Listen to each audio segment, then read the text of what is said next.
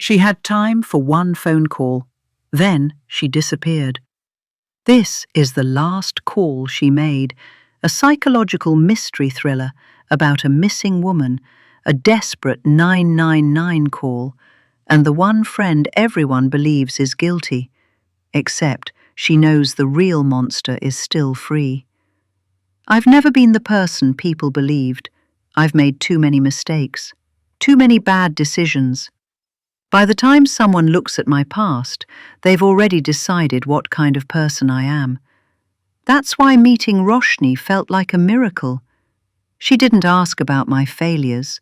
She gave me a job, a place to stay, a chance to become someone better. I owed her everything. Then she vanished. The police say I was the last person to see her alive. They're right. What they don't know is that Roshni managed to make one final emergency call before she disappeared. "Someone's taken me. I'm in the boot of a car. Please." Then the line went dead. Now detectives follow me everywhere. My phone has been seized. My lies, both old and new, are catching up with me. Every piece of evidence points in my direction. I understand why they think I did it. If I were them, I might think the same. But while everyone is watching me, no one is watching Roshni's husband. Steve cries at the right moments. He says exactly what a grieving husband should say. Everyone believes him. Everyone except me. Because the man pretending to search for his missing wife is hiding something far more dangerous than grief. And if I can't prove it before the police arrest me, I'll become the perfect ending to someone else's crime. Prologue. Caller. Help me. Please, someone. I'm scared. Please, please. Call handler. 999. Can you please slow down and state your emergency, ma'am? Caller. Someone's taking me. I'm being kidnapped. Please help me. Call handler. Ma'am, can you please stay calm? What's your name? Where are you? Caller. I don't know. I'm in the boot of a car. Oh, God. Call handler. Ma'am, please listen to me. We're getting help to you now. Can you stay on the line? Caller. The car stopped. Oh, please. Call handler. Are the kidnappers with you? Can you describe them? Caller. It's 2 people. Masked. I don't know if they're men or women. I'm scared. Call handler. Understood. Stay as quiet as you need to. Look around. Can you see or feel anything near you? It's pitch black. I'm in a boot. Feel around carefully. Anything you can use? A tool, something to wedge the boot. Where are the police? Units are on the way. We've traced your call. You're near Musselburgh by the River Esk. Does that sound right? Yes, yes. Stay on the line and keep breathing slowly for me, please. I'll stay with you until the units reach you. There's something. A pipe. It's metal. Good. Keep hold of it if you can, but wait until the police reach you. Do not engage. I repeat, do not engage. I don't understand. Tell me when to go. Call handler. No, that could be dangerous. Stay on the line and I'll keep talking to you. Police are close. Caller. No, not my phone. Tall handler. Ma'am, are you there? Can you hear me? Officers will be with you very shortly. Caller. Silence. Chapter 1. 18 months earlier.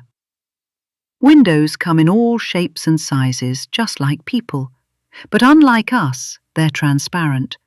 Their layers don't distort what's inside, hide the gore, and pretend they're something else.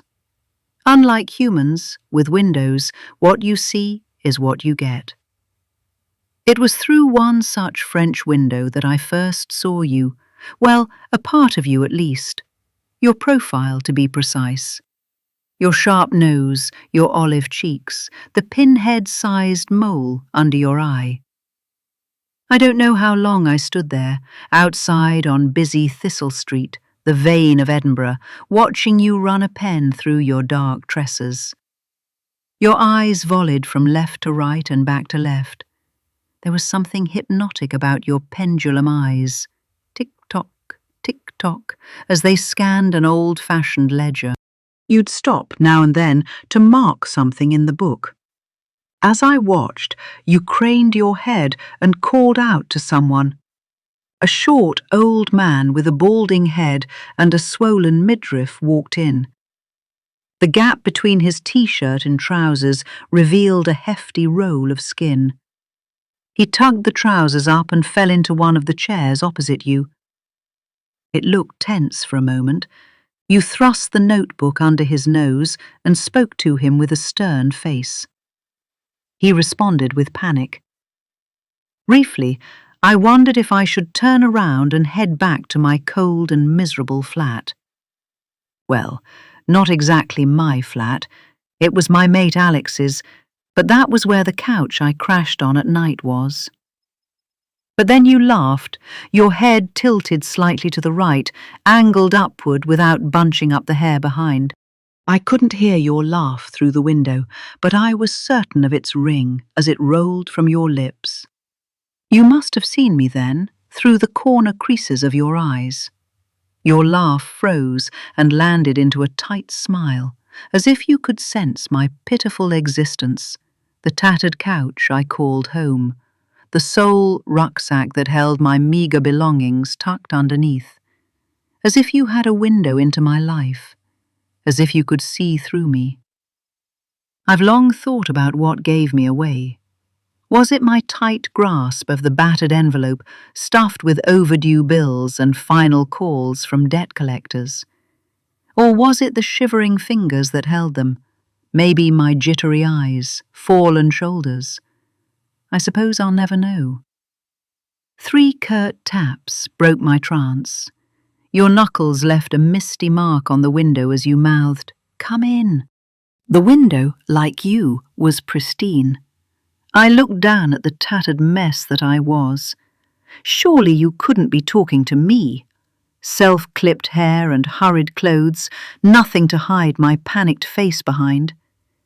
I didn't even know when I'd had my last shower. And you were perfect, a morning rose to my thorn. Who would want me? Even Alex wanted me out. He was itching to reclaim his couch, or rent it out, God knows. He'd only let me stay because he owed me money, but now he was stuck. You must have been talking to someone else. I looked around, but the pavement was empty. No other wretched souls seeking to be saved. You rapped at the window twice more, poked a finger at me and said, "You, come on in." You said a bunch more words, but that was the extent of my lip-reading skills. "This way." You pointed left to a white door with a red signboard that read Shakti Foundation. Underneath, in smaller letters, it said Charity for Migrant Women Victims. Victims of what, I wondered? Of abuse or their own demons? I was no migrant, but I could see why you would think that. In fact, I was banking on that when I came here, on the father I'd never met, and his genes that had to make do for his absence. People used to stare at my mother whenever she took me out as a child. It was as if she'd stolen me, her pale hands even paler against mine, a paw on snow. Finally it came in handy. It allowed me to meet you. Fear stalled my legs. Fear of what you would think of me? Of the numerous notices clutched within my knuckles? Maybe I should pretend I was just passing by, walk back the way I came, retrace my steps, curl into a ball on the couch and rock myself to a teary sleep. I could pretend that my debt and my woes would melt away if I slept long enough. Keep my eyes closed and count down to 0, and poof, they'd disappear. By then you'd stood up, peering through the glass as you tucked your feet into the white loafers sitting under your oak desk. No doubt you'd come after me if I left now. Your tall, light frame would have no trouble catching up to stubby little me. I held my hands up and said, "I'm coming." I was a lot of things, but a runner wasn't one of them. I wouldn't be here if I was, in the same place where I thrived not that long ago. My gorgeous Edinburgh had been home for as long as I could remember. I'd been betrayed and beaten and broken, but I was still standing on my own 2 feet, on the road I'd walked a gazillion times. I crossed the stretch of pavement and entered through the door. At a reception desk was a grumpy old white woman who sized me up, her eyes scanning the length of me. "Do you have an appointment?" she asked. "Jane," you called from inside with a smooth sing-song inflection. "Send her in, will you, love?" To look like that and have such a silky voice, you've got to be kidding me. It only cemented my fear of being a disappointment. "Go on," the old grouch said, and pressed her lips as if she was none too happy. I remember wondering if she was ever happy, but then I wouldn't be too happy if all I had to do was sit in that uncomfortable-looking chair and watch people go about their lives. I rounded the corner as fast as I could and entered your cubicle. The first thing I noticed was how tidy the wee place was. Papers in a neat pile, fresh peonies in a vase, and splashes of colour on the wall. The nameplate on the table read, "Roshni Summers." You! I didn't know what your name meant then, but when I learned later, it made sense. Sometimes we meet people with names that make us think God has a great sense of humour. A 6-foot Mr. Small or a pale Ms. Black. But with you, he'd matched it well. Clad in your teal silk jacket with floral embroidery and a matching hairband that was thick enough to be a bandana, you were summer light all right, crisp and sunny. "Come in, honey," you said with a smile which lit up your eyes. "Have a seat." You pointed at the empty chair next to the man. I'd forgotten he was there, but next to you, he might as well have been part of the decor. You had something about you that made everyone else shrink and disappear into oblivion. "Cake?" You pushed a box of cupcakes towards me. They were bright and summery like you, yellow buttercream with a sunflower pattern. It brought back a painful memory of the school bake sale. Nora's nursery had one every month, and I was the chief baker. "We rely on you, Clara," the head teacher used to say. The very head teacher who wouldn't let me in now. She'd threatened to call the police as I stood there pleading for a glimpse. My eyes stung with self-pity. Her sweet face, her dimpled cheeks, my little Nora. I hadn't even asked to see her. All I wanted was to see her drawings, run my hands through her loopy writing. She'd just started to write in joined-up letters, and she'd been so proud. So proud. "Roshni's cakes are delicious," the old man said. "There's no need to cry," he laughed at his own joke. "George was just leaving," you said. Ouch. You took a bite. "Roshni Summers," you extended a slender hand once George had left. Your nails were painted in dark green, matching your blouse, with sprinkles of stars. "How can I help?" You clasped my hand between the two of yours and shook it. Your palms, like your smile, were warm. "Clara," I paused. Didn't want to say Peterson, though I was still technically married. Patel didn't feel right either, it never had, though that was what my birth certificate said. I hadn't even met the man who'd sired me. Just Clara. Tell me, just Clara. You laughed, a throaty sound of pure joy. It brought a smile to my face, the first in a very long time. Once I was like you, quick to laugh and wrinkle-free, but that felt like a lifetime ago. How can I help? You asked again. I wanted to tell you, you already have. Your voice was so full of kindness and compassion that a fresh wave of tears spilled from my eyes. What was wrong with me? I thought they'd all dried up. It had been nearly 2 years at that point. I was so sick of it. I needed a change. I needed you. First, I went to a regular support group, but it was so much harder to explain to them. When they said, "I understand," it sounded like, "What an idiot." But here would be different. Alex's new girlfriend, Samara, had promised. She'd fled an abusive relationship not that long ago. She'd told me that Mrs. Summers doesn't say, "I understand," but instead says, "Of course." "I understand" had a sense of me and them, a bureaucracy. Like they were saying, "You made your choice, a bad choice, but it was yours."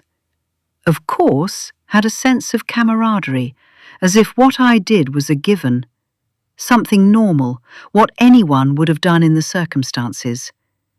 Unfortunately, unlike Samara, I didn't suffer broken arms or bruises. There was no photo evidence or voice recordings, nothing that documented my abuse, because there was none. I wasn't really a victim, unless you counted my own deeds. My husband Tom had always put me on a pedestal.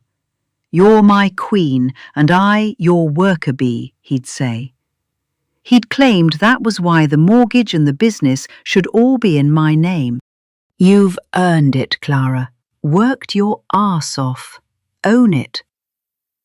That much was true. I couldn't blame it on him. I brought this all on myself. He didn't pry my mouth open and wedge the bottle in. He didn't miss the school pickups and sports days. He didn't run naked in broad daylight. It was all me. You pushed a pack of tissues towards me and didn't flinch as I blew my nose loudly. "Roshni. Call me Roshni," you insisted. You made all the right noises and somehow even managed to pat my hands in a non-pretentious way. When I told you about the maxed-out cards and house under foreclosure, you didn't bat an eyelid. Instead, when I said that I'd made some mistakes, you said, "Of course." You understood. You got me. "My babies," I wailed. "The bastard," you cried, though it wasn't Tom's fault. Not really. You always knew the right things to say. The rest tumbled out of me in an incoherent mess. Well, the parts I could afford to share anyway. You listened patiently, asked questions and made notes. You let me cry on your shoulder. When I was all cried out, you said, rather empathetically, "We'll have to make a plan, one step at a time." And then you listed them for me. Call the debt collection agency and arrange a payment plan. Put myself on the waiting list for a council house, though there was no chance of a single woman like me getting one. And finally, you asked me what skills I have. "What do you mean by skills?" I asked, bewildered. "Like waitressing, retail." "I could clean." "Excellent. Let's see. Since you have a criminal record and being inside residential premises is against your bail conditions, you might not be able to get clearance for domestic cleaning." I was close to collapsing into sobs again. If I couldn't clean, what could I do? "But you can clean windows. When can you start?" You smiled. "That one needs a good scrub," you said, pointing at the French window framing your cubicle. The one that was already squeaky clean, except for your fingertip-shaped smudge. Overcome by emotion as I was, I asked, "Now?" "Tomorrow will do, honey," you said between laughs. "Now you get some rest. Tomorrow is a new day. We're going to find the real you, the real Clara. You and me, okay?" And I believed you. Chapter 2. Now there were no ominous signs or prophetic lumps in my throat, no dire warnings or portentous hints. The start of my worst nightmare was rather sudden. It was just a normal April day. The sun was slowly growing accustomed to lingering in the sky, sharing its light a little longer each day. Snowdrops had bowed their pretty heads and wilted under the first touch of warmth. Spring had arrived early this year, and thank the Lord for that. I lived in a camper van. Layers can only do so much. I was in your house, the Victorian detached that had stood the test of time.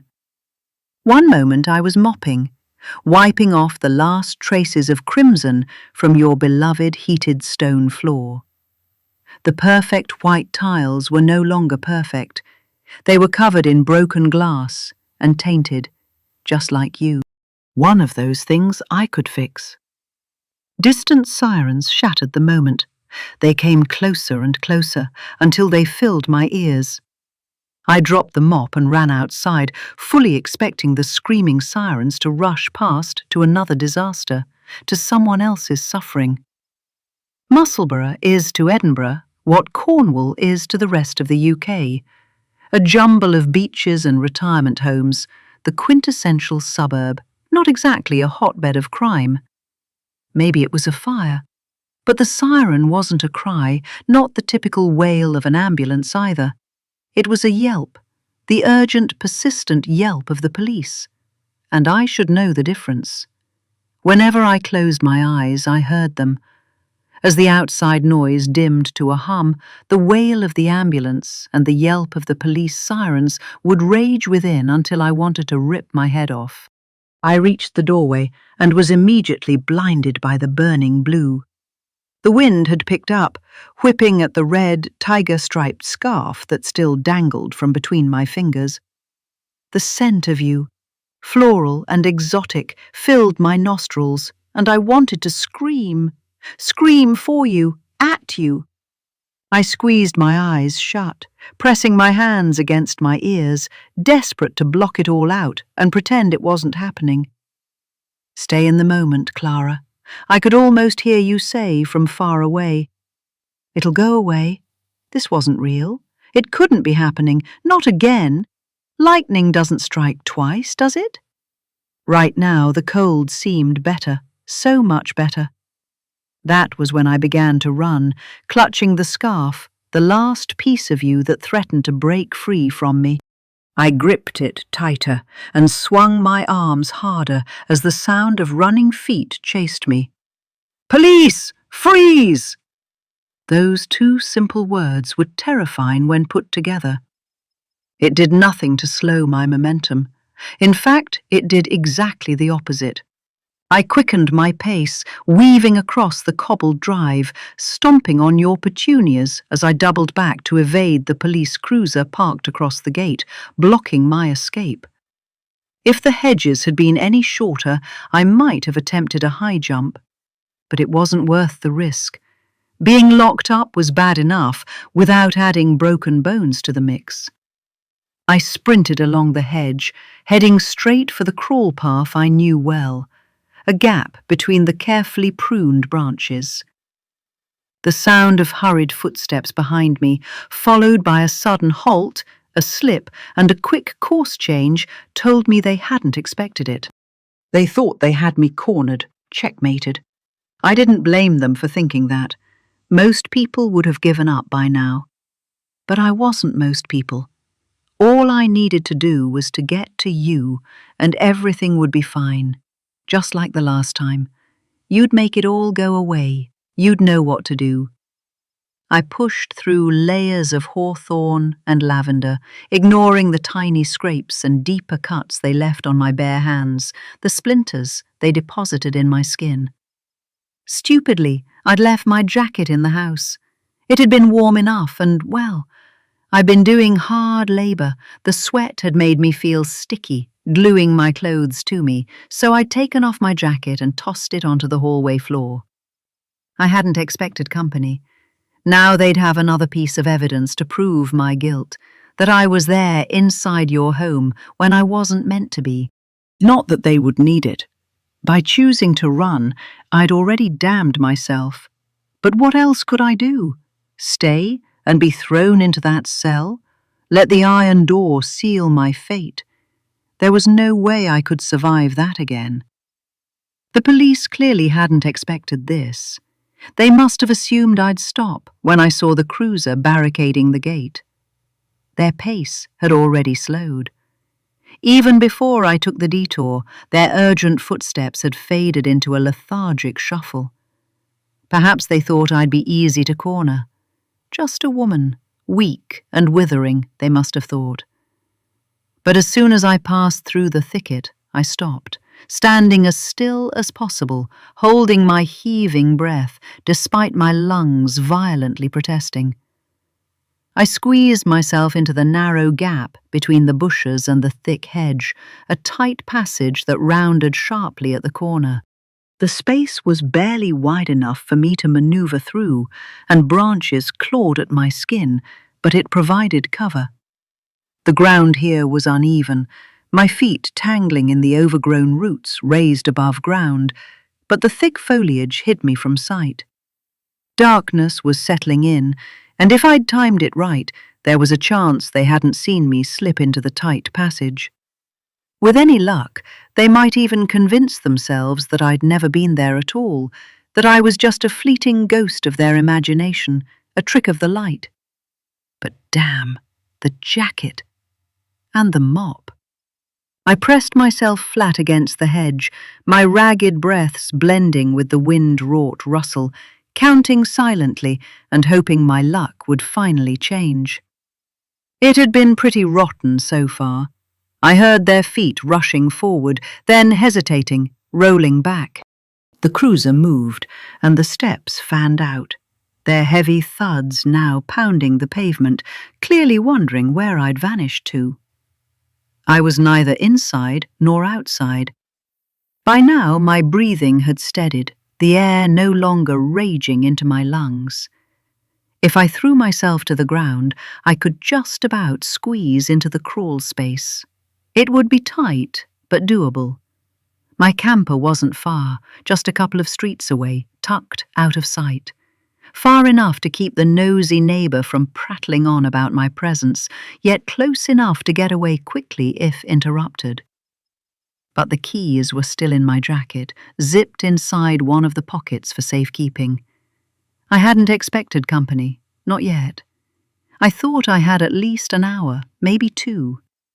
What could have brought the police here? The 2-strong search party seemed to have changed their minds and were now back to weeding through the front yard. Every time they passed by, the porch light came on, its harsh glare streaming like mini torches through the gaps in the bush. I flattened myself against the hedge, letting my breath catch up. I wasn't stupid. Now that the fight or flight had subsided, replaced by fear, I wasn't sure I should have run. Perhaps I should have stood my ground, but it was too late now. I knelt, pressing my eyes to a gap between the leaves. At first I couldn't see anything. They'd stopped running as though they'd given up, their feet shuffling across the ground as they moved here and there. Then I saw what they were doing, running their gloved hands through the bushes, feeling for warm skin, a heartbeat, or hot breath. As their probing got too close for comfort, I pressed myself flat against the cold ground, icy pebbles poking my cheeks, and I prayed to a God I didn't know, and before today had no intentions of knowing, not even in my darkest hour. Not even when my babies were taken away, their tiny hands pried from mine with such force that they broke the skin, crimson spreading down my arm. I couldn't go back there. It would kill me, or worse. By now the officers were close enough for me to hear their ragged breaths and pounding hearts. Then I heard a raspy male voice heaped between greedy breaths. Where could she have gone? Or he, said a brisk female voice. We didn't exactly get a good look, did we? You are joking, right? He said in an exasperated tone. I pictured him rolling his eyes. It's dark, she said. Can't tell apart a man from a woman. He paused and added an exaggerated sigh. This is what happens when they send a rookie for field work, letting the suspect get away in the attempt to get the pronouns right. If those words were meant for himself, he made no attempt to keep them quiet. Why don't you make yourself useful and search under those bushes, he said. Better you than me. Who knows what's in there? I squeezed my eyes shut and prayed over and over again. I hoped the gods were listening. I scanned the tiny triangular crevice in which I was sandwiched. A bit farther down, there was an empty sack, perhaps an old rice bag, and over it lay a rock, ragged and jagged. I lifted my arms over my head and reached for it, willing my 5-foot frame to grow an inch or two. When that didn't work, I dropped my arms and army crawled towards it, trying to ignore the sharp pain that shot through my nerves. After a couple of heaves, I prized one arm out and stretched it towards the rock. I gasped as my fingertips met the sharp edge. I shuffled a bit closer and landed my palm flat on the rock. My fingertips screamed in protest as something warm gushed under them. I picked up the rock and brought it closer to my chest. It was so heavy, but just perfect for what I intended. The officer began to ruffle the bush with her gloved hand. Whenever she got too near, I presented her with the rock instead. It was like a fast whack-a-mole game, only here she needed to get it right just once, whereas I needed to block her every single time. A few punches into the rock, and possibly several bloody knuckles later, she said, "We should check outside." I almost sighed. With the same urgency, the two officers ran towards the gate. Rustling up the courage, I rose from the ground and peered through the hedge. It was all dark for a minute. Then I saw a pair of trainers as they disappeared through the open gate and heard them as they slapped against the pavement outside. Some poor jogger was going to get the fright of his life, I thought with relief as I lay back, letting the tension flow away from my body. My shoulders ached from holding the rock too tightly, and a fingertip burned where it had been nicked on a jagged edge. Surprisingly, I was fine otherwise. Whatever this was all about, it had better be worth nearly breaking my nose. Despite everything, I smiled.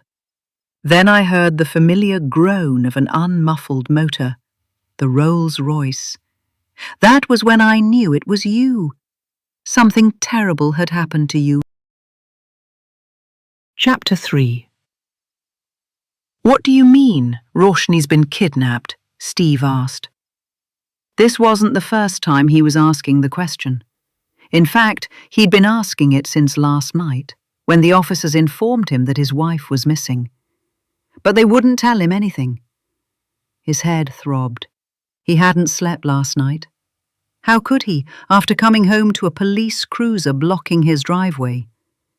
Between then and now, they were just parroting the same line. Roshni was missing, presumed kidnapped, and nothing else. It didn't make sense. None of it. Now he sat in Musselburgh police station under harsh lights that only sharpened the nightmare. Constable Hanson, who'd escorted him in, repeated himself for what felt like the 1,000th time. You'll have to wait for the detective inspector. All we know is what I told you already. We were on our way back from a minor pub scuffle when we heard the report of a possible kidnapping of a female in the area. How? Through the police radio.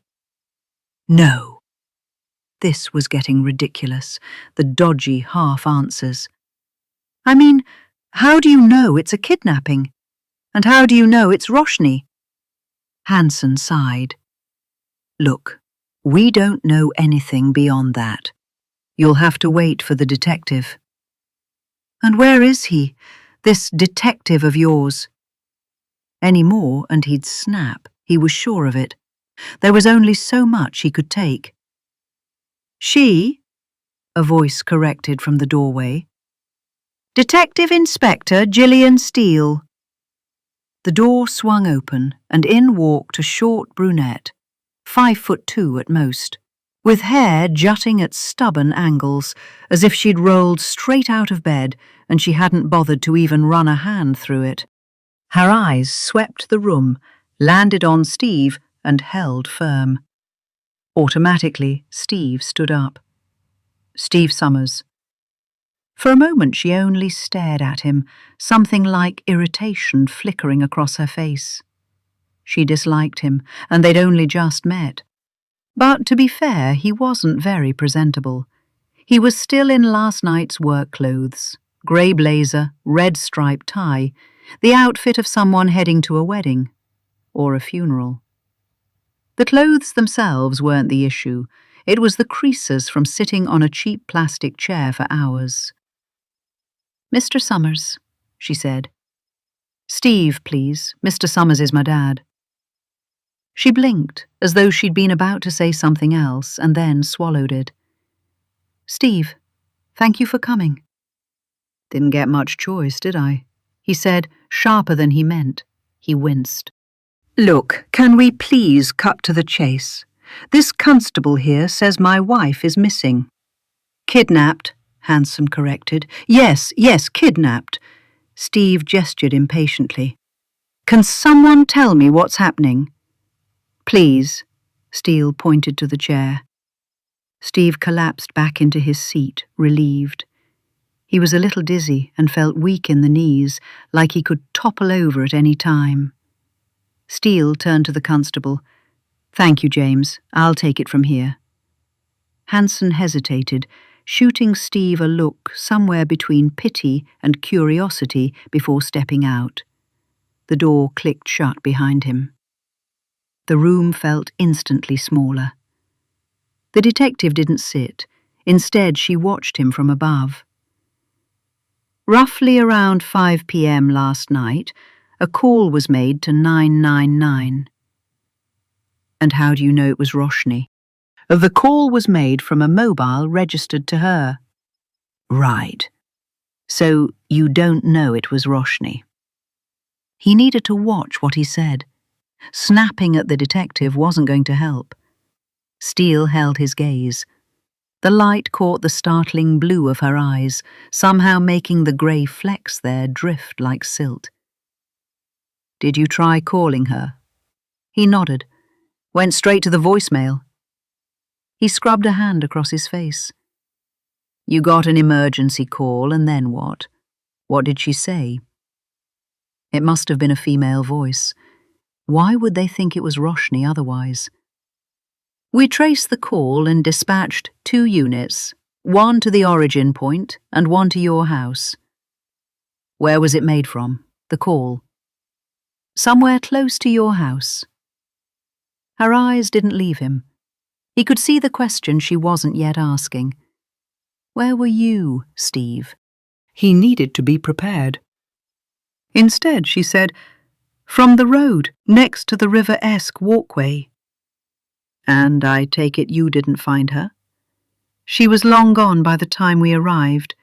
We looped all the way to Fisher Row Links and down to the A1, but we didn't have much to go on, apart from the fact that she was in the boot of a car. She paused. And you met the unit at your house. Much use that was. The kidnappers not going to keep her in her own house, are they? Wouldn't be much of a kidnapping then, more like a house arrest. He was rambling. Her mouth twitched, but she stayed quiet. Did you find anything? Anything about the kidnappers at all? She shook her head. But there was someone at your house. Someone? His voice cracked. What do you mean, someone? A woman, we think. She was cleaning up. Cleaning up what? We're not sure. What? He barked. There was a broken bottle, glass, red stains. Blood?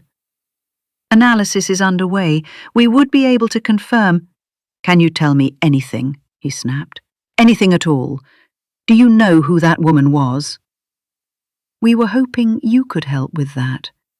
How exactly would I do that? I wasn't there, was I? No, but she left this at the scene, along with a jacket and keys. Steele reached into her plain, faux leather handbag and withdrew a Ziploc bag. Inside was a mobile phone. She pressed the side button through the plastic. The screen lit up. A photo appeared. 2 little girls, one with blonde curls, the other with darker chestnut hair. Both smiling wide, arms around each other. It's that window cleaner. Sorry? Clara, the window cleaner. Those are her daughters. Oh, God. His hand slapped against his forehead. I knew she was creepy. I told Roshni to be careful. The words tumbled out of him. She was always there, watching. I caught her with binoculars once, begged Roshni to get rid of her. She shouldn't be anywhere near us. She's got a record. Steve. Steele lifted a hand gently. Can you slow down? This is helpful, but let's start at the beginning. This Clara, does she have a surname? She pulled out a notebook and was looking at him to help fill it. Steve blinked. Confusion spiraled across his face. His eyes flicked up, searching the ceiling as if the answer might be hiding there. She should. Everyone has a surname, don't they? What I meant was, she said through gritted teeth, do you know it? No. His breath came in little bursts, words tripping over one another. But she'll be on your system. She has a past, a bad one. She should be here, in jail, not in our house. We'll look her up, Steele nodded. What did Roshni say in the 999 call? Steele didn't wait for him to finish. She crossed the room and pulled up an envelope with a pen drive-shaped dent. Out of it she took a yellow pen drive and slotted it into her laptop. It was as if she'd always planned to do it, as if that was why she hadn't sat down. A few clicks later, it crackled into static. She turned the laptop towards Steve and hit pause. This is the call we traced, she said quietly. Her thumb hovered over the button for a heartbeat, then pressed play. A hiss of static filled the interview room, sharp enough to raise the hairs on Steve's arms. Then, through the distortion, "Help me. Please, someone." Roshni's voice, high, panicked, splintering with every breath. Steve's stomach dropped clean through him.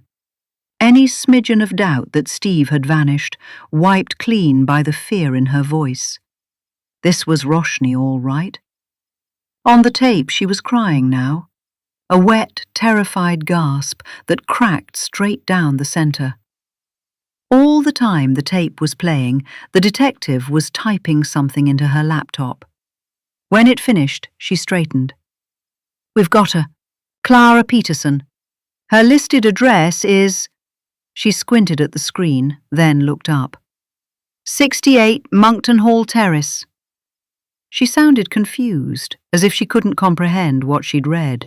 She stared at Steve long enough for him to register, long enough for his stomach to pitch. Your address, Mr. Summers? Why? Chapter 4. 16 months earlier. It was Christmas Eve, and Alex had finally had enough of me. He'd kicked me out, my duffel bag bouncing down the stairs. Samara had peered out from behind his shoulder, her wide, pity-laced eyes scanning for an audience. She'd silently asked for my forgiveness, but none was needed. They'd let me stay for 3 months by then, and that's plenty, even without a criminal record. I'd have thrown myself out too. You didn't even blink when I told you. You can stay at mine. Musselburgh isn't like the city. There's a summer house in my garden. It might be a bit cold, but... You put out a hand, as if making a case, but I was already sold. To be close to you was all I ever needed. Anything else was a bonus. I didn't drink, not anymore. How could I after that night? It had been 2 years. That would be my punishment. To stay sober, to feel the pain, every minute of every day. Now, after seeing you, it wasn't that bad. You were my crutch. When you laughed, it reminded me of Nora's chuckle, and when you smiled, the charm mirrored Lily's. In you, I saw them both, and at times it soothed my heart. At other times, it took my breath away, and I had to remind myself to breathe. Like now. You were gesturing wildly. It's got a toilet and a sink. Sorry, you can't cook much. I can give you a kettle and a toaster, and we'll find a microwave and a rice cooker. That's it. We'll go shopping. You were almost as excited as I was, and that was sweet. I laughed. But then the images of the girls glided through me. My babies. It had been a long time since I'd seen them, been with them. Maybe I could visit later, after I'd settled down. I almost couldn't believe my luck. Only 2 panes of glass and air between us, with a view of your bedroom window. A chance to watch your eyes flutter when you dreamed, to see you when no one else did. And you were just perfect. The way you seemed to glide up the stairs as though you were a goddess. The way you woke with a smile that gleamed brighter and brighter through the day until there were stars in the sky. The way you placed flowers on the garden window for me.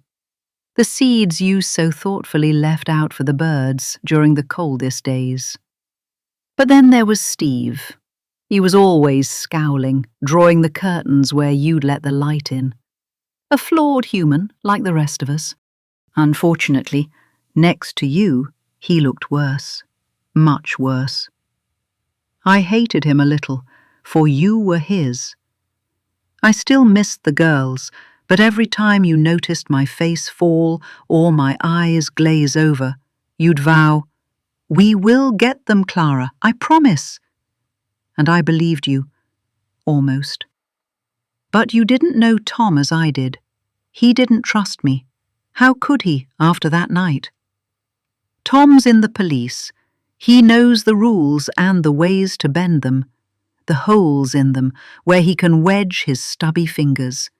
He won't let me win. I tried to convince you, begged you to give up. You were untouched by disappointments, by failures, and I didn't want you to be tainted, not on my behalf. Your eyes gleamed then with a glint of knowing. Oh, I might know a thing or two as well. I pleaded with you to give up, to stop chasing the ghosts of the past, but you wouldn't listen. You'll see, you said, a twinkle dancing in your eyes, and I wanted to believe you. Our little life was perfect. You, me, the window. I scrubbed the glass until it gleamed, not a single speck left for you to hide behind. I knew when you swallowed, when you spat, when you had sex, when you feigned a headache or sleep. I knew all of you, saw all of you, only you. Chapter 5. Now I scrunched my eyes up in the glint of the morning's rays, reflected from a cherry-yellow window panel. The usually cheerful Victorian cobbles of Thistle Street appeared dull this morning, the hustle and bustle a little less vibrant, as if, with your disappearance, it had lost a bit of its charm. My knees buckled as I approached the lime building, the offices of the Shakti Foundation, the place that had lifted up countless lost souls like me and dropped them into an alternate reality they didn't know existed. It had been 1.5 years since I'd first stepped in here, since you'd vowed to find me. Yet, standing outside your office, I couldn't find it in me to move forward. How could I, when your face stared right back at me from behind the window, the same as when I first saw you? Only now it was on a missing person poster, pleading for your safe return. I touched my cheeks and, to my surprise, found them wet. The tiny yellow fairy lights hung in the window looked pretentious without you here. You looked pretty in the photo, effortlessly carrying off red lipstick and a dash of mascara as you looked earnestly into the lens. I rubbed my eyes and hoped when I removed my hand the poster would be gone, and it would be just the opening hours, or maybe the announcement of the latest campaign behind the glass. Anything but this. Missing, it said in bold letters, and there was a rather flattering headshot of you, your head held high, a glint in your coffee eyes. I don't know how you did that, always catching the light in your eyes. The photo was old, maybe 6 months or more. Your hair was cut into a fringe. Thankfully, it had grown since. I never liked the fringe on you. It crowded your eyes, made your face smaller. Trust Steve to mess up like this. These details matter when someone's missing. What if people were looking for the fringe?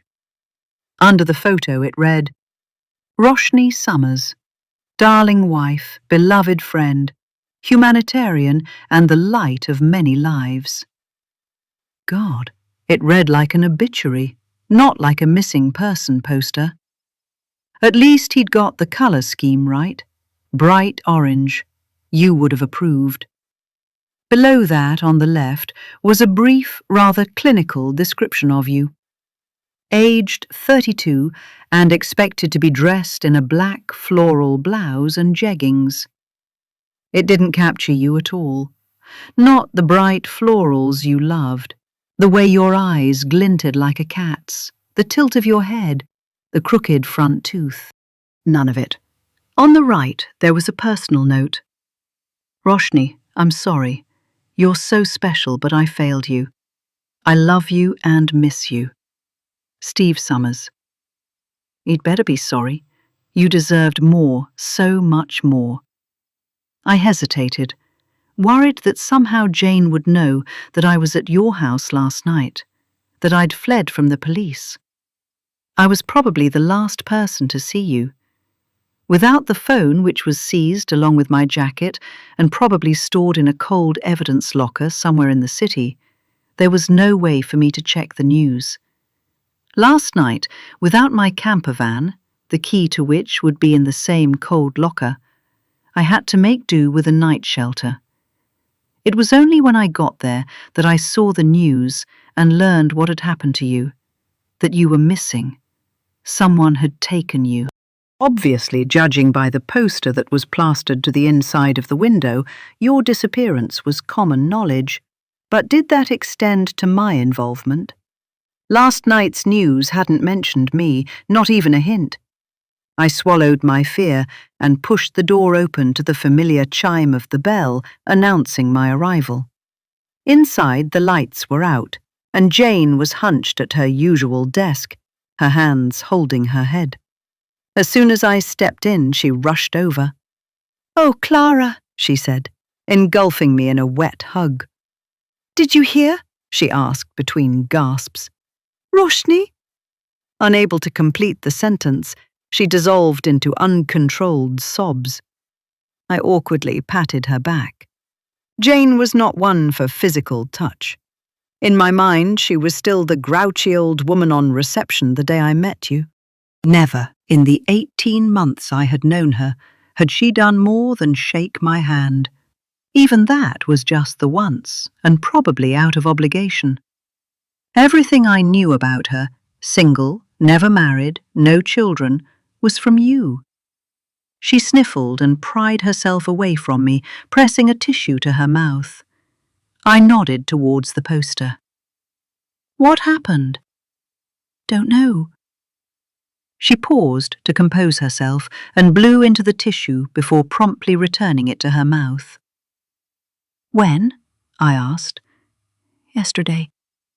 They got a 999 call from Roshni, she said. Who would do that to her? She looked up with red-rimmed eyes. All she ever did was help people. I took a proper look at her. Her usually perfect makeup was streaked with mascara, smudged in places that made it appear like a botched Botox job. Her hair clung together in clumps with tears and mucus. The grey pencil skirt and suit jacket, her work staples, were crumpled and bunched. Somehow, it all made her more likeable, less like the high school headmistress who'd had enough. Oh, I am a mess. She attempted to flatten her hair and straighten her crumpled clothes. Her raised eyebrow seemed to say, so are you. She had a point. I'd slept in my clothes. Under the hoodie was a checked bodycon dress which had once belonged to you, a tad too long for me and bulging in all the wrong places. The leggings were from a charity shop. As if that wasn't enough, my clothes were streaked with mud and grass stains from last night. But I wasn't going to give Jane the pleasure of conceding. What exactly did she say in her 999 call? I asked. Surely you must have called out your kidnapper, especially if you knew them. And you knew everyone, and everyone knew you, or knew of you, which wouldn't help to narrow down the suspects. Even before I finished the question, Jane began to shake her head. Don't know the details, just that she managed to call 999 and alert them to the kidnapping. She sighed and shook her head some more, this time in disbelief. Who would do that? Everyone loved her.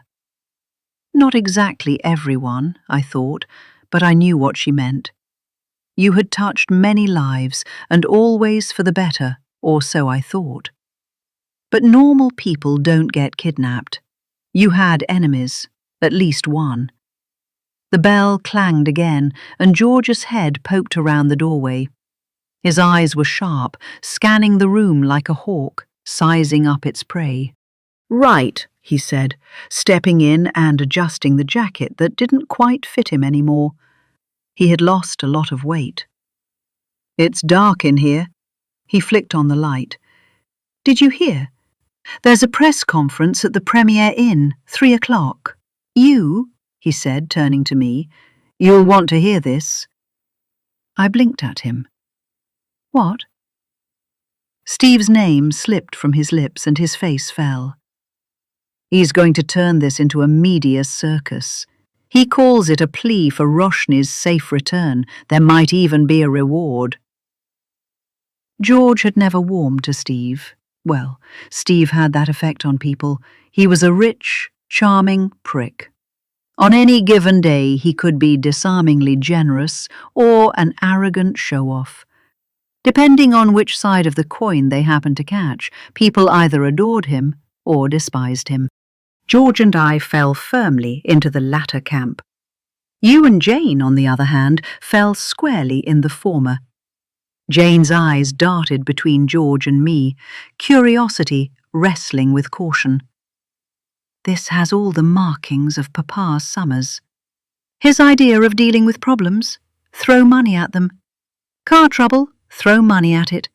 An indiscretion? Throw more. Reward money? Ransom money? He thinks it's the solution to everything. Are you going to go? George asked. Will you be there? I wondered what he meant. Could he possibly know about last night? Before Jane could start up again, I announced the reason for my visit. "Hey, listen, can you hand me the spare key to my van? I was mugged last night." It was the first thing that came to my mind. "They took my jacket, and with it my phone and keys," I blabbered, backing myself into a corner. "And left my purse?" I thought, poking a hole in my own story. Cursing, I hugged the purse closer, as though the mugger could appear at any minute and snatch it from me. George eyed me doubtfully, but Jane gave a brisk nod. "Oh, you poor thing. What times are we heading into? A mugging and a kidnapping both on the same night. Here I was thinking Edinburgh was the safest city." She pulled out the metal drawer and picked up my keys. Out came the keychain with a charm and a silver love heart. The two things I needed the most, luck and love. With it was the key to my Ford truck and a little antique key. My heartbeat quickened. I'd forgotten about the other key. Jane held the keyring between her thumb and index finger, as though it was a science specimen, a cockroach that was about to be dissected. Then she urgently dropped it into my outstretched hands. "Oh, and this?" Jane took out a Ziploc pouch containing various ID cards from all my cleaning jobs. Not residential premises, that would be a breach of my terms, but the shops and hotels. Jane hesitated, her eyes flickering between the cards and me. On top of the pile was a security pass. Lorna had left it for me last week, so I could fill in at the Premier Inn while she was away. With her card, I could slip in unnoticed. I needed to look Steve in the eye, to watch his face and see whether the mask slipped. It's always the husband. Isn't that what they say? Jane's eyes scrunched up in curiosity, probably wondering why I would have someone else's ID card. "Listen, I need to be going. It's visiting day for my girls. I can't miss it." A complete lie, but not a lousy one. I'd visit them later, maybe. Jane nodded gravely. "Tell them I said hi. I'll let you know if we hear anything. About Roshni, I mean." She pressed her thumb to her index finger, miming a text. I stopped myself before reminding her that my phone was gone and said, "Thank you." Chapter 6.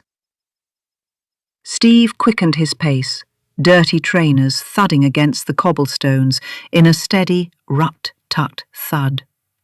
The early morning rain had seeped into his cracked soles, icy damp nibbling at his feet, but he hardly noticed. He was too wired, too wound up. Ever since the detective showed him Clara's phone with that photo of her smiling girls and told him she'd fled their house. He'd seen her proudly flash the photo too many times, pride always giving way to a flicker of sorrow. He didn't know much, just that she didn't have them with her anymore. It must be her. She had an unhealthy obsession with Roshni. He'd seen her staring, even told Roshni about it, but she'd waved it off.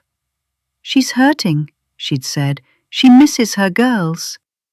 As if that was in any way an excuse for Clara's behaviour. And when the detective asked if he had any idea where Clara could be, he knew he had to bring them here. Detective Steele didn't come, but she sent the two constables he'd met last night. One of them he liked, the other not as much. Steve edged closer through the brambles, the twigs tugging at his trousers. He crouched low, peering out at the lay-by. And there it was, Clara's camper van, hidden between overgrown bushes and the giant oak. She thought he didn't know where she was parked, how close it was to their house.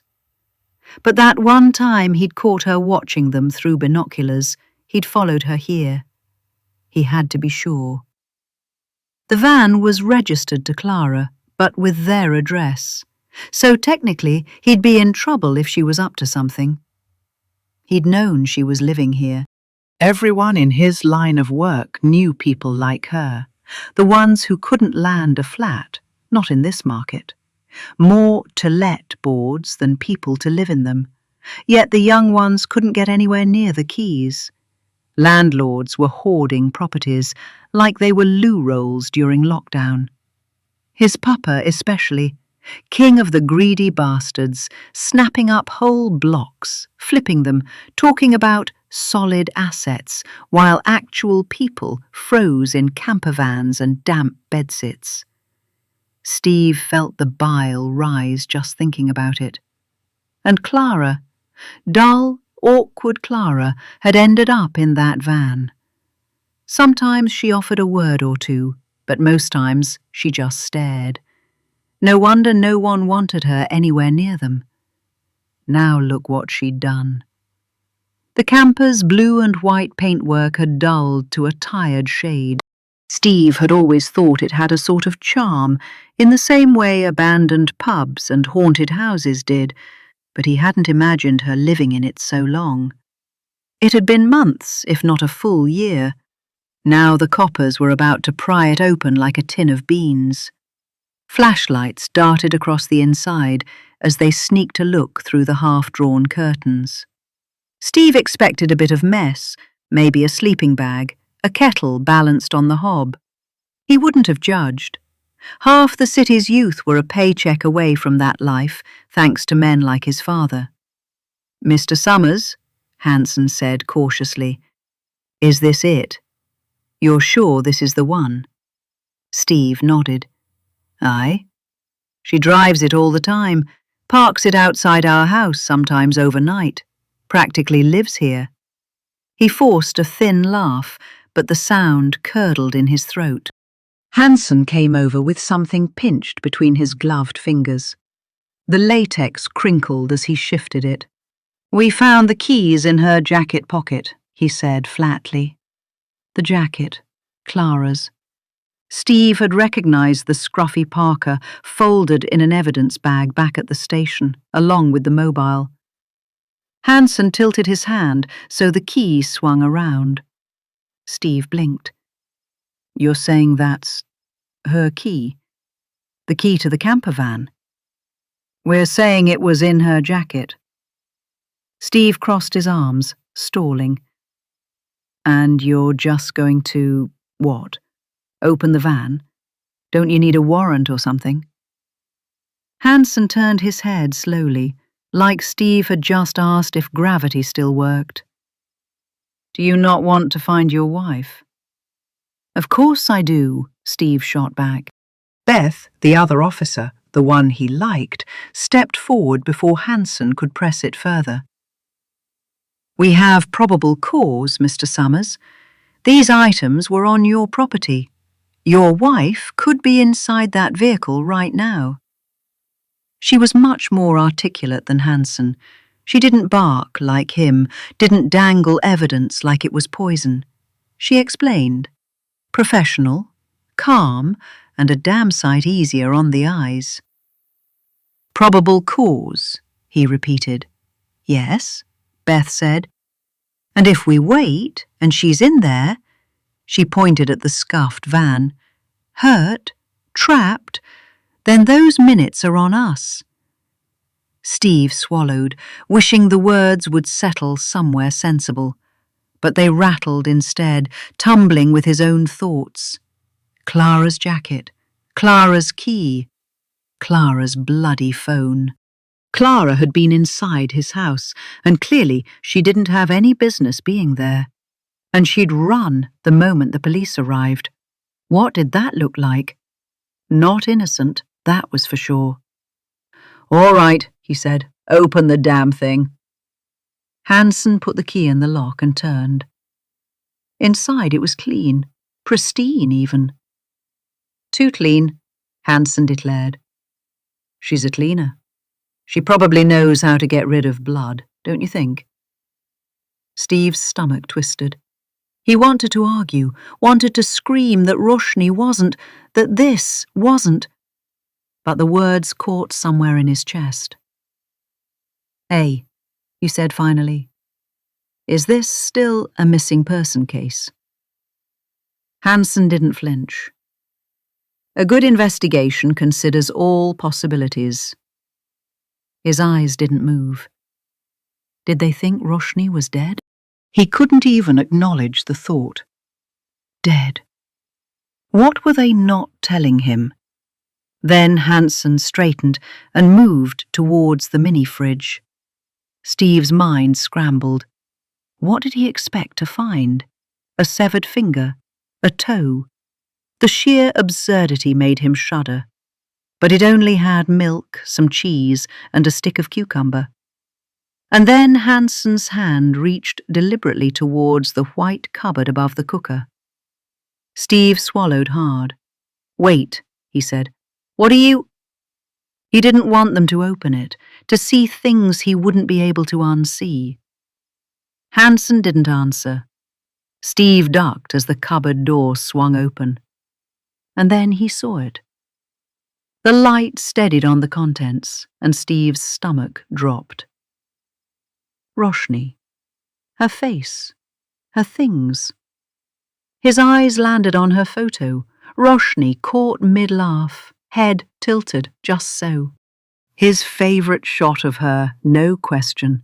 He'd taken it himself, back on one of those rare sunny Edinburgh days when everything had felt lighter. She looked alive in it, glowing. The kind of picture you'd use on a billboard. People wouldn't be able to look away. Around the photo, in a neat ring, were her things, arranged like offerings in a bloody chapel. Then his eyes dropped to the button. There was nothing special about it, just a tacky, multicoloured embroidered thing from that floral jacket he'd bought her. She'd loved that jacket, swanned about in it like she was on a catwalk. When the button popped off, you'd have thought the world had ended. She'd fretted for days, turned the house upside down. Then hours trawling the internet for a match without the faintest luck. In the end, she'd sighed and said she'd make do. But here it was, sitting like a crown jewel. "This," Steve stuttered, "this is all Roshni's." His hand reached out automatically towards the button. If he could take the button back, sew it back onto the jacket, somehow everything would become right. But Hansen reached out and stopped his hand. He'd been a little awkward with Steve from the start, as if Steve had already been tried and found guilty. "Well?" Hansen asked, not looking at him now but at the shrine. "Someone's been busy," Beth said. Hansen smirked, gesturing towards the cupboard as though presenting evidence at trial. "Oh, come on," he said, exasperated. "Give me something better than that. You can't tell me this isn't suspicious. Almost as good as a confession." Beth didn't respond straight away. Her gaze darted across the items, piecing together a story that wasn't hers to tell. "I don't know," she said eventually. "Still think she's just a concerned friend?" Hansen asked, his smirk growing. Roshni's scarf hung off to the side, still carrying that scent. Part perfume, part her. He could almost feel her brushing past him on the stairs. There was the perfume bottle too, half empty, its insides simmering in the spotlight. She dabbed it on every morning, a little ritual that made the whole kitchen smell posh. Other bits lay scattered like props. A folded handkerchief with her initials stitched onto it, some broken bangles, a ticket stub, and a note. Her handwriting. He didn't need to read the words to feel the stab of it. Steve could feel the tension building between them, each digging in their heels, each convinced their theory held the truth. Beth was right in a way. The pieces seemed to line up too neatly. If only they knew. If only they'd seen the email, the photos. "What about the phone records?" Hansen countered, his voice steady, almost too calm. "The call Roshni made to 999. The records point here." He gestured vaguely, making a circle with his hands. "It's one too many coincidences, don't you think?" Chapter 7. 14 months earlier. That morning I visited my girls. I brought them gloves. Tom was a good father, but he wasn't great at the weather thing. If it was up to him, the girls would always be in spaghetti tops and shorts. Mittens for my kittens. I hugged the girls, placing the gloves on them. I always had to meet them outside, but I was glad that at least it wasn't supervised. Nora would much rather have a labubu. "Next time," I promised. "You need to stay warm." Nora was always losing her gloves. When she was an infant, I got her a pair that were connected, and it was all right. But as soon as she moved to separate gloves, she started losing them, and always just one of them. If there was a competition for the biggest collection of odd gloves, Nora would win every time. This time, I'd got her a purple pair with white ducklings. They were cute. Lily liked hers. She always wore gloves with her fingertips free, like the bikers. "I like to feel the snow on my fingertips," she would say. "You know, you could come stay with me sometime. I live in a nice house now," I said, even though I knew it was a bad idea. The summer house was freezing, even with that electric heater I'd bought. I knew what Lily would say. "You know we can't." My clever, wise Lily, much beyond her years. "I could speak to Daddy." I didn't believe it even when I said it. Lily didn't respond. She didn't have to. I knew it would never happen, and it tore my heart in two. Tom was a great dad. "My girls," he'd announced to random strangers, beaming. "Am I not the luckiest man in the world?" I knew what she meant, my drinking. I'd truly had it all. A thriving business, a husband who adored me, and the loveliest girls. I'd done it all. Bake sales, school trips, dinner parties, night jobs, until I couldn't anymore. Not without a crutch. One Merlot became two, and then a whole bottle. At first I'd been able to hide it. Tom had found a flavour that was nuttier than the usual. Nerlo, he'd called it. Every time I'd moaned about drinking too much, he'd say, "Cut yourself some slack, lass. You're going 100 miles an hour constant. It's only a couple more years. The girls will be bigger, proper women, and they'll need you less." That had pulled at my heart. Until then, do what you have to do to get through. I still remember the time Lily found me on the floor, half out of my wits. "Don't do this, Mum," she'd said. When did I stop being Mummy? My Lily was all grown up, and I didn't even know. I'd never stopped missing them, but Lorna had said it was unhealthy for me, fixating on something I couldn't have. "You need to find a new purpose," she'd said. Maybe that's why I found you. I can point to the precise moment it stopped being enough just watching you. The moment I needed something of yours to keep. Small, inconsequential things you wouldn't miss. It was when you went on holiday. Not your first since we met, but your longest. Morocco. 2 whole weeks. Second honeymoon, you called it. You were thrilled. Me, not so much. I let myself into your house. You were never very inventive. The spare keys sat in the flower pot by the door, barely covered. My plan was harmless enough. Wander through your wardrobe, flip through your albums, maybe slip into your bathrobe and slippers for a minute, just to feel close to you while you were gone. To know what it felt like to be you.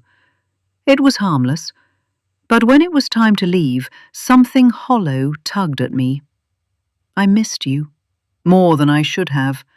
That's when I saw your blue scarf, the one with the tiny dots that made my eyes swim if I stared too long. It was swaying gently in the draught from the window I'd left ajar, moving as if it was breathing, as if you were still there. I could picture it around you, around your shoulders, the way the knot rested in the hollow of your neck so perfectly that it might as well be a part of you. I loved watching you in it, how your throat moved every time you swallowed, the small, seamless shift of the fabric against your skin. In those moments, you were so vulnerable. It wouldn't take much for someone to sneak behind and pull that knot tighter. Tighter and tighter until you couldn't breathe. Until you turned purple-faced and swollen-lipped. That's when I decided to take it. Maybe to keep you safe, or maybe to stop myself from acting on the impulse. Whatever the reason, I folded the scarf carefully, held it to my chest, and slipped it into my bag. That was the first piece of you I took. It wasn't the last. Chapter 8. Now. The foyer of the Premier Inn in Musselburgh was functional, uninspiring. The muted beige walls were accented by purple detailing, a nod to the chain's branding, while soft overhead lighting gave the space a warm glow. A set of plush, modern armchairs sat neatly in one corner, paired with low wooden tables scattered with tourism brochures and fashion magazines that were long out of date. You would have been disappointed that Steve chose to do this here. You liked places with character. The wee rugby club that had more windows than walls, or the Red Caprice by the bridge. You were more independent than corporate. The smooth laminate reception desk stood opposite the entrance, staffed by a polite but visibly bored attendant in a branded purple shirt. Behind him, a glowing LED board listed checkout and breakfast times. The middle of the foyer had been cleared, the usual centerpiece, a large vase of faux flowers and decorative glass cubes, pushed unceremoniously into a corner to make way. In its place stood a high table, draped in a white cloth, its edges fluttering slightly in the weak draught from the automatic doors. A couple of men in grey overalls bustled around it, setting up a microphone that screeched with feedback every time they stepped too close. One of them muttered curses under his breath as he wrestled with a loose cable, while the other stood back, fiddling with the knobs on a small, portable amplifier. The rest of the press hadn't yet arrived, and there was no sign of Steve either. I glanced at the time. There was still a good half hour until the press conference. Steve wouldn't be early, he never was. He preferred a grand entrance, savouring the moment when all eyes turned to him. He loved having an audience, loved the way their murmurs would fade into expectant silence as he strode in. You, on the other hand, would have been early, taking your time to get to know the people here, really know them. I lingered near the entrance, plotting how I could get myself to the nearest cleaning cupboard before anyone noticed me. But one of the men caught sight of me. "Hey, you there," he called. I froze mid-step. Straightening up, he squinted in my direction as though trying to place me. I fought the urge to turn and run, though my pulse quickened. I tried to ignore it, pretending he was calling to someone else. But he wouldn't let it go. "Hello," he called again, louder this time. I stopped, my heart hammering against my ribs. "Me?" I asked, my voice pitching unnaturally high. Feigning confusion, I turned to glance around, even though I already knew there was no one behind me. "Yes, you," he said firmly. "Come here, please." He beckoned me with his hand, leaving no room for doubt. The receptionist, who'd had his nose in his mobile until now, snapped to attention. His gaze flicked between the two of us, his expression a mixture of curiosity and unease. He wasn't sure whether to intervene or mind his own business. I walked as slowly as I could, desperately willing an excuse to materialize. What was I thinking coming here like this? What would I even say if someone stopped me? I couldn't exactly admit I was snooping on the press conference, could I? I could always claim that I was covering for Lorna. I had her ID card after all, but that would only land her in trouble. It hadn't been cleared with her agency, and worse, it would draw attention to me. Attention I absolutely didn't need.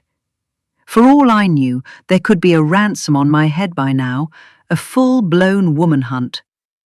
Sam said there was no cleaner scheduled, the man said, nodding towards the receptionist. They finished for the day at 2. Uh-oh, think. Come up with something. I stammered, my mind scrambling for a believable story. The receptionist, Sam, finally spoke. "Did you leave something behind?" he asked, his head tilting slightly as he studied me. Oh, thank God for the young Sams of the world, barely out of their teens, spotty faces glued to their screens. He wouldn't know Lorna from me, unless we were making TikTok reels or running an OnlyFans page. "Yeah," I said quickly, grabbing at the lifeline he'd unknowingly thrown. "Left my badge, I think. Need it for tomorrow." My hand instinctively closed around the card wedged in my trouser pocket. I might not need it after all. Sam nodded, none the wiser. But the other man wasn't so easily fooled. His sharp eyes scanned me from head to toe, the corners of his mouth twitching like he was about to call my bluff. Then, unexpectedly, he smiled. "That's great," he said, clapping his hands together with a sudden enthusiasm that made my stomach sink. "Do you mind giving us a hand?" I hesitated. Being an active participant was definitely not part of my plan. I'd hoped to slip quietly into the background, find a quiet bathroom or the cleaner's storage room, somewhere I could hide and still hear everything. Now he was looking at me expectantly, his smile widening as though daring me to refuse. Saying no might draw more suspicion, but saying yes, that might be even worse. He mistook my hesitation for unwillingness and tried a different approach. "Look, it's just the two of us and plenty to do. It's the weekend, for Christ's sake." He was almost pleading now. "What can I do?" I asked. "Great," he said, wiping his hand on his trousers before holding it out to me with a grin. "I'm Adam." I held up my gloved hands as an excuse not to shake his and forced a smile. "How can I help, Adam?" One glance at the dirt-streaked rubber, and he had second thoughts. He gestured towards a dented cardboard box shoved into the corner. "See there? It's got posters, tape, scissors, stuff like that. Do you mind putting them up? Start with the pillars, maybe some walls, space them out, whatever works." He rattled off the instructions quickly, barely pausing for breath, as though he was afraid I might change my mind if he gave me a chance to talk. I nodded again, moving towards the box. It was the same poster I'd seen in the charity office, the one with the wrong hairstyle, the one that didn't look like you. "Poor girl, huh?" Adam asked, as he noticed me staring at the poster. "I wondered what you were thinking when you made the emergency call. Were you scared? The one time you'd needed me, I'd abandoned you. You were supposed to be untouchable, invincible, yet here you were, reduced to a face on a flyer. Tomorrow you'd probably be crumpled, discarded, trampled under the feet of random strangers who wouldn't give a toss." A lump rose in my throat. "Do you know her?" he asked, as though he could read my mind. To be fair, my face probably gave me away. I shook my head quickly, forcing a neutral expression as I made myself busy putting up the posters. By the time I was nearly finished, the last poster planted on the reception counter, Adam and his friend had finished setting up the makeshift stage. a podium with a microphone, speakers in a row, a name card that read Steve Summers with a phone number. "Arsehole," I muttered involuntarily, perhaps a little too loud. Adam turned at the sound, his face splitting into a grin. "Isn't he?" said. "Look at him, all gloating." He covered his mouth with one hand, leaning in slightly. "Don't tell him I said that, though. He's my boss. I work on his marketing campaigns." "You'd think he'd play it down," I said, my eyes on the silk drapes and golden nameplate. "Considering his wife has just gone missing." Adam leaned in closer, his eyes scanning the reception area as if making sure no one else could hear.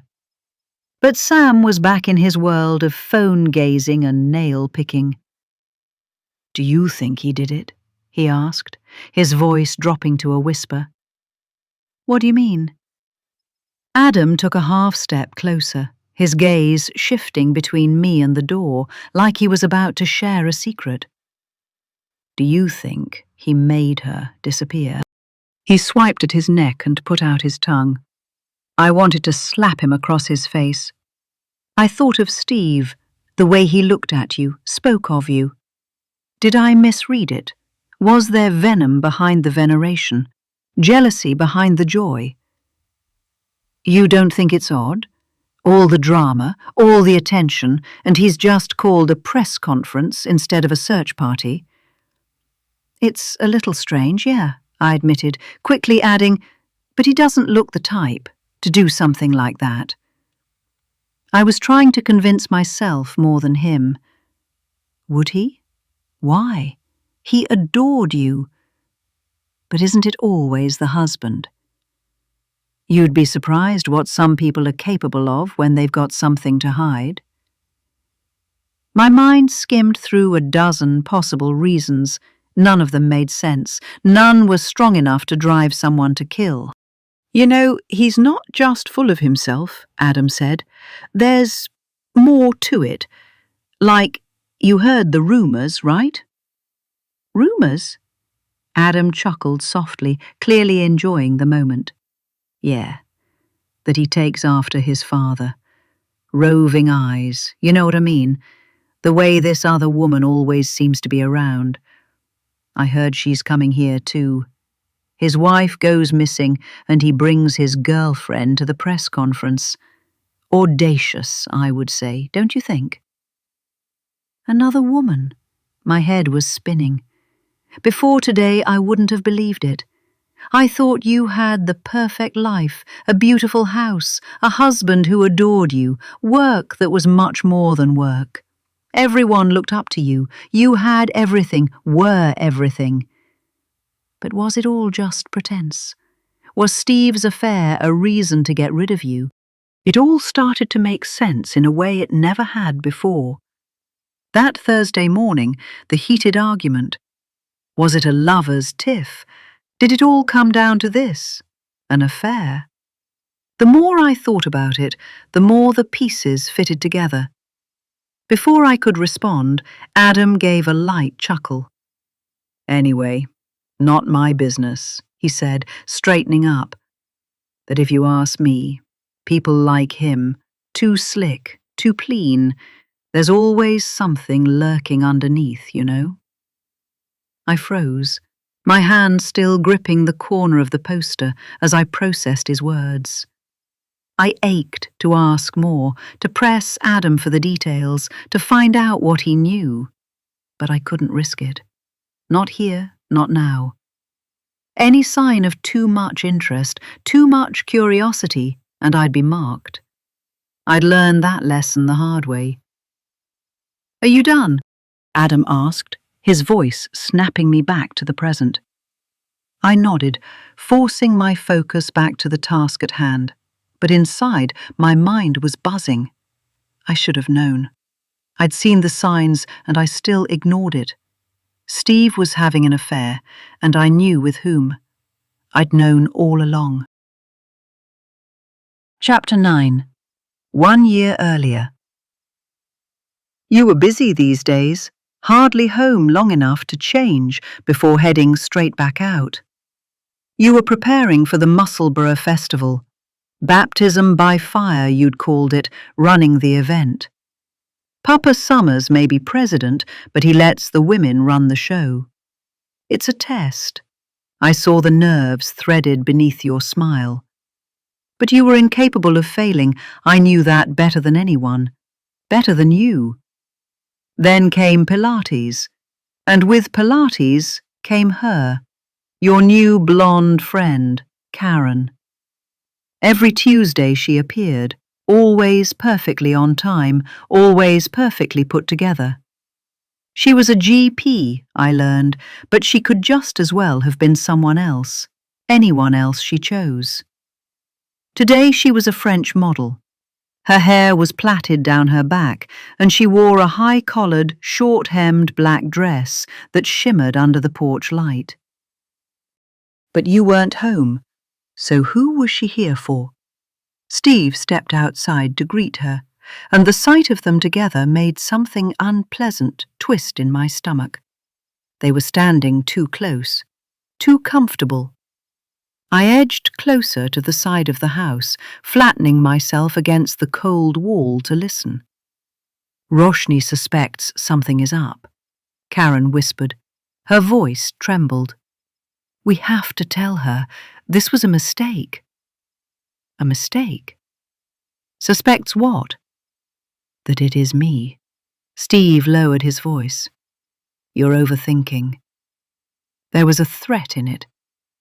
If Roshni finds out, she won't, I promise. This is wrong, Steve, on so many levels. I'm her best friend.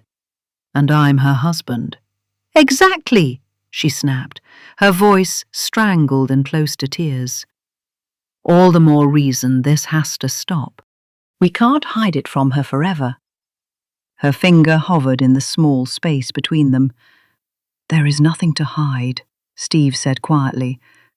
What she doesn't know won't hurt her. Karen's breath hitched. She needs to know what happened. Too late now. Something rustled, wind maybe, or his sleeve brushing hers. What do you think she'd say if she found out? About you, your involvement in all of this? I'm happy to face the consequences, Karen said, though the tremor in her voice betrayed her. Steve laughed, a low, hollow sound. Are you? I sneaked a peek. He was showing her something on his phone. Karen flinched, as if struck. You kept that? Steve, how could you? Insurance, he murmured, for both of us. I want nothing to do with this. Her voice was breaking. You hear me? Nothing. He grabbed her arm. She let out a small squeal as he pulled her closer. You don't get to walk away, he said. You started all this, remember? Let go. She struggled, but his grip only tightened. Not that easy. A beat. A sharp inhale. The scrape of her heel against the step as she pulled free. This can't happen again, Karen said, voice ragged. We can't meet like this. Not again. Ever. She fled down the path, her silhouette wavering under the streetlight like a guilty shadow. Chapter 10. Now Steve pushed open the glass doors of the Premier Inn and stepped into the quiet lobby. He paused, staring at the image reflected in the mirror. He was smartly dressed. Open neck, white shirt, grey striped suit. He always liked the way he looked. The light hit him just right, making his hair look sandier, highlighting the green in his eyes. But today his face was riddled with worry, and bags hung under his eyes. A few heads turned his way as he entered. Karen was already there. The whole press conference was Papa's idea. He didn't want to do it. The kidnapper wasn't just going to melt at his words and let Roshni walk away. All this was a waste of time. You need to, Papa insisted. "You're expected to." His life had always been about others' expectations. Mama's, Papa's, and then Roshni's. There was only a short period when he'd been himself, been happy. Then it was gone. Steve knew his father was worried he'd mess it up. That was why he'd been given the script, made to rehearse every word until it rolled off his tongue perfectly. He'd found it infuriating. Honestly, a grown man rehearsing a press statement like he's doing a bloody pantomime. He didn't need this. He didn't even want to do this. He just wanted it over. Karen was already at the podium. She always had a way with things, knew exactly what to do, what to say. That's why he'd asked her to open the conference, to say a few words about Roshni and set the right tone before he stepped in.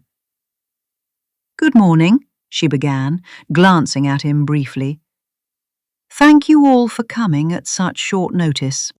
I'm here to speak about Roshni Summers, a remarkable woman whose absence has left a hole in the hearts of everyone who knows her. She is—" She paused, sniffled, and took a breath. "A kind friend, a loving wife, a cheerleader for abused women, a pillar of the community. The best of the best, crème de la crème.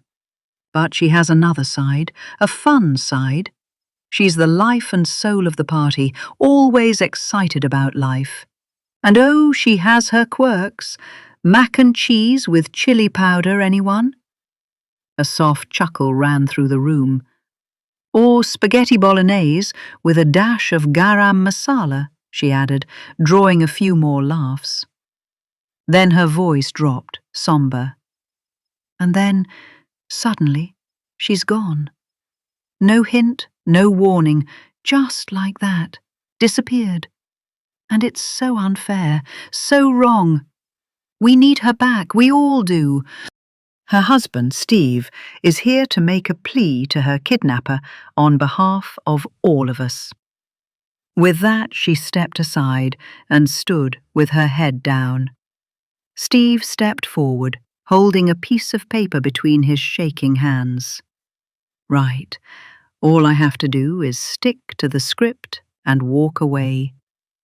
Yesterday, the 4th of April, was the worst day of my life," he read, his voice shaking with an emotion he couldn't place.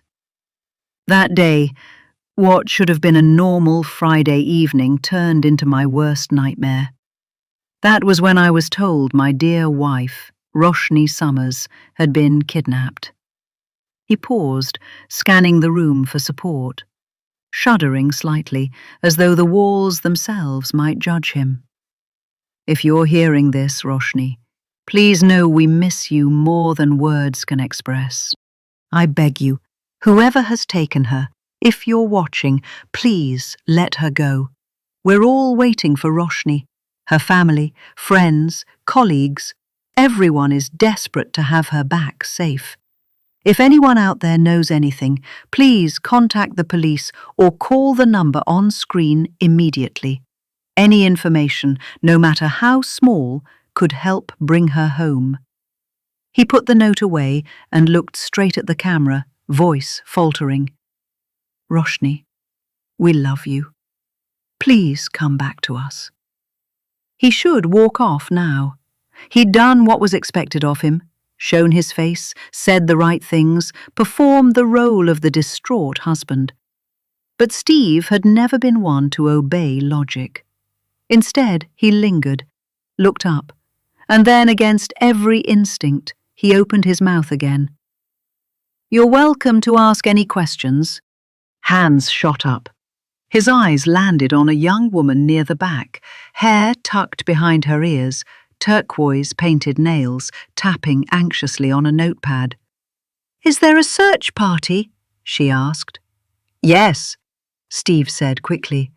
He hadn't thought of it. He repeated it, firmer this time. "Yes, there is." Her gaze pressed him for details, times, locations, specifics. "It starts outside my house. 11 a.m. tomorrow. Together, we will find Roshni. Bring her back home," he said louder than necessary, as though volume could compensate for unpreparedness. "Any more?" he asked, scanning the crowd. Before he could choose, another young woman stood up. Steve almost did a double take. Tasmin. Her resemblance to Roshni was uncanny. The same olive skin, scattered freckles, even the same constellation of moles, only younger, slighter. What in God's name was she doing here? Who'd let her in? "Where were you when this happened?" Tasmin asked. Steve blinked. "Me? How is that relevant?" Tasmin shrugged. "Depends on the answer." "I was in the office," Steve said. Even as the words came out, Steve felt it was wrong. Was she even allowed to ask like this? Even the police hadn't asked him. Yet. He looked at the detective sitting in the front row, her legs crossed, her expression amused, as if she was curious herself. If he thought she was going to stop this craziness, well, he was wrong. Tasmin raised an eyebrow. "Interesting. Your colleague said you left at 3. Your wife wasn't reported missing until after 5. A 2-hour gap. Do you want to explain?" Steve's jaw tightened. This had gone too far. Why was no one stopping her? He scanned around. The crowd looked dazed. "I needed some time to myself. Pressures of work. I went for a drive to clear my head. It's been a stressful week. Look, how is this even relevant? How does this help?" This seemed to wake the detective up.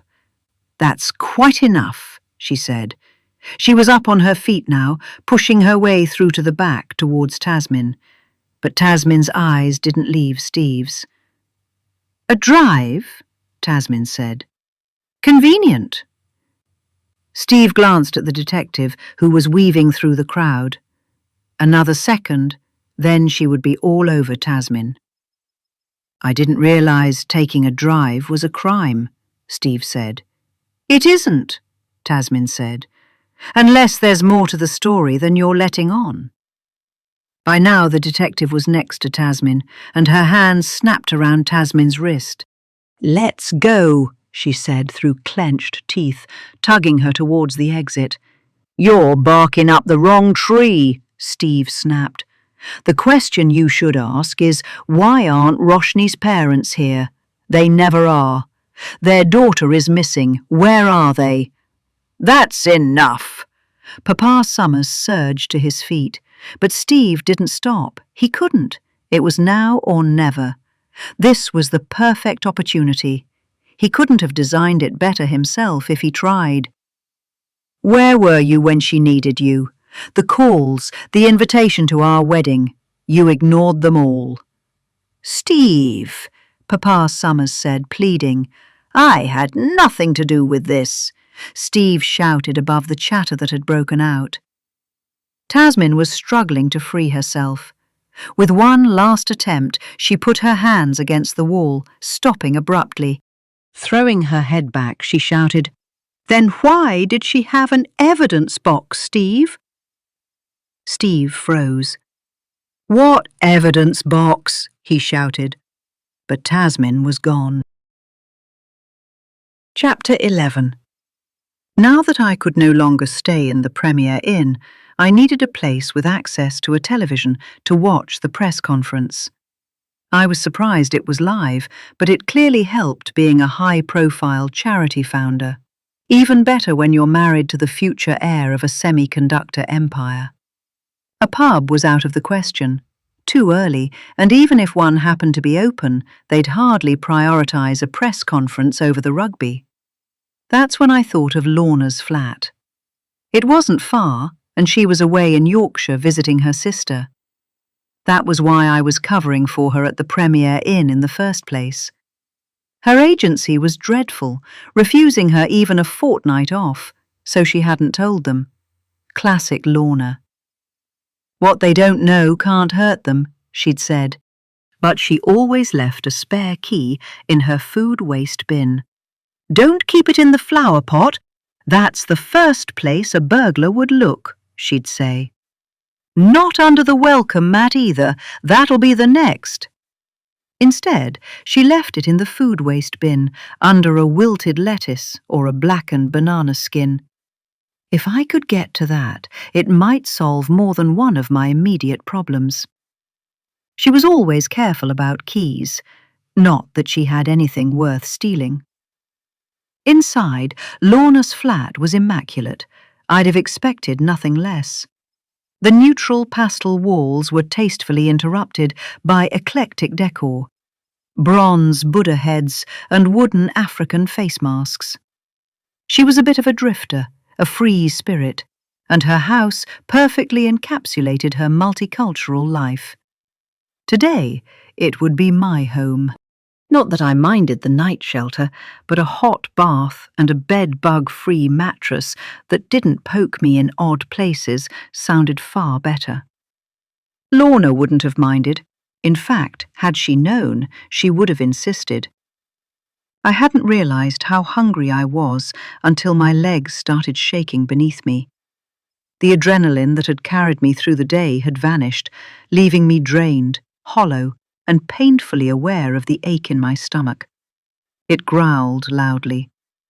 The muffin I'd roughly shoved into my mouth this morning was long gone. I flicked on the light above Lorna's stove, the faint yellow glow pooling over the cooker. It wasn't much, but it was enough to navigate the unfamiliar space. Turning on more lights felt too risky. The last thing I needed was a nosy neighbour catching a glimpse of movement in Lorna's house and deciding to report a break-in. I scanned the shelves until my eyes landed on something promising. A tin of chickpeas, a bag of pasta, a jar of pesto. Not exactly gourmet, but it would do. The press conference played back in my head, Steve's awkwardness, his meltdown at the poor journalist. Why had he done that? Why hadn't he just stuck to his script? And then there was the journalist's question about the evidence box. What did she mean by that? My stomach tightened, and not from hunger. The antique brass key attached to my camper's keyring flashed through my mind. I grabbed it and ran my thumb over its worn surface, my mind snapping back to the moment you had thrust it into my hands 3 months ago. Not that it mattered now. You were gone, and I'd missed the window to save you. You were cryptic then, when I asked you where it fit. I wished I'd pressed you more, watched you more closely. Were you afraid that something was going to happen to you? Did I mistake your fear for paranoia? As I sat alone in Lorna's dimly lit kitchen, I saw that moment in a new light, no longer hazed by confusion. Could this be what you'd meant? Did you know that something terrible was going to happen? Had you seen this coming? The thought turned my stomach, but even as the questions spun around my head, another piece of the puzzle refused to slot into place. Why hand me the key, but not the box it was meant to open? Why would you do that? The first bite was mechanical.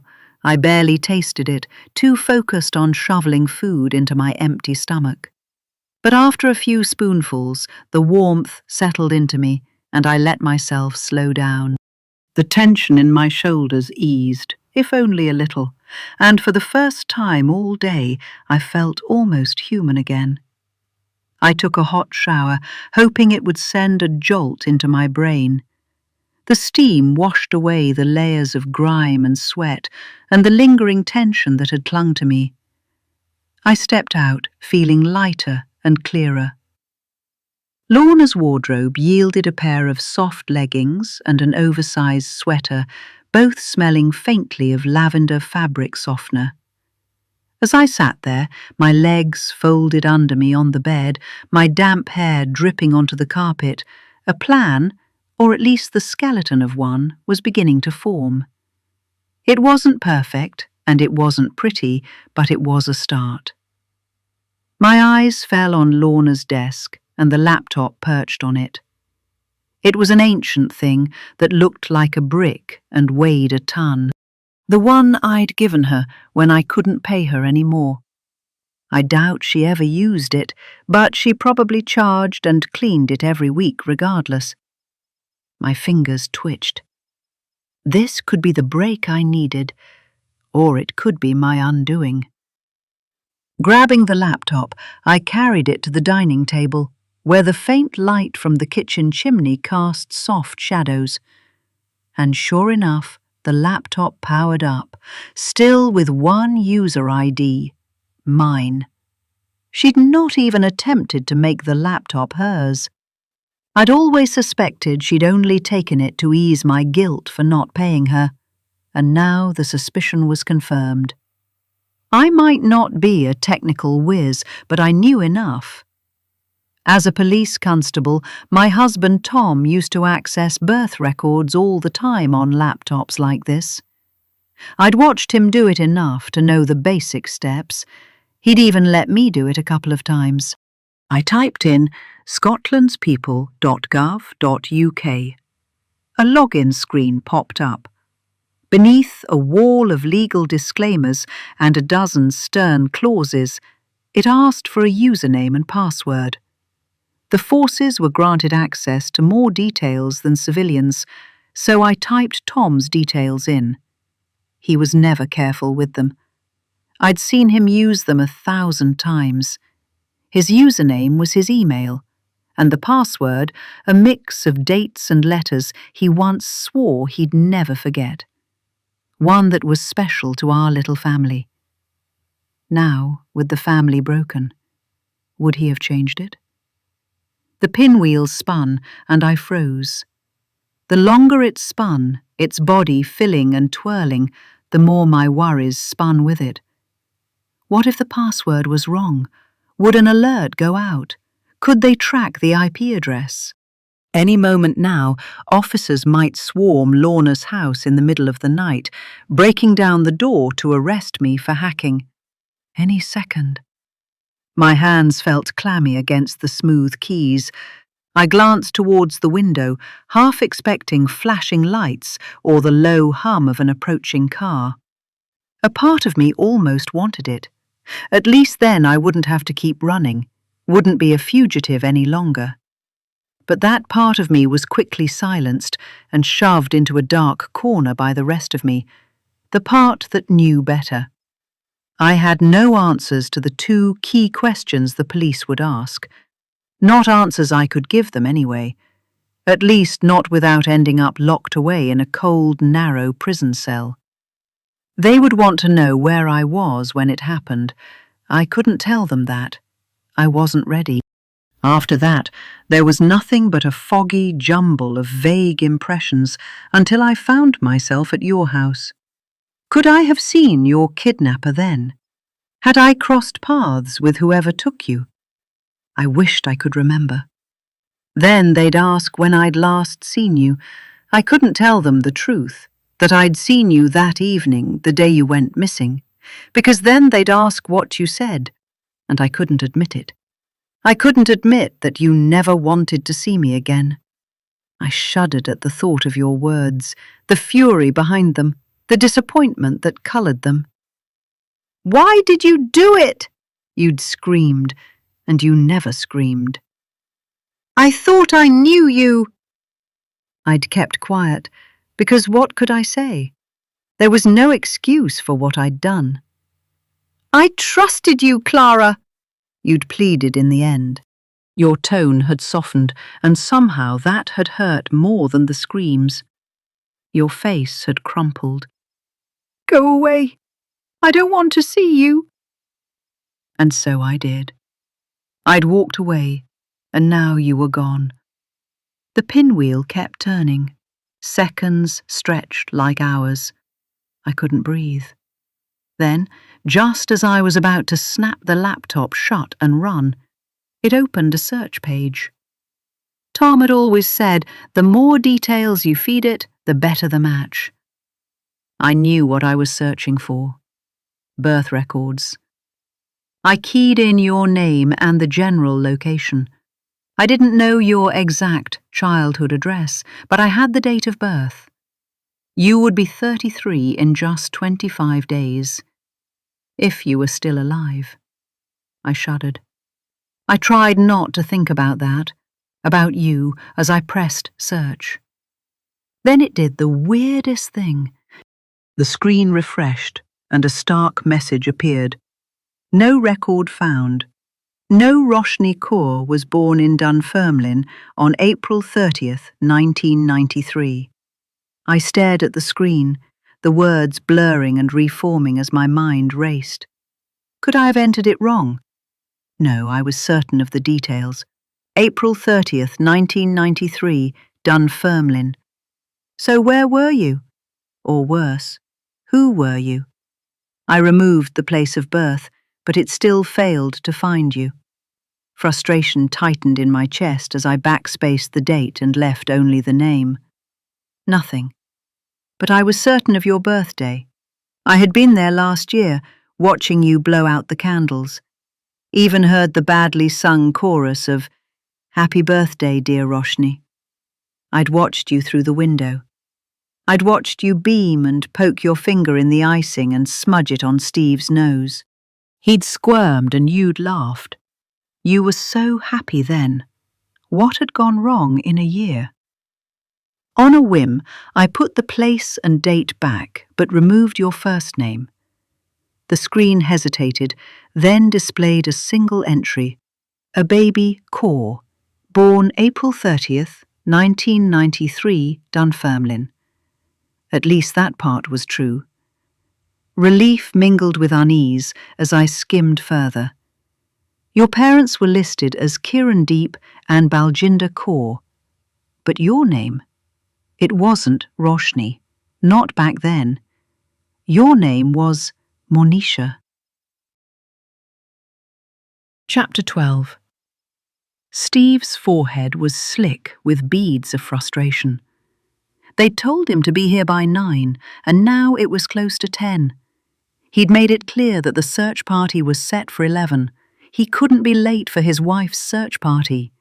They should be out there looking for Roshni, going over CCTV, checking the streets, not locking him up in what they called an interview room, but to him looked like an interrogation room.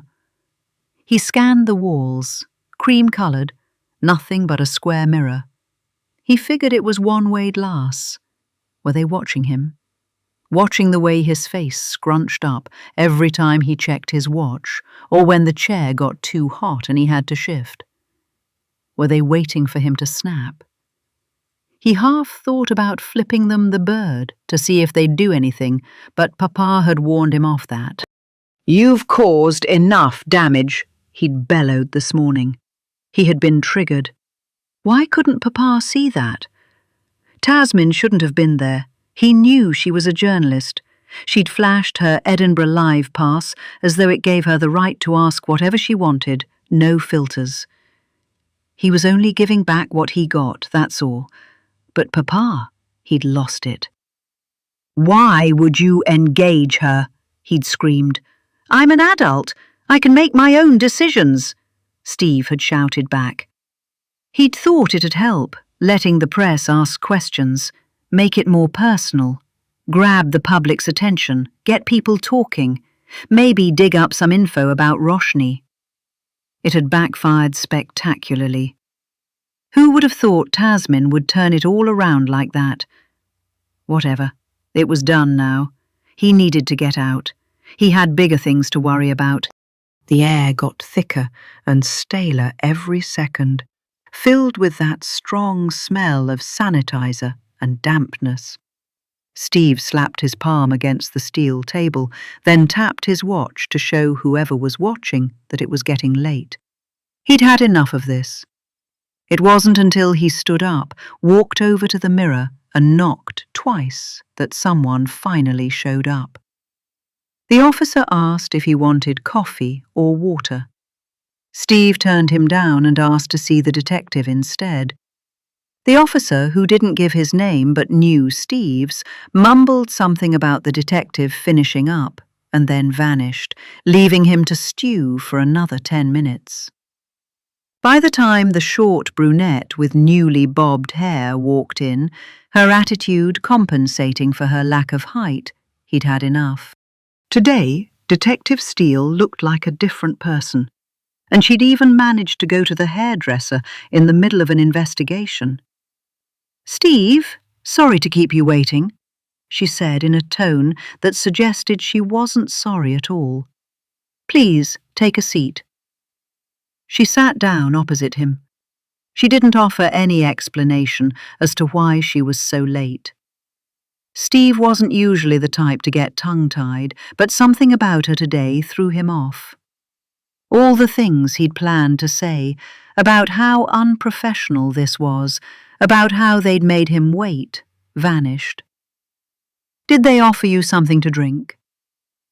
All he could manage was a half-hearted shrug. "I'm okay." She gave a quick, uneven smile.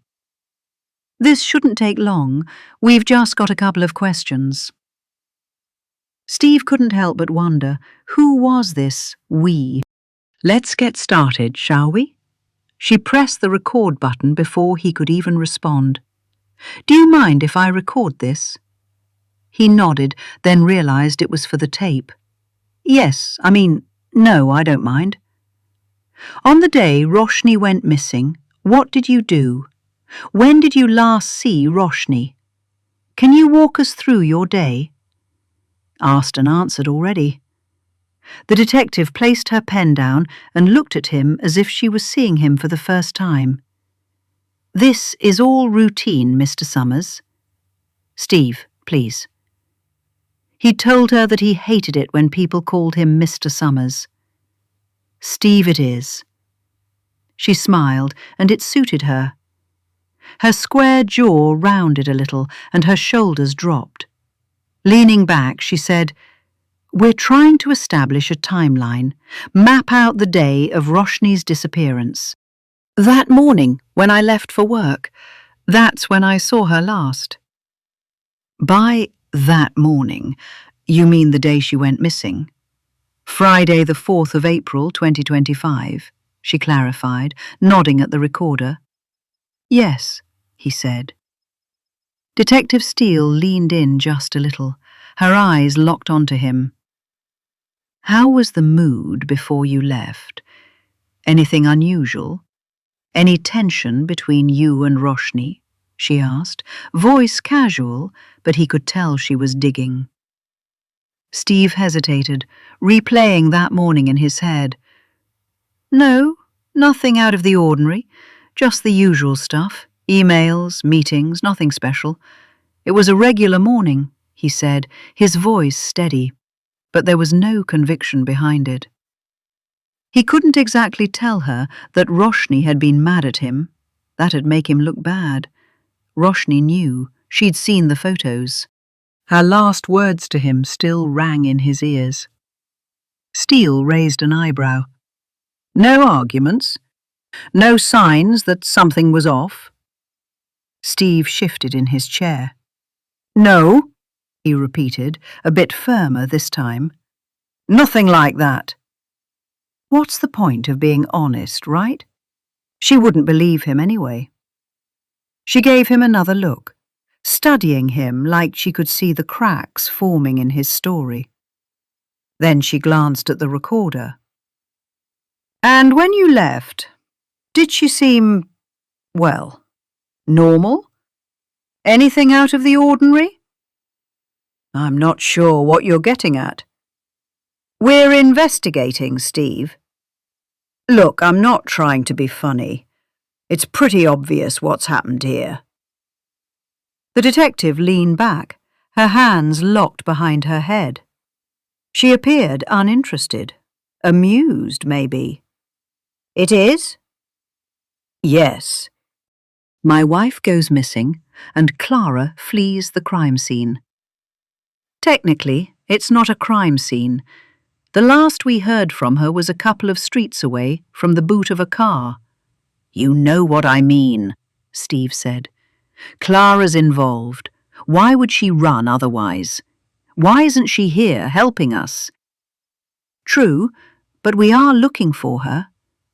How would you explain the shrine? She had my wife's perfume. Her button, for God's sake. We can't explain it, Steele agreed. That's why we need her. What are we doing here, then? For a brief moment, the detective looked angry. Steve thought she was going to tell him off, challenge him for telling her how to run her investigation. But she quickly rearranged her face into a tight smile. I know this is frustrating. Steve smirked. She had no clue. But in an investigation, we have to cover all the bases. When we take the case to court, when, not if, he noted, we don't want to have messed up minor things like admin. So, help us out here. What happened that morning, Steve? Steve rubbed his temples briefly, then locked eyes with her. She was fine. As fine as usual. We said goodbye, and I left. I don't see how this is relevant. If you think we weren't happy, you're wrong. Grossly, utterly wrong. And where did you go? Her abrupt intervention threw him off. He stammered before answering. To work. I had a couple of client pitches, and we were set to launch a new marketing campaign. It's busy, he said, the words coming faster now. His restraint was cracking, and he could feel himself teetering towards oversharing. Papa had warned him, if he wasn't careful, his own words would be the end of him. The police would twist them until they fitted their theory. How long were you there? Steve hesitated. He should stick to the story. He stayed till 5:30, then went home. But the memory of what happened at the press conference came rushing back, the way Tasman had shouted, practically announcing to the world that it was a lie. His jaw tightened. Detective Steele saw it too. Maybe she was waiting for him to repeat it. Maybe that's why she was asking these questions in the first place. I left around 3. It had been a long day, a lot crammed into a few hours, he said, stopping there like he was bracing for the next question, the one he dreaded, the one he couldn't answer without lying. But she didn't speak. She just sat there, her eyes fixed on his, leaning in slightly, like she was trying to peer straight through him, right down to the thoughts he didn't want to share. The silence stretched, and the pressure of it made his skin itch. So he filled the gap. I went for a drive, to clear my head, he said quickly, the words tumbling out. Stopped by the beach, fed some gulls, that sort of thing. I do that a lot, you know, after a big pitch. Helps me unwind at the end of a long day. He paused, swallowing hard as he felt the tenor in his voice. That's my usual haunt. Anyone with you? Was there anyone we could speak to who could vouch for your whereabouts? No, he said quietly at first. But then maybe it was the way Steele tilted her head, or maybe it was his guilt. But his voice rose, overcompensating. Is that a crime? Are you going to arrest me for it? For going to the beach alone? Go on then, arrest me, he snapped, thrusting his wrists out like he fully expected her to slap cuffs on them. Steve, listen, I'm not going to lie here. Usually, in 9 out of 10 cases, when someone goes missing, it's the spouse or partner. And the first 72 hours are crucial if we're to find them. Then what were they doing here, at the police station, the last place Roshni would be? Shouldn't they be out there, pounding the streets, tracing her phone or something? The sooner we rule you out, the sooner we can bring you in on more details, she said. Please help us. So, when did you leave the beach? Steve knew what she was trying to do here, trying to play the I'm on your side card. He was no fool. But he was tired, so tired. He glanced upward as if trying to recall, though he already knew exactly what he had to say, and that he had to keep it vague. "I didn't check the time," he replied evenly. "Must have been after 7. I went straight home. And that's when I met the officers who told me," he paused, letting out a sigh, "that my wife was missing. That was close to 7:30. The beach is under 10 minutes from home." "That's close to 4 hours. And you never left the beach between those hours?" "No." Steve held her eyes, challenging her to contradict him. The detective noted it down, though it was difficult to read her. Then she asked the question he had been hoping for. "Is there anyone you suspect? Anyone who you think could harm Roshni?" "She works in a charity. In her line of work, she faces a lot of abuse. Angry husbands, boyfriends. She's had threats." "Anyone specific?" Steve shook his head. "Don't worry. We'll take a look at her recent cases. Anything else?" Steve hesitated. He didn't want this to come across as rehearsed, but he had to say it. "There was this one time, at the Musselburgh Festival." "That's July last year?" Yes. Steve felt his irritation rising. She always did this. Diminished everything that Steve said, discounted before she could discern. Just because it was over 9 months ago, it didn't matter. "And this someone, they made a threat?" "Yes." "Was this through social media, or was it an email?" She'd already turned the page, ready to move on. "In person." She straightened. "What? I mean, who?" "I don't know." "What do you mean you don't know?" "They were wearing a costume." "Ah," she said, snapping her fingers. "The festival fashion show." "Yes, the fashion show." "What did he say?" "That she needed to be careful." "Careful about what?" He shook his head. "I don't know." And that was true. He hadn't understood it then, and didn't now. All he knew was that Roshni had been shaken for days. She'd locked every door, checked them twice, pulled the curtains tight. But maybe she'd left a crack, a sliver, and someone had been watching, someone who wanted a piece of her, maybe more. Just that she needed to be careful, or else. Or else? Steele's voice had softened, though her pen pressed harder to the page. She'd be dead. Chapter 13. 9 months earlier. The days grew longer, the dark shorter but deeper. When there's so much light, the absence feels stronger. You were busy, and I was too, with you. The 2-week Musselburgh Festival was in full swing. In the first week, the dog show was a huge success. Every breed imaginable was there. Poodles clipped to perfection, retrievers grinning with lolling tongues, and terriers trembling with excitement. Someone's spaniel escaped and caused a brief uproar, looping around the field while the crowd laughed and cheered. You were there too, clipboard in hand, laughing along, sunlight catching the waves of your hair, your eyes. The air was filled with the scent of grass, fried onions, and dog fur. You moved among them like you belonged to everyone and no one all at once. Stroking heads, soothing with soft words, smiling at strangers. The duck race was a hit too.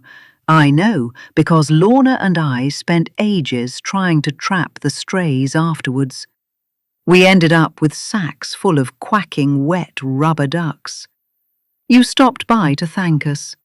In all the time I'd known you, I'd never seen you like that. Stressed, happy, excited, and tired all at once. It was the day of the fancy dress parade. I'd dressed up as Batwoman. I quite liked the ears and the eye mask, they suited me. The whole town filled the streets. Among the men, drag queens were popular, as were Shrek, Hulk, and anything green. The women were fairy godmothers or wonder women. Some were nuns.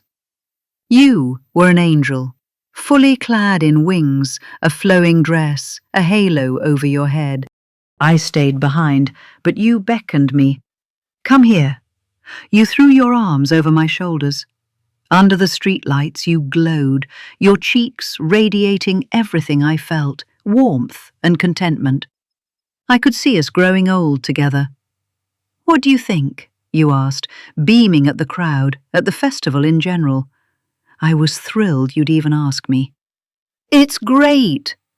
I raised my voice above the crowd's roar. The best! Your eyes gleamed for a moment, and then they dulled. It's not as great as it was 2 years ago. Have you been before? The festival? No, first time, I said, twisting my head to scan the crowd. Someone was tooting. 2 young lads, dressed as knights atop horses, trotted past in a slow loop. They tugged at the reins, and the horses reared up, tossing their heads and neighing their approval. Distant pipes played, a pop sounded, confetti fluttered, and the air was full of the sweet, smoky scent of hot dogs and candy floss. Seagulls circled above, cawing as though joining in the fun. I don't believe you. It couldn't have been better than this. You laughed. Your full-throated laugh I'd missed so much. You didn't laugh much these days. Something was bothering you. I tripped, and my knees scraped the pavement. Hey, are you okay? You put your hands out. It reminded me of Nora, my sweet Nora with her sugary face and sticky palms. She'd be by my side instantly every time I fell, and I fell a lot in those last few weeks we were together as a family. Weak, withering away. Maybe it was good that they'd been taken away. Maybe I deserved this pain. I stifled a cry, and you thought I was hurt. I was, but not physically. Crouching, you checked my knees, blew on them like Lily would with her big girl smile, and I broke again, from within. You must have sensed it then, that the pain I felt wasn't superficial, not the skin-scraping kind, but soul-searing. Next year, you'll have your girls here with you. You'll buy them ice creams, stuff their faces with sweets. You'll cheer their ducks on and dress them up as zombies, I promise. And that was the sweetest thing I had heard in a long time. I jumped up, and this time my smile was genuine. We crossed the high street, now coming up to Bridge Street. The parade ended at Fisherow Links, and the crowd had worked itself into a frenzy.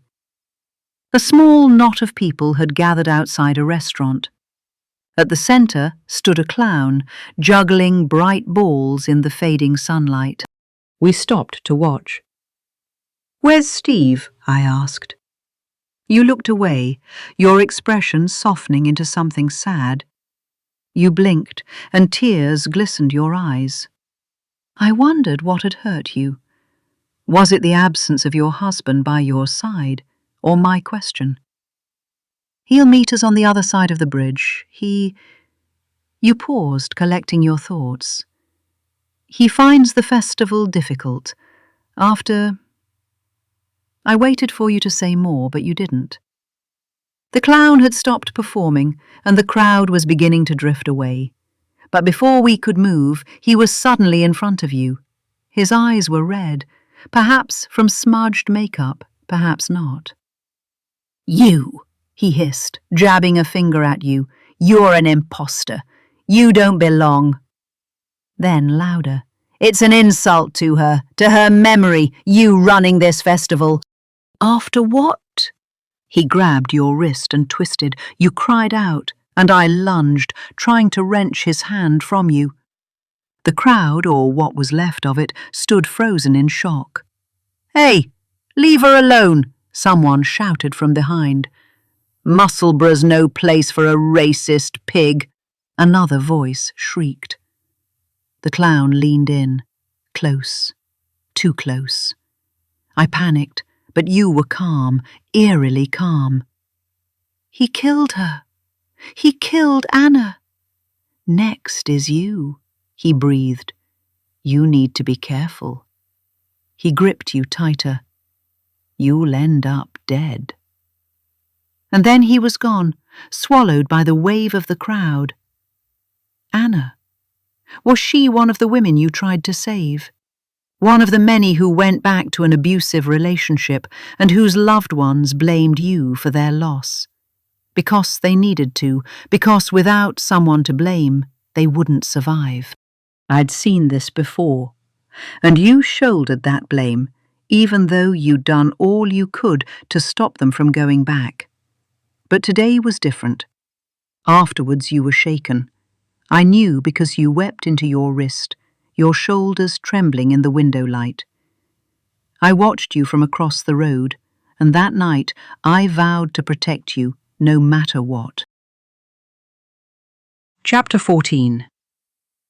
Now Lorna's house was nestled comfortably in a cul-de-sac, and thank God for that. No passers-by staring in, no postman crossing over to the next house. The street was eerily still as I stepped out, the quiet amplifying the faint crunch of gravel beneath my feet. It was Sunday.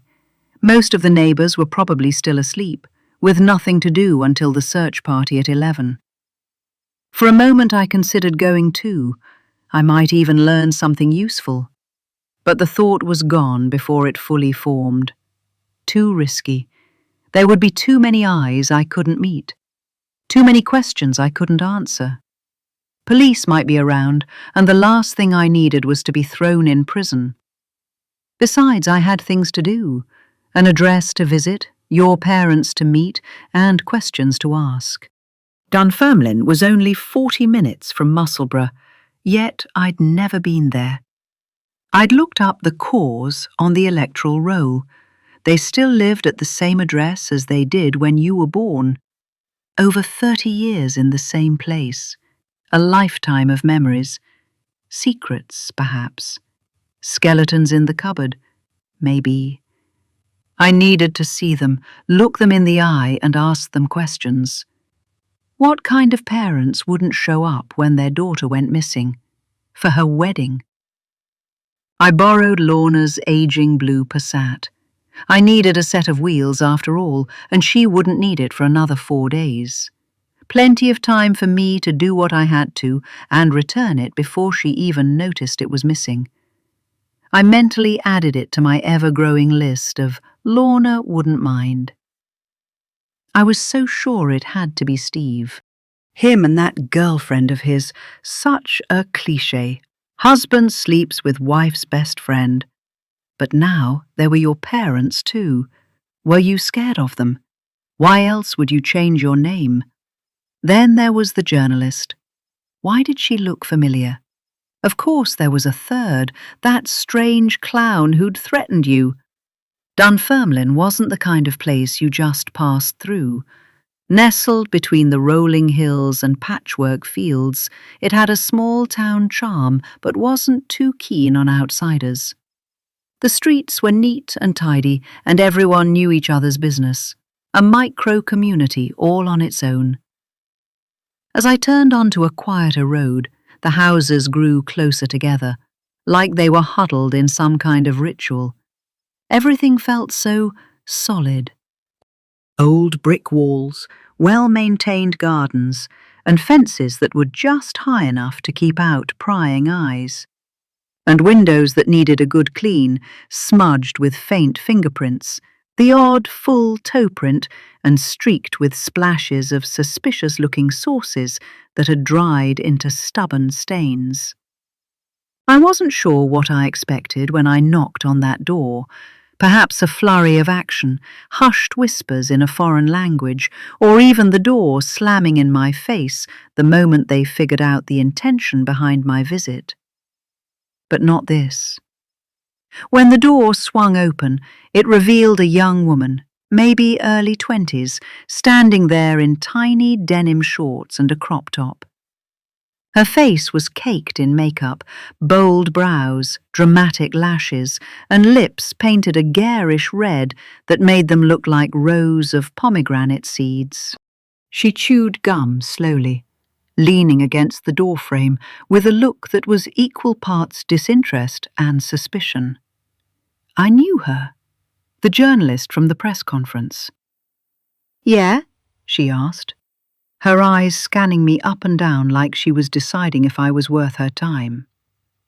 Before I could answer, a sharp voice cut through from somewhere deeper in the house, this time in a language I didn't understand. The girl's posture shifted, her hands dropped, and she tossed a glance over her shoulder, shouting a reply in a stream of words so rapid I could barely distinguish one from the next, the R's rolling and bumping into each other, like metal scratching metal. I wanted to cover my ears, but decided that wouldn't be polite. She turned back and smiled apologetically, and somehow she was even prettier. "Don't mind her," she said in perfect English, her Scottish accent lilting lightly over the words. It was like someone had flipped a channel without warning. "Granny's old, a little hard of hearing, that's all." "I'm here to talk about Roshni," I said, slipping into the formal tone of a schoolteacher delivering bad news at parents' night. Her brow furrowed, a flicker of uncertainty crossing her face. "Oh, I mean Monisha," I clarified quickly. "She's your sister, isn't she?" She knew. She was there at the press conference. Now that she'd fully turned to face me, the resemblance was undeniable. The sharpness of her nose, the way her mouth curved into a perfect oval when she smiled, even the smattering of freckles dusted across her cheeks. They were all so unmistakably you. A younger, wannabe version of you. She took a sharp breath, the confusion on her face swiftly giving way to fear. "No," she said, too quickly, the word tumbling out like a reflex. "You're mistaken." Her hand moved to the door, trying to push it closed, but I was ready for that. My foot was already wedged in the gap. "Listen," I said urgently, leaning in just enough to hold her gaze. "Roshni, I mean, your sister, Monisha." I emphasized the word sister, hoping it might tug at some buried sense of loyalty or love. "Is missing.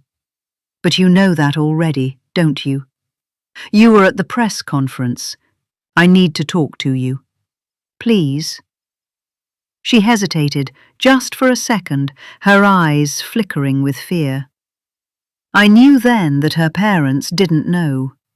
She hadn't told them that she was attending the press conference, that she was covering the news of her own sister's disappearance as if she was a stranger.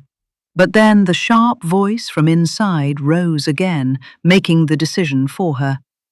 I didn't need to understand the language to grasp the meaning. I was unwelcome. "Move your foot," she hissed, "but move it or risk a broken toe." There was something about the tone that brooked no argument.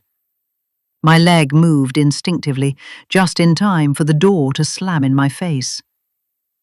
I stood there for a moment, staring at the peeling pink paint of the door, my last avenue seemingly blocked off. "Your sister didn't even want to talk, let alone help me find you." But there were no retreating footsteps, no rush to get back to Granny. It gave me a faint glimmer of hope. Quickly, I fished out the scrap of paper I'd written your parents' address on, flipped it over, and scribbled down my email. With my phone still in a police locker somewhere, it was my only option. I slipped the note through the letterbox. I heard a faint rustle from the other side. As I turned and began walking away, the shouting followed me down the path. Chapter 15. I couldn't resist sneaking into the search party on my way back. The entire Monkton Hall terrace was packed, not with cars or trucks, but with people, their arms swinging, legs bouncing in such a hurry that they could just as well have been floating. I had no idea so many people even lived in Edinburgh, let alone in this tiny seaside hamlet. I wondered how many of them were here out of the goodness of their hearts, and how many were chasing their moment of fame, filming TikToks or Instagram reels or whatever else happened to be the trend of the season. Perhaps for some, it was simply a break from monotony, a chance to play amateur sleuth, grab themselves a dinner party story, make them out to be something better than they were. Whatever their reasons, the turnout would have warmed your heart. You loved the limelight, having a laugh, playing it up for the crowd. But the congestion was so bad that I had to abandon the safety of Lorna's Passat, tucking it into an alleyway before continuing on foot. As I approached, I kept my eyes peeled for any sign of the police, hoping the crowd might serve as cover. To my relief, there wasn't a cruiser in sight. As I rounded the bend, the crowd thickened near your driveway. At the centre stood a blonde woman I instantly recognized as Karen. Dressed as though she'd come straight from a morning of tennis, she wore a crisp visor cap and a sleeveless top that showed off her toned, glossy arms, their tan flawless and even. It struck me how easily she seemed to shift roles, as if throwing on clothes was all it took to transform into someone new. As if she was an actress, and every day was a new movie. She picked her role based on the plot. She was clutching a stack of plastic search kits, her hands trembling slightly as she passed them out. Her eyes were glassy, and there was a slight wobble to her chin. "Here you go, love," she said, her voice soft, almost breaking, as she handed a kit to a young man. "Let's find Roshni." I hesitated, unsure if I wanted to step closer, but something about her cracked voice drew me in. As I approached, she turned to me with a small, watery smile. I studied her face for the flicker of recognition. She'd seen me many a time, washing windows at the charity office, at yours. But there was nothing there. She didn't know me. I'd been invisible to her, like I was to most people. Yet I knew her intimately, up close. I'd watched her pick you up for Pilates, and the way she blew at the strands of her hair as she waited, the way her eyes met Steve's behind your back. "It's a mistake, Steve." That's what she'd said. She was the mistake. "Hi there," she said, holding out a kit. "Are you here to help with the search?" "Yes," I said, unsure what else to say. "Thank you," she murmured, her voice hitching. "I'm Karen, part of the organising group. Roshni and we're best friends," she sniffled. "I miss her." Her gaze dropped for a moment, and she quickly wiped her cheek with the back of her hand. "She's such a lovely woman." "I know," I said. Karen opened a kit, her hands fumbling slightly. "Inside, there's a photo of Roshni, to keep her face fresh in your mind." She held it up. At least this was a more recent image, one with your fringe grown out, your face beaming with wonderment, as if the lens was the most beautiful thing you'd ever laid your eyes upon. "There's a map with the key search areas marked, and you'll need this." She pulled out a small red whistle. "If you find anything or need help, blow 3 times for an alert." I took the kit from her hands, its contents rustling faintly in the plastic sleeve. It was clear she was close to you, closer than I'd realized. She knew your food quirks, your little eccentricities, things only someone in your inner circle would know. And the family trusted her enough to let her speak first at the press conference, to present your life and character to the world. I was jealous. She was the one closest to you, the one everyone turned to, while I'd always been on the sidelines. There were so many questions crowding my mind. Did she have an affair with Steve? Was she the other woman? That day, when I overheard her arguing with Steve, she sounded genuinely remorseful. She wanted it to end. Did it? Karen noticed the hesitation in my eyes. Is everything all right? Do you need anything? Any questions? Before I could respond, her eyes scanned past me. Excuse me, she said, as she trotted across the pavement, her hands out to balance her ridiculously high heels, making her look like a penguin. Detective, she waved, and I realized the danger I was in. The chances were that there was a warrant out for my arrest. I couldn't go back. Not yet. Looking around for places to hide, my eyes landed on the triangular gap in the hedge that saved me 2 nights ago. I'd barely wedged myself in when I saw Karen's golden hooves trot back, alongside more practical trainers. They rounded the corner into your garden, and I was trapped. What are you doing? Or should I say, not doing? Karen's voice was on the verge of breaking down. In case you haven't noticed, Roshni is still missing. Why aren't you looking for her? Dr. Bolt? Karen, she sniffled. Karen, we're doing our best. And clearly that's not good enough. It's been 3 days. The fact is that you're no closer to finding Roshni than you were 2 days ago. The detective shuffled awkwardly. I tried to picture them. Karen, tall, slender, hands on her hips, intimidating. And the detective, who, going by her legs and the flat shoes, was at least a head shorter. Look, Gillian, Detective Inspector Steele, she said, trying to re-establish her authority. Karen pretended not to hear it. What have you done in the last 3 days? We tracked Roshni's phone call to 999 to the bank of the River Esk, she began. Not very far from here. It led us to the camper van. Oh God, my camper. But what were you doing there? Did you come looking for me?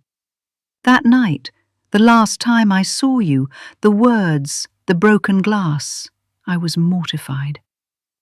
Whose camper? I can't divulge that information. Oh, for God's sake, what did you find there? Can you tell me that at least? Let's just say we found a few of Roshni's things there. Not necessarily related to recent events, but it's possible. They had found the shrine. I knew exactly how it would look, like I was stealing or something far worse. I know the precise moment when it stopped being enough just to watch you, when the wanting turned to needing, to take pieces of you, to bottle your scent, to keep the scarf that had touched your skin, the words that had spilled from your mind. Why haven't you made an arrest if you know who the camper belongs to? It's not that simple. From the shadows I could see Karen throwing her hands up. I shuffled to find a peephole. Karen's back to me, and D.I. Steele in front of her. She must be new. I didn't know her when I was with Tom. Her cropped hair and clipped nails said she meant business, that she didn't mind getting her hands dirty. But right now, business was a little dull. Then why do we need you? Karen said. What about her dad? What about him?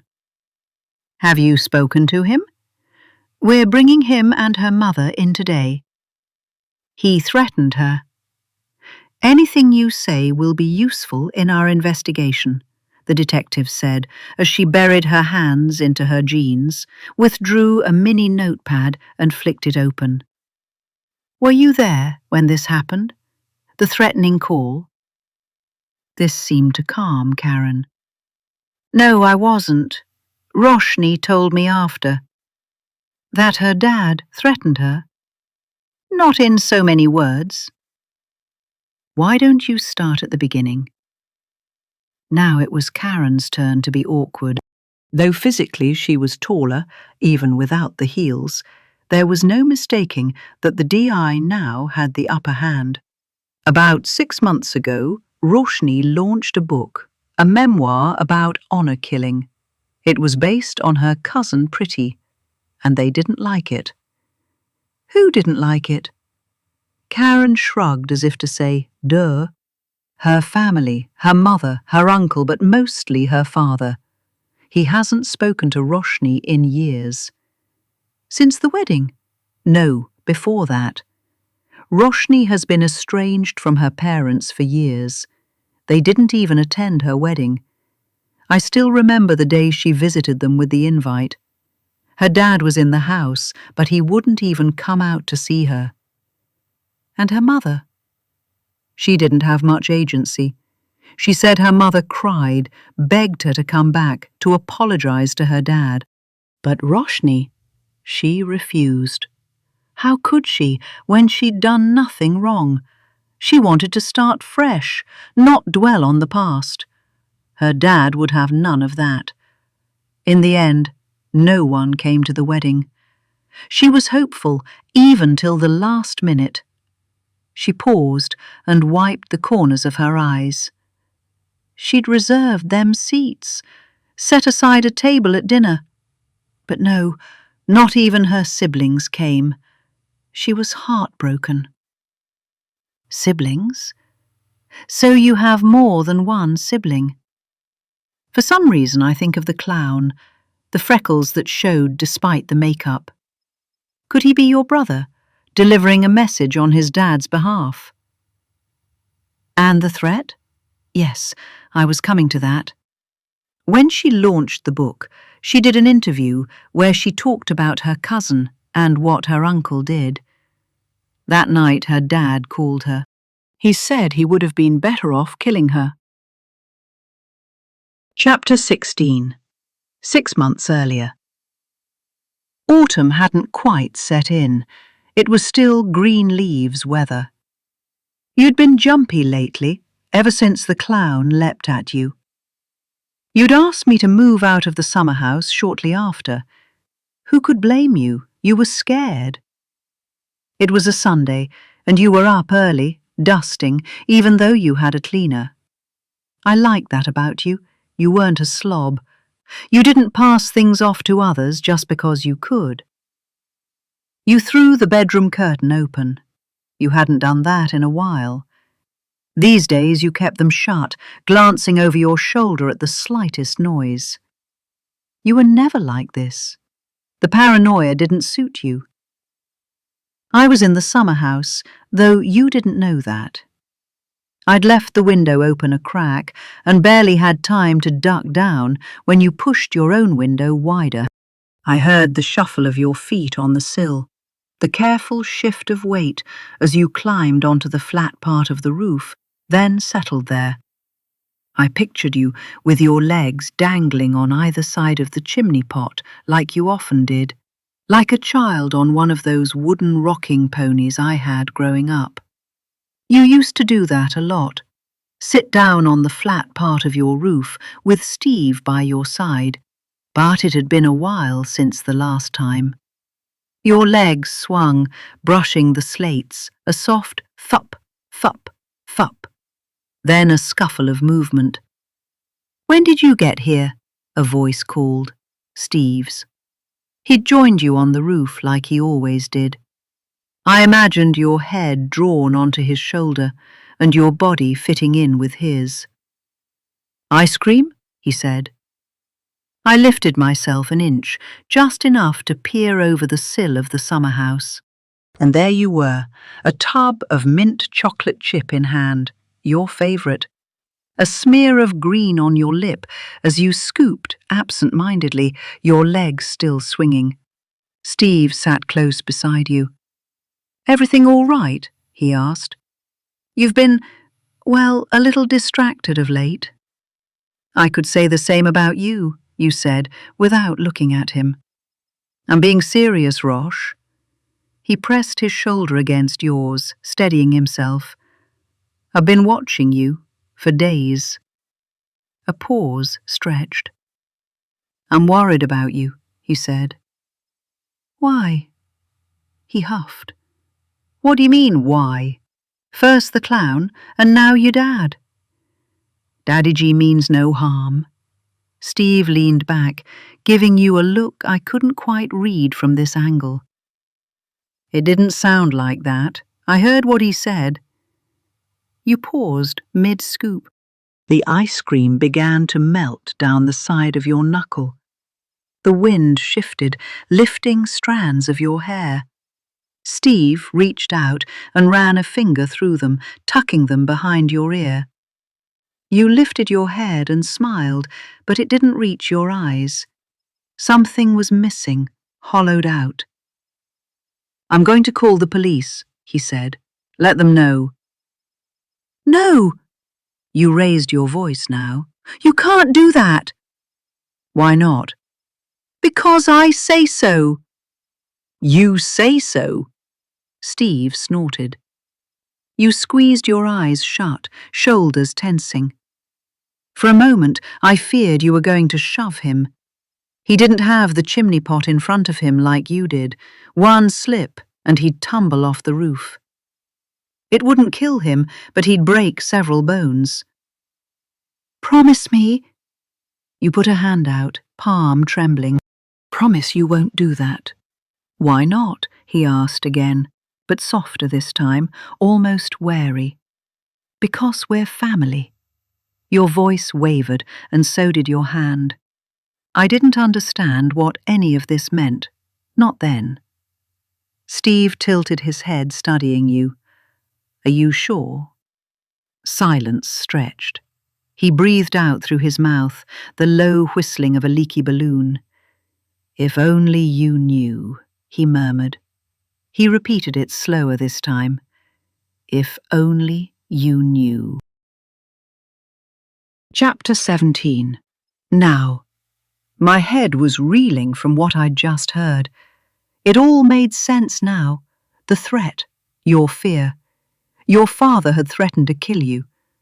I stumbled out of the bushes and onto the street, greeted by odd stares and slackened jaws. At least I was out.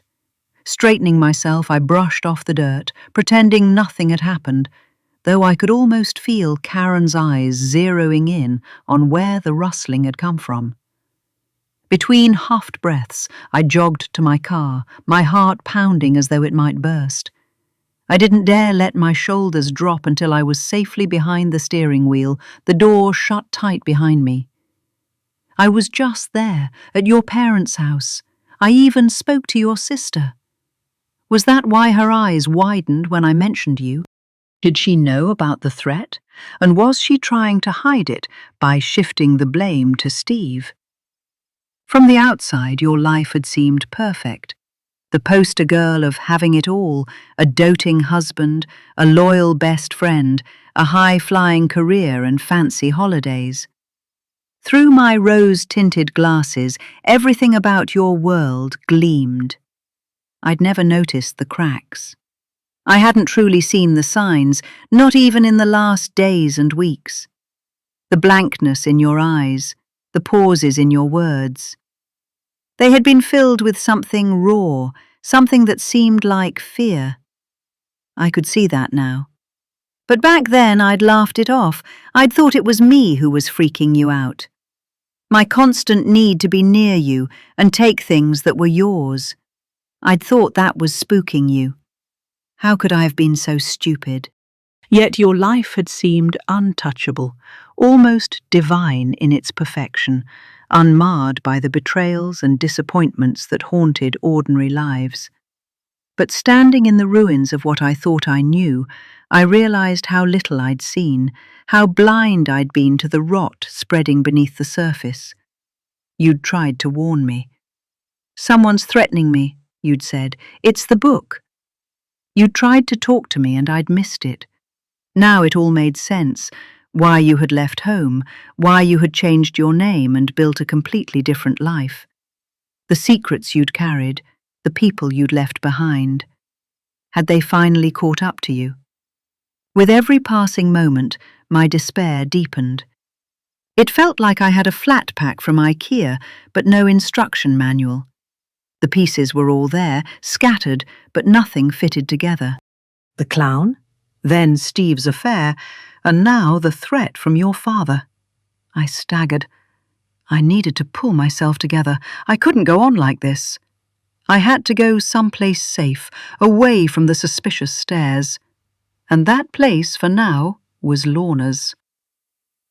A sandwich and a steaming mug of tea later, I felt calmer, more human.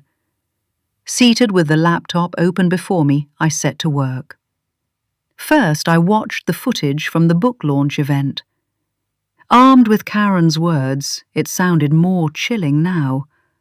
I could only imagine the uproar this would have caused. If your dad had been furious when you first left, he must have been livid by this point. No wonder you were terrified. Your interview was playing. You were talking about the evidence box. That's the thing. Many women come to us after the damage has been done. If I could go back in time and give them one piece of advice, it would be this. Keep an evidence box. In fact, I'd say every woman should have one. The first time you feel that prickle of suspicion, start keeping records. It could be something as small as them asking you to cancel plans with a friend. Write it down. Keep a note, a voicemail, an email, anything. Over time, patterns emerge. Evidence like this could be the difference between being believed or dismissed, between safety and continued abuse. Interviewer: do you have one? What do you mean? Interviewer, moving to the edge of the seat. An evidence box. No, seriously. Do you follow what you preach? Do you keep a collection of notes, emails, voice records? Yes. Yes, I do have one. For a long time after the interview finished, I stared into space, replaying the signs, the subtle sighs and not so subtle stares. The way you kept rubbing your arms, as if just talking about it gave you chills. The way you paused and pruned your words. You'd been terrified, and I didn't even know it. Then I forced myself to check my email, 2 unread messages. The first with, "What the hell, Clara?" in the subject line, made my stomach tighten. I didn't have to open it to know who it was from, and the words alone brought back a wave of dread. Tom had hissed those words in my ear as I stood naked on the street, the eyes and smirks of neighbours and strangers tearing away any remaining shreds of dignity. I didn't have the strength to deal with it now. The other email was from your sister. The subject line said, "Finding Roshni." I hesitated for only a second before clicking on it. The message was short, but exactly what I was hoping for. "If you still want to find Roshni, meet me in Cramond Kirk at 5 p.m. Don't talk to anyone and wear white." There was no signature, no name, but I didn't need one. I knew instantly it was from your sister. There were only 2 people who had my new email, 3, including you. This wasn't Tom, and it was too specific to be spam. I looked at the clock. It was just after 3. Plenty of time to shower before I had to leave. The water was almost too hot, steam rising as it hit my skin. I needed to steady myself, to calm the frantic thoughts swirling in my head. Concentrate on something else. "What the hell, Clara?" Tom's words kept echoing, twisting like water down a drain, burning into my mind until I couldn't push them away any longer. Others quickly followed them. "They trusted you, Clara." The memories came flooding back, merciless. Their little hands prized from my fingers, the screams, the tears. I had pleaded with him to let me have the girls. "Just one more cuddle," I'd wailed. "Please, Tom, I'll do better. I'll stay sober. I won't touch another drop." He looked at me with such distaste that I'd wanted to shrink, to disappear into nothing. Even then I'd known it was the right thing, the pain I knew I deserved. I had only myself to blame. "It's too late, Clara," he'd said, before telling his colleagues to take me away. He'd flinched when they'd handcuffed me, as if it had caused him physical pain. The water kept twisting, darker now like rope, tainted like my memories. It turned and turned, each whirl beginning before the last had stilled, and I kept watching and watching until I felt the walls closing in, each curl of froth heavy with what I had done and what I had lost. When I stepped out of the shower, I wrapped myself in a towel, knowing I couldn't put off reading Tom's email. The laptop sat where I'd left it, the coloured squares of the screensaver still turning slowly in the dark. I knew I couldn't dodge it any more. I closed my eyes for a moment, and as I got dressed, I thought about Tom, about our life together, before I wrecked it with my drinking. Tom and I had been a cliché. We'd met at a bar, the name long erased by one too many drinks. I'd been there with Lorna and a few of the girls who'd worked for me back then. I'd felt a tap on my shoulder and turned to find a tall, handsome man who looked like he could do far better than me. Yet there he was, drink in hand, a large glass of red. "I think you forgot your drink," he'd said. His blue eyes had pooled darker. I'd known what he was doing, but I'd still bitten. "No, that's not mine." "Yes, it is."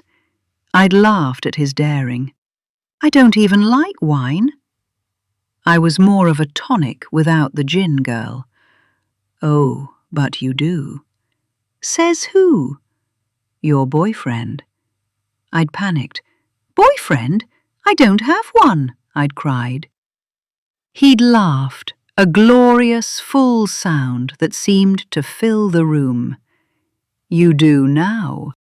I'd clapped a hand over my mouth in horror when I realized what I'd done. I'd practically announced I was single. He'd turned to the girls and announced, "This one here," pointing at me, "she's my girl. Don't mess with her, or you'll have me to answer to."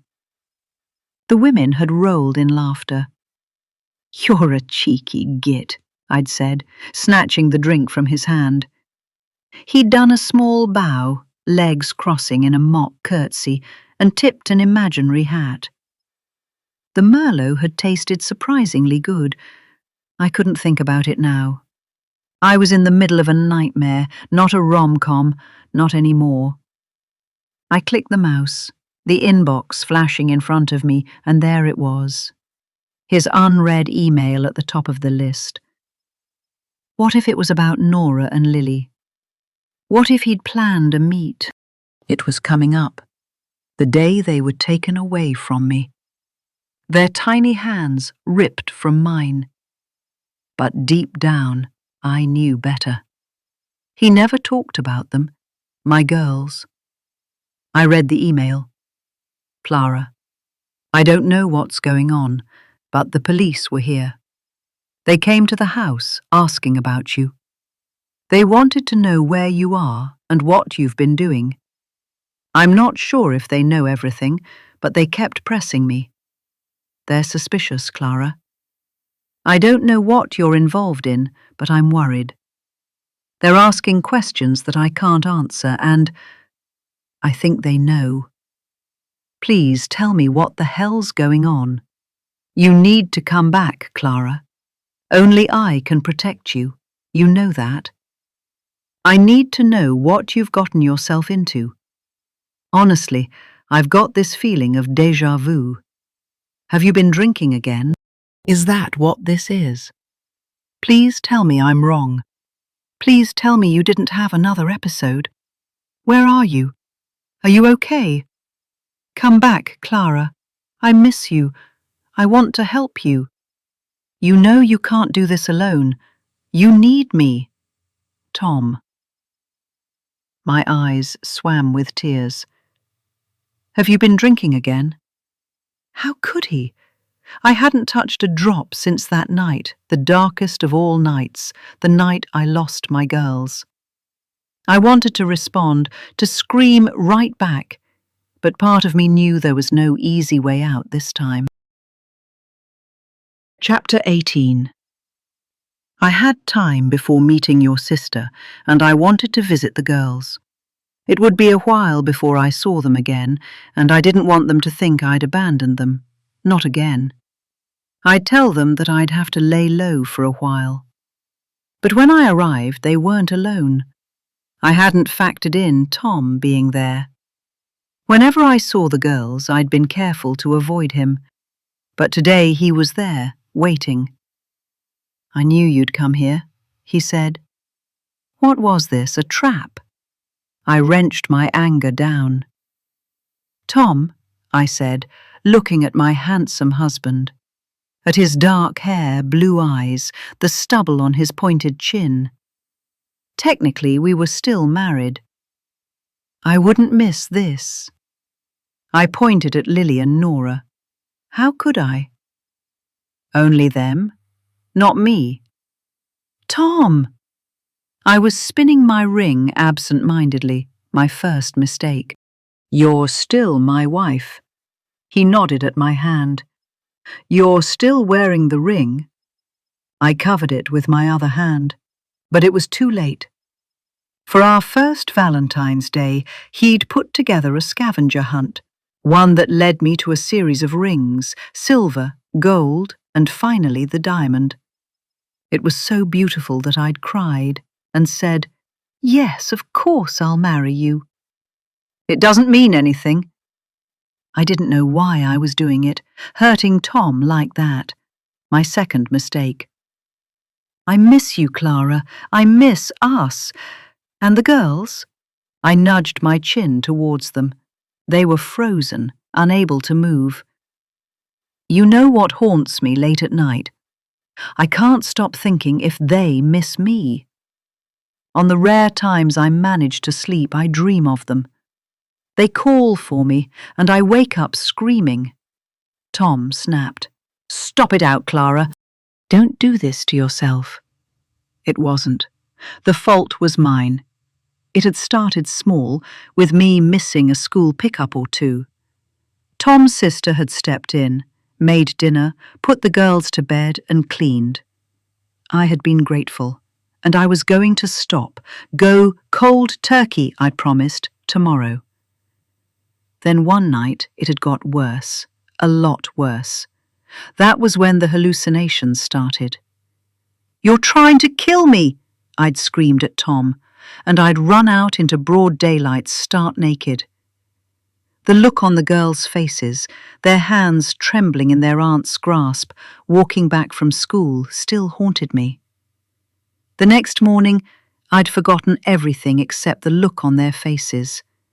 My sweet Nora, who couldn't get enough snuggles, wouldn't come near me. My brave Lily had trembled like a leaf. Maybe that was the day I truly lost them. But all that was in the past. I've stopped drinking. Please, Tom. I hated how my voice sounded, reeking of despair and need. I need them. I want the girls back.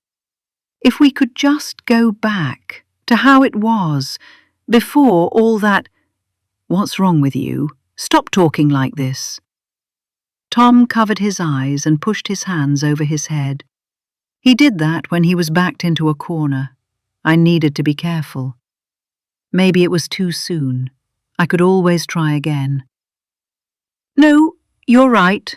I'll stop, I said, even though it pained me to say those words. I'll stop talking about the girls. The police are looking for you. I know. What did you do? He didn't add this time, but he could very well have. Look, whatever it is, I can help you. No, you can't. What did he know? He hadn't even met Roshni. I can. I'm police, remember? You're one of them, I spat, though I had nothing against the police, only against what they could do to me. Clara. He moved closer and took my hand. I wanted to shake it off, get away from him, but I couldn't. I told myself it was for the girls, but in my heart I knew it wasn't. This wasn't about the girls at all. I know things. Ever since the officers came, I've been keeping close to the investigation. It's all for you, Clara. Why can't you see that? I held my head up. What things? He shook his head. Under the faint glow of the fading sun, he looked exhausted, his stubble flecked with white, his collar crumpled. Even his eyes had a look of defeat about them. I wanted to run my fingers over his face, like I used to. He said, I can't. Why not? I pulled my hand away. I need to know the truth first. I should be able to trust you. And you don't? I mustered up indignation I didn't feel. Sadly, I wasn't surprised that Tom didn't trust me. Not anymore. I want to, Clara. But you don't. Help me. He moved closer. I can't. Telling Tom everything would be admitting to watching you, taking your things, about your promise to bring my girls home. I looked at them. They remained still, unmoving. Clara, please. He touched my shoulders. You need to trust me. I can help you. I know how the system works. Shrugging him off, I walked to the car parked outside, with his voice still ringing in my ears. Chapter 19. Does everyone here know about Holy? I don't mean just throwing coloured powder and dancing to loud music. The man gestured towards the music system and the heaps of suspicious-looking powder piled on steel plates. I mean the reason why it's celebrated. I was at Crime and Cur 'cause your sister had asked, but she'd failed to tell me it wouldn't be just us. What felt like the whole town had gathered for a celebration of the Holy Festival. The speaker was a balding man, dressed in a flowing white kurta and matching trousers. He was standing at the centre of the gathering. I noticed a few pointed looks in my direction, and for good reason. Among the sea of pristine white clothing, I stood out in ripped navy jeans and a cream halter top, the closest to white I could find in Lorna's wardrobe. When I first saw the email asking me to come in white, I assumed it was to identify me. It was possible that your sister hadn't seen me clearly. But as soon as I walked in, even before I crossed the 15th century graveyard, all I could see was a sea of white, like it was some cult meeting. I rubbed my arms self-consciously as the man on stage continued. Holi is a celebration of love. Lord Sri Krishna's love for Radha, he said, pausing as the crowd erupted into chants of Radhe Krishna. The sound rolled through the hall in waves, reverberating off the high ceilings. The man smiled, pleased by the enthusiasm, and pressed on. Radha was said to have the complexion of the full moon, flawless and luminous. Krishna, on the other hand, was the colour of a moonless night. He once confided in his friends that when their hands lay side by side, the contrast between them was as stark as chalk and coal. Can you imagine? He paused, his gaze sweeping the crowd. The Lord himself was insecure about the colour of his skin. Another wave of Radhe Krishna rose, louder this time. The speaker raised his hands, gently calming the crowd. One of his friends suggested a playful solution. Why not powder the coal and throw it on Radha so her skin matches yours? Krishna thought it was a brilliant idea. He prepared the powder, but instead of making it black, he coloured it red to represent his love. blue for the boundlessness of his devotion, yellow to propose holy matrimony, and green to wish for prosperity. Soon the whole of the town had joined in the celebration. A loud burst of noise interrupted him, and he glanced down, annoyed, realizing he'd stepped on a cable. After a moment of fiddling, he straightened up and continued. Of course, it was all one of the Lord's divine games, a way to show the world that skin color does not matter. Don't believe a word he says, hissed a voice alarmingly close to my ear, making me jump.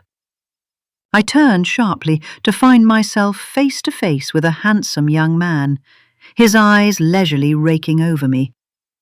He was unaware of the fright he'd caused. He looked familiar, but I couldn't recall where from. Sandeep, he said smoothly, thrusting out his hand. Definitely not a name I'd heard before. I stared at it coolly, refusing to take it. Were you talking to me? You look lonely, he said. I thought you might need some company. How dare he? Then with a raised finger he added, and perhaps a history lesson. A self-satisfied laugh followed. I sighed, resisting the urge to roll my eyes. The crowd was growing denser, the dimming light making it harder to see anything. I couldn't even see his face clearly. Your sister was nowhere to be seen, and though the last thing I wanted was to indulge this stranger, I might actually need his help to find her. If only I knew her name, or anything useful about her. I should have asked her yesterday, or at least looked up her birth records. But I hadn't dared to log in again. Once had been risky enough. Clara, I said, meeting his hand with mine. For a moment, his face flickered with surprise, the kind I'd seen before. A double take, as if my name didn't quite match my face. Like the brownness of my skin didn't belong with the whiteness of my name. You were saying something about history, I prompted. Ah, yes, he said, gesturing towards the speaker, still droning on stage. That story he's telling is a romanticized version of the festival's origins, not true. He paused, clearly enjoying the drama of it. It's not? I asked, doing my best to feign interest. My poker face still needed work. No, he said. The real story is much darker. Darker? I asked, but my mind was elsewhere, scanning the crowd for the young woman who had brought me here. Yes, very, he said, leaning in. He must be a dancer or an actor, I thought. His eyes were so expressive. They had a way of pulling you in, making you want to share in whatever he was feeling.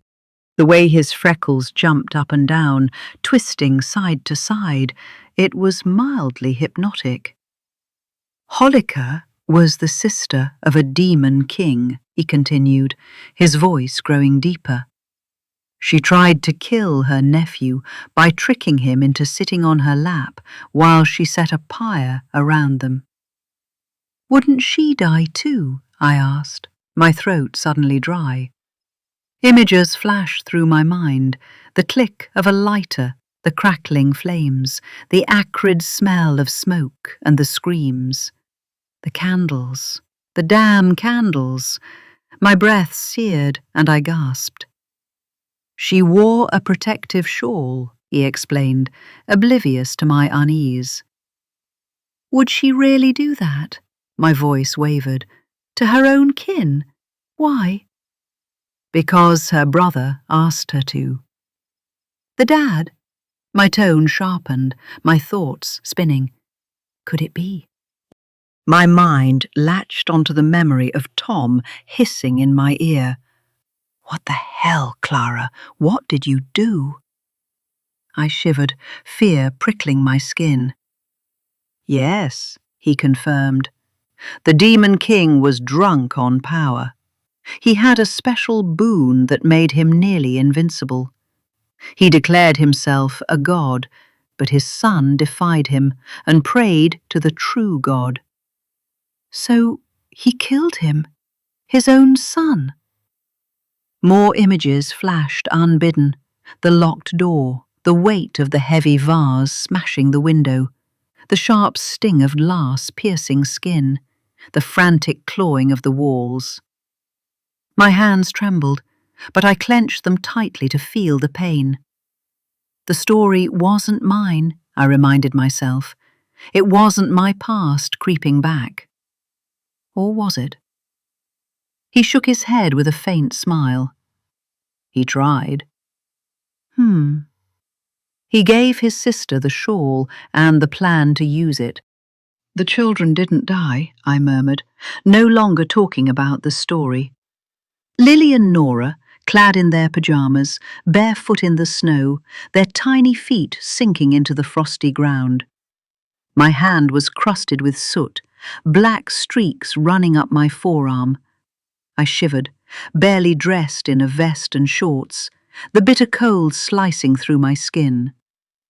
I hadn't planned to be out, but I didn't plan the fire either. Sandeep's voice pulled me back to the present, his words wrapping around me like the protective shawl he spoke of. "No, the child was fine," he said with a flourish. "By God's grace, the shawl flew over the child, shielding him. Holika burned in the fire instead. The same fire she had lit for him burned her alive. And that's why every year we light a bonfire on the night before Holi, to celebrate her death and the triumph of good over evil."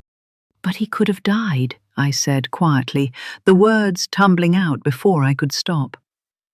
Tom's words were always there, in the back of my mind, no matter how hard I tried to shut them out or scrub them clean. The reason I'd given up without a fight. It was all my fault, and I needed to be punished. "Nah," he said, blissfully unaware of the storm in my head. "That was never part of God's plan." Then his face scrunched, concern flickering in his eyes. "Are you okay?" I realized I was crying. The tears must have slipped out without my knowing. I forced a weak laugh, though it came out more like a whimper, my mind scrambling for an excuse. What could I possibly say? Here, in the middle of this bright, joyful celebration, what reason could I possibly give for my tears which wouldn't sound completely unhinged? A sharp slap on Sandeep's arm saved me. He flinched, wiping his sleeve as he looked up. Standing before him was an older woman with her greying hair covered by the loose end of a sari, her expression sharp enough to carve the lines deeper into her face. She unleashed a torrent of angry words in a language I didn't understand.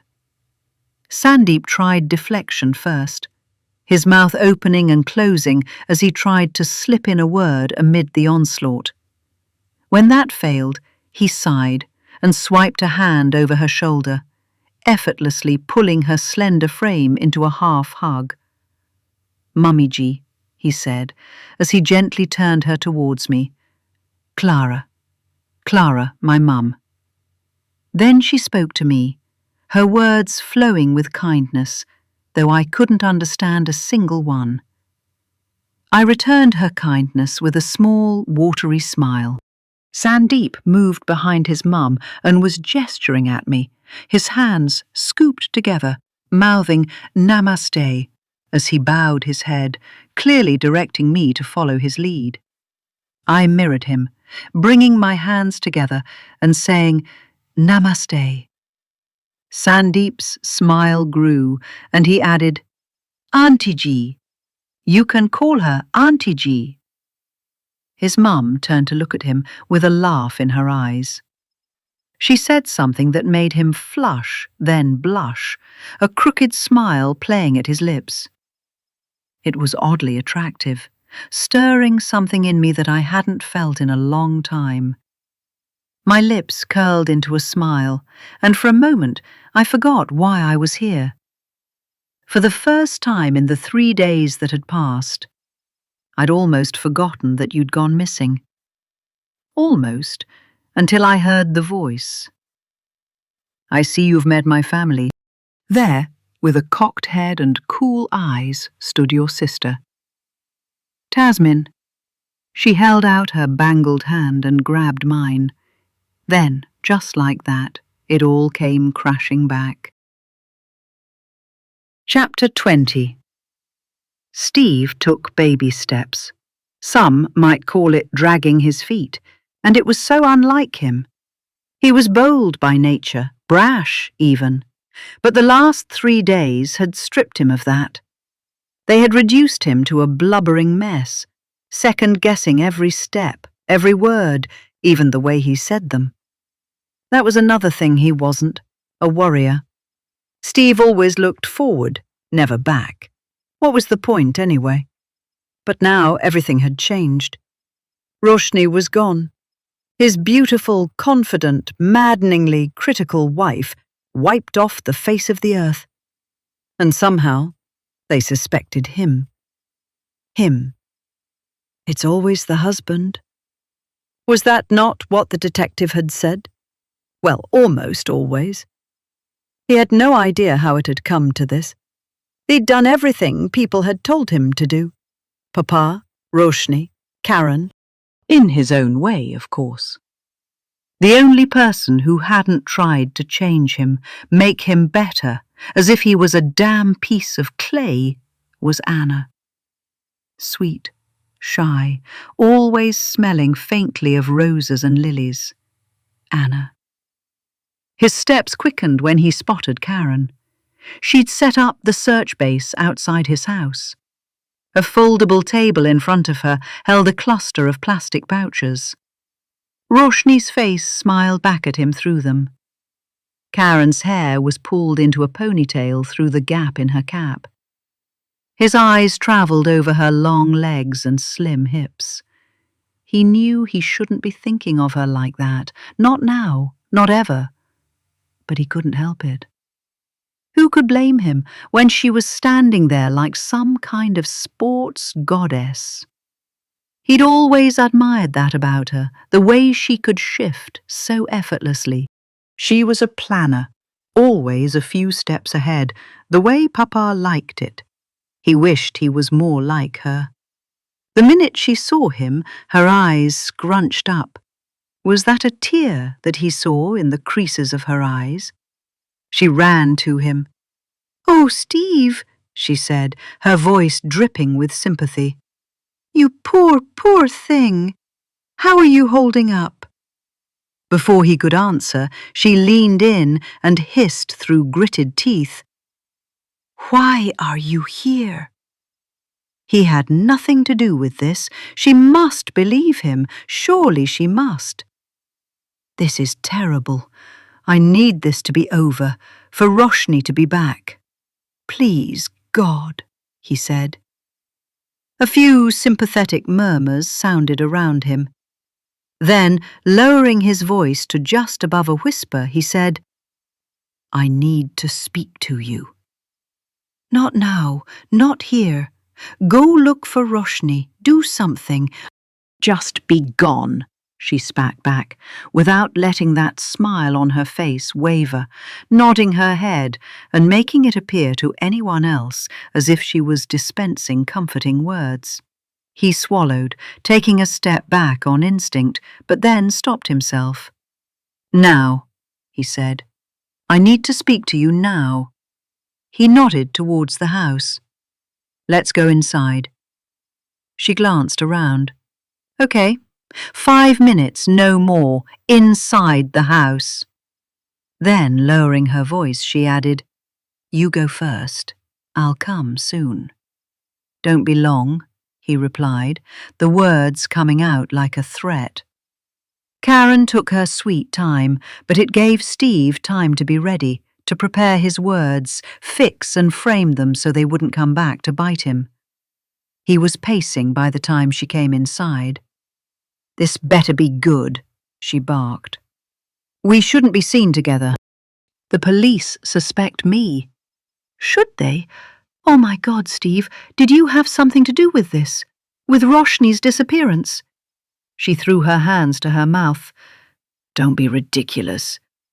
If you have nothing to hide, it's just that— Just what, Steve? He looked down. The square patterns on the rug were moving, as if even they wanted him to fall. I don't have an alibi. They could think I was involved somehow. And they'd have a damn good reason. Steve threw his head back. How could she? He thought Karen was on his side. What do you mean? But she was spiraling. You know what I mean. Oh no, to think that God! You have to stop it. Steve was losing it. To be accused by the police was one thing, but Karen— Or what? It was one slip, that's all it was. One too many drinks, loose mind and loose mouth. I never meant to betray Roshni. She's my best friend, and it was just that one thing. That wasn't true. It was more than one, and she knew it. Roshni had more secrets than he could count on one hand, and Karen had kept them all. Now is not the time, he said. His gaze moved from the tweed carpet in his conservatory to the foot of the diwan carved into the shape of an elephant's trunk, to the dust-speckled skirting, anything to avoid meeting Karen's eyes. He was scared of what he might find there: anger, fear, or worse, guilt. Did you, Steve? Did you have something to do with it? Karen sounded close to tears. But before he could respond, his phone pinged with a new email. He shivered. It had been a month since the last email, and that was damning. When it first came in, he'd been confused. There was no message, and he'd thought it was spam. It had looked like one. The email ID was a bunch of random characters and numbers. He'd clicked on the photos on a whim. They were blurry and had started out looking fairly innocent, just the two of them standing on the bank of the River Esk, mid-conversation. The more he'd flicked through, the more damning the photos had become. There was no mistaking who it was, or what was going on there. If they ended up in the hands of the police, he'd go to prison for a long, long time. Even Papa wouldn't be able to save him. He couldn't let Karen see the pictures. She'd panic and do something stupid. There was no note, no sign, nothing to say what they wanted. But he knew that would come. The photos were just the start. Tea? He asked, moving into the kitchen before Karen answered. Karen gave him the "Are you for real?" look, but stayed quiet. Moving deeper into the kitchen, away from Karen's view, he let the water run before opening the message. This time it was from a different anonymous address and had no attachment. Steve's breath rattled his ribcage, but there was a note. The note itself was short. "Did you enjoy the photos?" it started. The email ID might be different, but it was clearly from the same source. "There's more where those came from." More? Like what? Who could have taken them? He'd been careful, or at least he thought he had. This was a bluff, he knew it, but what if it wasn't? Besides, the police wouldn't need more, the last ones would be enough. Steve forced himself to read the last few lines. "But next time, I'll send them to the police. I think they'll be very interested in who killed your wife. Unless you want to pay up. Then it stays between us. Buy 5 million SUBBD tokens and await further instructions." He looked up the cryptocurrency to find that it had only just been launched, days before, and each token cost mere pence. This wouldn't break the bank. "What are you doing?" Karen's voice sounded from behind. He jumped. "Jesus, you scared me." But she wasn't looking at him. Her eyes were on the kettle in the sink, now overflowing with water. He switched the tap off and muttered, Sorry, I was distracted. With what? Steve knew he couldn't do this alone. He needed help, someone to talk to Papa, someone Papa would listen to. But he needed to be careful with Karen. Pouring some water out, he put the kettle on. I got an email. From? He could tell that Karen was getting annoyed. I don't know. It's anonymous. The criminals are not exactly going to give me their name and address, are they? Oh my God! Karen clapped her hands to her mouth. Like a ransom note. Kind of. What do you mean? See for yourself, he said, handing over the phone to Karen. He'd deleted the previous email. Then he proceeded to make tea, peppermint for Karen and the bad caffeine kind for himself. He watched as Karen's eyes jumped across the screen again and again. Returning to the conservatory, he placed their mugs on the glass side table, its carved walnut legs matching the diwan. Roshni had been particular about it. She'd insisted on redesigning everything to wipe away the traces of the previous occupant and give the space her own touch. Now there were peacocks and elephants everywhere. This can't be for real. What does it mean? Karen asked, following behind him. I don't know. And he truly didn't. Come on, Steve. It's a bit too specific, don't you think? What are you hiding? What did you do? Her voice was high, strained. I said. He paused, letting the words hit home. I don't know. He jumped back, as if even he was surprised by his outburst. Karen's eyes wavered for a moment, but she held her ground. Think, Steve. It says there are photos. Did you do something stupid? Are they Roshni's? Do they have Roshni? Steve began to shake his head, but then what else could he say? Maybe it was better to let Karen think that. What do they mean by this? She was stabbing her finger on the subject line. Who killed your wife? Shit, he hadn't noticed that. I think they mean kidnapped. But, look, I don't know. Show me the photos. Is Roshni okay? I deleted them. Why? She screamed. Why would you do that? I panicked, okay? He covered his face in his palms and broke into sobs. This seemed to calm her down. Moving closer, she placed an arm on his shoulders. What are you going to do? He already knew he would pay up. He just didn't know where the money would come from. He'd have to ask his dear Mama. There was nothing left in his personal accounts. Or he could ask Karen to speak to his papa. We should go to the police, Karen said. They should be able to track the email down. No, not the police. I'll handle it myself. It came out much more forcefully than he'd intended. Excuse me, why can't you go to the police? Karen said incredulously. Rather than answering, he watched the film form on the tea, now going cold. Tears fell down his cheeks, onto his chest, soaking his chiffon shirt. He was thinking of the photo, the stupid photos. He'd thought it was gone, that he'd already paid for his mistake. But now this. Karen, thinking he was grieving, pulled him into her arms like she always did. He let her and cried. Cried on her shoulders for the mess he'd made until there were no tears left. When he pulled away, she spoke gently. You can't keep paying, Steve. Listen, they're not going to stop. Whatever this is, you need to come clean. I just wish you'd told me sooner instead of trying to handle this alone. His voice cracked. I thought we could handle it. I was scared of what Papa would say. Family name and all that crap. Mama wouldn't want it dragged out in public. As he spoke, the words felt off, wrong. I can't go to the police, he admitted. because I lied to them. Lied about when I last saw her and what happened.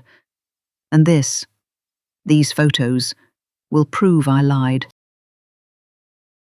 Chapter 21. Tasmin was mad. Her pastel bangles clinked softly as she pulled me towards a dimly lit corner of the room, away from the writhing, jubilant crowd. The music had fully come alive now, surging from the kid-sized speakers scattered across the hall. A peppy mix of soaring vocals and thunderous drum beats, interspersed with the occasional cymbal crash. Every bit as energetic as it was loud. The dancers had claimed the centre of the room, their arms raised high, shoulders bouncing to the rhythm, knees pumping up and down in a way that reminded me faintly of Highland dancing, only faster and bolder. It looked painful, but they didn't seem to mind. The music didn't bother me. It was when it stopped that everything became unbearable. That was when the storm inside my head would begin again. Tasmin turned to face me, her cheeks flushed from the heat of the room, which was filled with more bodies than seemed possible. As she scanned my face, I couldn't help but take her in as well. She looked different. Not the almost girlish Tasmin I saw yesterday, but a grown-up woman, now with less makeup but more grace. Her hair, previously loose and wild, was now plaited neatly down her back. The vibrant crop top had been replaced with a long white kurta that flowed past her knees. Her head was covered in a shawl, almost concealing the golden hoops in her ears. Even before we stopped, beside a makeshift railing made of rope, Tasmin spoke. "What did I tell you?" she snapped. "To move my foot or risk a broken toe," I said. "Don't!" My half-formed grin vanished quickly. I turned away to avoid her eyes. "I told you not to talk to anyone," she said, her eyes scanning the crowd. She was scared. For a moment I caught a flicker of fear, but it disappeared as soon as she looked back at me. "And you had to go and find my brother and mother. Of all people," she added, gesturing at the packed room around us. She wasn't wrong. But I hadn't found them, they'd found me. I knew explaining that wouldn't make a difference, so I stayed quiet. "Now they'll badger me about you. What am I supposed to tell them?" she muttered, more to herself than me, fiddling with the edge of her shawl. Then she waved it off, her frustration clear. "Never mind. Why are you here? What do you want from us?" The words stuck in my throat. What did I want? What was I doing here? She was the one who wanted me to come here. Besides, I had only thought this far, only that I needed to speak to your family, to find the part of you that I didn't have, the you that you were before I met you. I was here to get to know Monisha, not Roshni, to find out why you would change your name and disappear from their lives. But where would I start? I couldn't really ask her if you were scared of your own family, could I? I regretted coming here. "This was a bad idea," I said. I looked down, suddenly hyper-aware of how out of place I felt. Tasmin's face had a funny expression, as if she expected me to suddenly sprout wings or burst into song. "Do you know what happened?" she asked. "Any idea where Mona could be? I mean, Roshni?" I shook my head, unable to speak, the lump in my throat swelling too large to swallow. "Do you think the husband had anything to do with it?" Interesting, the way she said the husband, not Steve, not Mona's husband, just the husband, as though she didn't know him at all, or didn't want to. "From your note, I thought you had an idea." She'd asked me to come here if I still wanted to find you. I'd assume she had something, knew something that I didn't, which, I was beginning to understand, was a lot. "I didn't even know your name, your real name." Her eyes watered, and she tilted her face slightly to the right to stop it from spilling. "I think she's dead." I was shocked, even though logically it made sense. You were brave, bold. It would take a lot to keep you quiet, unless you were dead. But knowing that was one thing. Hearing it out loud and from the mouth of your sister was another. "Why would you say that?" "I don't know. I just feel like—" She would have made her presence known otherwise. She nodded. She would have found a way. 5 minutes into the kidnapping, she'd already called the police. Do you think he did it? I don't know, I said truthfully. This morning, if someone had asked me the same question, I'd have said no. Not because I liked Steve, I didn't. Or because he was a decent person, he wasn't. But I didn't think he had it in him. But now, with Karen in the picture, and the possibility of an affair, I wasn't so sure. Together they could have pulled it off. Though honestly, I couldn't fathom what one woman saw in him, let alone two. Why would he? She sounded desperate. There's talk of an affair, I said, hating myself for breaking it to her like this. That a brother-in-law she didn't even know was not only involved in an affair, but was also, potentially, a criminal who'd kidnapped and possibly killed his own wife. That explains the way Mona was talking.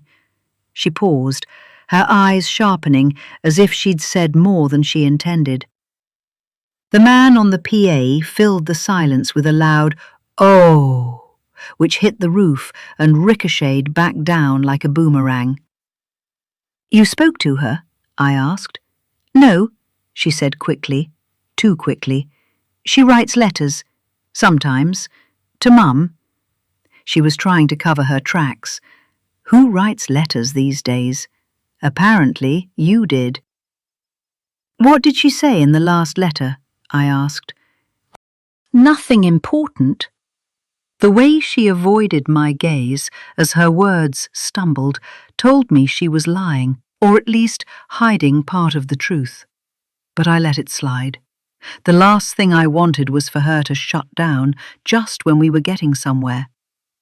Tasmin exhaled. She said that Steve was distant, checked out. Mum couldn't believe it. She'd been so excited the time she wrote before. They'd started to try for a baby. She'd even hoped that would bring the families together, make Dad forgive her, she sniffed. Did he? I asked. And when Tasmin looked confused, I added, Your dad, did he forgive her? Tasmin shook her head. He didn't know. Mona made Mum promise not to tell him, not yet. They'd fallen out, Mona and Dad. She paused, and I could almost hear her words forming, hesitatingly, as though she was choosing them with care.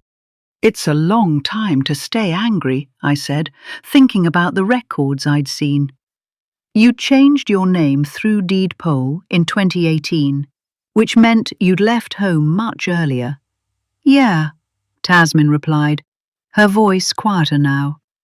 She left more than 7 years ago, changed her name, started another life. One we didn't recognize, weren't part of. There was a pause before she added something that didn't quite make sense to me, not with the information I had. Dad was very proud of her, how she'd turned her life around, what she'd achieved. He'd never admit that, though. She made a square shape with her fingers. He'd cut out every piece of news about her and stick it in a book. He looked through it every time he missed her, most nights when he thought we were asleep. Her voice snagged. By now, the air was powdery with colours swirling everywhere, the crowd in the centre growing wilder with each handful thrown. Families with small children had retreated to the edges, leaving the middle to the chaotic adults. Breathing became a struggle as the cloud of colours tickled the nostrils. I sneezed. Suddenly, I lurched forward. Someone had pushed into me from behind. I just managed to catch myself on the edge of a table. I spun around. There he was, a man standing too close, his face smeared with colour. His beard and moustache were streaked in vivid reds, greens and purples. The man reminded me of the clown, though a head taller. The colours clung to his facial hair, seeping into his skin. "Hey," he said, his voice low and gravelly, and then he smiled. His teeth gleamed unnaturally bright against the muddied colours on his face, almost too white. The sight made my skin crawl. "You better watch your back." Then he smiled wider. My heart was pacing. I tried to tell myself that it wasn't the clown, couldn't be. He wouldn't come back. He'd be mad to threaten me in a crowded place like this. But then, that was what he did to you, wasn't it? Right in the middle of the Musselburgh Festival. I stepped back, trying to regain my footing, and nodded stiffly, unsure what to say. "Only kidding," he said, with a louder laugh, flashing that unsettling grin as he hurled a fistful of coloured powder directly at me and Tasmin. The burst of powder struck my face, stinging my eyes and coating me in a thick, suffocating layer. I coughed, struggling to wipe it away as my heart raced. By the time I'd calmed down and my breathing had evened out, he was gone. I turned to Tasmin, still shaking off the uneasy feeling. "I'm sorry," Tasmin said, as if it was somehow her fault. "Some people can be jerks, think it's funny." I waved her off, though I was still shaken. "You were talking about your dad," I reminded her. "You said he was proud of Roshni." "Did they still not reconcile?" I asked, needing to focus on something else, anything else. Tasmin shook her head. "He was too proud. He wouldn't even let us talk about her, because it made him cry. He missed her too much." I couldn't help but ask, "You weren't at the wedding?" The image of your wedding album flashed through my mind, the old-fashioned printed one tucked away in your cupboard. I'd often flipped through it when no one else was around. In those moments, I used to think that was what it looked like, to have it all. It would look exactly like you, like your smile, the way you tilted your head up to the light as your veil framed your joyous face. To think that I once believed you had the perfect life. "No," Tasmin said firmly. "Mona came to the house with an invite and begged Dad to let Mum attend, but he wouldn't have any of it. He didn't approve of her marriage, her choice of a partner. Because Steve was white. Because he was obnoxious," she shot back. "Have you seen him? Dad knew she could do better, so much better." I couldn't argue with that. Even when you were around, apparently living the life of your dreams, I'd often wondered what a girl like you was doing with a dickhead like Steve. You deserved more, much, much more. Then it clicked, the straw that broke the camel's back. It wasn't the shame of her eloping with a white man, it was the book. He was worried that the truth he'd worked so hard to hide would now be out in the world. Why did he? I stopped mid-sentence, noticing the terror on Tasmin's face. Her eyes were glued to her phone screen, her face draining of colour. She looked up at me briefly, as though making sure I was still there, still intact, and then quickly returned to the screen. Her face went even paler. "What is it?" I asked. "Had they found you? Did one of the two men who should have protected you, Steve or your father, have anything to do with this?" Tasmin didn't answer immediately. She just held the phone out to me, her hands shaking. I leaned forward, my heart pounding in my chest as I looked at the screen. It wasn't what I expected. It was worse. Much, much worse. Chapter 22. I walked towards the car as fast as I could without running. I kept my head down, silently thanking the stranger who'd covered me in coloured powder. I'd known this moment was inevitable. I'd braced myself for it, but the sight of it was a punch to the stomach. My photo was splashed across the news, alongside the headline, "Person of Interest in Charity Founder's Disappearance." They might as well have called me the prime suspect. It wasn't much of a leap, was it? The photo they'd chosen couldn't have been worse. It was from the lowest point in my life. Cropped just enough to hide the prison overalls, eyes bloodshot, hair covered in soot. That face wasn't smug or afraid or even angry. It was lifeless. All the light and fight had drained out, leaving only the dry, empty husk. I hadn't seen that face in years, but here it was again, staring back at me with the same haunted resignation. As I walked, my eyes darted instinctively, scanning the surroundings. The towering gravestones and the elder trees cast long shadows. I half expected police to emerge from behind them, but no one came, just the whisper of the wind in the branches. I had to leave abruptly, just when we were getting to the bottom of things. It was too dangerous now that my face was out there. When I finally slid into the car, I exhaled deeply. For a moment, I sat still, gripping the wheel. It felt sticky, and I frowned, wondering if there was something on the surface. Then I realized it was my hands, slick with sweat. I stared at them, trembling slightly in my lap.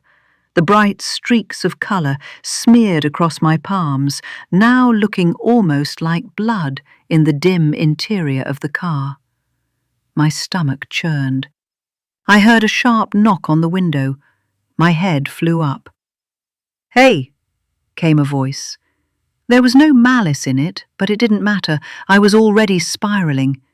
It was your brother, his face shadowed but unmistakable. Sandeep. My stomach tightened. He must know. He had to have seen the news, pieced it all together. He'd chased me down to stop me. This was it, the end. Every muscle in my body screamed for me to turn the key, to start the car and drive, but I was frozen. He gestured for me to roll down the window, his expression somewhere between concerned and impatient. When I didn't budge, he knocked his knuckles on the glass again, harder this time. "Are you okay?" he asked, when I finally lowered the window a touch. "Sandeep, remember," he added, mistaking my fear for forgetfulness. I swallowed hard, my throat as dry as sandpaper. "What do you want?" I asked, my voice coming out all wrong, almost accusatory. If he was offended, he didn't show it. Instead, he smiled, a wide grin that revealed a green smudge on one of his front teeth. I had the sudden urge to reach out and wipe it off, clean the blemish from his beaming smile. I shook the thought away quickly, relieved when he broke the strange tension. "I was hoping you'd stay," he said casually. "Maybe come back and find me after your chat with Tasmin." In another world, one in which his sister wasn't missing and I wasn't the main suspect, this might have been charming. But now, with everything going on, it felt off. All kinds of weird. "I have to go," I said. My voice was high-pitched and pleading, like a child asking for permission. As though I couldn't trust myself to stay here any longer, staring into his eyes that shone like the moon, resisting the urge to melt into his slightly wonky smile. He reached into his pocket and pulled out a card. With a quick scribble on the back, he passed it through the window. "Call me," he said simply, stepping back onto the curb, still facing me. He kept walking away, backwards, his eyes on me, beaming along the winding pathway, his hand raised in a casual wave.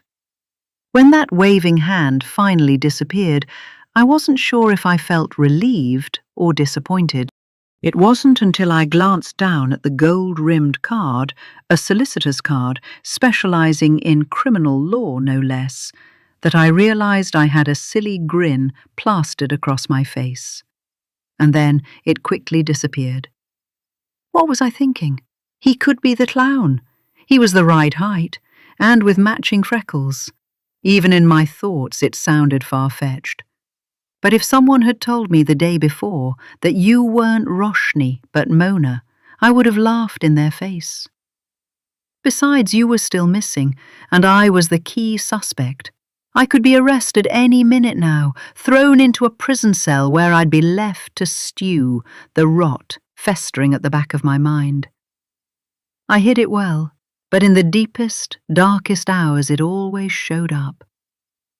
I blinked twice, trying to brush the image away like cobwebs, to push it into the shadows where it belonged. I needed to focus on something else, otherwise I would go mad. I needed to focus on you.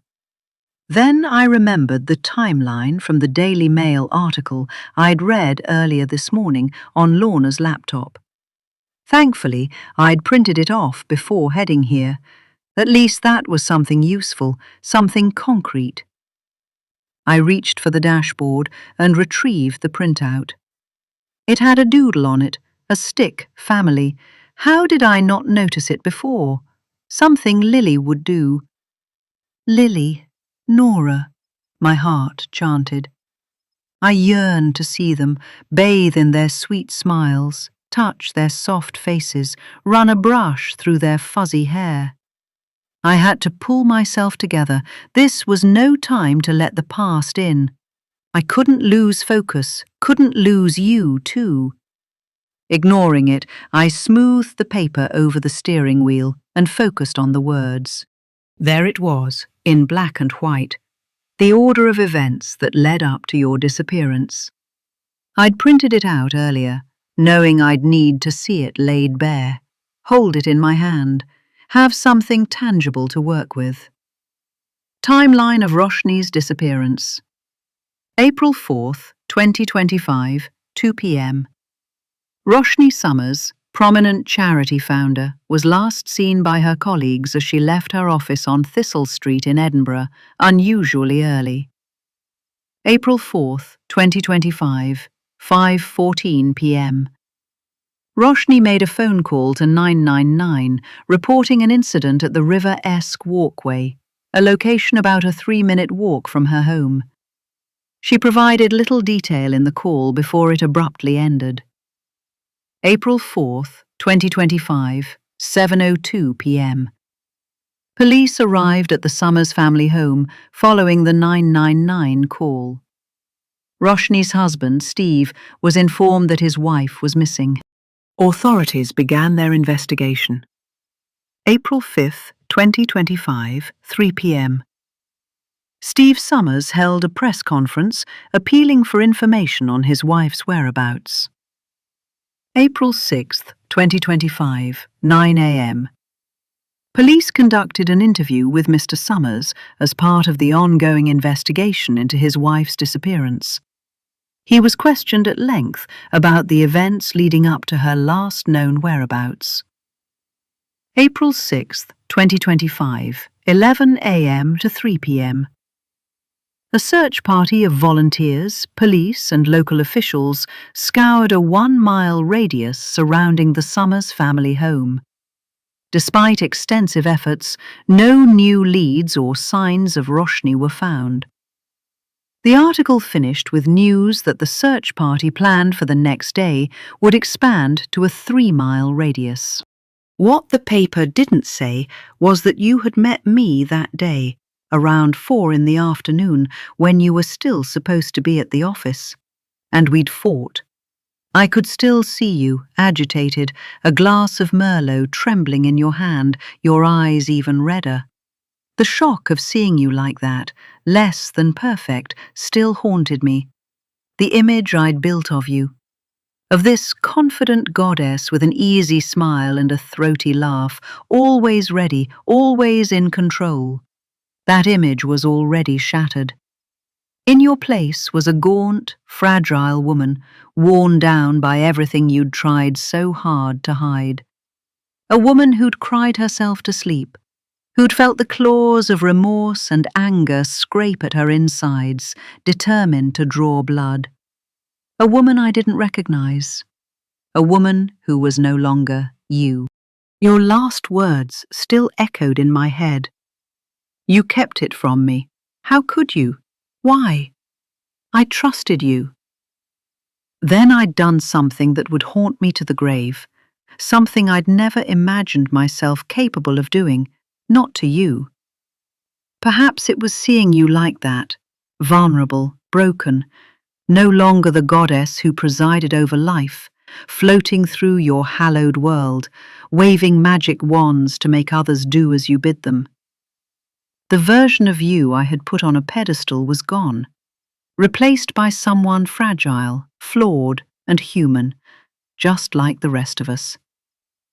Or maybe it was the words you'd spoken, so far from the perfect, uplifting ones I'd always associated with you, the words that used to mend and inspire. Instead, you'd chosen spite and blame, and something in me had snapped. Chapter 23. Steve had been summoned by Papa, and he was nervous. Papa never summoned. Their meetings were usually pre-arranged months ahead, over dinner whenever Mama was in town, which wasn't often. Even those were never arranged by Papa, but scheduled through Jose Salvador, Mama's personal assistant. Jose's messages were always the same. Dinner with Mrs. Summers at 7 p.m. on so-and-so date. It was always 7 p.m., always dinner. He suspected Papa got the same message. If Steve had plans, he cancelled. If he and Roshni had holidays booked, they claimed on the insurance. And God forbid they were sick. They bloody well made sure they recovered. But Mama wasn't in town now. She was in Uganda, likely with a supplier, wrangling the next big deal or fixing some unfixable problem. Whatever it was that she did when she was away, she had to. Jacor Semiconductors was the biggest corporation of its type in the UK and among the top 5 globally. Their chips powered the likes of Apple and Microsoft, and she was their unstoppable CEO. They always met for Christmas. Mama was big on traditions, playing happy families. There'd be a massive tree, decorated to perfection, with every light and ornament carefully curated. The dining table would be heaving with the full spread: turkey, 5 kinds of gravy, all the trimmings, but no sprouts. She despised sprouts. "Sprouts are for peasants," she'd say, with a wave of her manicured hand. They'd spend the day catching up on Love Island, I'm a Celebrity, or the latest Bond movie. "I bet the girl who played Ariana had a nose job," his mama would laugh, tilting her head just so, making sure that the light caught her flawlessly polished features. He'd nod dutifully, as if there was anyone on the screen without parts of them surgically altered. His mum could hardly talk. She'd had work done to her face, fillers for sure, and he suspected she'd had her chin reshaped, though she'd never admitted. When his mama got bored of playing family, they would disperse from each other's company and lives, until they met again when her schedule permitted, if it permitted. Now, for the first time, it would be just him and Papa. The 12-bed mansion loomed against the darkening sky, its towering silhouette casting a menacing shadow that crept into the private woods. Papa would be in the study. That's where he always met visitors. And a visitor he was in his own house. Papa was in his usual crisp white shirt and khaki trousers that brought out the green of his eyes. With his reading glasses on and his hands thrown over the short-backed couch, he looked like a naturally aged George Clooney, every bit as stylish. The looks Steve had inherited from him, sans the style. Papa motioned for Steve to sit opposite him. He had hardly sat down when his papa asked, "What did you do?" He was never one to beat around the bush. Steve shifted uncomfortably in his seat. His hands fidgeted, fingers tapping restlessly against his knees as he looked anywhere but at Papa. "What do you mean? I didn't do anything," he said, his voice sounding weak. He hated the way his father was looking at him, as if he could see through all the layers Steve had put up around himself. Papa's eyes didn't leave him, sharp as ever. But there was a flicker of something, disappointment maybe, or disgust. "You don't need to lie to me, Steve. You're not a child anymore."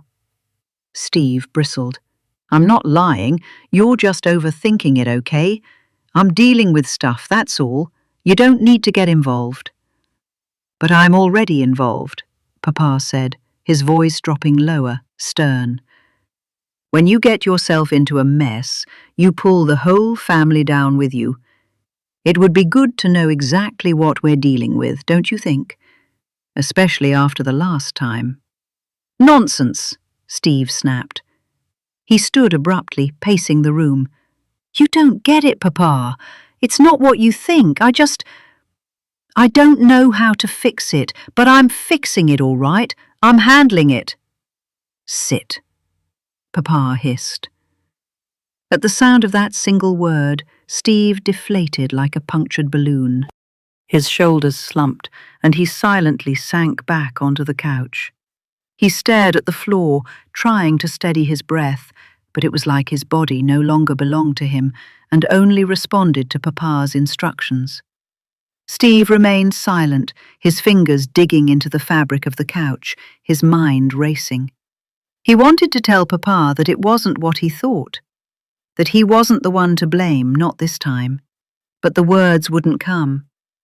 "Where is Roshni?" Papa asked, his tone matter-of-fact, as if he was asking about a misplaced watch or phone, not his missing daughter-in-law. "I don't know." Steve emphasized each word. "Come on, Steve." His voice was now laced with frustration. "It was hard enough to hush up the report last time. Once could be a coincidence, but twice? I didn't do anything." "Not then, not now." Steve's voice was raised in indignation. His papa had never trusted him, and he wasn't about to start now. There was nothing in that report to hush up. But Papa wouldn't listen, would he? He had to barge in and throw water on a non-starter. Perhaps if he didn't, things would be all right. At least someone wouldn't be blackmailing him now. "Please tell me you have an alibi," Papa said, his voice challenging. Steve dropped his head and scanned the olive-green carpet, the raised seams, the skirting, anything other than Papa's unwavering gaze. "Enough of this nonsense," Papa said. "I'm arranging for divers to explore the River Esk tomorrow." Steve's eyes widened in shock. "No, you can't do that," he blurted, almost leaping from his seat. "There's no reason for it. It's ridiculous." "Ridiculous? Your wife has been missing for days, Steve. The police are circling, and you're sitting here with nothing to show for it. What do you expect me to do? Wait while your lies unravel?" "I'm not lying," Steve snapped, panic creeping into his voice. "There's no need to drag the river. It's—" Papa interrupted. "A logical next step, considering." He paused, leaving the rest unsaid. He didn't have to spell it out. Steve knew exactly what he was implying. For a fleeting moment he wanted to curl up and cry, but not here, not in front of Papa. "We're running out of time, and if you won't act, I will. Can't have this drag on and let the media go crazy. They're already playing her interviews on loop, making her out to be a hero," Papa said, his voice hard as iron. Can't say I blame them. When you brought her home, I thought that was it. You'd finally done something right. We need to find her, Steve, before anyone else does. It's not necessary, Steve said. You don't understand, Papa. It's just not. Papa was scanning him, his sharp gaze scrutinizing every line of his face. Why, Steve? Why are you so against this? What aren't you telling me? Steve opened his mouth, searching for a defense, an excuse, anything to push back. But the words wouldn't come. His throat felt dry, his thoughts scrambled. Before he could gather himself, Papa waved a dismissive hand, as if brushing him away like an annoying fly. Papa leaned back in his chair, his hand resting against the back of his head, eyes closed. The conversation was over. He wanted to shout, to protest, to make Papa see that this was all wrong. But what was the point? The decision had been made, and nothing he said now would change it. Chapter 24. I was in the old boarded-up church on New Hales Road. I'd spent the night there after a quick stop at Lorna's for a shower and a change of clothes. I couldn't stay there for long. In a predominantly white neighbourhood, my honey-brown skin stood out too much. Before I left Lorna's flat, I'd checked my email. There it was. A terse one-liner from The Funky Artist, a.k.a. Tasmin. Collington Starbucks, 10 a.m. tomorrow. And here was tomorrow already. The morning mirrored my mood, grumpy and grey, with a chill breeze that felt like spring had regressed. The church was freezing. A layer of damp clung to the ceiling, which was threatening to collapse at any time. The place reeked of drink and piss. Someone had deposited the half-digested remains of last night's hot dog under a three-legged table. It was hard to imagine its past glory. In the abandoned churchyard, there was no Monday morning hustle. A couple of bodies that had hardly stirred when I arrived were still crumpled in the corner. The woman who'd hushed me was awake, but with nowhere to go, sat in the corner watching me with her meerkat eyes and wild hair. I pulled my hoodie closer and boarded the number 5 towards Hunter's Tryst. Even the name sounded like a warning, like someone was lying in wait for me at the other end. I noticed the 20-odd passengers around me and exhaled. We couldn't possibly all be heading to the chopping block. 10 minutes past the scheduled time, when I entered the Starbucks on Collington Road, Tasmin was already seated. She leaned back with an elbow over the arm of the sofa and her tan leather legs crossed. She ran her appraising eyes over me. I hated to think what she saw. The mismatch of a grey t-shirt with khaki trousers, the under-the-tea hoodie that was poking out, or the unsightly bulge around my waist. She smelled floral with a hint of citrus, making me sharply aware of my own odours of rough sleeping and sweat. But then she wasn't the one on the run with a bounty on her head. I wasn't sure there was a bounty yet, but it sure felt like it. I settled into the seat beside her, the one furthest away from the automatic door. The last thing I wanted was a random draft to carry my scent to her upturned nose. "You're late," she remarked, her tone free of judgment. "I took the liberty of ordering a latte for you," she added, sliding a mug towards me. A playful smirk danced on her lips. "Please don't tell me you're not a coffee person. I was starting to like you." It looked delicious. I only wished she'd taken a bit more liberty and ordered a muffin or two to go with it. "Thank you," I said, wrapping my hands around the mug. As its warmth seeped into my palms and its rich aroma filled my lungs, the world seemed right. The second bus was delayed. I explained, emphasizing second to reiterate the lengths I'd gone to in order to be here. You had a car, she said. Had to return it, I replied, as though it was voluntary. Nothing about my situation was voluntary. Tasmin nodded slowly.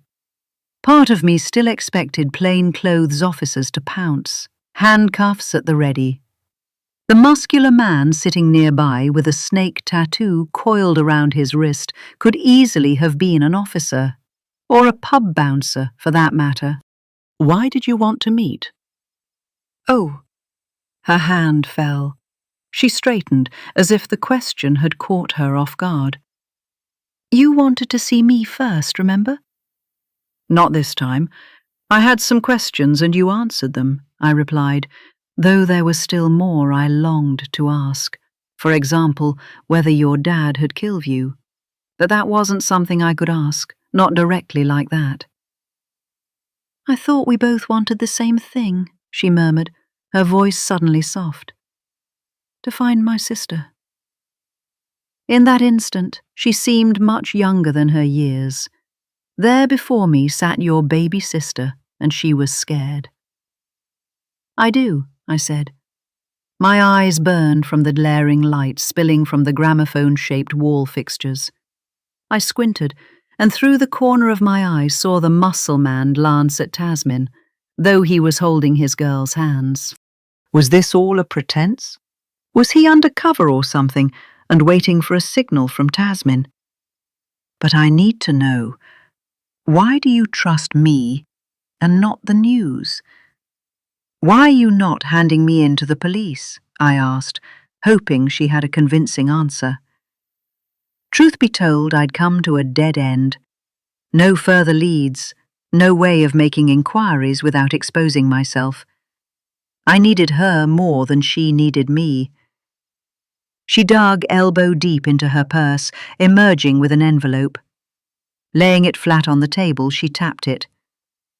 I didn't need to be invited twice, and I pulled the envelope towards me. I heard a soft clink, something metallic. Inside I found a well-thumbed letter, its edges creased from frequent handling, and an old-fashioned key, one that looked almost identical to the one in my purse. So was there a duplicate? Or did this lead to somewhere else? Another evidence box? I unfolded the letter as if it was fragile and might spontaneously combust in my hands. My eyes flicked to the envelope again, noting the postmark. April 4th, the day you'd disappeared. I shivered. Did you post it before meeting me, or was it after? Were you snatched just as you dropped it into the postbox? The letter itself started abruptly, mid-thought, as though there was a page before it. A missing piece deliberately kept from me. What could have been on that other page? Something too personal? I pushed the thought aside for now, focusing on the words in front of me. C. Key included. Keep it safe. The last sentence was underlined, as though to stress its importance. My fingers instinctively touched the key. It felt different now, almost sacred. I returned my eyes to the letter. If something happens to me, find Clara. The scrawl grew slightly shakier here, and I wondered if your hand trembled as you wrote it. You can trust her, only her. A lump formed in my throat. You believed in me, even in a moment like this, even if I hadn't yet earned that trust. Of course, nothing like that is going to happen, but just in case. I stared at those last words and the blotch that looked suspiciously like a teardrop. You had tried to protect yourself, put precautions in place, but had it been enough? Protect yourself from what? Who? I glanced again at the envelope, tracing the date with my thumb. If you'd sent this before meeting me, did you already know that you were in danger? My fingers lingered on the key. Without a word, I slipped my hand under the hem of my tee, inside the hoodie, just enough to reach inside my purse. I pulled out my copy of the key and held it next to the one in front of me. They were almost identical, the same worn edges, the same dull brass. A chill ran through me. Tasmin's eyes darted between my face and the keys, her expression one of dawning realization. "Oh, God," she muttered, rubbing her face with her fingertips. "What do they open?" "An evidence box," I replied. "But where is it?" "That's the million-dollar question," I said. My heart ached as my mind raced, picturing you alone, terrified, as you put the box together, as you mailed the letter to Tasmin. And then, amid all the ache, a tiny flare of anger. "Why didn't you give it to me?" "To someone you trusted." The anger burned hotter now, directed at Steve. And then there was Karen. My gut told me she was involved somehow, but how? I wasn't sure. Before I could go any further, I had to rule out one thing: your father. Could this have been an honor killing? If that was the case, everything would make sense. Leaving a scrap of evidence with your sister, a clue to let me know the danger Tasmin was in, a last message to lead her to me. Then there was the clown. Was it Sandeep, your brother? I couldn't see his face under the makeup. The height was right, the dark hair and the freckles. Didn't he say he'd kill you like her? Now I knew who he meant. Your cousin, Pretty. He'd come to warn you, or was it a threat? My face must have betrayed my alarm. "Are you okay?" Tasmin asked. "I don't know," I swallowed. "Can I ask you something? Do you think—" I paused, struggling to find the right words. How could I ask a girl something so deeply painful, something that might even suggest that her father, the man who gave her life, the one who should guard her with his, could have harmed her sister? Her eyes went cold, as though she knew what was coming. Yet she remained silent. I tried again. "Could your dad have anything to do with this?" "Why would you say that?" Now I was scrambling for the right words, trying to explain without accusing, without pushing too hard. It sounded almost cliched in my head, stereotyping someone like that, but it had to be asked. Monisha changed her name. Why would she do that unless she was scared? Tasmin chuckled. Yet she wasn't exactly hiding, was she? Didn't shy away from podcasts and interviews. Every chance at the limelight. She was right. It didn't add up. If you were so terrified for your life, would you expose yourself like that? "Listen," she said, "I don't want to talk ill of my sister, but she fell in with bad company when she was a teenager, the usual stuff, and she had a record, a police record." She hesitated, as if weighing up how much to reveal. Nothing too serious, just a string of shoplifting charges. But when she left home, she needed a fresh start. Why leave? Tasmin exhaled slowly, her eyes flickering to the table before meeting mine again. Our parents wanted her to get married, settle down, you know. They wanted her to do well, to get better, as any parents would. They thought if she had that, an anchor, a husband to go back home to, a child, maybe two, then everything would fall into place, that she'd be fine. She paused. But my sister wanted something else. She didn't want to be tied down, trapped in that life. She wanted more.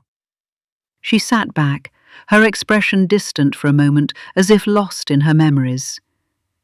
She knew what was expected of her, but she never fit into that mold. It was like she was always searching for something that would set her free. And your dad was fine with it? Not at first, she replied, her voice softer now, tinged with a hint of sadness. He was angry. He thought she was going to end up on the streets, throwing everything away. But then when he saw what she did, how she did it, what she achieved, he couldn't have been prouder. Tasmin's gaze drifted briefly, as if she was seeing her father's transformation in her mind. He came around, but it took time. Her eyes shifted to the abstract painting on the wall, its pastel maze a chaotic tangle of colours and shapes. She studied it intently, as though finding a way through the art might somehow untangle the mess of our lives. I lifted the latte to my lips. Tasmin's explanation made sense, or at least it seemed to. If it was an honour killing, why wait? You'd left home 7 years ago, and it had been more than a year since you got married. Why now? The timing felt wrong. Honour killings, awful as they were, usually followed quickly after the perceived dishonour. This was something else, something cold, calculated. This wasn't a crime of passion. It just doesn't add up, I muttered, more to myself than to her. What doesn't? The timing, I said simply. I didn't need to elaborate. Tasmin was already nodding. That's what the police said. They brought in Daddy for questioning last night, you know. I nodded, but something still nagged at me, a vague unease that refused to be pinned down. I let my gaze wander, buying time, hoping if I let it brew long enough it would come back to me. My eyes fell on the muscle man at the next table. He leaned back in his chair, his inked hip revealed as his t-shirt shifted, a tangle of roses and dragons spiralling across his skin. Slowly he unzipped a worn duffel bag slung over the side of his chair. I stiffened, half expecting him to draw out a gun or a baton, but he surprised me. From the bag, he pulled out a battered and dog-eared copy of Fourth Wing and placed it on the table. With a slight nudge, he slid it towards his partner. It was my second shattered stereotype of the day. Behind the muscle and tattoos was a fantasy reader. I watched as the girl beside him reached out, her fingers grazing the cover before resting on the book. And then it hit me. The book, I whispered. Tasmin turned to me. What book? Roshni's book, the saga of something. I trailed off, raking my brain for the full title that now felt oddly important. Not for the investigation, not for any logical reason, but for the memory of you. I could see you in my mind, hunched over your laptop, your fingers flying across the keys as you wrote, rewrote, and rewrote again, meticulously poring over your work. I remembered the scattered notebooks, the annotated printouts with margins crammed full of notes in your loopy handwriting. I even took one of your handwritten notes for my shrine. What about it? Tasmin asked, her tone cautious, as if afraid to pull at a thread that might unravel something bigger than either of us expected. After the book came out, I said, your dad, he threatened her. Tasmin's eyes widened slightly, but she said nothing, waiting for me to continue. I know, I went on, without revealing how I knew that. I couldn't admit to eavesdropping on Karen's conversation, not yet, not without knowing how she was involved. I didn't want Tasmin going down a rabbit hole. But maybe it wasn't just an empty threat. Maybe that's what set all this in motion. He didn't want the world to know, not about what his family was capable of, not about Pretty's plight, the pain, her premature demise. My eyes burned. You tried to tell Pretty's story, to give her a voice she didn't have when she was alive, and for that you'd been punished. Tasmin flinched, her grip tightening on the mug. Her gaze dropped to the table, but I saw her swallow hard, her throat bobbing as she processed my words. When she looked up again, her eyes held steady, but there was something darker in them. There's one problem. Pretty doesn't exist. She never did. She laughed, a dry, mirthless sound. Pretty was a figment of Roshni's imagination. I froze. I noticed how she called you Roshni now, no longer Mona or Didi. It was as if by using your new name, she could distance herself from the woman you'd become, make you out to be a stranger. As if, otherwise, the betrayal would be too painful. What do you mean? I asked, though deep down I knew exactly what she meant. My memories shifted, a creeping unease, as parts of the notes I'd tried so hard to forget began to resurface. The questions you'd written to yourself. Were Pretty's eyes brown or green? Did she like jazz or ghazal? Little details you'd never quite nailed down, as though you were doing a character sketch of a fictional person and not your cousin. I swallowed hard. If Pretty had been real, if she had been someone you truly loved, then you would have known. You would have remembered every detail, every little thing about the girl you'd called your cousin. We never had a cousin named Pretty, Tasmin said, and unfortunately for Roshni, there was no honour killing. I saw the first signs of tears welling up in her eyes, just tiny beads at the corners, but they were enough to show the depth of the pain she was hiding.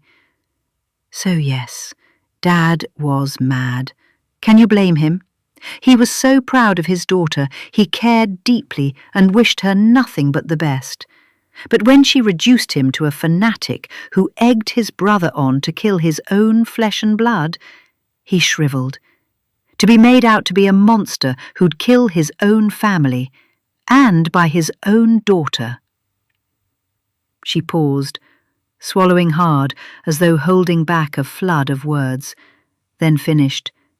So yes, he screamed and cursed, but those were only words.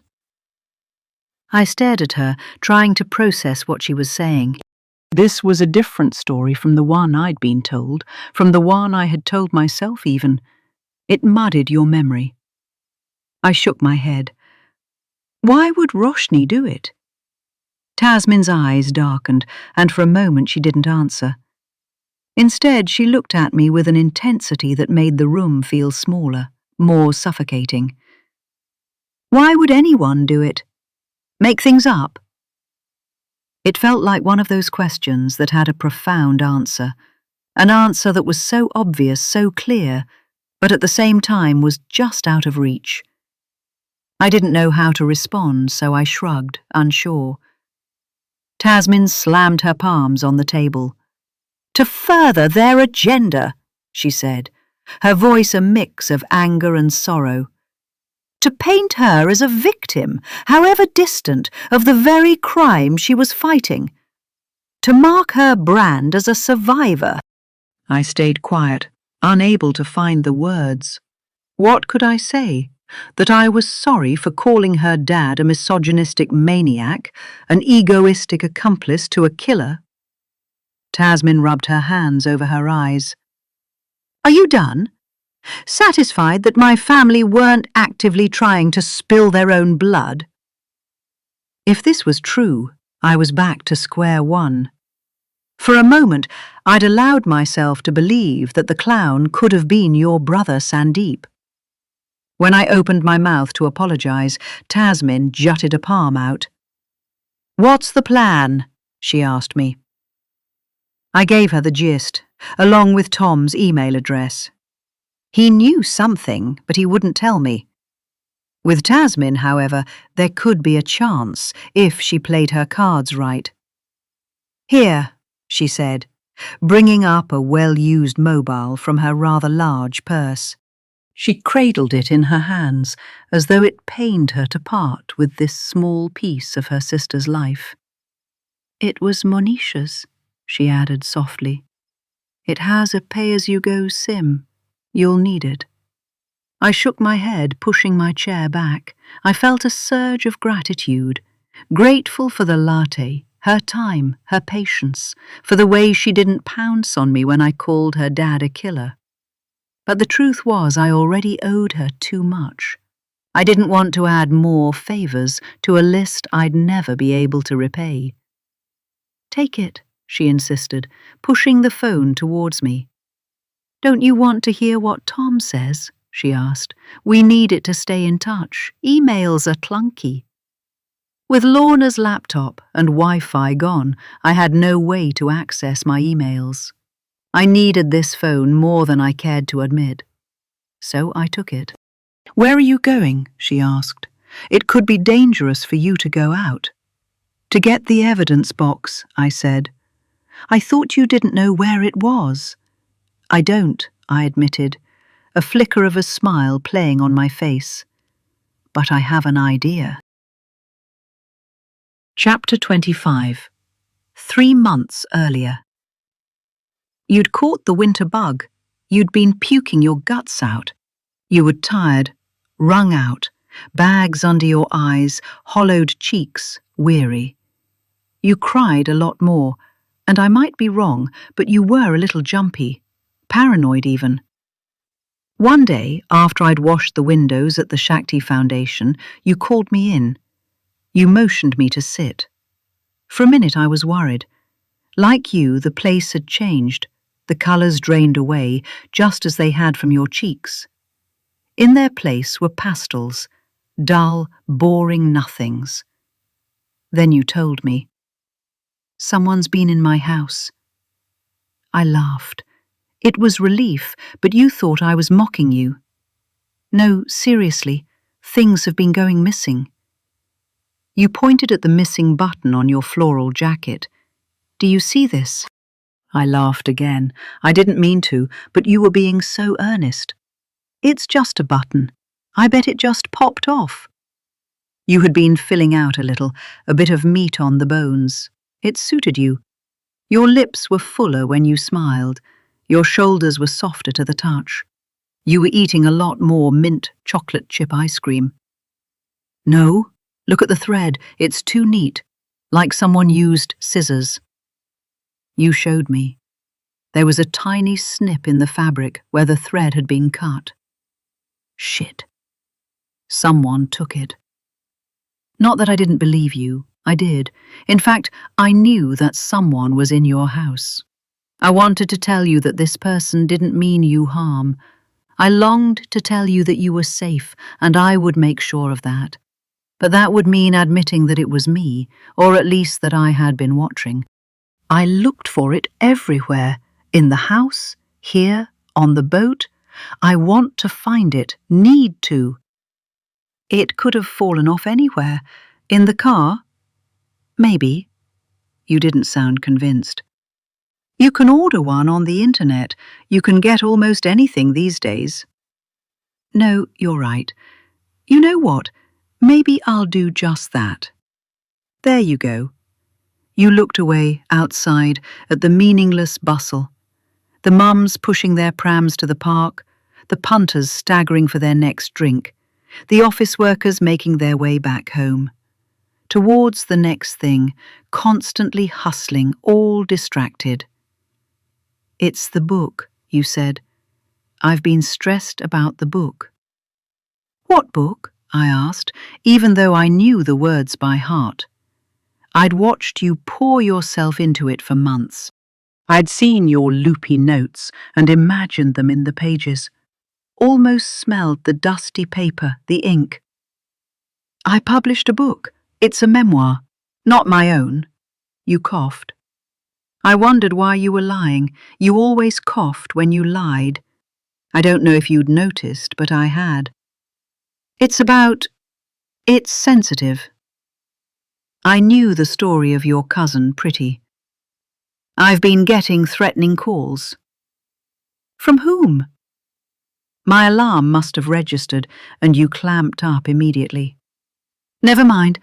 I'm sure it's nothing. This time you were wrong.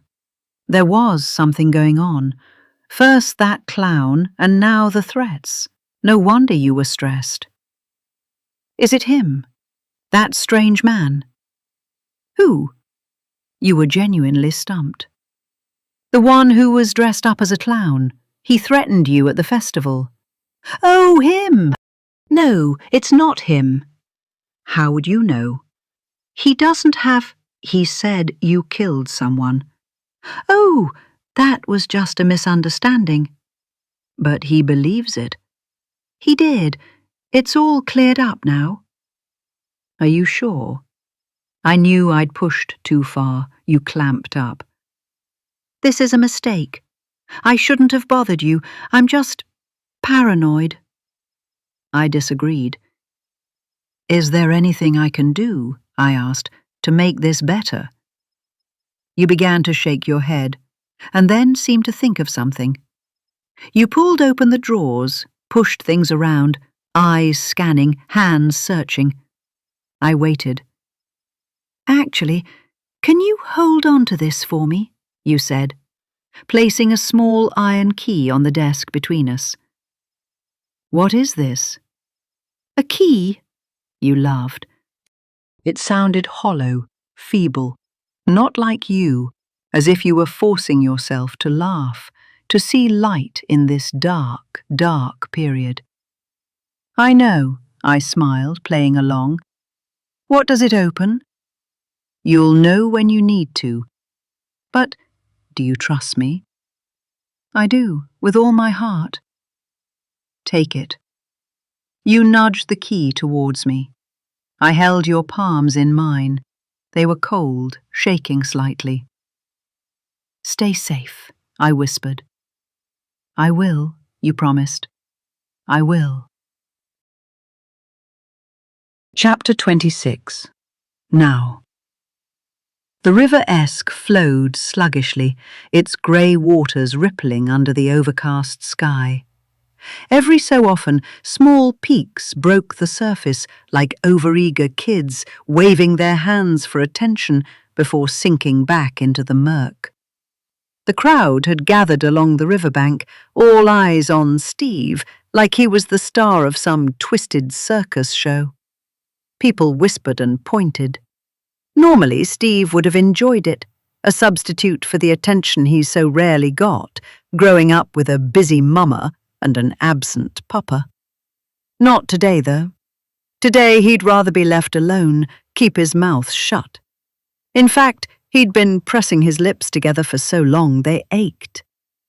A bright yellow tent had been set up to the side, incongruous against the grey of the landscape, its flaps fluttering like the tail end of a joke no one found funny.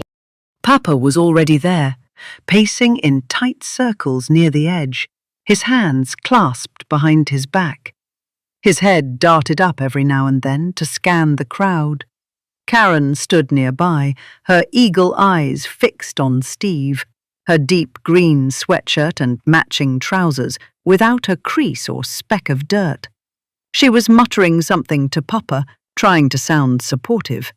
Karen always played the part well. His father lapped it up, of course. I wish she was my heir, Papa had said, on more than one occasion, his disappointment palpable. But all that had changed when Roshni came into the picture. Papa adored her. How could he not? She was everything Steve wasn't. Charming, confident, endlessly graceful, yet humble enough to make it seem natural. She had this way of lighting up a room without trying, of making people feel seen without making a show of it. Around Roshni, Papa softened. His usual clipped tones and sharp edges gave way to something warmer, something almost human. She brought out the best in him, or at least the best he had to offer.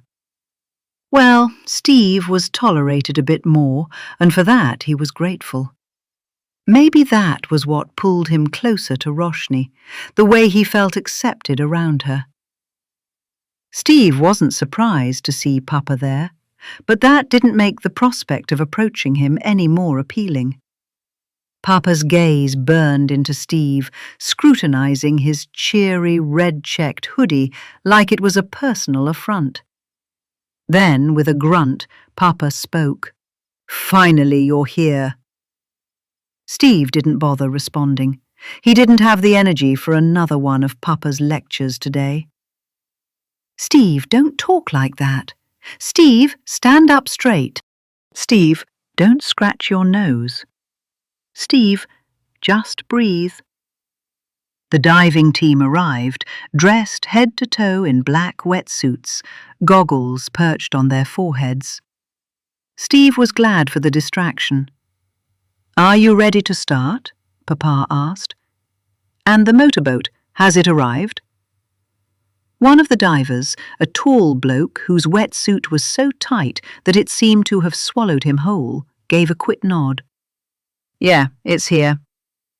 "Right, start from the stretch near Monkton Hall, work your way towards the ocean. Keep it moving and report back every 30 minutes, he instructed, like it was all just another thing to tick off his endless list.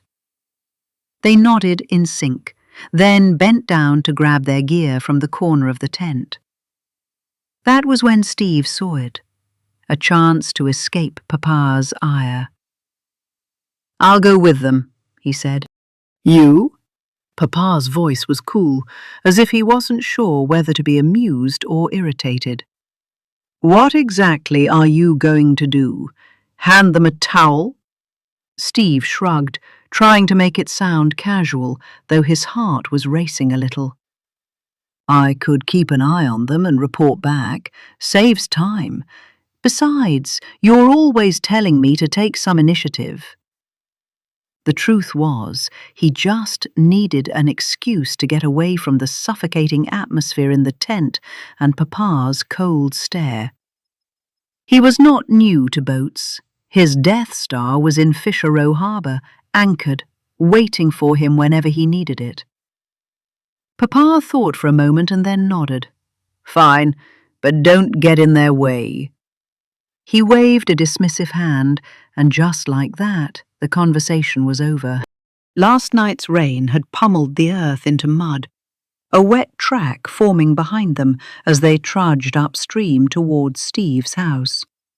He'd half expected the divers to waddle along awkwardly like oversized ducks, but no. They moved with purpose, their flippers tucked under their arms. As they rounded a bend and the track sloped closer to the river, the scene ahead came into view, a flurry of activity. Men swarming like ants around an array of equipment, bright lamps, oxygen tanks, flashlights, and what on earth was that? One of the divers caught his stunned look and chuckled, clapping him on the shoulder. "A wee beauty, isn't she?" "What is she?" Steve asked, fumbling over his words. That. That, my friend," the diver said with obvious pride, "is a sea scooter. 3-level rotational speed, built-in gearbox. Runs for 90 minutes, top of the range." He let out a low whistle for effect, as though the machine was a sports car rather than an underwater gadget. Steve didn't have to guess whose idea that was. Typical Papa. His approach to problem-solving was to throw obscene amounts of money at it. Be it women who'd kiss and tell, or a daughter-in-law gone missing, pinching pennies was never his style. And why would it be? With a wife who was too busy running her empire to care about his spending habits, or his string of affairs, Papa had always lived like a man with a blank check. Mama wasn't stupid. Steve knew she was well aware of how things worked, but it suited her just fine. She got the family unit for her PR-approved holidays and interviews, the picture-perfect illusion of stability to parade in public when necessary. In return, Papa got unlimited pocket money and a well-practiced blind eye to his extracurricular activities. It was a symbiotic arrangement, and it worked in its own weird way.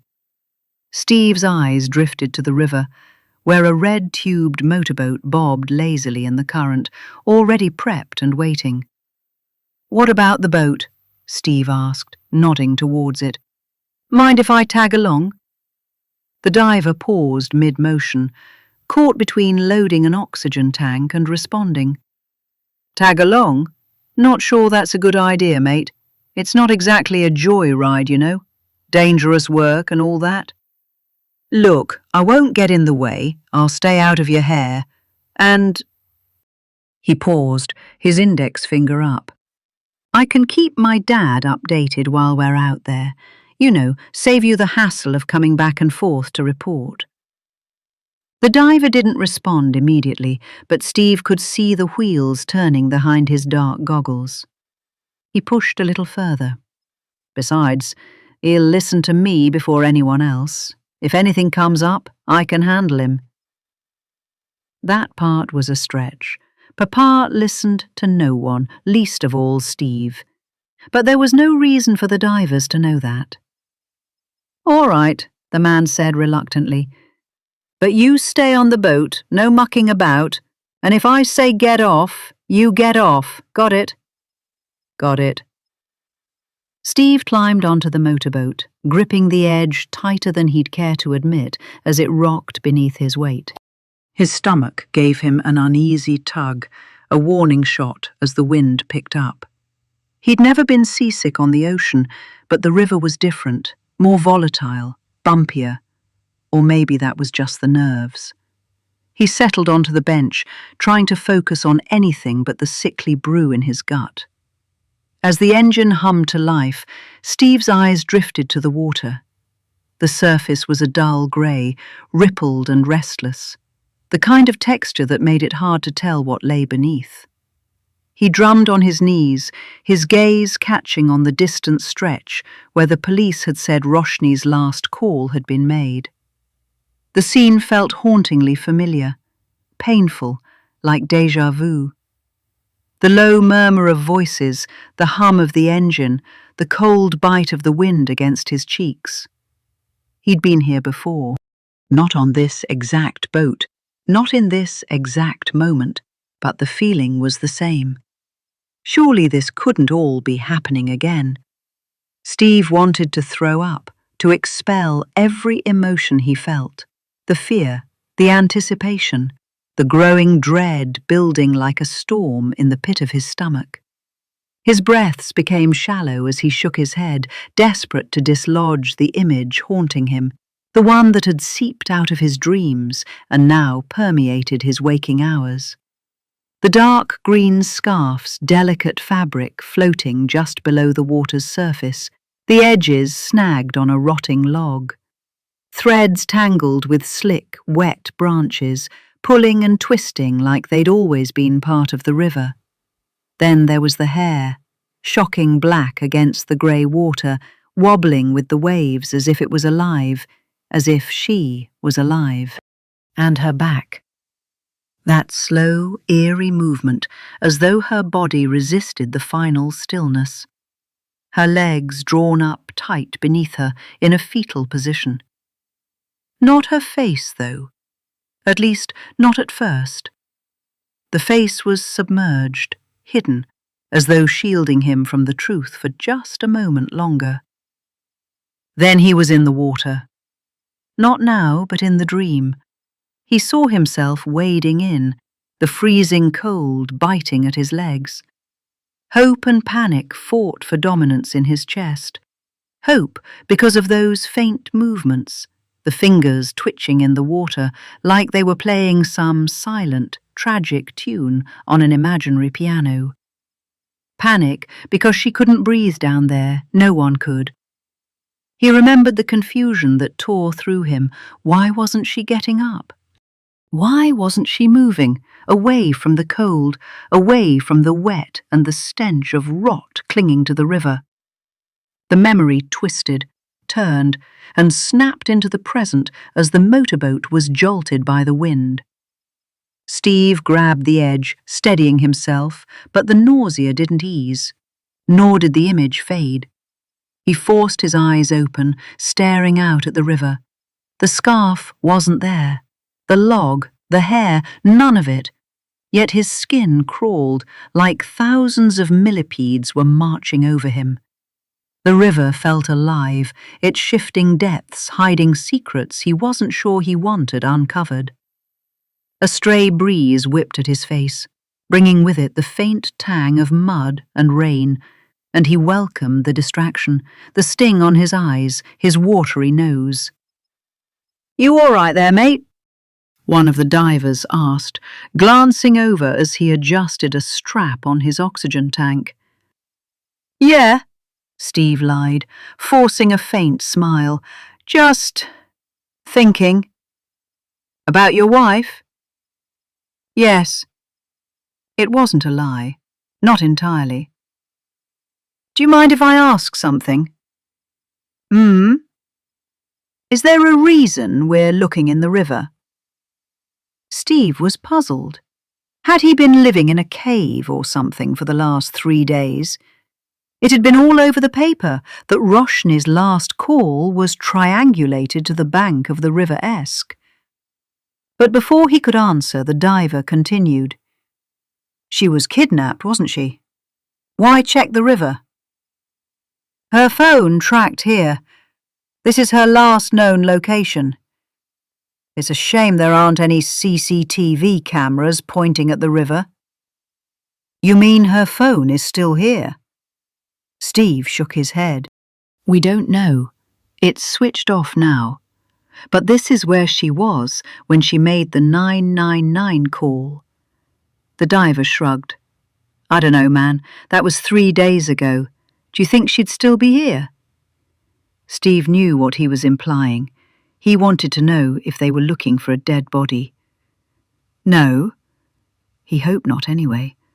Papa wasn't interested in the last phone call, or the fact that Roshni was in the boot of a car when she made that call. In fact, it wasn't about Roshni at all. But he couldn't tell that to the divers. "But worth checking, don't you think? Who knows, we might find some clues." The diver nodded, clearly uninterested in pressing further.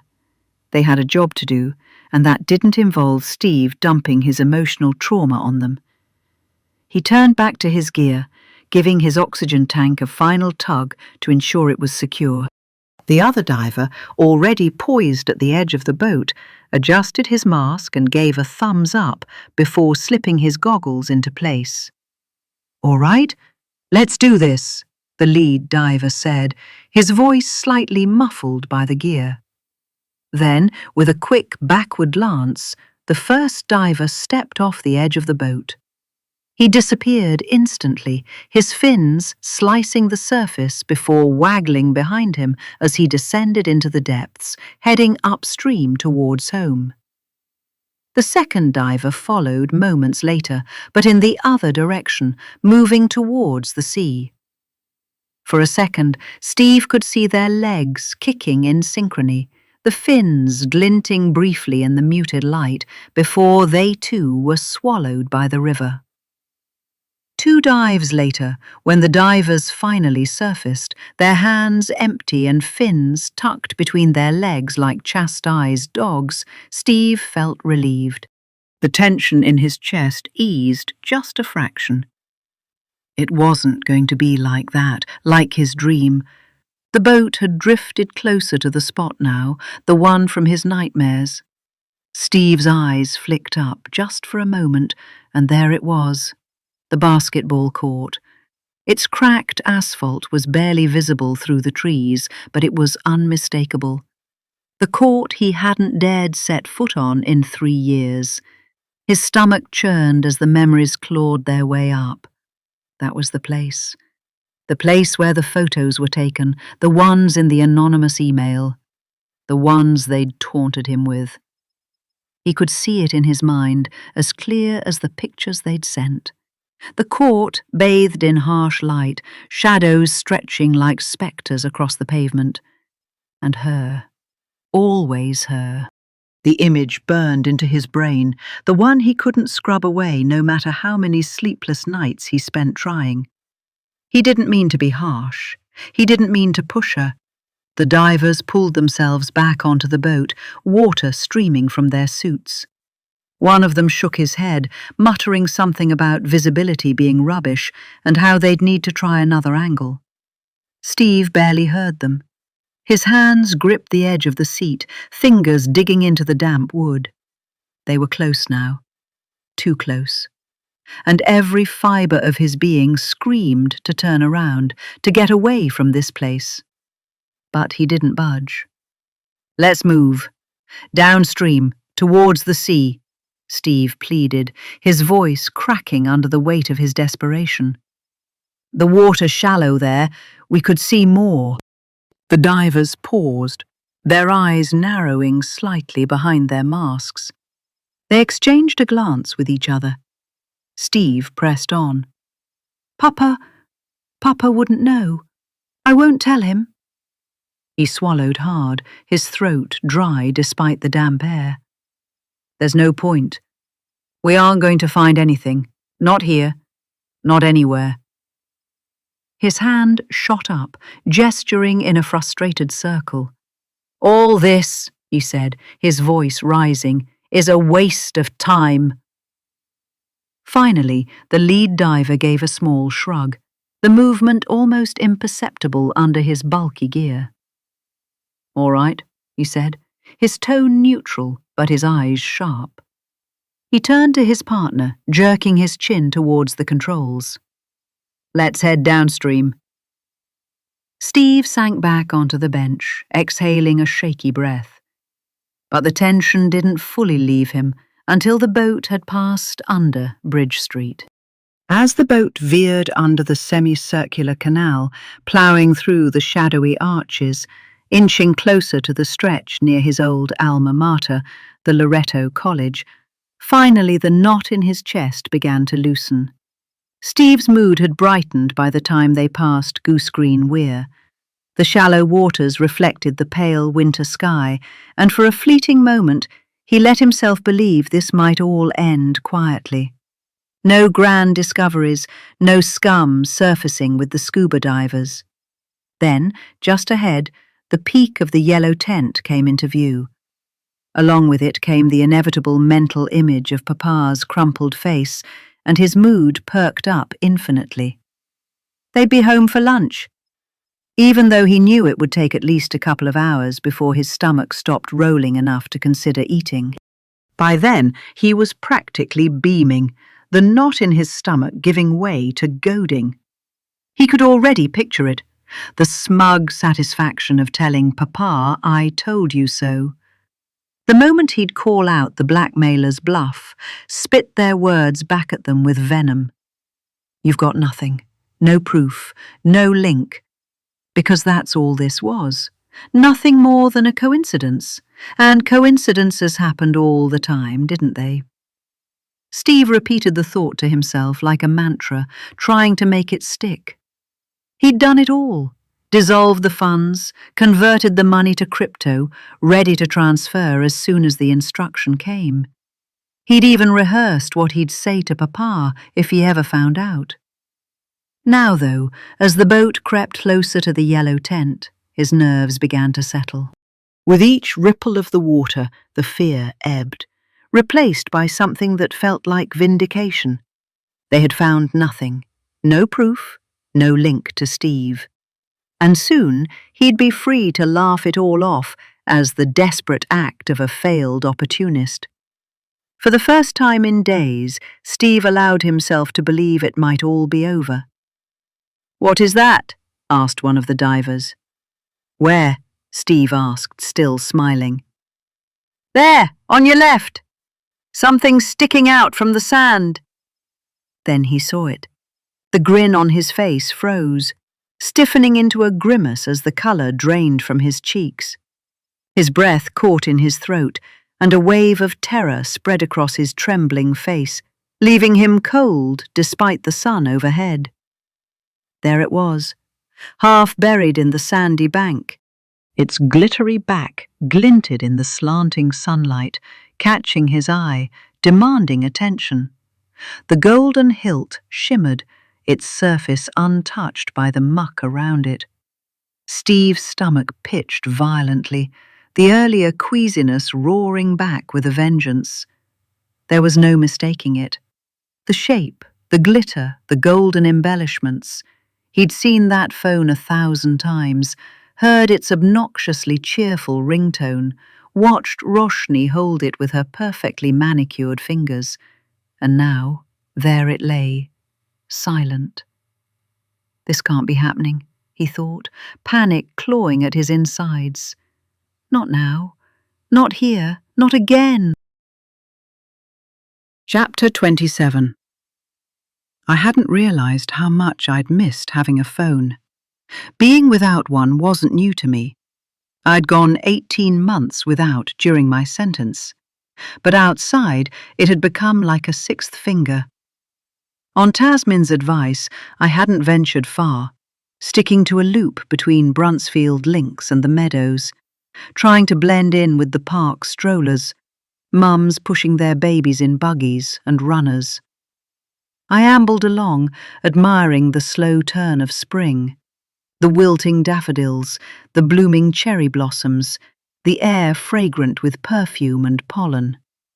Occasionally, I glanced towards the majestic Holyrood, its silhouette a scene-perfect canvas backdrop.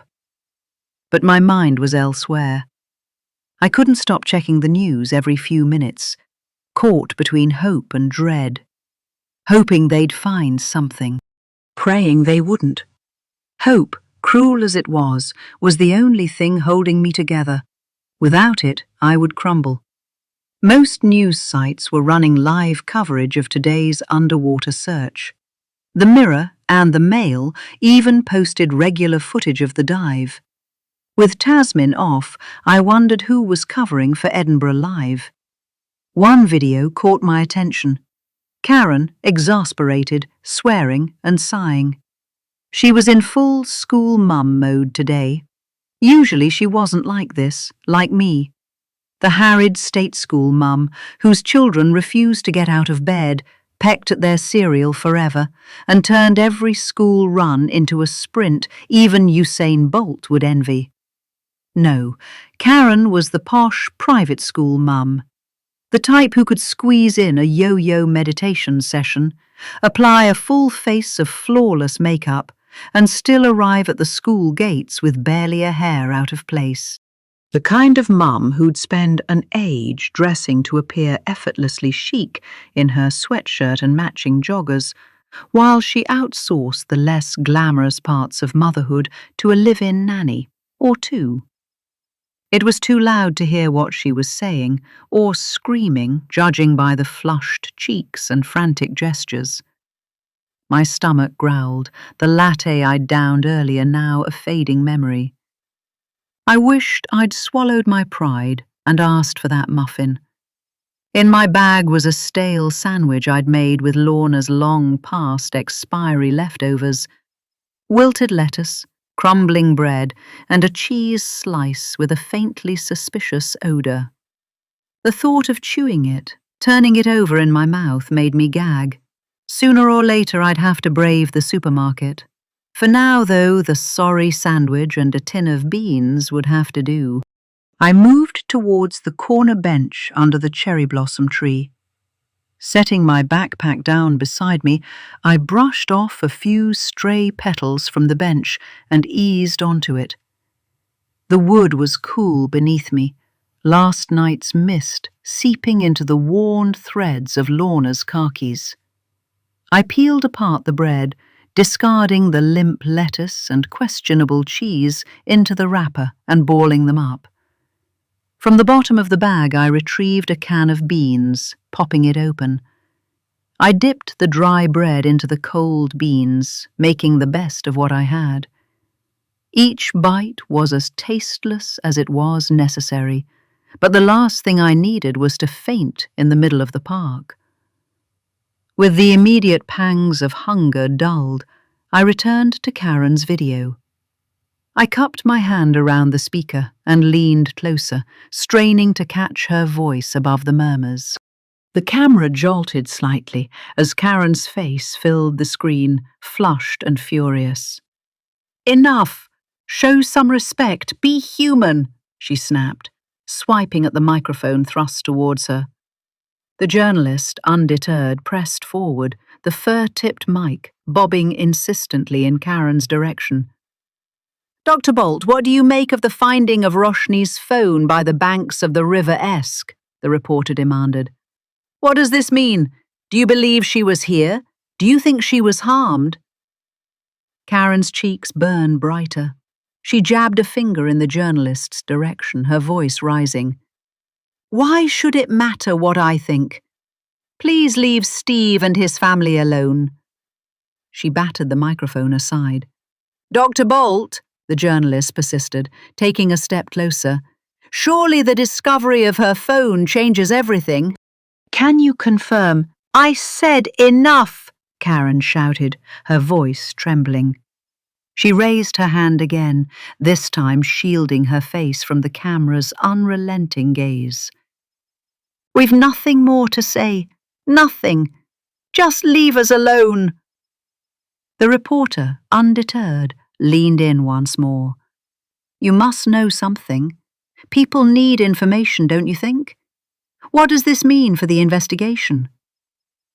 Karen spun on her heel, her hands trembling as she gestured angrily at the camera.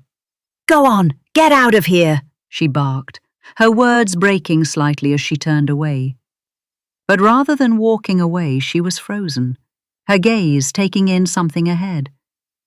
The journalist glanced back at the camera, their expression unreadable, before turning towards the scene unfolding behind them. Then they seemed to spot something or someone. The camera shivered slightly before zooming in on a haunted-looking Steve, the pits under his eyes darker than the rain clouds clustering above. He emerged hesitantly from a garish yellow tent, his papa in tow. You thought it was pretentious calling his dad Papa, but most things about Steve were anything but. A ripple of muttering broke through the crowd, rising in volume. "Let's get him," someone whispered urgently, as if he was a sitting duck. The camera shuddered, hovering briefly on Steve's hunched figure as he retreated from view, before reluctantly swinging back to Karen as her voice rang out. "Leave Steve alone," she said. "He has enough on his plate. First with Anna." She paused, sniffing theatrically. "And 3 years later, Roshni. And in the same spot. This is so unfair." I can't imagine what he and his family must be going through. Poor soul. Leave him alone. Please be human. "Anna? Do you mean Anna Summers, Steve's first wife?" the journalist pressed, her nostrils flaring like a predator sensing its prey. At that, Karen's hand flew to her mouth, clutching it as though trying to silence the words that had already escaped. Her face contorting belatedly, as if she realized too late the damage she'd done. Chapter 28. Anna. I wondered why the name sounded familiar. The memory was faint and distant, like a whisper carried by the wind, never meant to be spoken aloud. I tried to think, to place where I'd heard her name, but came up blank. So I did what any sane person would. I Googled her. Anna Summers. The search, after a few false starts, returned a photo of a woman, a brunette, with a haunting smile and freckled cheeks. She had a pretty heart-shaped face. Her eyes peered into the camera, filled with pain despite the smile, as if she already knew the fate awaiting her. I was very sure I'd never seen her. There was no reason for our paths to cross. She was long dead when you and I first met, and, like you, belonged to the elite class. Yet, there was a strange sense of familiarity in her features. Beneath it was the headline, Edinburgh woman found face down in River Esk, named as Anna Summers. My fingers trembled as I reached towards the screen. She had Lily's coffee eyes, her shy smile. I paused, reluctant, staring into Anna's eyes, my maternal instinct taking over. I wanted to stroke her face and whisper that it was going to be all right into her hair, even though I knew it couldn't be, not for her. But before I could click the link, a message popped up from Tasmin. Tom's agreed to meet me at the Spy Law. Outdoor table, 6 p.m. Meet me there? I glanced at the time. It was 5:15. Not much notice, especially with the almost 30-minute bus journey ahead. Did they not have pubs on this side of town? I sighed and shoved the phone into my pocket.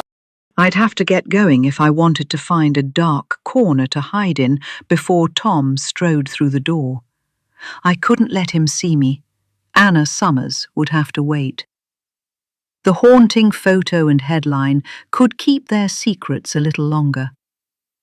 Slinging my backpack over my shoulder, I headed for the bus stop. The scents of damp coats, cheap deodorant, and instant coffee greeted me on the Lothian bus. The Spy Law was down the fork, its weathered windows wedged open, exhaling the aromas of punters, stale ale, and the faint tang of cigarette smoke. A dim spotlight cast shadows that gave the black-lettered sign a hollowed, embossed look. I checked my mobile. 10 minutes to spare, thank God. Enough time to grab a gin and settle in before Tom arrived. It was good to have a mobile, but I wasn't the scrolling kind. I didn't need to torture myself with feeds filled with sun-kissed faces and straw-brimmed hats, or those perfect family portraits under Christmas trees with children so flawless in symmetry they looked manufactured rather than birthed. Matching his and hers pajamas down to the initialed fluffy dog slippers. And oh, my personal favourite, the endless parade of fine dining, plates so polished and saucers so glossy they looked like they were imported from Mars. No, I didn't need to scroll through all that to remind myself of what I already knew. They had perfect lives, while I didn't have a life at all, let alone a perfect one. I scanned the pub, studied its layout for exit routes. Inside it was predictable. A neat row of 4-seater tables stretched across the room, their cream-cushioned seats contrasting with black tabletops. There were a few people, not many, but then again it was a school night. I wondered why Tasmin had insisted on sitting outside. Inside seemed ideal, easier to blend in. If I snagged a seat at the last table, my back to the rest of the room, I could avoid Tom's line of sight entirely. Even the toilets were at the far end, out of the way. Pulling out my phone, I typed a quick text to Tasmin. Change of plan. I'm sitting at the end of the row of tables, straight on from the entrance. I'll leave a scarf on the one before. Take that. Pressing send, I flagged down the bartender, a 20-something with a half-shaved head and piercings that glittered under the lights, and ordered a house gin. I hoped he wouldn't scrutinize me too closely. I shouldn't be drinking. I'd been sober for nearly 3 years, not a drop since that night. But sitting in a pub without one seemed more suspicious than having a glass in hand. Besides, I needed it. I'd be careful, just one drink for show. I settled in, letting my body sink into the soft fabric as a reply pinged back. Okay, tea. The plan was for Tasmin to handle Tom, and we'd agreed it was the safest course, for him more than me. Because if I saw him, I didn't trust how I'd react. After our last run-in, I didn't want to see him. You and me, Clara, he used to say, before the girls came along. Till death do us part. That used to be our phrase. I'd seen that in his eyes last night. The pain of missing me, us. It had hurt me to see him hurt. But I couldn't go back there, not again. My thoughts were still churning when I heard the shuffling of feet at the table behind me. "Hey." It was Tasmin's voice. She was checking I was there. "I'm here," I responded quietly. Tom could walk in at any moment, and the last thing we needed was for him to spot me. "Good. Stay there," she replied. A moment later, she tossed my scarf over the back of the chair. I took a slow sip of my gin, the cold liquid sliding down my throat with a slight bitterness. His words ricocheted through my mind, as though each of them was a silver bullet tearing through my thoughts. Not from last night, but from long before, in another life. "I trusted you, Clara. They trusted you." I shook my head, hoping that the simple motion would push those words out of me, release them from my mind. I tilted my head, trying to let them slide out. "What the hell, Clara? What did you do?" I took another drink. Then I heard his rasping voice again, this time outside my head. "Tasmin?" I pictured him, stretching his hands forward, always extending them palms up, not sideways, ready to grab the hand that fell into it. "And you must be Thomas Peterson," Tasmin said. It had been a while since I'd heard his full name. He preferred Tom. It helped him maintain the image of the friendly cop, the approachable guy everyone thought they knew. My body shivered. I could feel him through the layers of faux leather, foam and wood separating us, all 6'2" of his taut frame, the muscles straining against his shirt, showing off those luscious pecs. I imagined those crystal cool eyes, the same ones reflected in my sweet Nora's, and the shaggy black hair that gave him and my Lily the uncanny look of merpeople. I let out a shuddering breath. "Why did you want to see me?" he asked, his voice clipped. Straight to the point, no pleasantries, no "can I get you a drink?" or "how are you holding up?" He must have known that Tasmin was your sister. Surely Tasmin must have told him when she arranged the meeting. "It's about Roshni." Tasmin sounded surprised at this abrupt change of tone. "What about her?" "I'm her sister," she said, still unsure, clutching at the pity card. "Listen, I think you should talk to the investigating team. I can put you in touch with Detective Steele. She's running the search." He sounded soft, apologetic. "No, I don't want that," Tasmin said. "We want to keep it private." "We?" Shit. I could almost picture his eyebrows shooting up in that sharp, questioning arc. "Me? My family." She corrected herself quickly, too quickly. If Tom noticed, he let it slide. "I thought so," he said. A faint waft of his cologne drifted toward me. Dior Sauvage, the same one he'd always worn. Expensive. I held my breath instinctively, trying to brace myself, hoping it would slap me with a painful memory. Give me the pain I deserved. But instead, it took me somewhere entirely unexpected, to a corner of my mind I didn't even know was still intact. I saw Tom bundled up in a blanket sausage, Lily in her cowboy hat and boots, climbing onto his back, shouting, "Yee-haw!" Nora, my sweet, sweet Nora, knelt beside him, her tiny fingers stroking his chin as she asked in her little voice, "Are you okay, Daddy?" As a family, we weren't perfect, but we had our moments. I pictured their smiling faces. Then came the pain, which made me gasp, and I had to cover my mouth to stifle it. The day we ceased to be a family. I could blame Tom as much as I wanted, but he didn't force my mouth open and pour the drink down my throat. And everything that happened afterwards, it was all me.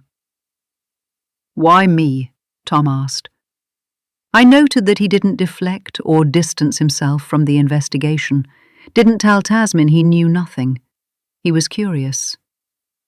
Paper rustled and something clinked.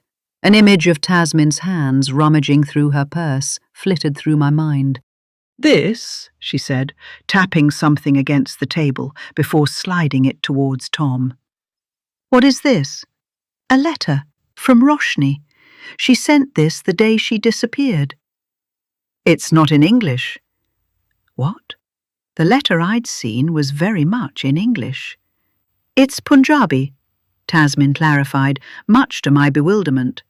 "Let me show you." The silence that followed was punctuated by slow tapping sounds. Before I could figure out what it was, her voice followed. "Google Translate." Tom read out loud, from what I presume was Tasmin's mobile screen. "Bow to Ami." "Wishes to Mum," Tasmin corrected. So much for Google Translate. There was another pause, punctuated by more taps on the screen, more translating, I supposed, and then Tom's voice resumed.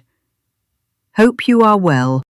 I imagined him glancing between the letter and the translated version on Tasmin's phone, his eyes narrowing as he traced the strange shapes of the script, following every bend and curl. He would have checked and rechecked, making sure Tasmin was typing the same words from the letter.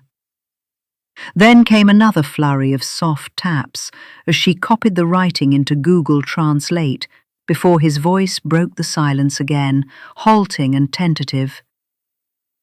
"Something's not right." Then the rest followed. "Steve is very distant. He's hardly home, even when he is. He's not really there.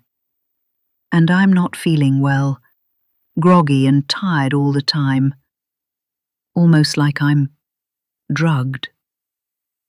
A chill slithered down my spine, a creeping sense of guilt rising like bile. How could I have missed it? The warning signs. Had your eyes glazed over? I'd thought it was the sickness bug. Was it something else? I should have noticed. I knew what addiction looked like. I knew it too well. It was ugly. Shaking hands, fidgeting toes, dilated pupils. But that wasn't you. I would have noticed, wouldn't I? Tom sounded impatient. "Why don't you translate the rest yourself? I take it you're fluent in Punjabi." The gist is that she was scared, terrified actually. She also mentions employing a private detective. At that, Tom let out a low whistle. It wasn't loud, almost as if he was leaning in close. How do I factor into all this? His tone wasn't dismissive. On the contrary, he sounded alert, like a meerkat catching sight of a distant predator. "This," Tasmin said. Pages rustled. Tom drew in a loud breath. "Thomas Peterson," he said. Not a question. "The letter mentions me. Why?" "It says the detective she hired was an ex-colleague of yours." What? It had to be made up. I prayed that it was, but it couldn't be. How in this twisted world was this possible? I thought I'd led her to Tom, but it seemed like it was all you. Tom didn't miss a beat. "You have to come with me." There was something in his tone, triumph, or perhaps relief. "Where?" It was Tasmin's turn to sound unsure. "I want you to meet someone." Chapter 29. My fingers curled around the empty glass, the smooth surface cold against my skin. My head, propped up in my hands, was swimming.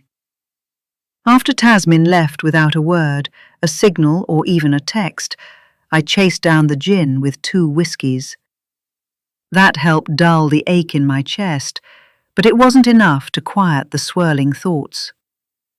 I would have used anything to stop myself from clawing my brain out. That's not true. Anything but Merlot. When I'd demanded the last whiskey, the boy behind the bar had looked at me funny. I wondered what he saw. A lonely, crazy woman veering on the edges of sanity, cracked inside and barely holding up outside. He wasn't far off, but he was missing a few adjectives. For instance, he didn't know I was on the run. His eyes hadn't widened in fear. There was no suspicion that I might be a fugitive or the kind of trouble that made people take out their phones and punch in the 3 numbers in a frenzy. Instead, he'd scrunched them up in concern, pity, perhaps. I couldn't blame him. I had to pull myself together. I couldn't keep running on fumes like this. Couldn't afford to let myself slip further, spiral like the last time. There was too much at stake. Too much left to lose. Like you. Despite everything, there was a part of me that still believed you were alive, being kept somewhere without your consent, but breathing, if barely. Then the phone rang. It was Tasmin. Who else could it be? For 2 rings I considered ignoring it. After all, she hadn't told me about the detective, or that she knew about Tom. She'd lied by omission. When I gave her Tom's details, she'd made me think it was all my idea. I picked up the phone on the 3rd ring. Tasmin? There was nothing. Just the rhythmic thuds of her walking, faint background noise, and that feeling of being on the other side of something I couldn't grasp. Had she meant to call me? It reminded me of the old times, when phones came with keypads and no locks, when phones were only phones and not a camera and a radio and a torch and a TV and a watch and the bank and various other things that would be impossible to list in under an hour. One time I'd accidentally dialed my mum when I was with my high school boyfriend. It had not ended well. I loathed to think what she heard. "Are you there?" I tried again. My heart picked up pace. Was she in trouble? Not with Tom around. He'd take care of her, like he took care of me and the girls. He'd make sure that Tasmin was safe. "Where are we going?" Tasmin asked, her voice louder than necessary. That was when I realized she'd called so I could listen. "I thought you wanted to meet my friend," Tom said. "At a funeral home? Who keeps a funeral home open this late anyway?" Tasmin shot back. My insides hollowed out. A funeral home? It couldn't be. But of course, I'd been so stupid. "Varun does," Tom replied matter-of-factly, the steady beat of his boots on the pavement coming to an abrupt halt. "On Mondays and Wednesdays he stays open between 1 and 8. Works for his other business." "Other business?" Tasmin asked. "Surveillance," Tom said. "He's a private detective, remember? If Varun needs to do a morning stakeout, he uses those 2 days to keep the schedule flexible. The rest of the week, he shuts up shop early and leaves the evenings free for, you know, surveillance my arse. Call it what you want, but there's no dressing it up. It was stalking, pure and simple." "But a funeral home?" Tasmin said, like she didn't believe that something as sacred as a funeral home could be a front for something like this. "If I told you half the things that go on behind the doors of a funeral home, you'd be shocked," Tom said. "It's safe from scrutiny. It hides behind this veil of sentimentality. No one wants to walk into a place of mourning and start asking uncomfortable questions, do they?" His tone suggested he didn't approve, but Varun didn't need his approval. He might have been his former partner, but that was as far as it went. "So, this friend of yours," Tasmin pressed, "he uses the funeral home as a front?" "He's not my friend," Tom said, "but yes, the funeral home gives him flexibility, keeps him under the radar." Something about it felt off. I couldn't shake the worry for Tasmin. There was someone out there, someone who'd hurt you, Roshni. And if Tasmin got too close, poked and prodded in places she wasn't meant to, it was bound to rattle them. Whoever they were, they wouldn't be thrilled. She needed to tread carefully. I could picture the place, the cobbled driveway, the white and blue sign, the glow of the blue light within, and the geeky colleague who ran it, Varun. I'd been there twice. The first time was when my mum passed away.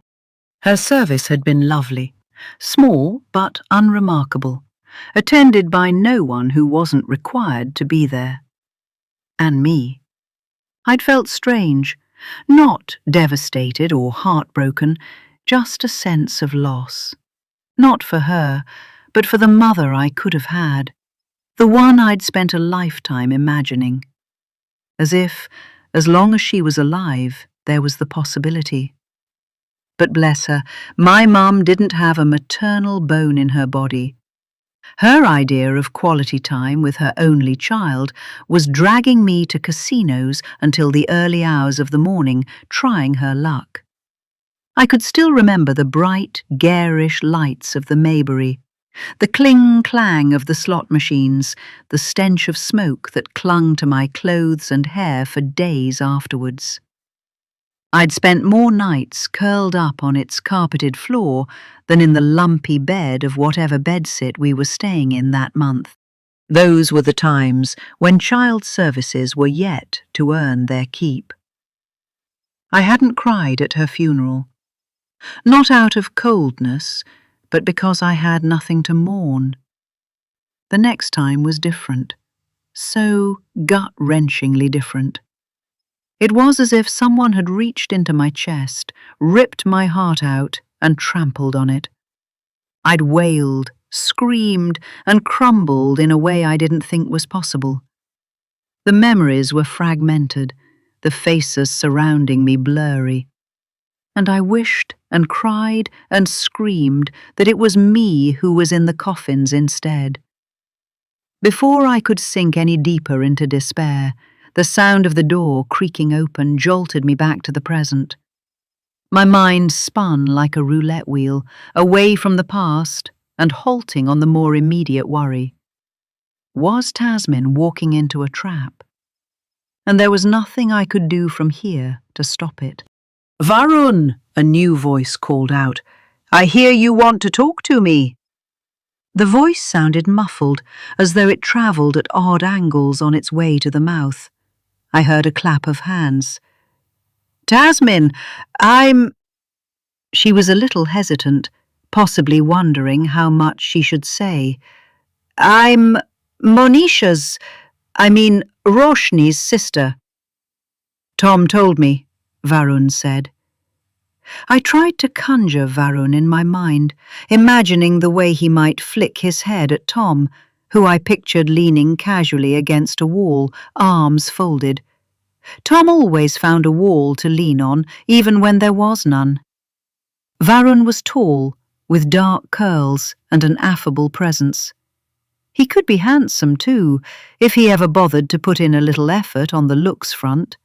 Perhaps taming those wild curls, or trading his perpetually wrinkled shirts for something sharper.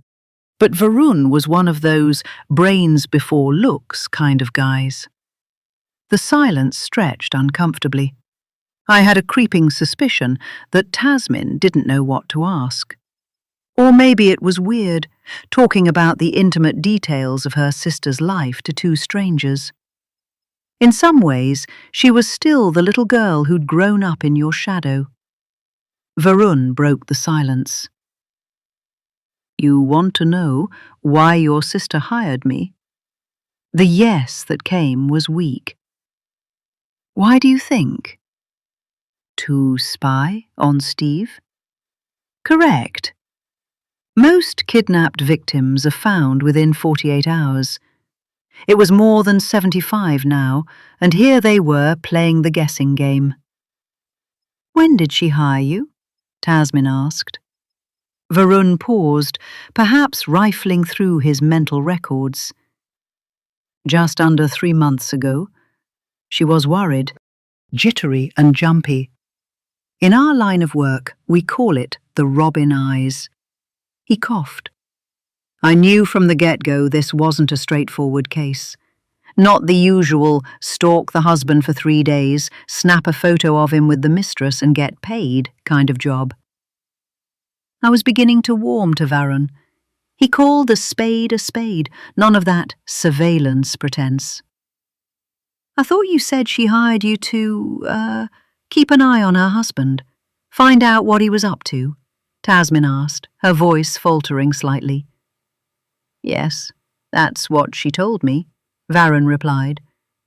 But I'm talking about the things she didn't say, if you know what I mean. The pauses, the sighs, the way she layered them. He made no sense. Were you an onion, Roshni? Had I been so immersed in the version of you that was perfect that I'd failed to see the rotten, pungent core? And what did you find? Tasmin pressed. At first, nothing, Varun admitted. I rolled my eyes. Just Steve going about his usual routine, leaving the house before Roshni, then heading to his office. He paused for effect, as if building suspense. So, there was no affair? Tasmin asked, sounding surprised. Then what was it all about? Her fear? Geez, give me a break, Varun chuckled. It was 3 solid months of work, and you won't give me 10 minutes to sum it up.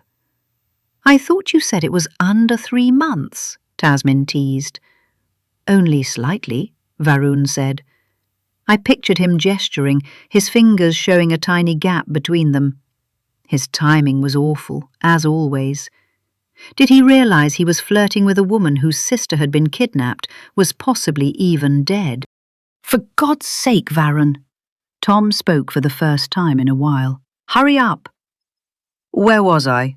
Varun asked, his tone snapping back to all business. Ah, yes. There was no affair. At least, I didn't see one. But rather than going home from the office, he'd head to Fisher Row Harbour. He'd sit there for hours, sometimes staring into his laptop like it terrified him. Other times he'd be fuming, cursing at an invisible person.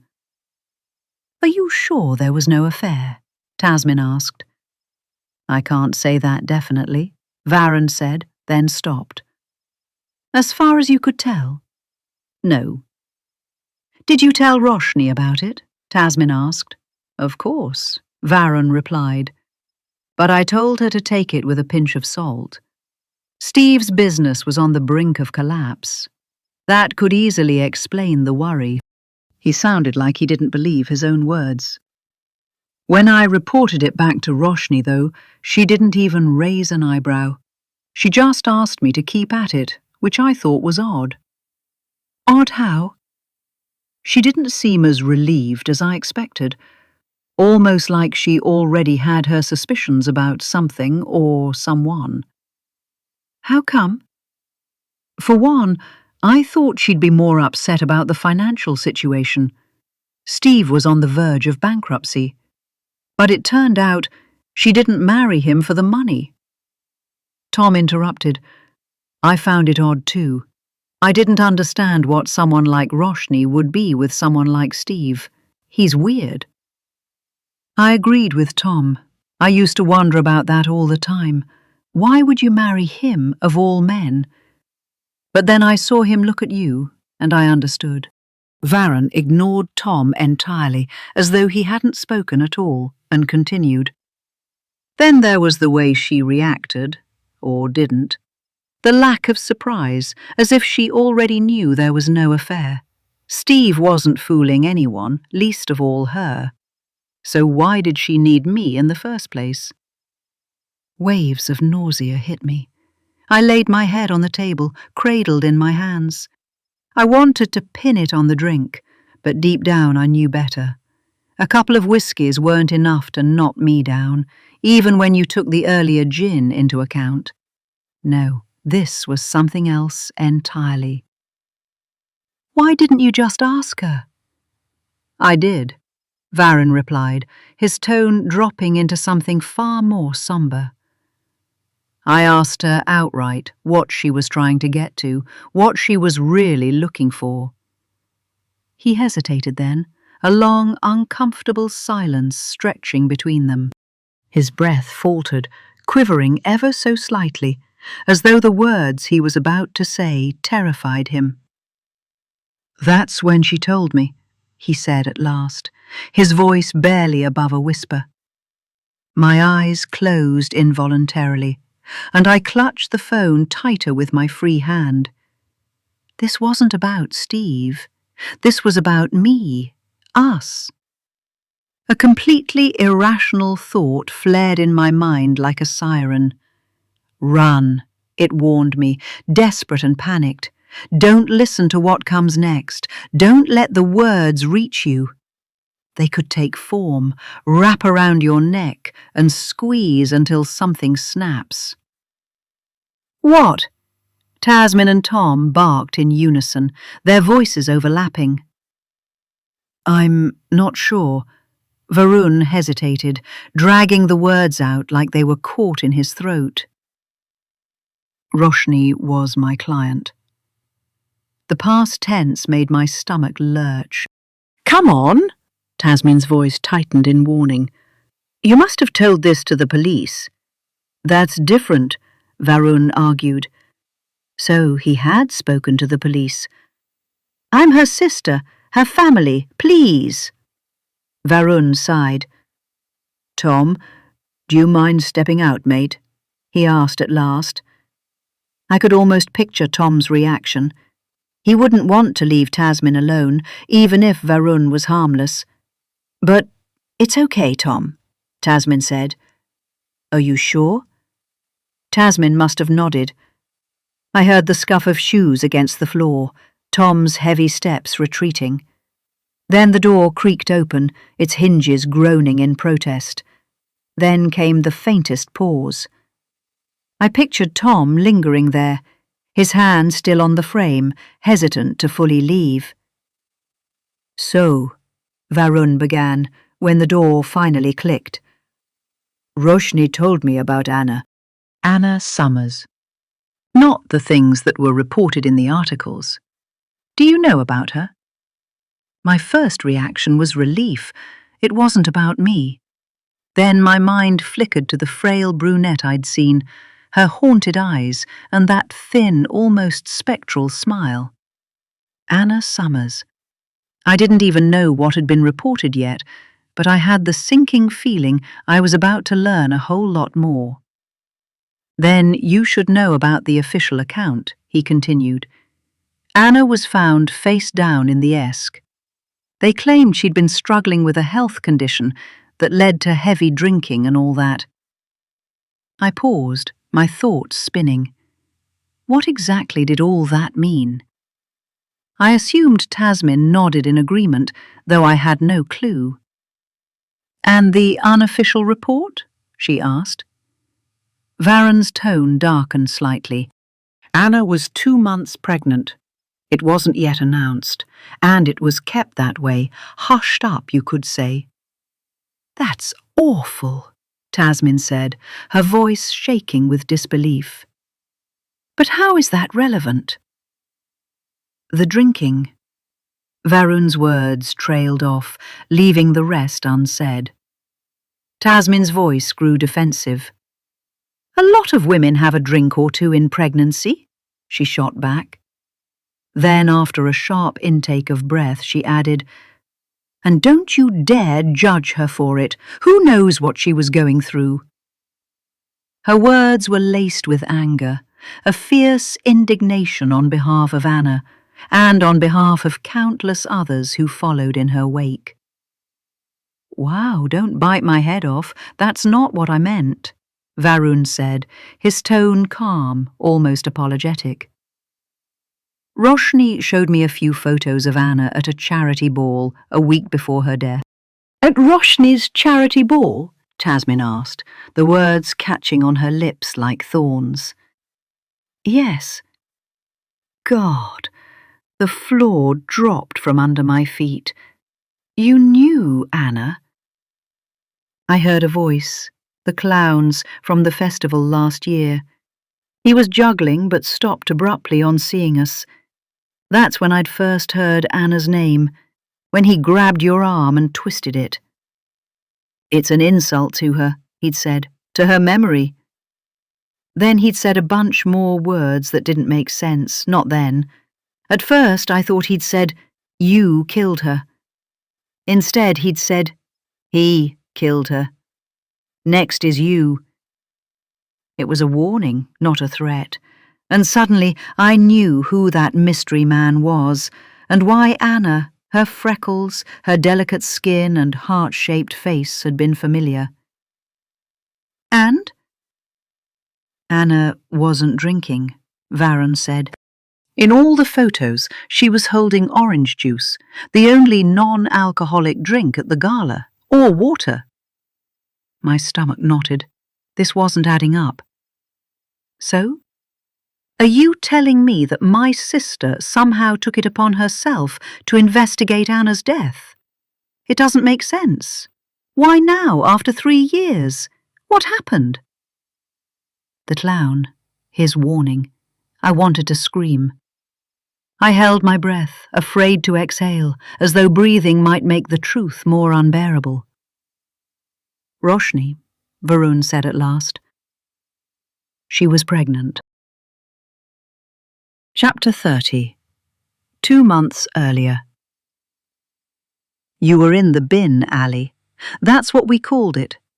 A narrow strip behind the brown doors of Musselborough's North High Street, lined with those big black bins that always smelled faintly of damp cardboard and rotten food. You had no reason to be there. None at all. I was taking out Lorna's rubbish, dragging the bag behind me, and there you were, head flicking from side to side like you were about to cross a busy road. Then your hand slipped into your cardigan pocket, fingers fumbling around something small. A box, white, rectangular. Roshni, I waved. You jolted so violently the box nearly flew out of your hand. I'm so sorry, I said quickly. Did I scare you? Oh, you gasped, trying to laugh, but it came out like a cough. I'd properly spooked you. I didn't. You shoved the little white box back into your pocket so fast it almost bounced back out. I could make out a C and an L. Are you looking for something? I asked. You weren't, of course, but I couldn't ask, what on earth are you doing here? Not without appearing rude. No, you said, stumbling over the words. It's just that... Your hands stayed buried deep in your pockets, curled tight around whatever you didn't want me to see. You looked wrong, out of place, like a child caught somewhere she shouldn't be. And for a fleeting second, I wondered if you were here to dispose of something small, something important, something you didn't want Steve to see. Are you sure you're all right? I asked. Clara, Can I ask you something? You said suddenly. That startled me. Of course. Do you know Varun? My mouth dried. Of all the things you could have asked me, I didn't expect this. Varun, I repeated, stalling. He used to work with Tom. They were partners in the police force. Your eyes flicked up sharply. He saw you the other day. He recognized you. He told me. Right. I forced a smile. Yes, he would have. We knew each other years ago. Is he good?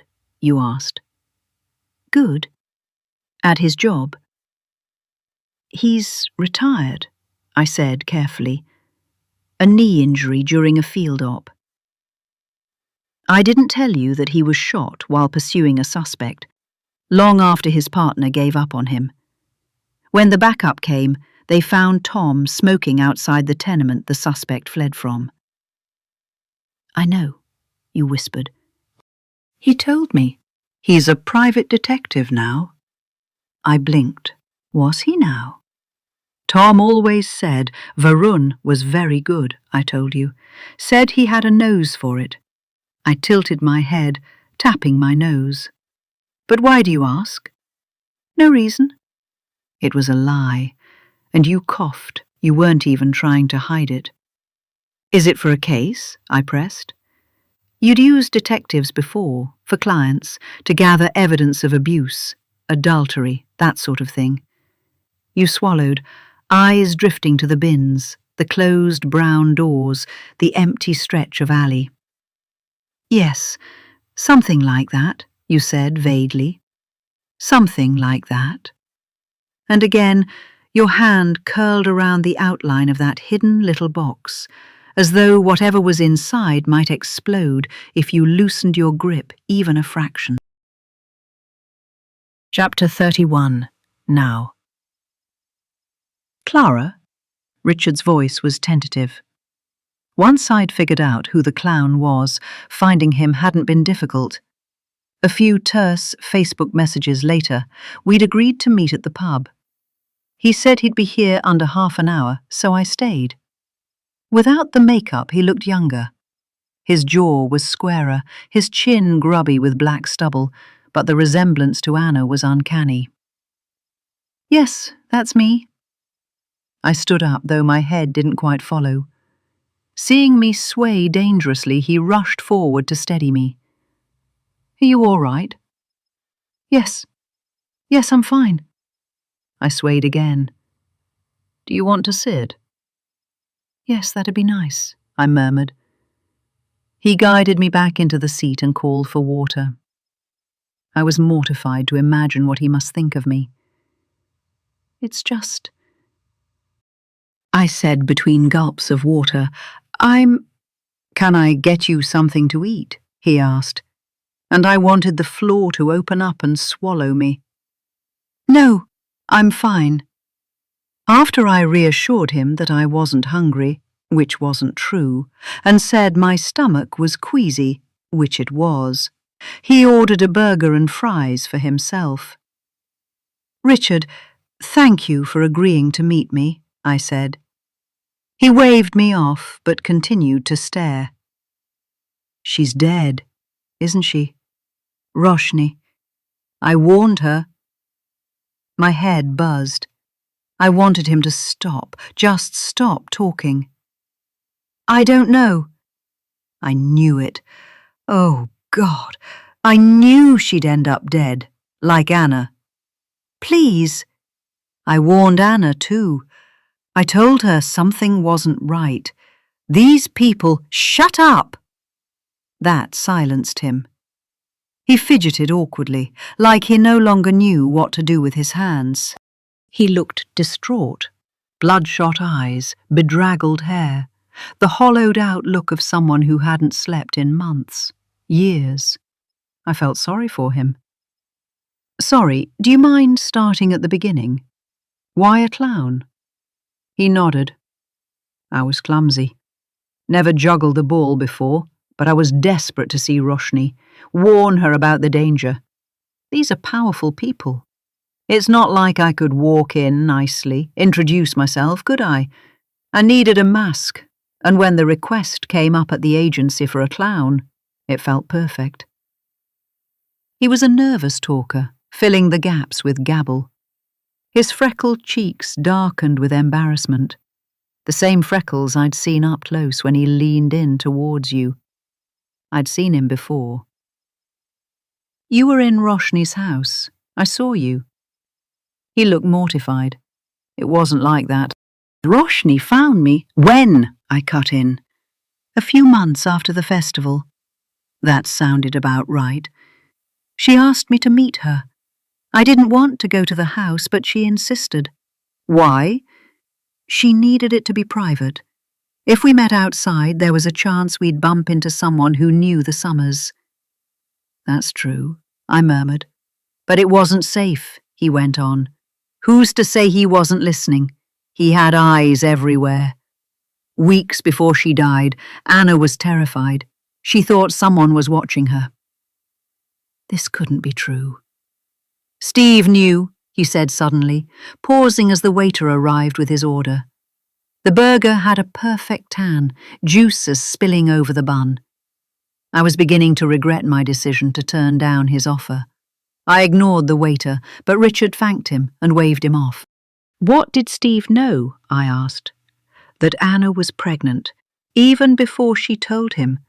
She wasn't sure because of her condition, and she was so young, only 23. His eyes misted. She was terrified. She knew how much Steve wanted that baby, so she hadn't told him yet. But somehow he knew. I thought Steve didn't want a baby. What do you mean? Roshni was pregnant, I said. His hand flew to his forehead, and he sagged forward, the fight draining from him. And I thought Steve didn't want the baby. I thought that was why he... I paused, unable to complete the sentence. Never mind. Then what happened? Steve definitely wanted the baby. They had a big row, and then the next thing I knew, she was face down in the river. They said her heart gave out. 23 years old, and her heart just gave out. How could it? Did you challenge that? What do you think? He gave a bitter laugh. The police said there were no signs of foul play. They wouldn't even open an investigation. And then the Summers lawyers hit me with an NDA. I couldn't say a word about her pregnancy or anything else. They were pushy. They said, she didn't want the child anyway. Do you want people to think she was depressed? That it was suicide? It was a threat to sully her name. His voice cracked, soft with tears. I didn't want that. I didn't want her blamed. The victim always gets shamed. You remember Nicola Bully? Sadly, I did. What did you tell Roshni? He sniffled, wiping his face with his palms. The truth? My suspicion that Steve had something to do with it. Anna was scared. She said she was being watched, tracked. This was weeks before her death, and then she drowned. It's too much of a coincidence. Why the clown disguise then? Why didn't you? Are you mental? He snapped, then caught himself. Sorry, that was uncalled for.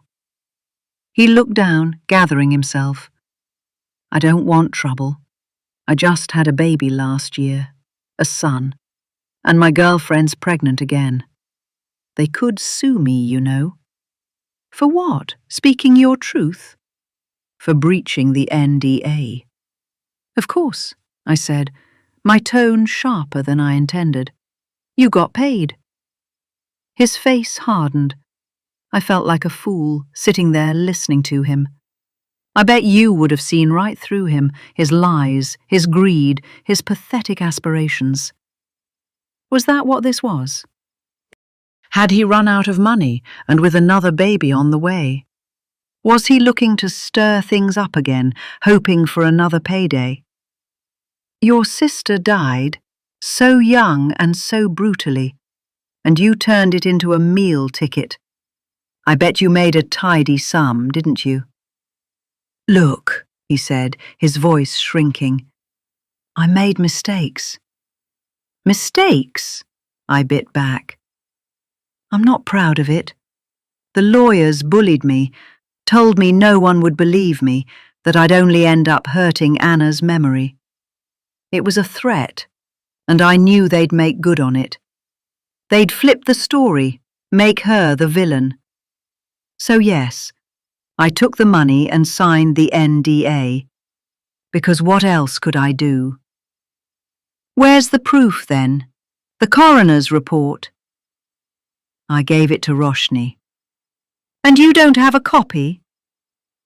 His face froze, horror flickering across it, as if the thought had only just occurred to him. In that instant, he looked like a little boy, like Anna's kid brother again. When she died, she was 23. He must have been what, 20? Barely an adult. And no one had ever cared to explain Murder Investigation 101. No wonder he was intimidated by the Summers legal team. My pulse hammered. If there was a coroner's report, it would be in the evidence box. I needed to get to the evidence box before Steve did, before his pack of wolfish lawyers tore through it. Then my phone pinged. I'm on my way. Where should I come? Tea. Kiss. I need to go, I said, thinking of all the places that I could call home for tonight and drawing a blank. One thing I couldn't do was let Tasmin know that I was still in the pub, a few drinks in since she left. I need to go now. Chapter 32. I tried calling you, Tasmin spat as soon as she laid eyes on me. She barely had the door of her blue Volkswagen Polo open, the same car I'd seen parked in her driveway what felt like ages ago, though it had only been 2 days. My phone's dead, I replied, and was immediately ashamed for tossing out dead so casually. It was true, but even so it wasn't like I was going to invite her to share my choice of roof for the night, an abandoned house off the Gillespie Road. Someone had smashed a half-moon into the ground floor window of the Victorian building, making it just wide enough for me to squeeze through. Once I was inside, however, despite my best efforts, the front door wouldn't budge. Admittedly, I hadn't eaten much since morning, but it seemed to be sealed tight. So my only way in or out was the aforementioned window. Even though no one was around, the upstairs window opened easily, suggesting it had been used recently. It slid open to reveal an overgrown garden and a view of the arterial road.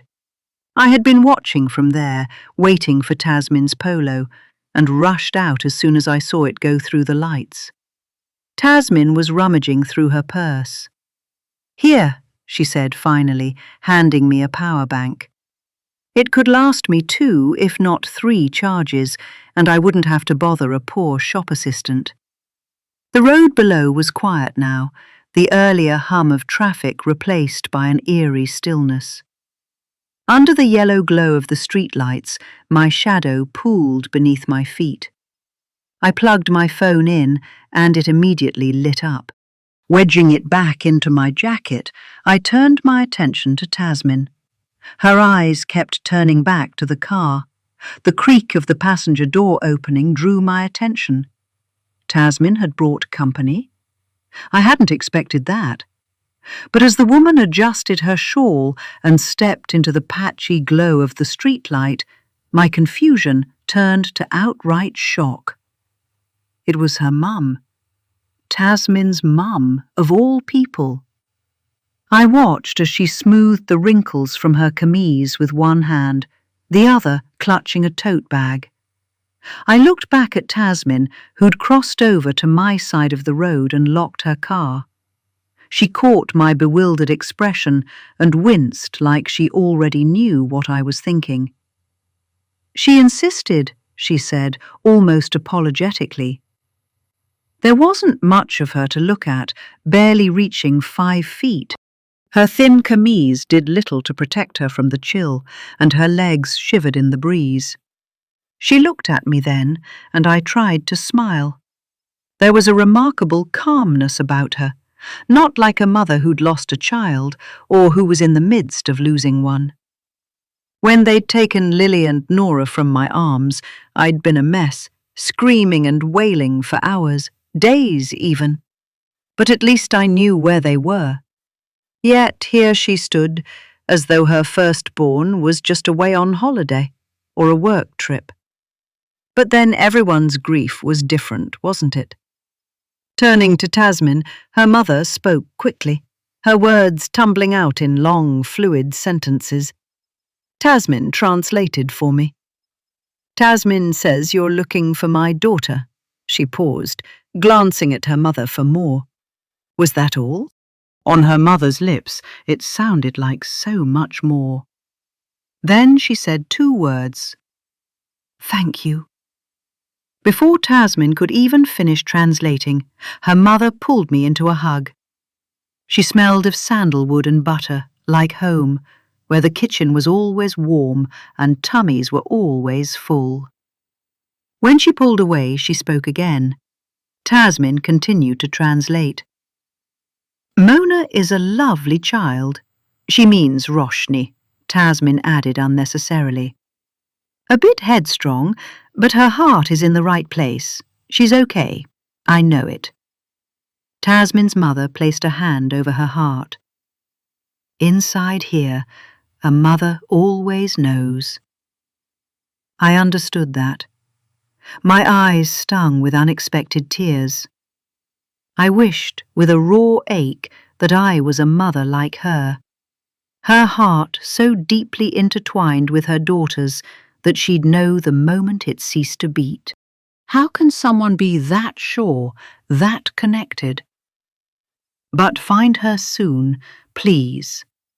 There was such pride in her voice, such confidence that her daughter was alive, that it made everything feel so much more fragile. I'd lost all ability to vocalize my thoughts. Clearing my throat, I felt like I'd swallowed seaweed and was about to sprout a pair of gills any moment. I said, I'm trying. She nodded, her face fresh with hope. That's all I can ask, Tasmin said, her mother's words wrapped in an unspoken trust I didn't feel I deserved. Tasmin spoke to her mum and gestured at the car parked on the other side of the road, perhaps asking her to wait inside. It was sensible. I wasn't sure how much of the situation she was aware of. Would she still be strong when she learned that her missing daughter was pregnant?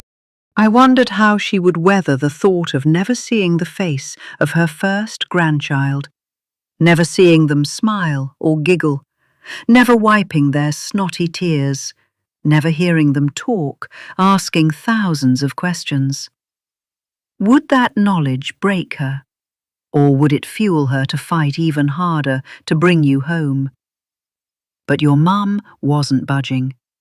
She folded her arms and stood firm, making it clear she wasn't going anywhere.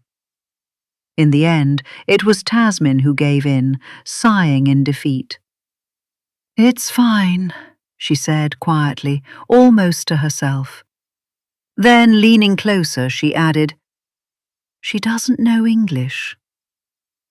I wondered why she bothered whispering it, if her mum wouldn't have understood anyway.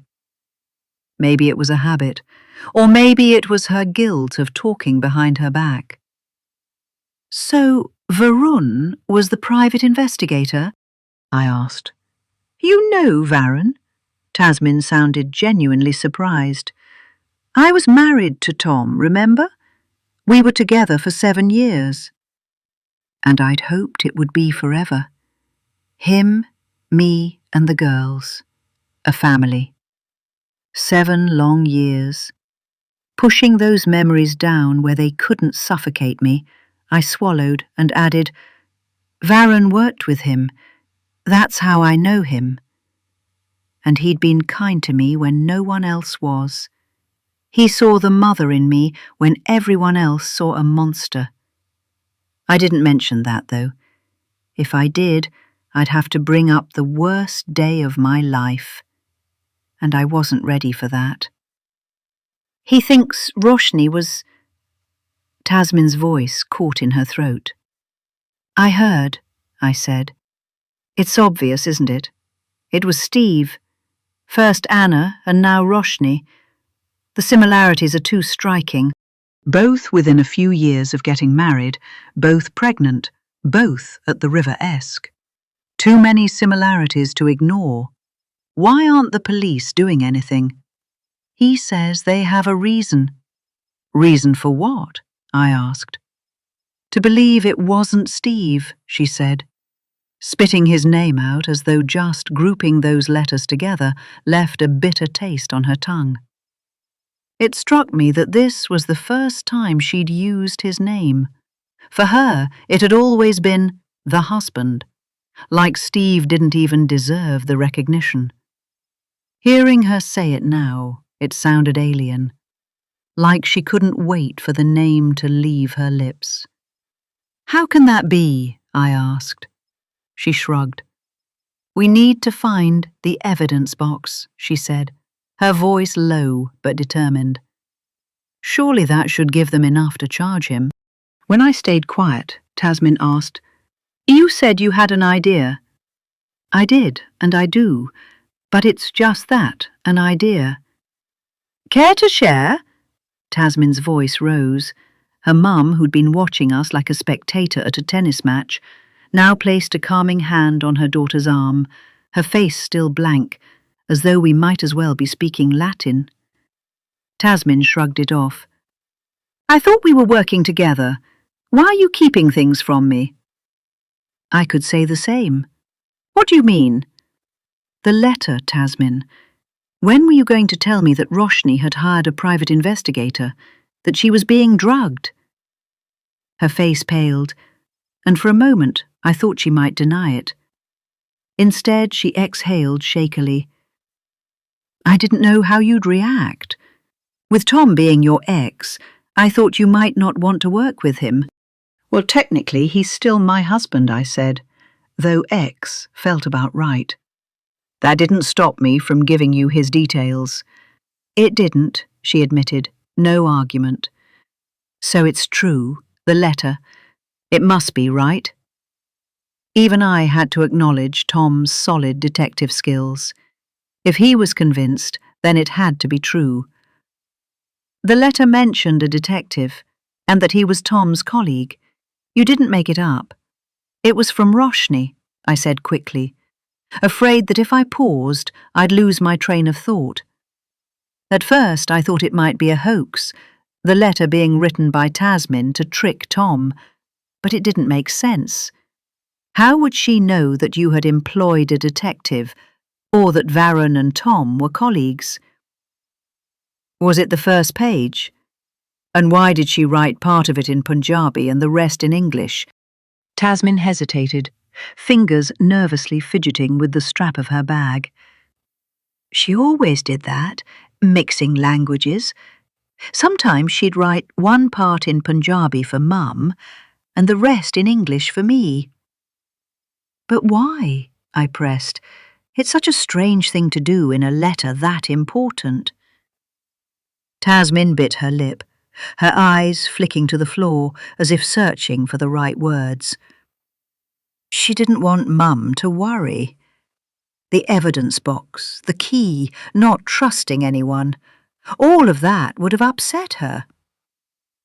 Yet that didn't stop her from writing about her marriage problems, how Steve was distant, or that she'd hired a private detective," I said.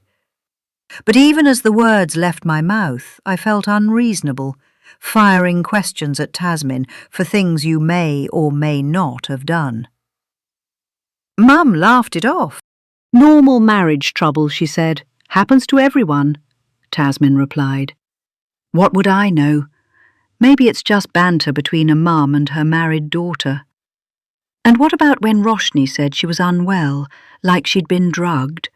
What did your mother think of that?" I didn't quite know where I was going with this rapid-fire line of questioning. I suppose I was venting some of the pent-up anger, but I was trying to make Tasmin see how none of this made sense. It wasn't Tasmin who answered. "I think she pregnant," her mother said, in heavily accented but perfectly understandable English. As I glanced at Tasmin, I felt cheated, but what I saw on her face was pure shock. Her expression twisted in confusion, and her jaw moved, but no words came out. When she finally spoke, the words were a jumble. "Ami, but Roshni thought, I mean, you didn't know," she stuttered. her breath coming out in puffs like a steam train. "She is fool. And you." The mother brandished a crooked finger at Tasmin. The pale yellow glow of the streetlight refracted oddly around it, making it look more pointed than rounded, almost like a talon. Her sharp nose, hunched back, and rounded neck gave her a bird-like appearance. The shawl wrapped around her shoulders fluttered in the wind. Despite standing more than a foot taller than her mother, Tasmin seemed to shrink under her gaze. Stripped of the power of a secret and a whole language, she looked like a child again. The corners of her eyes glistened. The mother's expression softened slightly. 35 years in this country. You think I not know English, a little? Tasmin's words stumbled out, hesitant. Then why pretend? Mother finished the question for her, then proceeded to answer. You think, poor Ami, she know nothing, cooking, cleaning all day. You think I not know? You and Mona talked English, think I not understand? It was fun, pretending. Her voice grew quieter, sadder. Then she left. It felt wrong. She placed a hand over her heart, hurt reflected in her eyes. When Daddy G asked, what you know, what you talk in English, I not tell him. I was too afraid. Sorry. Tasmin hugged her mother, and together they cried. It was too intimate a moment, too personal, and it felt wrong to witness it, to intrude. Yet I couldn't look away. The streetlight cast a soft halo around their entwined forms, making them appear almost angelic. When they pulled apart, Tasmin's face was still flushed with emotion, but her mother's eyes were clear and determined. What you know of evidence box? She asked, her voice steady. Tasmin turned to her, something close to awe in her gaze, as if seeing her mother in a new light. Roshni always said, don't put all your eggs in one basket. Do you know why? I asked. Tasmin frowned. You could drop the basket? No, I shook my head. What if the basket was broken to begin with? Tasmin's eyes narrowed. I don't get it. Her mother answered for me. What if? She paused, gathering the right words. You trust wrong people. Exactly, I nodded, turning back to Tasmin. That's why she left 2 keys. One with you, I said, gesturing at her, and one with me. I patted the purse, still safely tucked under my hoodie. It had been there for so long now, I'd grown used to the prickly sensation against my side. So, there are 2 evidence boxes? A copy? Tasmin asked, her brows furrowed. It's possible, I said. When I'd first scanned the keys, they'd looked identical. But under the light, there were subtle differences. A bump here, a wedge there. Minor differences that only became clear when you really looked. We'd formed a plan an hour later, tucked away from the biting night winds in Tasmin's little polo. The plan involved me gate-crashing the police investigation tomorrow, handing myself in and alerting them to the existence of the evidence box. I would bring them to search the charity office. Meanwhile, Tasmin would visit Steve's boat to see if it might hold a box that matched the keys. There were plenty of hiding places. As the fight in me began to ebb, an overwhelming tiredness swept over my body. We'd done all we could. It was time to step back, to let the authorities take over. Let them speak to Karen, get a search warrant, whatever it took to find the evidence box before it disappeared forever. After a final nod, I opened the passenger door and placed one foot down on the pavement. and much to my embarrassment, my stomach growled. "Ooh, I forget," your mother said, opening her tote and pulling out a plastic bag that fit so perfectly it seemed to defy the laws of physics. There, nestled within it, was the source of the buttery scent that had hit me earlier, neatly stacked in recycled takeaway boxes. "A little food," she offered. I counted at least 4 boxes, one of which contained rice. Even as my mouth watered in anticipation, I shook my head. "You're too kind. I can't," I said, extending my hand to decline. She promptly slapped it away. "Don't be fool," she said. My stomach agreed with her. Chapter 33. Suspect arrested in missing women's charity founder case, screamed the Daily Mail. It was interesting to see they'd finally dropped the immigrant from immigrant women's charity. They'd milked that angle for all it was worth, and then some. Insinuated that it must be your line of work, as if in choosing to work with immigrants you brought it upon yourself. Suggested with no subtlety whatsoever that the perpetrator must be a brown man, a husband who'd been exposed, stripped of his ability to abuse his woman. The change suggested that the suspect didn't fit into the sensationalized narrative they had been peddling. The headline would have read, "Angry Asian Wife Killer," or "From Migrant to Murderer," something like that. The papers would have loved that. They'd have lapped it up, and by now there would be hundreds of tweets calling for civil war. It must be Steve. Who else could it be? He had the means, and now the motive. I'm sure he could have fabricated whatever convinced the police he wasn't involved. I scanned the article quickly, my eyes darting over the usual buzzwords. Latest development, mystery, tragic, betrayal. Before settling on the more substantial details buried beneath the clickbait. Of course, they followed standard procedure when it suited them and hadn't released the suspect's name yet.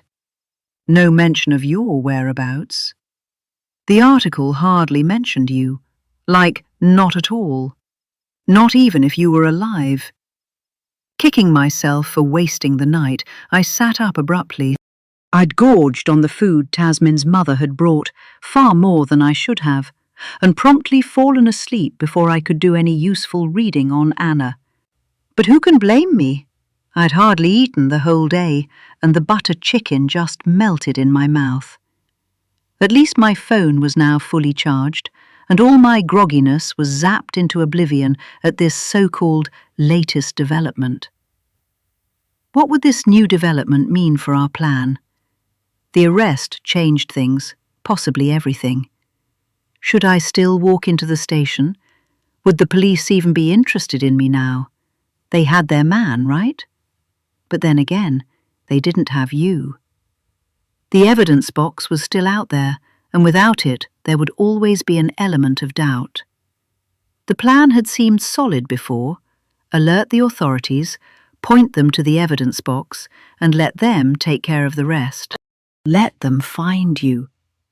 But now, those wheels had spun off in a direction I hadn't anticipated. "Did you see the news?"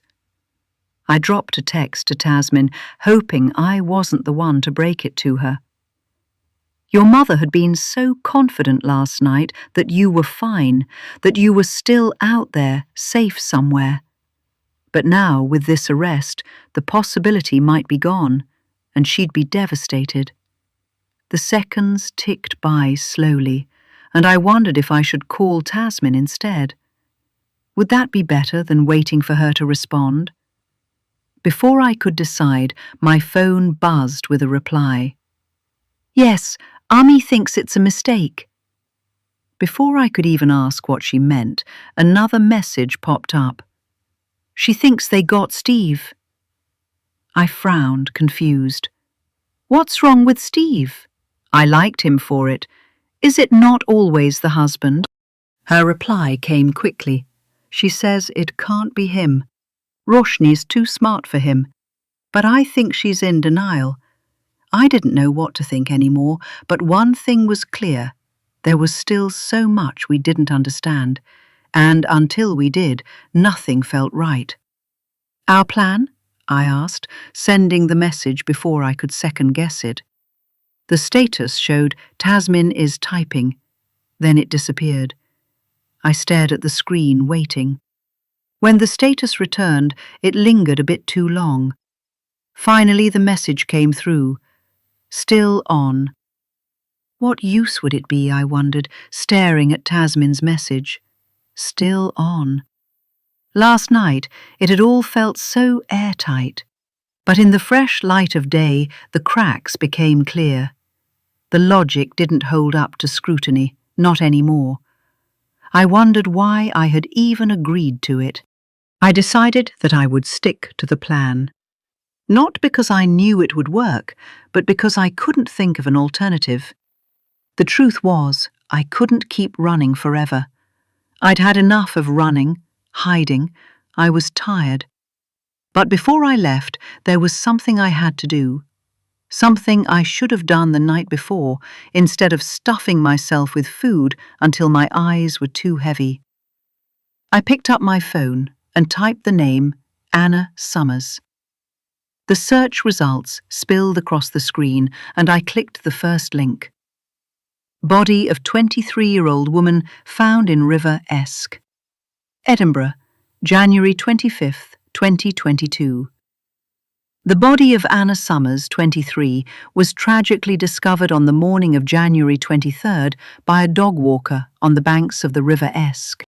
Authorities have confirmed that her death is not being treated as suspicious, and no third party is believed to have been involved.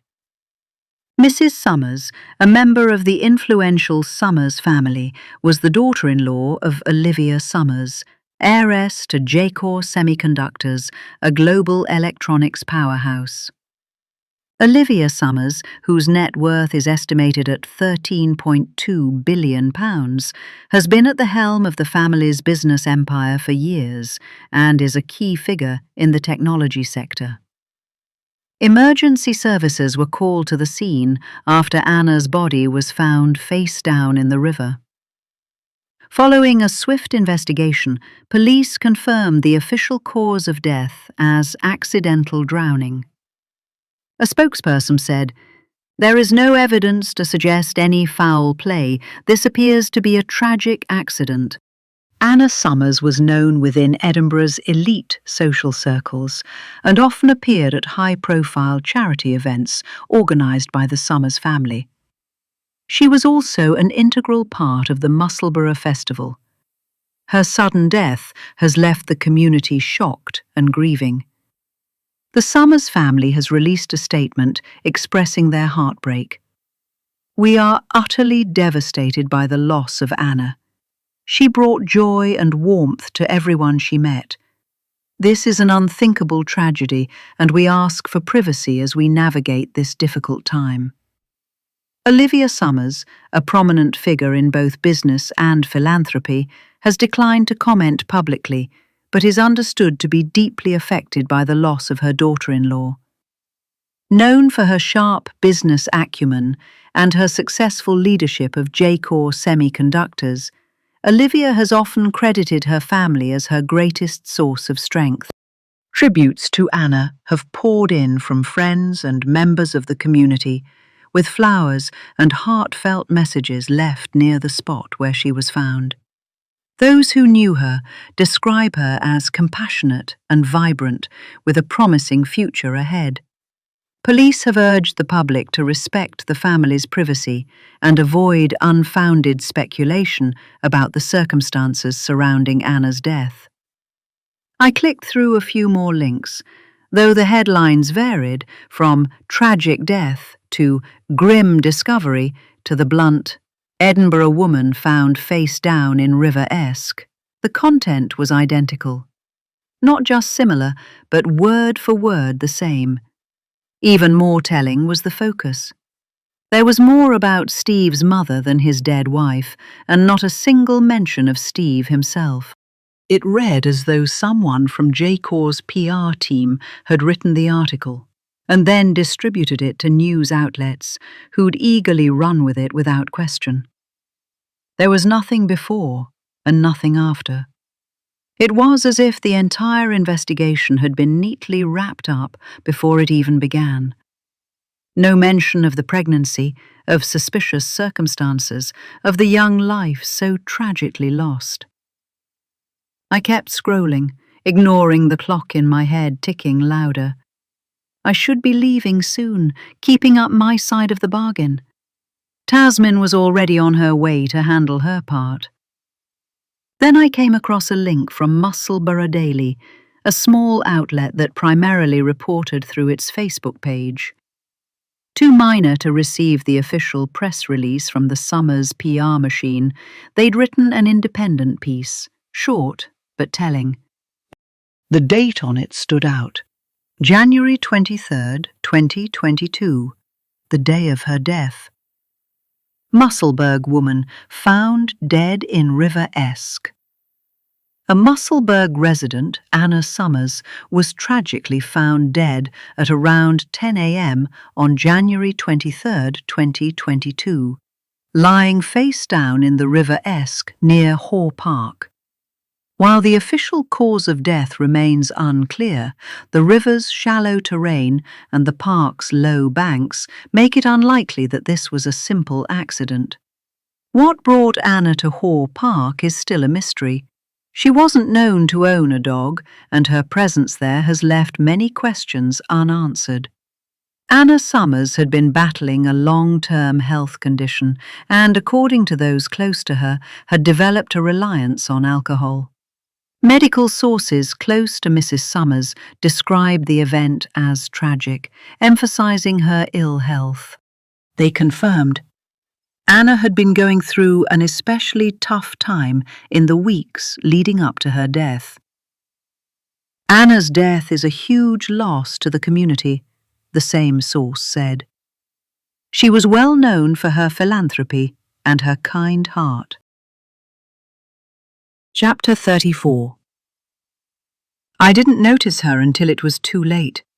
The doors had closed and the bus lurched forward towards its next stop. My bag, already off my shoulders, was clutched tightly to my chest as I shuffled closer to her. Karen. I should have noticed her earlier.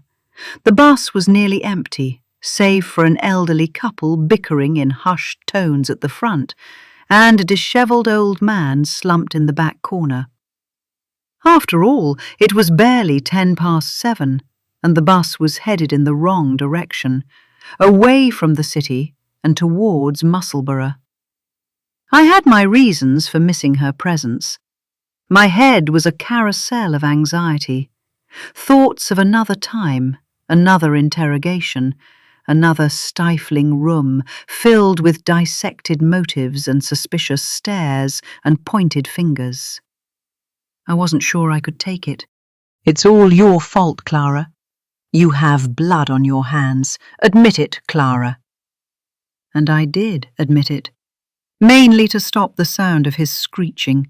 It was too much to bear when the internal blame was already so loud. I was still standing, though the bus was halfway to the next stop, and I was so lost in my own fear that I didn't notice her until the bus jerked, propelling me forward. My hand slipped off the handrail and I stumbled awkwardly. That was when I saw Karen. She didn't bother glancing up from her phone, but there was no mistaking her. She had her blonde hair in a messy plait, and I caught a faint waft of her perfume. Then it hit me. It was Tuesday. Pilates. Karen turned sharply, pushing her shades up into her hair. She blinked rapidly, as though trying to bat away an annoying insect. "Excuse me," she said, half confused, the rest amused. Shit, I must have said it out loud. Can I sit here?" I asked before I added, "Please." desperately hoping it sounded at least a little bit like Pilates.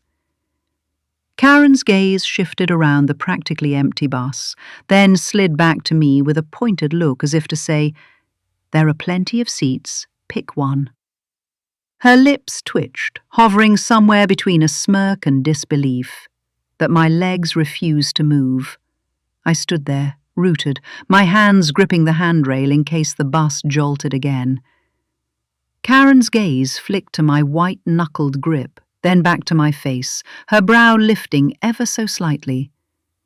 When she realized that I wasn't about to back down, she let out a sharp sigh and said, "Whatever," as she picked up her gym bag.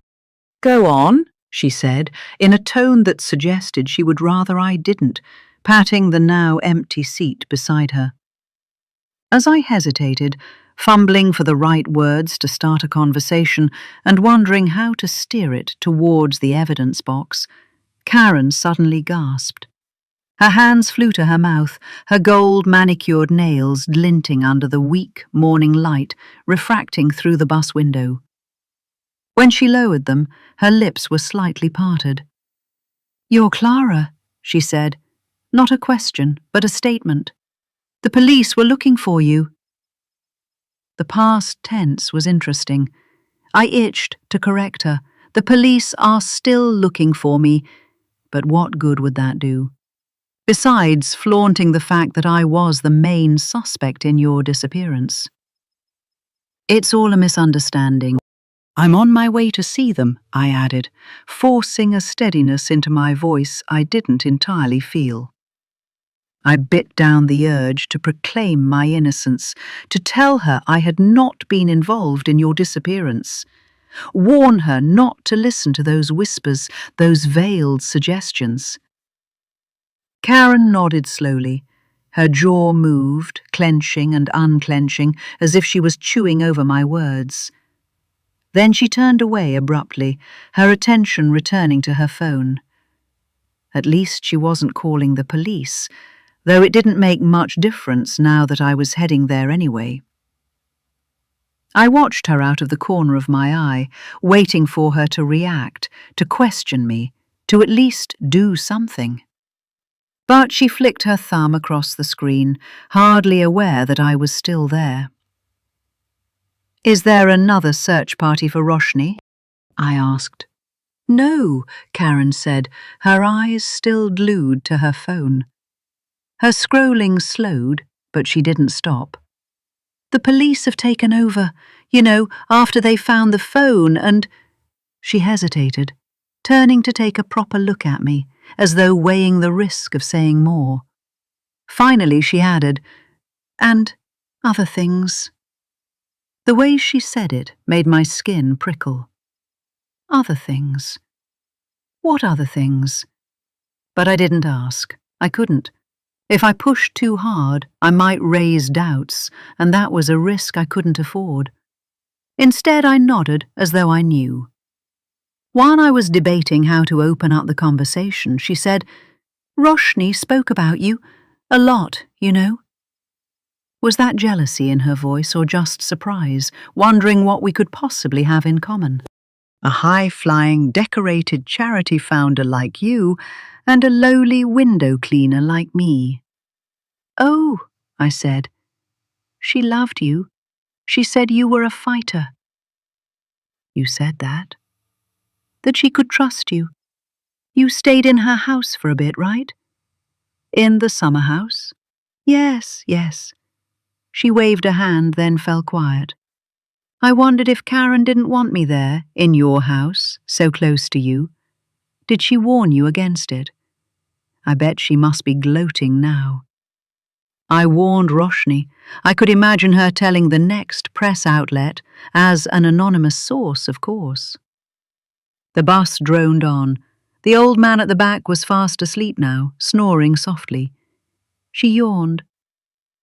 "Did she tell you anything? Before, I mean. Anything about what was wrong?" I wondered how much to tell her. As little as possible, I decided, but close enough to the truth. I know she was worried, scared even. "What about?" She didn't sound surprised. If you'd told me, then chances are your best friend already knew. She thought someone was watching her. Did she tell you why? About the things going missing? The button. Guilt pricked at me. You were spooked, and me taking your things, however innocent it was, hadn't helped. Yes, that. Karen gave a small, uneasy laugh. I've never seen anyone so worked up about a missing button. But I suppose in the end she was right. Someone was watching her. She let out a sudden cry, covering her mouth. I'm sorry, she whimpered. This is all a bit much. Too much. I remembered her talking about Anna. You knew Steve's first wife? She nodded. I was her GP, and then we became friends. She was lonely. Steve was away a lot with his business, and she didn't have many friends in Musselburgh. She looked away, her eyes drifting to the pavement, to a man with 2 shopping bags, to a teenager who looked like he'd just woken up, to a heavily pregnant woman pressing the button to cross the road. Anywhere but me. The bus slowed to a stop. And Roshni knew Anna. That was the part I struggled with. You knowing Anna, how she died, how young she was. Knowing her and still marrying her husband. Yes, she said. In fact, Roshni met Steve through Anna. Anna? She paused, as though deliberating how to put this mildly. Anna was the Shakti Foundation's biggest champion. A benefactor, she said at last, rubbing her thumb against her fingers like she was counting money. That's how they met, Roshni and Steve, at one of Roshni's charity events, or maybe it was the Musselburgh Festival, I don't know. She slapped her forehead, as if somehow remembering that first meeting, as if knowing where you met Steve might somehow bring you back. Yet it didn't make sense. The image of Anna, a glowing patron at a glitzy gala, standing next to you, maybe even Steve, clashed violently with the last terrible truth I knew of her. The river, the silence, the cover-up. And she was so young, so young, far too young to be gone, stripped of the life that could have been. It's not what it sounds like, Karen offered, perhaps sensing my unease. Her gaze was distant, fixed somewhere beyond the bus window. Roshni and Steve only became a thing after Anna. Their shared grief, you know, it brought them together. Steve was devastated, and Roshni was a constant presence in his life during those dark days. And somehow it became more. Her voice trailed off, almost wistful. How much time? Sorry? How long before Roshni and Steve became a couple? I mean, after Anna, I pressed, the question spilling out before I could consider what I'd do with the answer.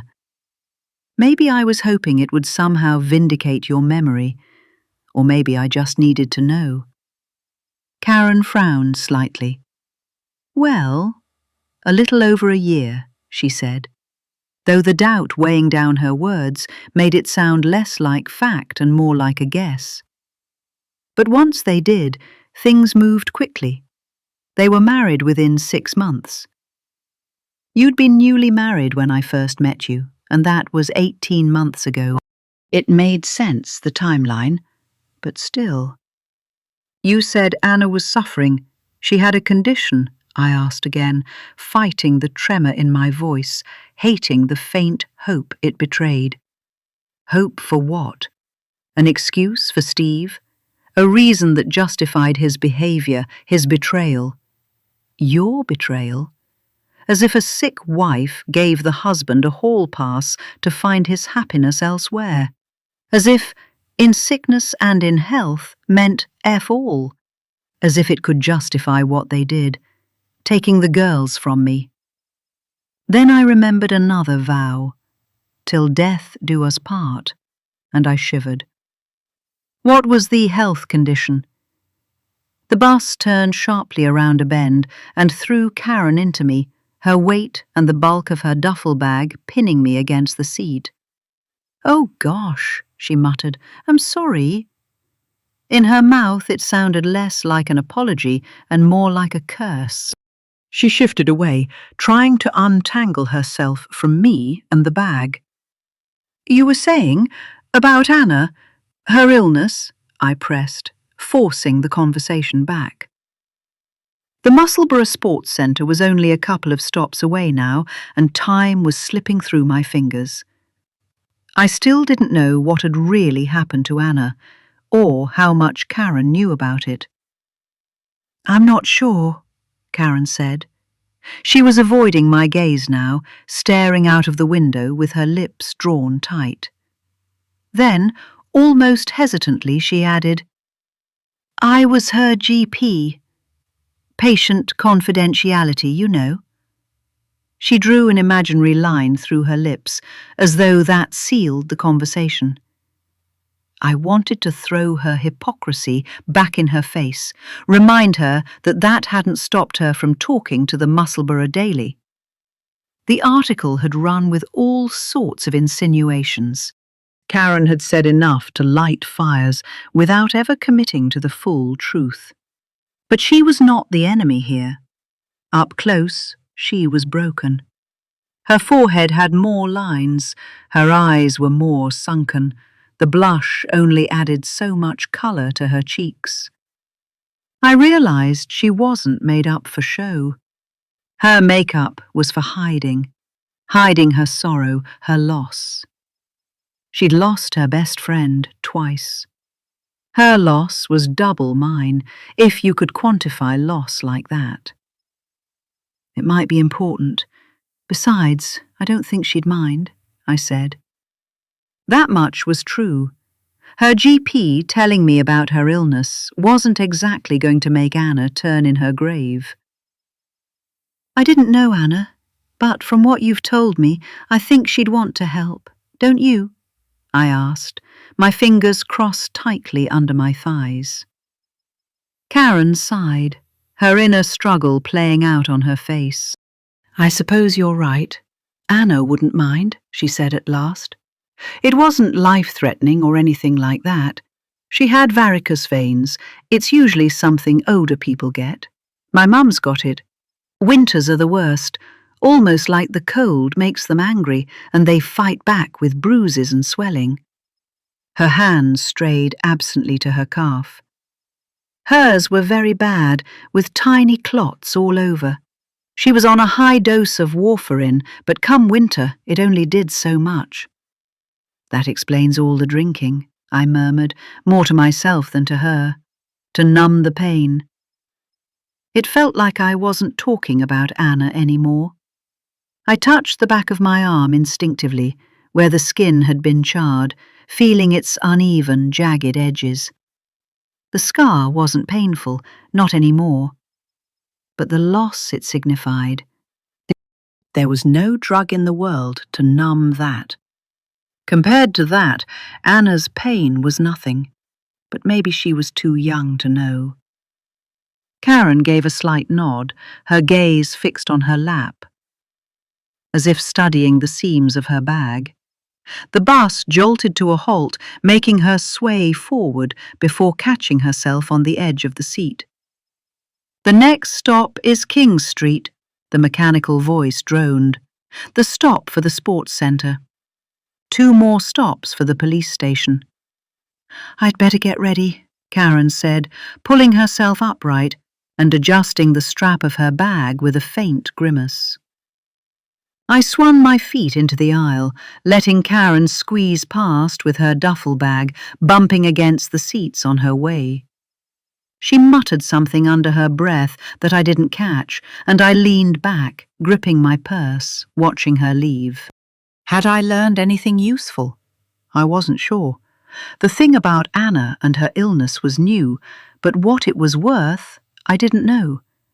It was a piece of something, but what good was a piece when the rest of the puzzle was missing? Karen finally reached the door and fidgeted with her bag.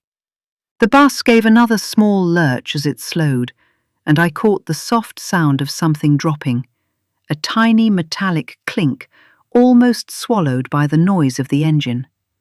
I looked down. A tiny golden hockey stick twinkled back at me, its hilt attached to a glimmering ball. I bent down and picked it up, rolling it between my fingers. "Karen!" I called out, starting to stand, but the bus doors had already closed with a sharp hiss. "Wait!" I said, but the driver paid no attention. The bus leaped forward, and Karen was gone, stepping onto the pavement without even realizing she'd dropped anything. I sank back into the seat, frowning at the keychain in my hand. I noticed that there was something else there, alongside the miniature hockey stick. A key, and with it, a fob. Chapter 35. Steve sat motionless on the plastic chair, his fingers tracing absent patterns on its pitted surface. The stark white walls of the station offered little distraction, but he didn't need any. His mind was curiously quiet, devoid of the panic or despair he might have expected. He'd known it would come to this. He'd known for weeks, ever since that first email had slid into his inbox, carrying with it a weight far heavier than the sum of its words. Even as he'd scrambled to work out what the blackmailer wanted, as the terror of exposure coiled tighter around him, he'd been braced for this moment.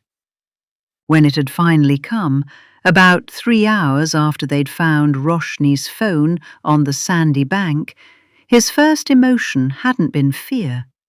It had been relief. It was finally over. No more jumping at the sound of an email alert, no more dreading what was next. The relief allowed him, for the first time in weeks, to stop pretending. Pretending he could fix it, pretending he could keep it buried, pretending he hadn't already lost. As they read him his rights, the words blurred into a hum, their meaning irrelevant. As if he cared, as if the whole universe wasn't already against him. His own papa didn't believe him. All he felt was detachment, as though he was watching someone else's life unfold. A character in a bad movie he hadn't signed up for, and one he'd not be able to leave until the final act was done. Steve wasn't built to worry, not even for hours, let alone months. He didn't have to.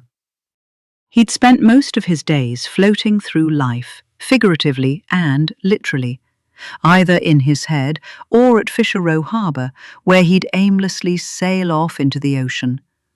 It was easier to let the water carry him, to drift without a destination, than to confront the inevitabilities he'd always known would catch up with him. And now they had. He leaned back against the chair, the chill of the morning air seeping through his hoodie, and closed his eyes. He'd thought the waiting would be unbearable, but it wasn't. There was no panic, no racing thoughts, nowhere else to be, only a strange, hollow acceptance. The door creaked open, and the sound of boots echoed against the tiled floor. Steve didn't bother to look up. He knew who was coming, what was coming. He always had. Detective Steele walked in, her boots clicking sharply against the tiles, the faint scent of machine coffee and fabric conditioner trailing behind her. She was cradling 2 paper cups, the dark liquid within sloshing precariously with each step. Without a word, she placed them down on the table, the impact sending ripples across the coffee's surface and spilling a dark crescent onto the scratched wood. Steve's eyes remained fixed on the table. She shoved one of the cups towards him. "Coffee?" she asked belatedly, her tone devoid of courtesy. Something had changed in her. Gone was the "I'm on your side" tone she'd tried on last time, not that he'd believed it anyway. He glanced at the cup, the steam curling upward, carrying the unmistakable tang of cheap brew. He hadn't eaten since the night before, but his stomach felt like a void.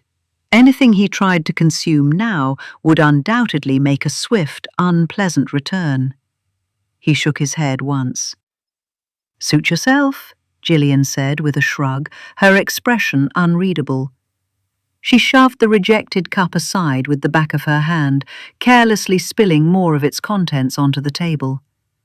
The coffee spread in slow, creeping tendrils towards the edge, threatening to drip onto the floor. Drip. He couldn't peel his eyes away. Drip. The water from Anna's hair. Drip. The blood from Roshni's legs. Drip. Detective Steele reversed her chair and swung her disproportionately long limbs over it. She settled herself opposite him. The hefty file she'd been clutching to her chest like a prize was now on the table, bulging with loose papers. Without so much as a glance at him, she began rifling through it. Steve watched her, his eyes narrowing slightly as he leaned back. The way she rearranged the papers, pausing here and there, as if carefully selecting which ones to leave on top.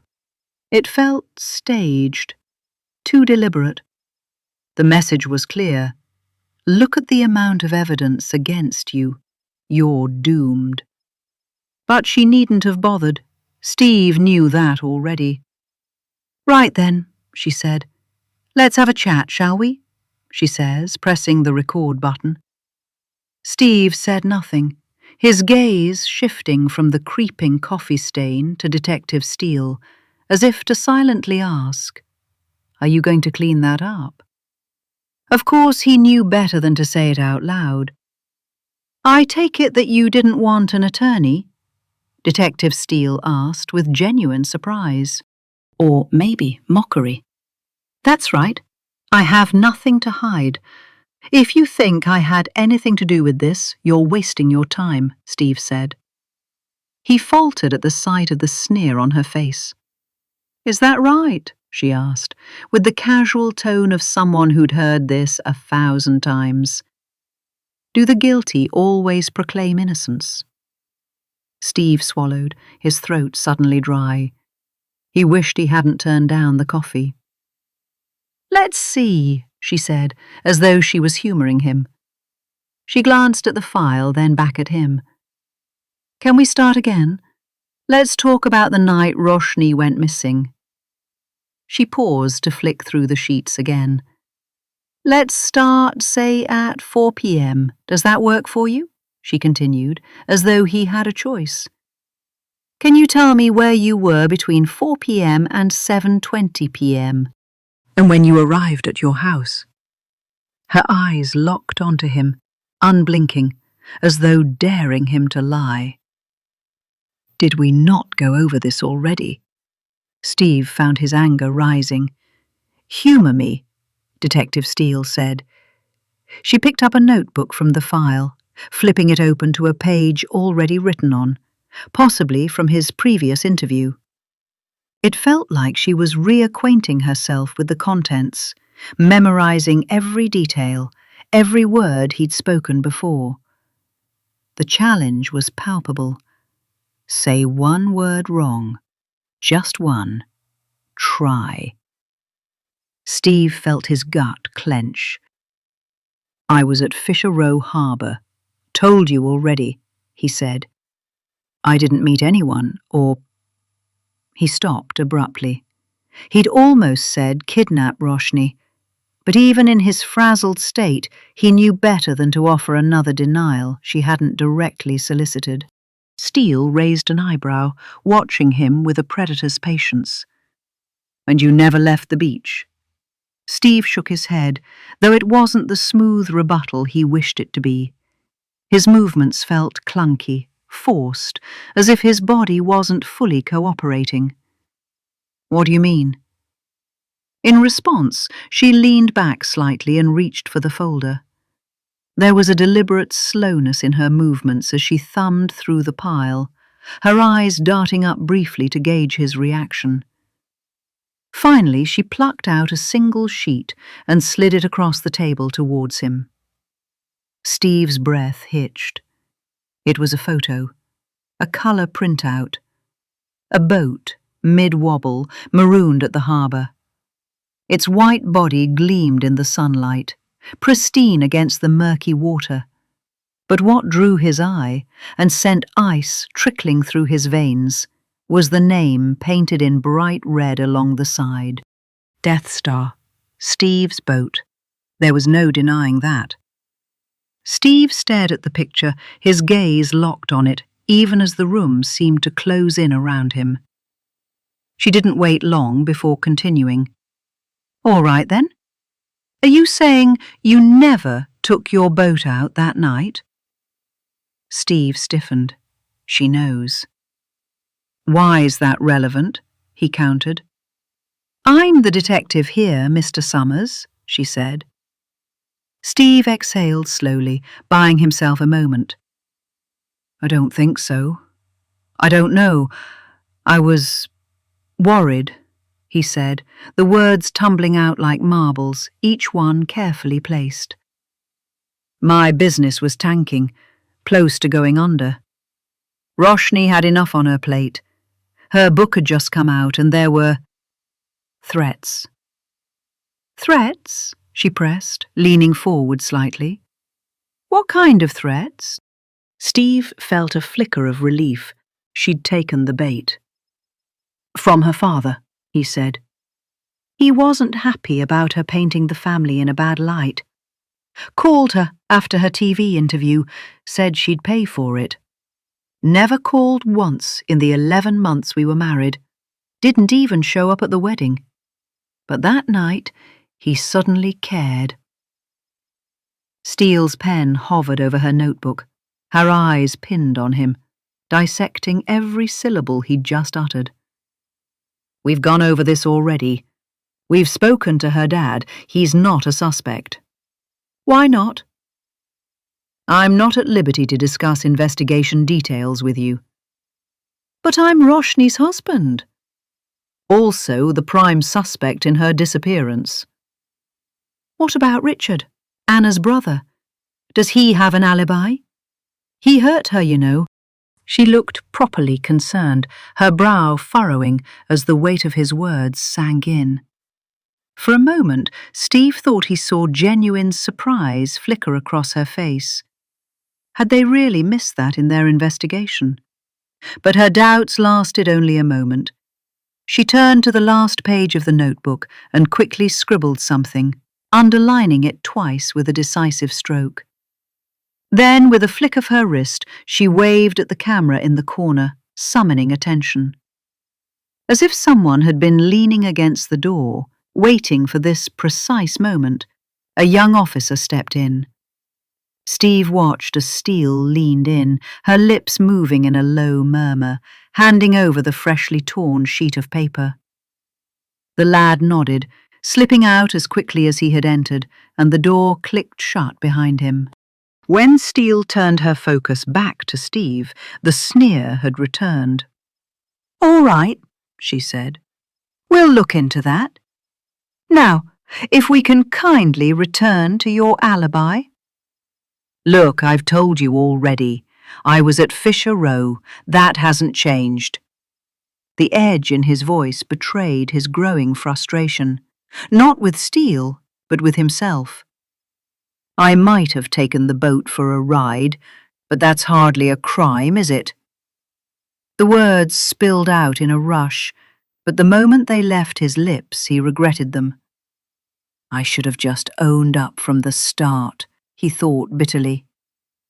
What had once seemed like an admission of guilt, taking the boat out without proper insurance, felt utterly inconsequential now. Yet by hiding it for so long, he'd let it grow into a tangled mess. And now there was no clean way out. Because that was where he was that evening, aboard the Death Star, his beautiful, majestic boat. He needed it after the email, the one without the ransom note, the one that taunted him with the photos. Look, if it's about the insurance, It's not. Then what? The detective let out a battle-ready sigh. We found blood in Roshni's phone case. Only a drop, wedged between the phone and the case, diluted by rain, but enough to make a profile. How do you know it's Roshni's? His voice quivered. We took a sample from her parents, and it was a 99.97% match for their daughter. Steve inhaled sharply. The breath snagged at his heart, the pain sharp. That's not right. You don't know that. Roshni has a sister. Tasmin, we know, it's not hers. That's when he realized that he was doomed, destined to be here for a very long time. But what has it got to do with me? If you found my fingerprints, well, I would have handled her phone at some point. I'm her husband, in case you forgot. Steve, it's not the fingerprints. Then what? He was tired.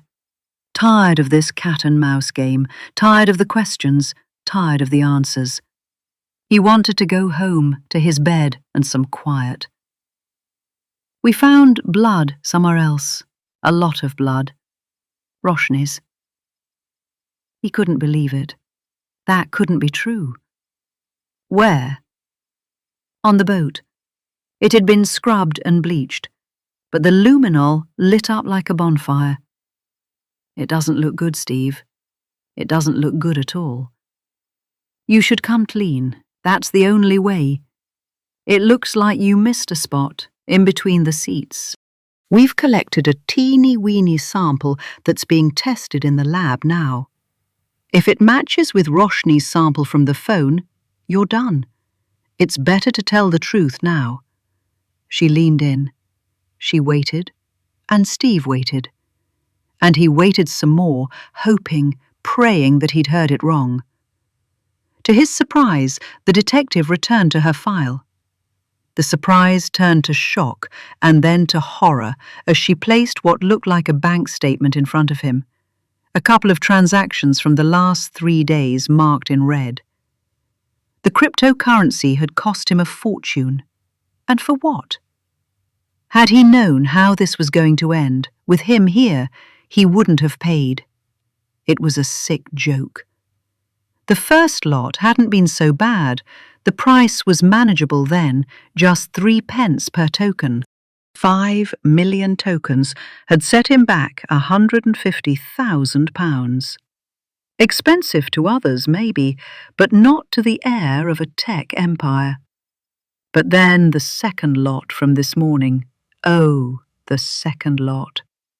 By the time he'd gone back to buy more, the price had skyrocketed 100-fold.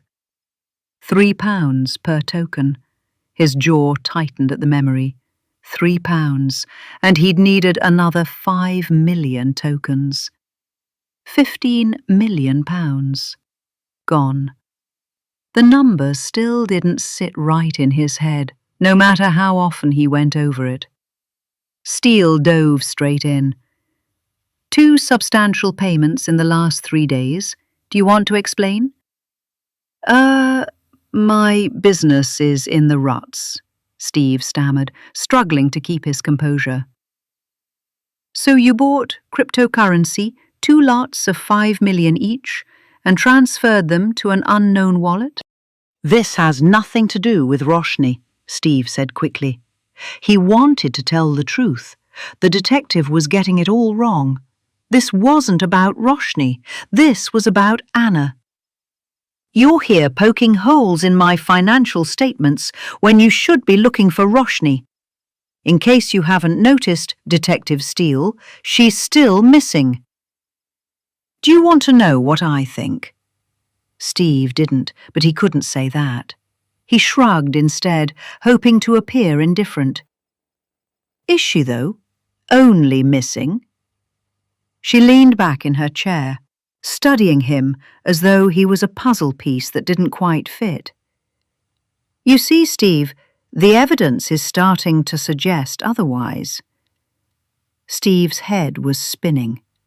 He didn't want to hear another word, not one more word. He'd heard enough. He just wanted this to end.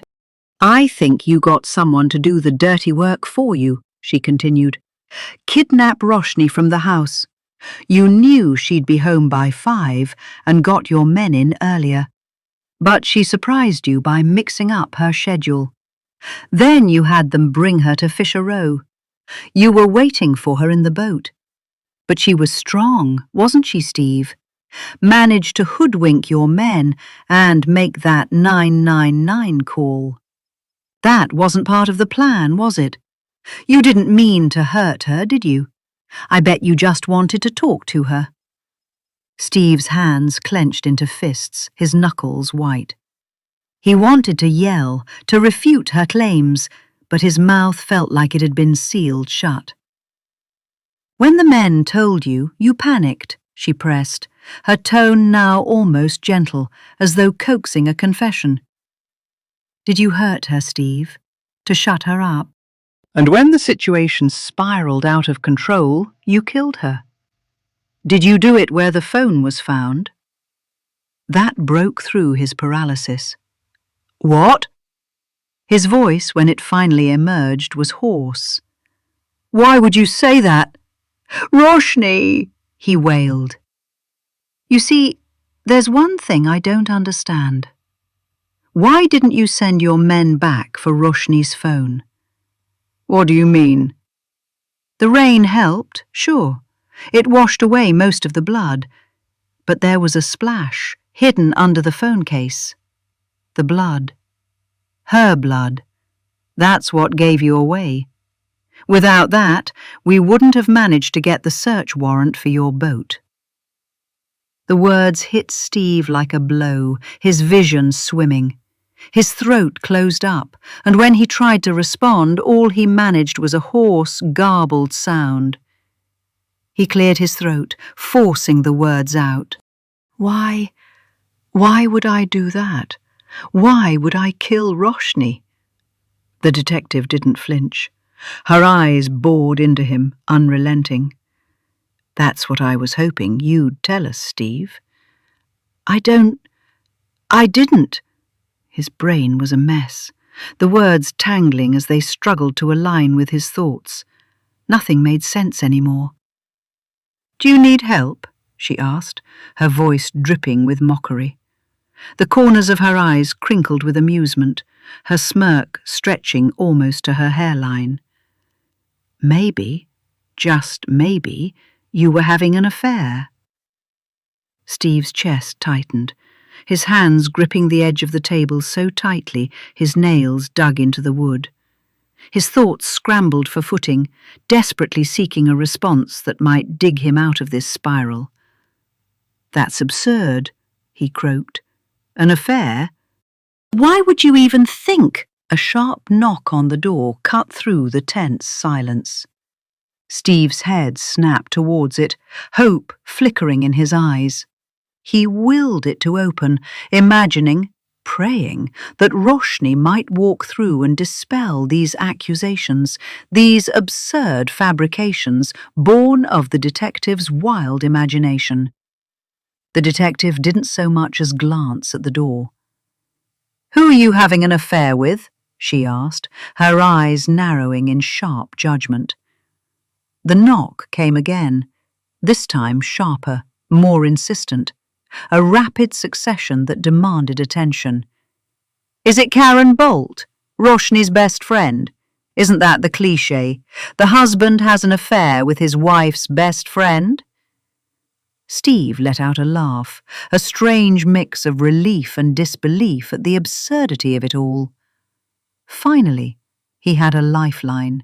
A way to prove that this entire story was nothing but a web of lies, half-truths at best, misconstrued and wrong. So wrong. Now he could show her why. But before he could speak, the door creaked open. The same young officer from before poked his head in, urgency etched on his face. "Detective, you need to come. There's been a development." Chapter 36. Ms. The detective I'd seen on TV, the one who'd wrestled Tasmin out of the press conference, called out as she entered the corridor. She wore a buttoned-up peach shirt tucked neatly into trousers that hung loosely, skimming her thighs without clinging. She hadn't expected me. That was clear from her raised eyebrows. And now she was taking her time to reach me, as if she was trying to work out her strategy. "Clara," I said, rising from the chair I'd been confined to. I didn't bother extending a hand. Besides, shaking it was probably the last thing she'd want, and honestly, this was not really a civil meeting. "Clara, Detective Inspector Steele," she said, establishing the suspect-detective dynamic in this investigation. "We've been looking for you," she added, offering a tight smile that didn't quite reach her eyes, which were busy appraising me. "I heard," I said. "You did?" She chuckled, now with a hint of humour. "I wonder what kept you." "I'm not fond of the police," I said. "Why would that be?" she asked, tilting her head. "Only people with something to hide don't like us." "Do you have something to hide, Clara?" She leaned in so close that I could smell the faint trace of coffee on her breath. "My ex is in the police," I said, trying not to flinch. "Fair enough." She pulled back, letting out a throaty laugh. Then she raised a conspiratorial hand to her mouth and spoke through gritted teeth. "So is mine. But don't hold that against us. Some of us are good, you know." She laughed once more, half turning her body away from me. Standing just beyond her was the young officer, radiating eagerness like a seal pup who'd pulled off his biggest stunt and now couldn't wait for a fishy treat.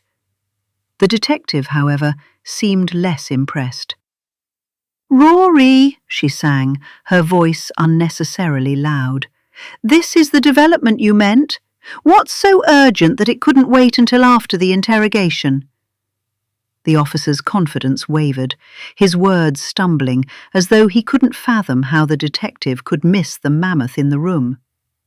He began, faltering, glancing between the two of us as if searching for validation. The detective sighed, rubbing the bridge of her nose. "I know who she is," she said. Without turning to face me, she added, "Don't I, Clara?" Her voice was sharp, but her posture remained loose, almost disinterested. She continued, addressing the young officer. "We're no longer looking for her. Or did you not get the memo?" Was she always this rude? Or was it the stress of the case grinding her down? I felt a pang of sympathy for the poor lad. "But she said she had evidence," he said. Steele let out a low whistle, finally turning her full attention to me. "Evidence?" Her eyebrows shot up, nearly disappearing into her hairline. For the first time since she'd arrived, her eyes reflected something other than amusement. It wasn't quite belief, but a faint glimmer of interest. "Not evidence? An evidence box?" "A box of evidence? I don't have it, not yet," I added, as I patted the purse slung over my shoulder, the one I'd pulled out from under my hoodie before I came here. "But I have the key." Her gaze dropped to my purse. "Well done, Rory," she said, her eyes still fixed on the purse. Rory beamed, his chest puffing out as if he'd just been awarded a medal. "And you, Clara," Steele said, her voice turning silky with an edge I didn't trust. "Why don't you start at the beginning?" She waved a hand towards the corridor she'd come through. "This way," she said, already turning on her heel. I caught her giving a "this better be good" look at Rory, who'd gone pale. "Shall we?" she added over her shoulder. Oh no, here we go. The irrational part of my brain screamed that this was it. The end. She was going to lock me up, toss me into a cell and let me rot like the old times. My breath came in shudders as our shadows crept towards the corridor. But then the rational part chimed in, albeit hesitantly. This is not about me. This is about you. All I need to do is convince the police that I didn't kidnap you. Point them towards the evidence box, hand over the key, and walk out. As Nora would say, easy peasy. I clutched my purse tighter, gripping it like a shield. Every inch of me screamed to turn around and flee, but I kept my head down, refusing to let my eyes linger. Not on the harsh, fluorescent lighting, not on the scuffed tiles beneath our feet, and certainly not on Detective Steele's swinging arms, or what they might do to me. But then the corridor closed in, the dimly lit walls pressing in further with every step. The air thickened, heavy with the scent of disinfectant and stale coffee. The sound of our shoes echoed. It was happening again. That same tightness in my chest, the same gnawing panic that dragged me back to the worst moment of my life. I forgot to breathe. The moving bands of light and shadow rippled over the floor as the overhead fixtures flickered in their lazy rhythm. I couldn't look at the doors, anything but the doors, which threatened to slam shut at any moment, locking me in with the ghosts of the past I'd spent years trying to escape. I swallowed hard, focusing on the sound of my boots against the polished floor. 1, 2, 3. Keep walking. Keep counting. Don't stop. Even though all I wanted to do was turn around and run, I couldn't go back. Not now. Perhaps sensing my panic, the detective steered me into a large room. The light here wasn't as harsh as in the corridor. It fell softly. There was no imposing bench splitting the officers from the offenders, no entrenched hierarchy. Instead, against one wall stood a worn blue fabric couch, its upholstery frayed at the corners, looking like it had been banished to this room and promptly forgotten. It bore the tired air of something meant to be discarded, but which never quite made it out the door. In front of it stood an equally scruffy IKEA coffee table, its surface dotted with faint rings from bygone mugs of tea or coffee. "Budget cuts," she apologized. Detective Steele let me sit down first. I perched on the edge of the couch. She didn't sit beside me, instead choosing the coffee table, one leg crossed over the other. "So, Clara," she began, letting her leg drop and leaning forward, her elbows resting on her thighs. Her tone wasn't unkind. "Why don't we start with what you were doing at Roshni's house that night and why you ran?" Before I could muster a response, she added, "I want to believe you, Clara, I really do, but you've got to give me a reason to. Help me out here, be honest, save us both the time." Her bloodshot eyes held mine. She looked like she hadn't slept for days, and her demeanor suggested she'd run out of patience. I swallowed hard, pushing back the half-plausible story I'd rehearsed in my head. The one about it being a scheduled cleaning session, how you'd given me an extra key, and how I'd thought the police were intruders. It had sounded almost reasonable when I ran it through my mind earlier, but now it felt laughably thin. Intruders don't come with sirens. And even if, by some miracle, I convinced her of my initial confusion, there was no way I could explain away the shrine. They'd already seen it, hadn't they?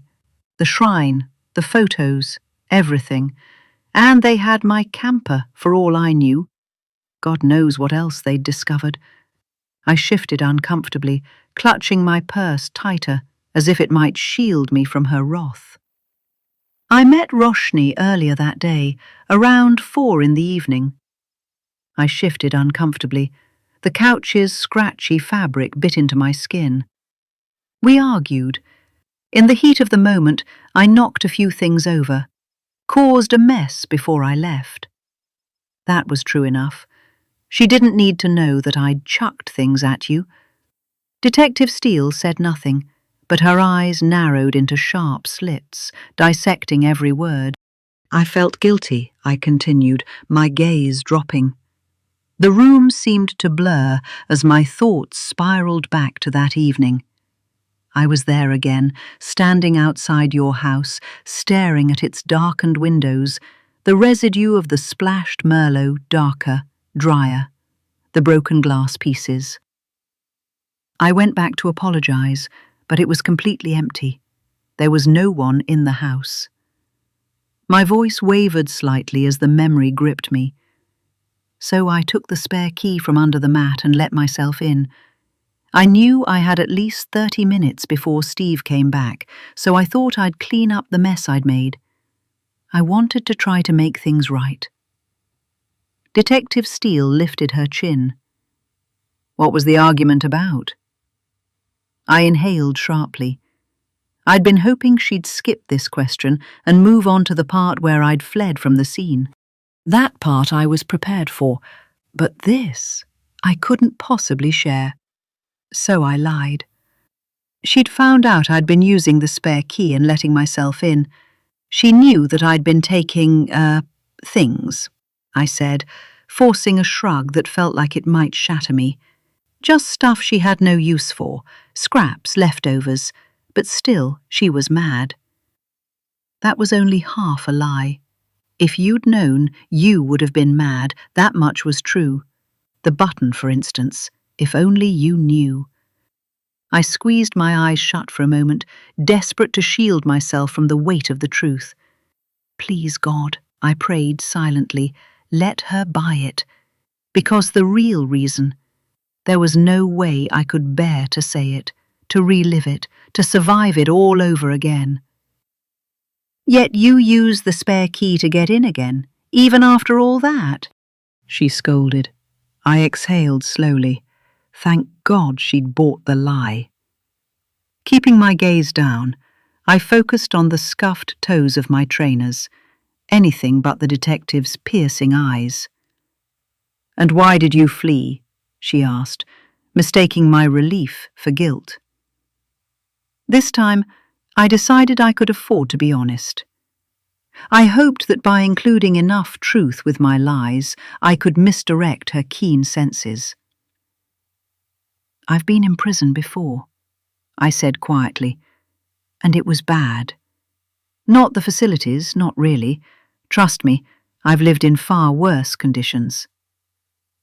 She nodded as if she understood, though there was no way she would, not from the other side of the door. And as per my bail conditions, I shouldn't be inside residential premises. They'd put me right back in. I can't. So you ran. What choice did I have? I can't go back in there. I didn't know that Roshni had been kidnapped, did I?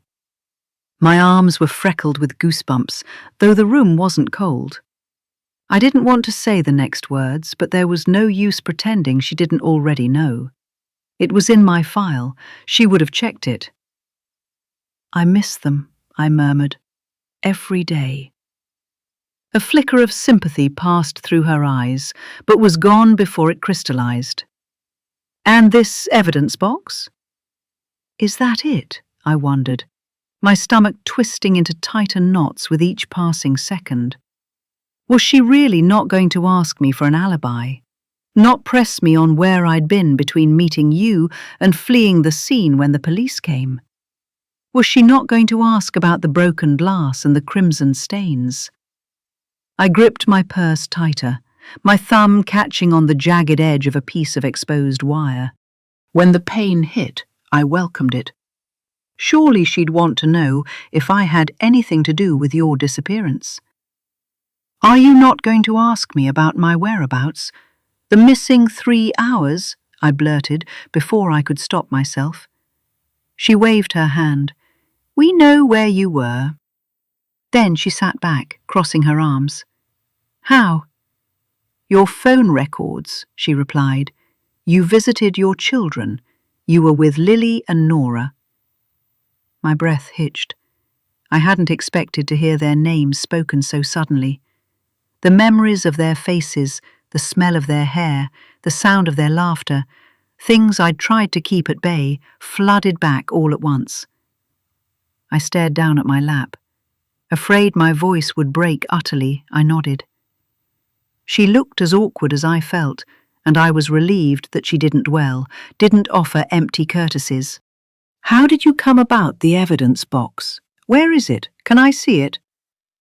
I don't have it, I repeated firmly. But I held up my hand to stop her. From here, the story was mine to tell. I'd given her enough, just enough to make her believe me. Now she would have to hear me out. Roshni did give me a key, I air-quoted. It just wasn't her house key. I reached into my purse.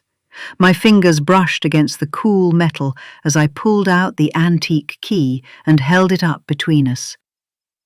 I put it with my van's spare key and promptly forgot all about it. Her eyes flickered between the key and my face. I took a steadying breath and gave her a rundown, albeit a short one, of everything that had happened since. I left out my night at Lorna's. There was no need to drag her into this, especially when she had no clue what was going on. But I laid out the rest, and she mostly let me ramble on. Except for the part when I said Roshni's birth name was Monisha. At that, Detective Steele gasped. How did you know? I don't think it's common knowledge, and we wanted to keep it that way. She was trying to send a message. Keep your mouth shut. Don't repeat that. And she didn't have to tell me twice. Roshni told me. I lied. Why do you ask? She peered into my eyes, trying to gauge if I was telling the truth. We don't want any speculation. She's estranged from her family. That'll be a distraction. We need to keep this one quiet. Her sister agrees. You've spoken to Tasmin? Yes. She has a similar key, I added, watching her pen hover in mid-air before it darted back to the page. And you know about the private detective, Varun Shikar? She nodded, her hand flying across the page as she scratched down more notes. Her earlier indifference had vanished. This time, she seemed to see the pieces click together. And this evidence box, you really have no clue as to its whereabouts, she asked, a little disappointed. Essentially, she wanted me to solve the case for her, hand it over tied with a neat bow so she could march in front of a camera, grunt a few times, and pose like it was all her hard work. I have an idea, I said cautiously. She shot to her feet in an instant, her eyes alight. Then what are we waiting for? Let's go and nail this bastard. Chapter 37. It was a shame that James Craig, the award-winning architect of Edinburgh's new town, wasn't celebrated for his sense of humour. He wedged the then Prince, George, between the Queen and the Princess, threading the city's grand design with a wry nod to hierarchy. And in the narrow lanes, he scattered English roses and Scottish thistles, perhaps less for their fragrance than for the thorns they bore. I don't think he liked the monarch all that much. Thistle Street was never meant for the bustle that filled it now. Its narrow, cobbled spine, once a quiet artery of the new town, a service lane for the servants and maids, was now choked with tourists, clutching guidebooks, and rowdy punters spilling out of its snug bars. Among the busyness of the street stood the Shakti Foundation's headquarters, its windows covered in grime and cobwebs. Inside, Jane was sitting behind the desk, idly filing her nails. She wasn't expecting company. No one came unannounced anymore. With you gone, No one came at all. Detective Steele stepped inside and announced herself, flashing her badge. Almost immediately, James sprang to life, rising to her feet, a sense of purpose returning to her cheeks as they flushed with colour. "Detective," she nodded, her tone brisk, like someone who watched a lot of true crime. "How can I help you?" One of the other officers stepped forward and handed Steele a stack of papers. "Actually," she said, pausing to straighten them, tucking in the rogue sheets that threatened to spill over, "we have a warrant to search the premises." She looked up at Jane, but made no move to show her the documents. "But I was wondering if you could help us find something quickly. Skip the formalities."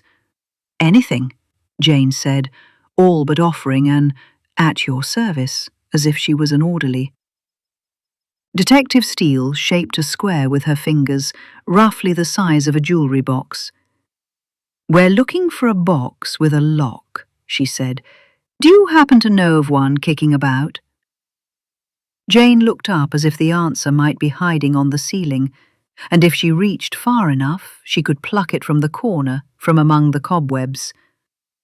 After a moment, when that didn't work, she shrugged and said, "I don't know. Roshni never kept personal items in the office. All her things are in her desk drawers. Do you want me to check?" "Actually, it would be better if we did it," the detective said. "That way it won't be contaminated." After a couple of reassurances that she was in no trouble and we'd all be relieved when this was over, Jane led us into the office. Your office felt smaller than I remembered, as if it had shrunk in your absence. The riot of colour that had once made the space unmistakably yours had been sacrificed to neutral pastels, the walls now a washed-out shade of beige. You tore all your decorations down 6 or 7 months before you disappeared. I still remember the look in your eyes, the hurt, the madness. You were frantic that day. You were looking for something, tearing everything apart. Then, when it was all put back, it was like the soul was already lost. The vase on your desk still held flowers, but they had long since wilted, their petals curled and browned at the edges. The furniture was sparse, as though you had started stripping the room of your presence long before you were gone. It was almost as if you knew. There weren't many places to search. An open bookshelf against the wall held a modest collection of books, some stacked neatly, others leaning as if nudged out of place in a hurry. The place had been searched already. You'd never leave the books like that. Beside the bookshelf, a single drawer sat in the desk, its handle slightly scuffed from frequent use. The officers, already wearing disposable plastic gloves, moved methodically. One began rifling through the books, flipping pages, and shaking them lightly, as if expecting something to fall out.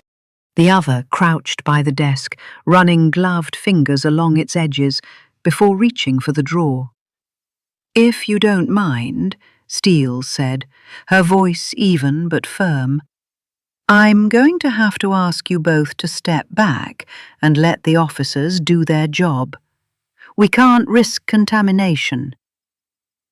Jane nodded quickly and shuffled away, clasping her hands in front of her. I hesitated for a moment, glancing at the bookshelf, wondering if someone had already been here, gone through your things. Were we too late? I moved back, watching as they dismantled the remains of your space, searching for any whiff of your secrets. It felt like an intrusion of your privacy. One of the officers straightened from his search and crossed the room, an official-looking document in hand. He handed it to Steele, who took it with a slight frown, flipping the pages quickly before slowing down as something caught her eye. "Interesting," she muttered. I stepped forward instinctively. "What is it?" Instead of answering right away, she turned the document around so I could see. It was a copy of a post-mortem report, Anna's. Several phrases were highlighted in fluorescent yellow, standing out starkly against the clinical text. Approximately 2 months pregnant at the time of death. Traces of water in the lungs, insufficient to indicate drowning. Cause of death, cardiac failure. A recent needle puncture was detected. I exhaled slowly, my mind racing to make sense of it. So, Richard was right. She didn't drown. Not exactly, Steele said, scanning the report again. She was dying when she hit the water. Her heart had already started to fail. She tapped her finger over the last highlighted line. And then there's this, a needle mark. Recent? She nodded. That's what it says. No sign of a struggle, so either she didn't fight back or she didn't know it was happening. A chill ran down my spine. What was in the injection? Steele pulled another sheet from the file, a toxicology report. 3 more phrases had been highlighted. The bloodstream shows warfarin. Ibuprofen present. No alcohol detected. Warfarin? I frowned. That's for blood thinning, right? Yes. She was on it for her condition, varicose veins. But the question is, would she have taken it during pregnancy? Steele's voice was distant. I could tell she was already forming theories. And no alcohol, I murmured, thinking back to what Karen had said about Anna drinking. She was portrayed to be a heavy drinker. Exactly, Steele said, snapping the file shut. Which begs the question, why was there none in her system when she died? Because she was pregnant. Steele nodded. Could be. I suppose Steve knew. The question left my mouth before I could think better of it. Hard to say, she replied. But if he did, he never mentioned it. And from what I know, it was never reported in the news. I swallowed hard. Anna had been on warfarin. Was it safe to take during pregnancy? Had she known? Had anyone? So she had water in her lungs, but didn't drown.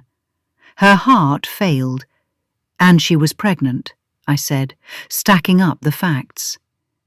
That's a hell of a lot of tragic coincidences. Oh yes, it is. Enough to raise a few questions at least. The door chimed, announcing a new arrival.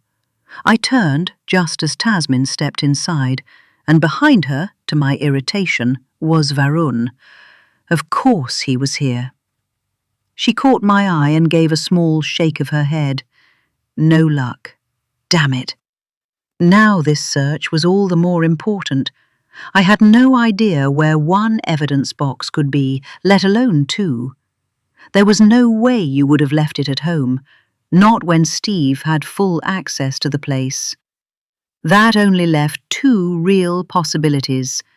The first was here, in the office, but neither Tasmin nor I could just waltz in and start tearing the place apart. That was why I had roped in the police, to do the search properly, by the book. The second was Steve's boat. You had a dark sense of humor. Was this your final hurrah? Hide it in the one place Steve considered his. The boat was moored in Fisher Row Harbour, and the key was kept in a box with a numerical lock attached to it. I knew the combination, of course.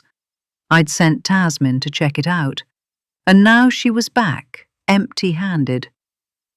Detective Steele threw a sharp, questioning glance at the newcomers. Before she could say anything, I jumped in. You know Tasmin, Roshni's sister, I said quickly, then waved a dismissive hand towards Varun. And him, you know. Varun shot me a look, but I ignored it. As soon as she heard Tasmin was Roshni's sister, Jane suddenly burst into tears. "Oh, I'm so sorry," she sobbed, hands flying to her mouth. "I should have— God, look at me. Let me put the kettle on." She sniffled and hurried off.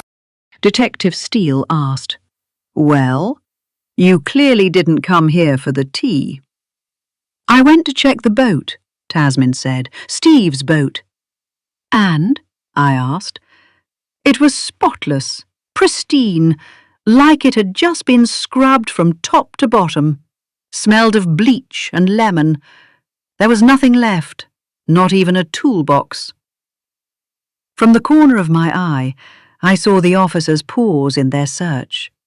Books momentarily forgotten, their rapt attention was directed at Tasmin.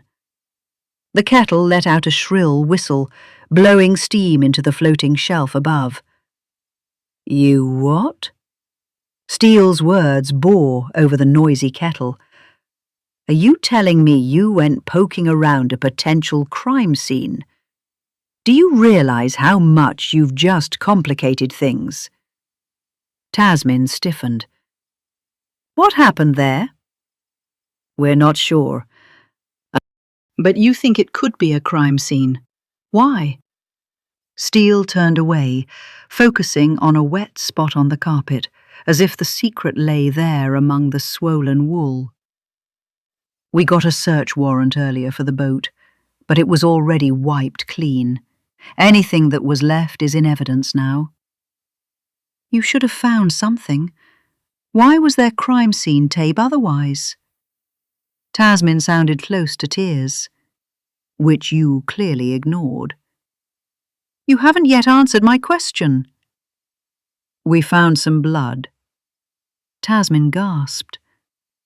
"What do you mean by blood? Is it Roshni's?" Her voice trembled. "Was that why you asked for blood samples from our whole family? You said it was for the file, when you find something." "We don't know anything for sure yet." "Don't bullshit me." "Fine." She put her hands up in surrender. "We think it could be Roshni's. It was all cleaned up, but we managed to find a tiny sample to test. It's in the lab as we speak." "Tiny sample?" Tasmin sounded relieved. "It could be anything. Roshni would have been on the boat frequently. She could have nicked her hand at any time." The detective shook her head. "We got the sample from between the seats, a spot whoever cleaned possibly missed." "But—" "There was a lot. While the sample itself was small, when the forensic team used luminol, the whole deck turned blue." "Luminol?" Tasmin turned to look at Varun. He shook his head. "It's a chemical that lights up under UV when traces of blood are found, even after they've been cleaned." "It could be old." "Could be." "You don't think so?" "I don't know. All we know is we found a lot of blood." My head gave way. This couldn't be real. You couldn't be dead. Tasmin was on her knees, sobbing into her hands. "Are you charging Steve?" Varun asked. "Did he confess?" "Not yet, but we might have enough circumstantial evidence to charge him. We're waiting for the DNA results to come back." The detective then gave Varun a look that said, "You better hope you haven't messed up my case." Jane returned then, balancing a tray with shaking hands. Cups clinked against saucers, and a tiny dusting of milk spilled over the edge of the jug. The sugar cubes had fused into strange, shapeless lumps.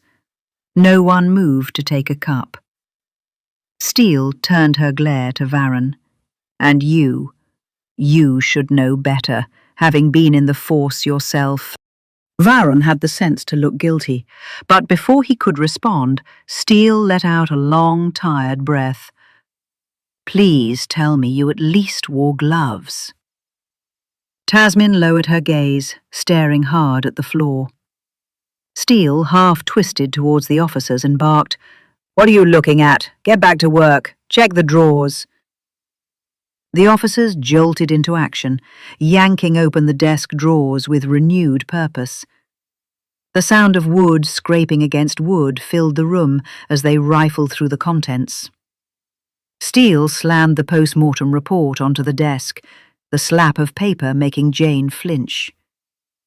Without a word, she grabbed a mug from the tray, spooned in one sugar after another, and stirred so aggressively that tea sloshed over the rim. Tasmin and Varun edged closer, their eyes drawn to the report. "Don't touch it!" Steele snapped, her voice cracking through the room like a whip. She appeared frazzled. They both froze, hands half raised, before stepping back, chastened. I reached for a cup of tea, skipping the milk. The tea itself was bitter and lukewarm, but I forced a sip anyway, hoping it would settle my nerves. It didn't make sense. It couldn't be you. You couldn't be dead. Across the room, one of the officers straightened, pulling a yellow file from the drawer. "Ma'am," he called, handing it over to Steele. Before she could open it, Varun spoke, his voice low. "That's got nothing to do with the case." Steele didn't even look at him. "And you'd know that because—" "I pulled it together." She opened it anyway. A pause. "Oh." She flicked a glance at me, fleeting but freckled with something worse than anger. Pity. I felt my stomach tighten. What was in that file? Was this how you figured it out? Was this why you'd been so disappointed? Your last words struck like a slap, raw and accusing. You kept it from me. How could you? Why? I trusted you. Trust. They trusted you, Clara. This time the words came from another time, another place, another voice. A time thick with the scent of burning clothes and skin. A place where a gust of wind fluttered the curtains, pushing the flames higher, faster. The screaming, the scratching nails, and the silence that followed were more terrifying. My thoughts tumbled, piling up, clawing at my skull until my mind caved beneath them. It was too much. The blackness came fast. I let it take me. Chapter 38. Tasmin hadn't stopped crying since she heard about the blood. At first the tears were silent, slipping down her cheeks unnoticed. Then the sobs came, deep and shuddering, her whole body trembling beside me. Now in the back of the Uber, she was curled against the window with her arms wrapped around herself and her breath coming in uneven gasps. Nothing anyone said could change her mind. I felt nothing. No rush of emotion, no déjà vu, no grief. Just a strange, hollow calm, as if it was happening to someone else entirely. Outside, the rain had turned into a miserable drizzle and laid mist on the windows.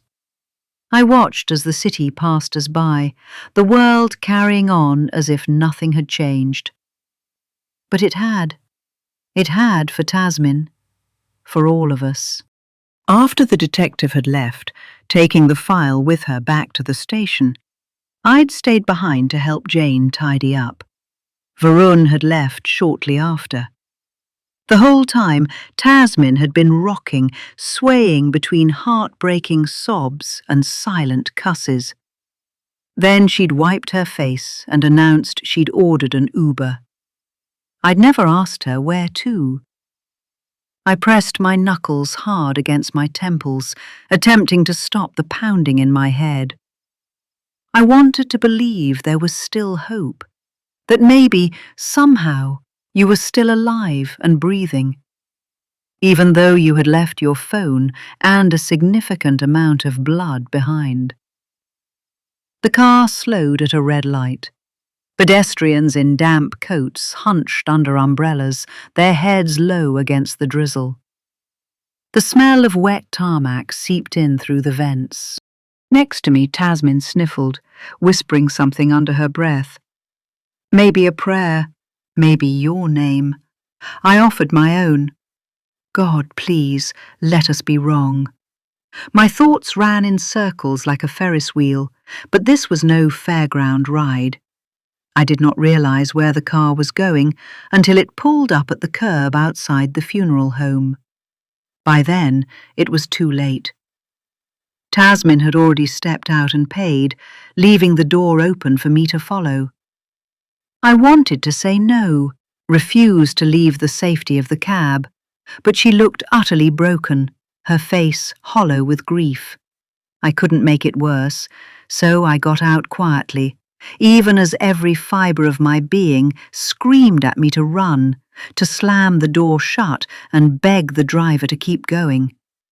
I couldn't go back in there, not after last time, when the well-meaning words still haunted me. It was a beautiful service. How could a loss ever be beautiful? I remember watching the flowers, pfaffafils, as Nora would have said, and thinking the flowers would die too. Tomorrow they'd be dead and discarded, and people would move on, leaving me behind. Because how could I ever move on? What would my purpose be? All that changed the day I saw you. Then I knew that I'd watch over you, keep you safe. That would be my new purpose. And now I'd failed in that too, a second time. Before I could ask why we were here, Tasmin spoke through her sniffs. They're hiding something. Varun and the police. They know more than they're telling us. I had no idea what she meant, but I dared not ask. Through the window, clean and smelling of antifreeze and etching salt, I saw Varun behind his white podium-like desk. He was chatting with a young girl. Her smile, the relaxed set of her shoulders, suggested she wasn't a customer. Death hadn't brought her here. The door chimes announced our arrival. Varun looked up, his initial surprise quickly replaced by concern. Though Tasmin had stopped crying, her face was still puffy. He rushed towards us, then hesitated, darting back to grab a bottle of water from his desk.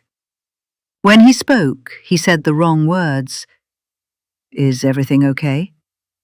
How could it be? Then he followed it up with something worse. Do you want to sit down? He gestured towards a stack of chairs neatly arranged behind a glass table. At that, Tasmin snapped. I didn't come all the way here to sit. Varun looked at me for a hint, but I was still playing catch-up. I just shrugged. He turned his gaze back to Tasmin, trying again. How can I help? How about you start by telling the truth, the whole truth? He glanced briefly at the young girl, who was watching us with obvious interest. Turning back towards us, he said, I've told nothing but the save it. Who are you working with? She demanded. Us? She motioned between herself and me. Or the police? For Roshni. To find Roshni, he answered, taking a step towards us, his hand unscrewing the water bottle. Nonsense. Don't try smooth-talking me, Tasmin said. You're hiding something. What did the detective whisper in your ear when you left? She gave me a task, Varun replied, his eyes darting to the girl, then back to us. That's all I can say at the moment. A task that the police can't do? A task they aren't allowed to do, he corrected. Conveniently cryptic, don't you think? What was in the yellow file? There it was, the pitying look, a fleeting glance towards me that told me more than I wanted to know. It wasn't just Steve that you'd wanted Varun to stalk. It was me, too. I wondered why. Maybe I'd grown too comfortable, left traces of myself when I took your things. Maybe I'd lingered too long or stared too often. Whatever it was, it had troubled you enough to send a private detective after me. Varun didn't even have to look hard. He knew me. The me from before, at my best and worst, though it was getting much more difficult to tell which was which. "The file is about me, isn't it?" I asked. Varun's gaze faltered, his eyes dropping to the floor. If I had any lingering doubts, they were gone in that instant. "Why? What did she suspect me of?" I demanded. "It's not like that," he said, but the words sounded hollow. "Then what?" Beside me, Tasmin had gone unnervingly quiet. She realized, too late, that she had pushed too far, her intentions backfiring in a way neither of us had expected. Casting one last glance towards the young girl, Varun said, "Not here. Let's take a walk." He turned to the girl. "You okay to take over? We don't have any appointments." Pulling back his sleeve to glance at his watch, he added, "I should be back by 3. The girl's face fell, but she nodded. Varun turned back to us. "Come with me." My legs felt frozen, rooted to the spot. Tasmin, who had taken a couple of steps towards the door, hesitated and then came back to nudge me gently. "Where?" I asked. "Not far," Varun said, and my stomach dropped, the fear creeping up my spine like ice. I knew where we were heading. The path was too familiar. The days, weeks, and months I had spent treading it, where tarmac gave way to earth, where the grass, crushed underfoot, lay like a shaggy carpet. The stone arch, the gargoyle guarding its mouth, the angel's feather, the wilting flowers, all so intimate I could wade through it with my eyes closed. But it was mine, a place of solitude. The company made it feel crass, diluted. I wanted to be alone with them, needed to be, to tell them stories as I brushed away fallen leaves, to ask if they liked the flowers, the new plushie, place a blankie to ward off the cold, wipe away marks or smudges, just me and them. I followed as if I was under a spell. Every step I took felt like death. But how could I stop when death was so enticing? Varun was talking, explaining something, but I didn't need to hear. My head was filled with mummies and teddies, with the aching emptiness of my barren hands arriving without a gift. Then he said their names, Lily and Nora. Roshni worried about them. "She wanted to get custody of the girls for you, Clara," he said, his head bowed as if counting the steps. Up ahead, the gargoyles loomed, perched on the stone arch. Varun stopped walking and tilted his head. His eyes were small, wet with sadness. He looked at me as if I was something fragile. Unable to bear the sorrow radiating from him, I lowered my gaze. I wanted to tell him that I was fine, that I wasn't about to faint, that he should leave me alone, leave them alone. This had nothing to do with them. But the words wouldn't come. The simple act of speaking, of stringing thoughts into sentences, seemed a struggle. "She wanted me to stalk Tom, not you, to find dirt that sticks. But I didn't need to. I knew," he said. She didn't know that I was Tom's partner in the force. She might not have reached out to me otherwise. When she learned that, she was worried I wouldn't be up to the job. He exhaled, glancing away. Tom was only a colleague, never a friend, and I knew Clara when she... He faltered, the sentence abandoned mid-air, too heavy to land, the turbulence too much. Bizarrely, my thoughts veered to that first time, the meeting he forgot. When Mum died. when Nora was barely 1. We met then, not later. "Where are we going?" Tasmin asked, her anger now diffused into guilt. She kept glancing at me from the corner of her eye. But that was on her, not me. Besides, I was this close. I couldn't leave without seeing them. "This way," he said, pointing past the stone arch. Don't think that's a good idea," Tasmin muttered. Finally, I found my voice and surprised myself with the words that came out. The wrong words. "Why not?" I asked. "You wanted to know what was in the file, didn't you?" I wasn't trying to blame her. That would make me a hypocrite. After all, I was here because I'd meddled in your business. But I needed her to understand the cost of prying. Once we wade into the mess, we don't get to pick and choose the dirt we deal with. Yet, I wasn't sure that was the only reason. I'd carried the burden alone for long enough. I knew I couldn't go on like this forever, pretending, patching over the gaping hole in my soul.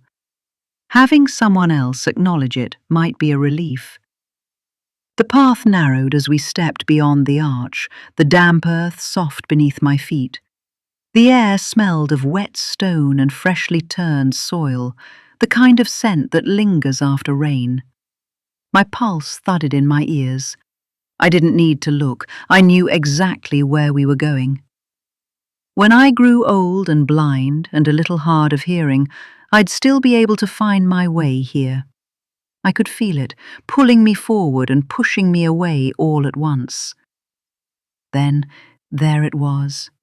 The grey headstone, slick with rain, its edges greyed by my absence and weather.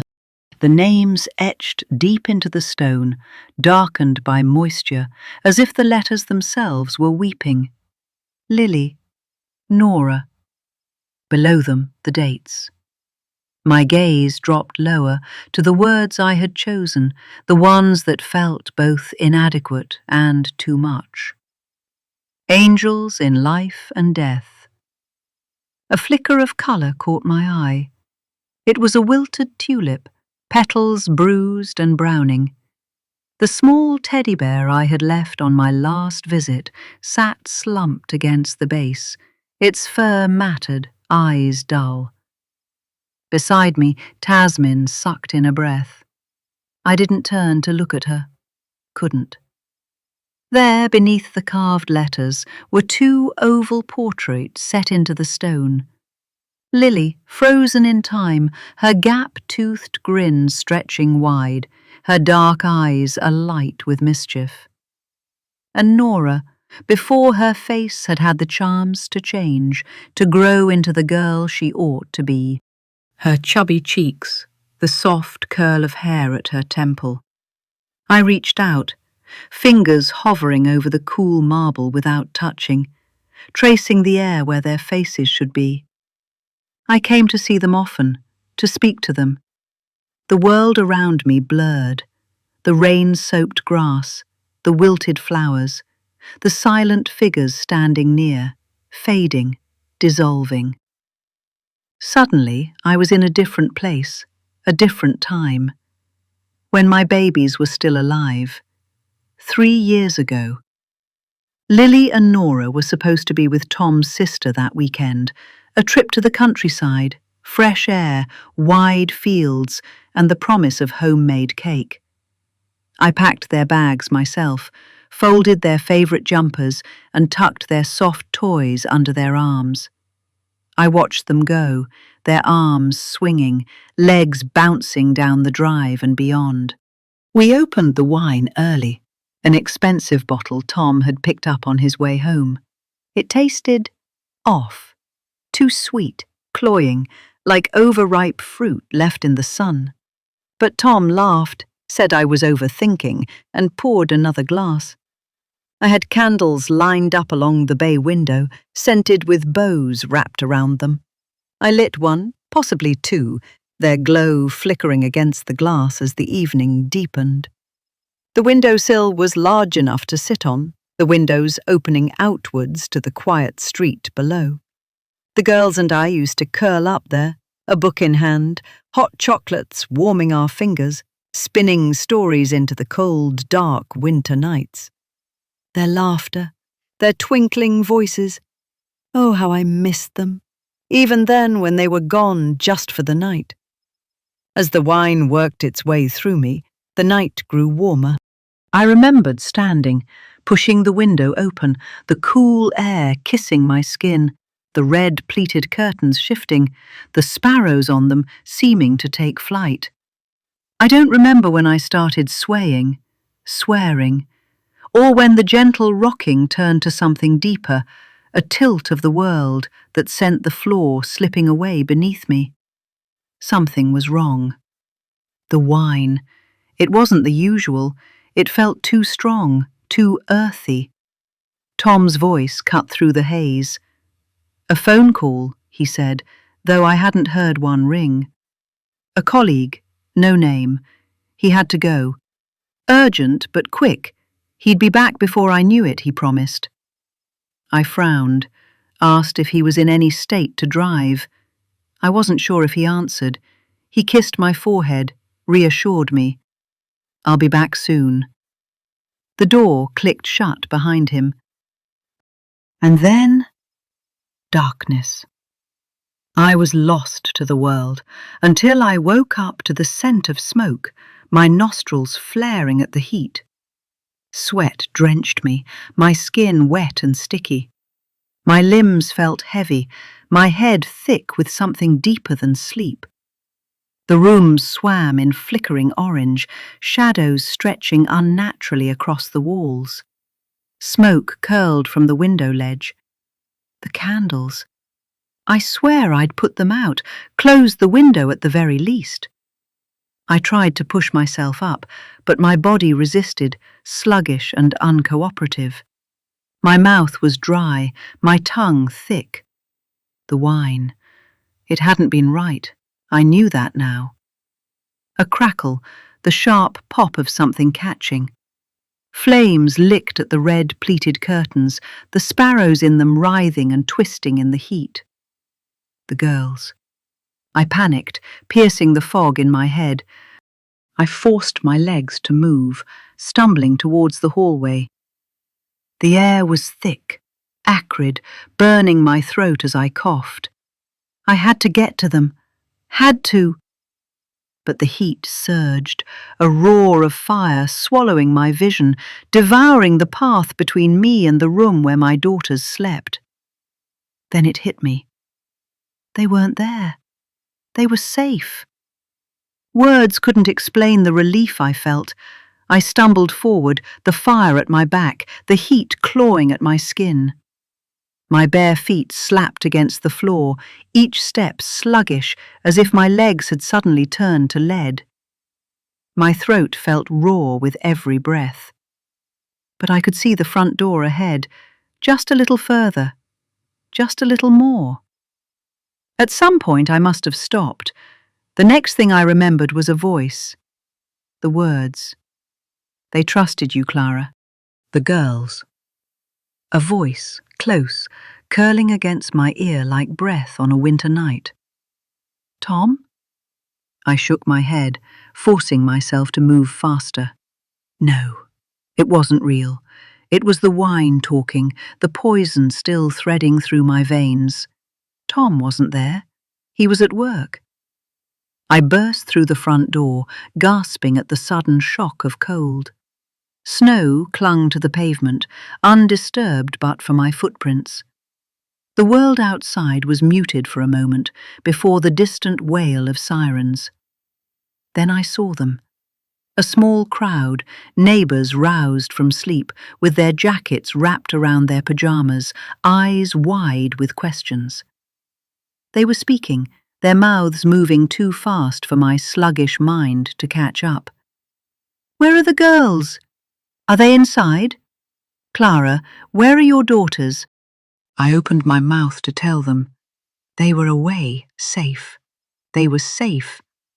But then A tiny hand pressed against the upstairs window, smearing soot in desperate streaks. And something else. Red. Nora. Inside, when she shouldn't be. The world tilted. Crashed. I screamed. A sound so painful, so primal, it barely felt human. I ran towards the fire, towards my daughters, towards the impossible. But hands caught me, gripped me, held me back. I thrashed, kicked, fought, but my neighbours, unkind in their mercy, didn't let go, didn't understand. They thought they were saving me.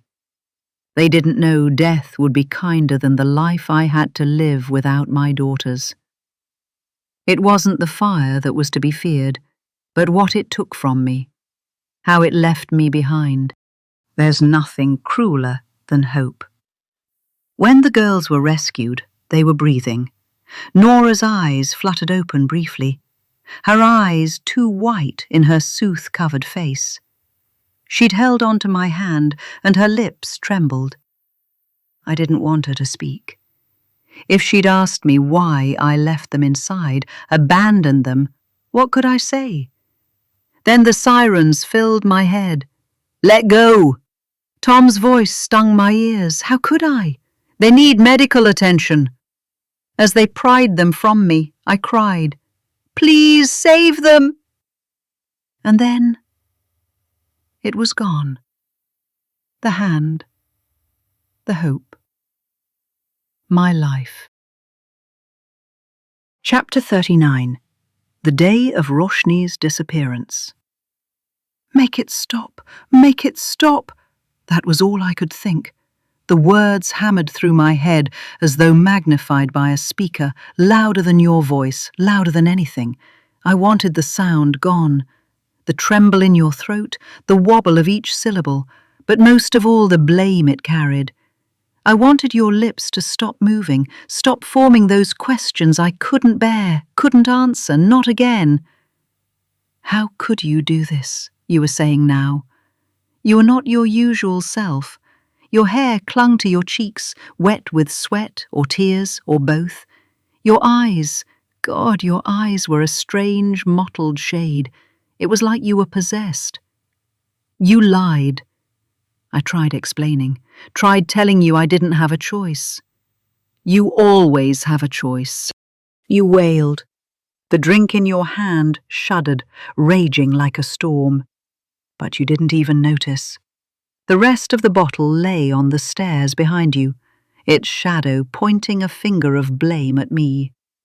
I pressed my palms to my temples, nails digging in. Stop, please stop. But your mouth kept moving, forming more accusations, more truths I couldn't listen to. Your words scraped across my ears. Then you said something. The words I heard inside my head every waking hour and in sleep. They trusted you, Clara. They were your children, your daughters. You let them die. I didn't. Not purposefully. What I wouldn't give to go back to that night and take their place. I'd happily die 1,000 deaths, slow, painful deaths. That you had full-fledged conversations with them. You've told me. In my head, I reasoned. Do you never talk to your dead Nana when you visit her grave? She shook her head. That was why you were in prison, for arson. I should have known. I should have asked. You're a killer, Clara. Something in me snapped, like the stem of a glass under too much pressure.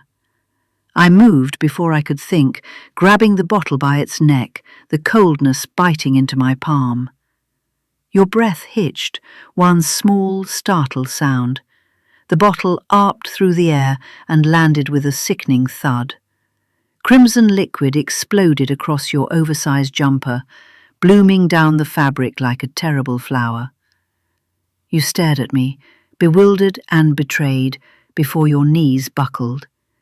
You crumpled where you stood, folding in on yourself, a heap of limbs and ruined wool. And at last, At last, your lips stopped moving. Sometimes, I whispered, there is no choice. You stared at me, unmoving, unblinking. Chapter 40. Now. I'm fine, I said for the 100th time. Tasmin wanted to drop me somewhere to rest. It took me a while to convince her that I was better off being busy. My girls were gone, but you still had a chance. A slim one, but still a chance. So instead we headed to the police station. Besides, the detective needed a statement from Tasmin, an official missing person report, in case Steve withdrew his. Back at the station, Detective Steele led us down the familiar corridor, ignoring the eager hand of Officer Rory. She pushed open the door to the same interview room I'd been in before and deposited Tasmin at the table with a writing pad. Write down everything you can remember, Steele instructed. Dates, times, anything that stands out. Be as detailed as possible. Tasmin nodded, already clicking the pen, ready to comply. I, however, wasn't listening. My eyes were locked on the yellow file now tucked securely under Steele's arm. It had barely left her grip since the moment the officer handed it to her. Moving to the corner of the room, I leaned back against the wall, my head suddenly light. The pressure behind my eyes throbbed, threatening to push through my skull. I should have been ready for this. It was inevitable that the truth would come out. You'd figured it out, and Steele had too. You knew my past, the reason I'd been in prison. It was only a matter of time before I'd have to face whatever was inside that file. But that didn't make it any easier. Tasmin was scratching away on the notepad, occasionally pausing to stare at the ceiling. Every time she hesitated, my eyes were drawn to her nails, chewed down and bloody. She was suffering. We all were, but how could we give up now? We might not have been able to bring you back, but we could bring you the justice you deserved. 2 sharp knocks. I didn't need the door to open, or to see the pimple-scarred face poking in, to know it must be the young and easily excitable Officer Rory. "Sorry to bother you, Detective Steele," he said.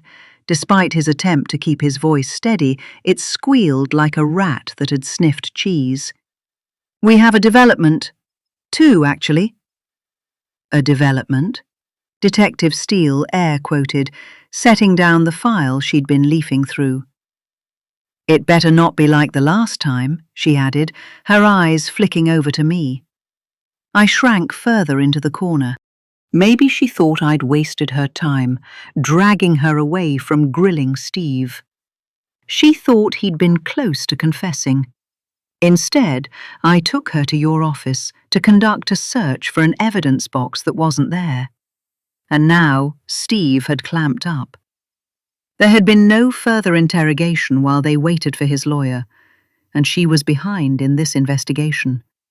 At least now she had Anna's post-mortem report. Rory practically bounded into the room, your phone clutched in one hand and a notebook in the other. His naturally squeaky voice took on a breathless quality as he said, "You've got to see this," and thrust the phone under Detective Steele's nose. "What is it?" she said, snatching the phone from his grip and tapping the screen. I watched as confusion crossed her face, then alarm, before finally settling into something closer to triumph. "What is it?" Tasmin asked. Detective Steele said nothing, simply turning the phone towards us, flicking through the images one by one. Steve and Anna standing by the River Esk, the blue tarmac of the basketball court in the background. Their expressions shifted from conversational to tense, then to outright anger. In the final shot, Steve shoved Anna. Rory spoke over the slideshow, his tone more professional now. As you can see, the photos on Roshni's phone weren't originals. She pulled them up on another device and took photos of the screen, helpfully with the timestamp still visible. He pointed to the bottom half of the image, where the date and time were displayed. January 23rd, 2022. The day of Anna's death.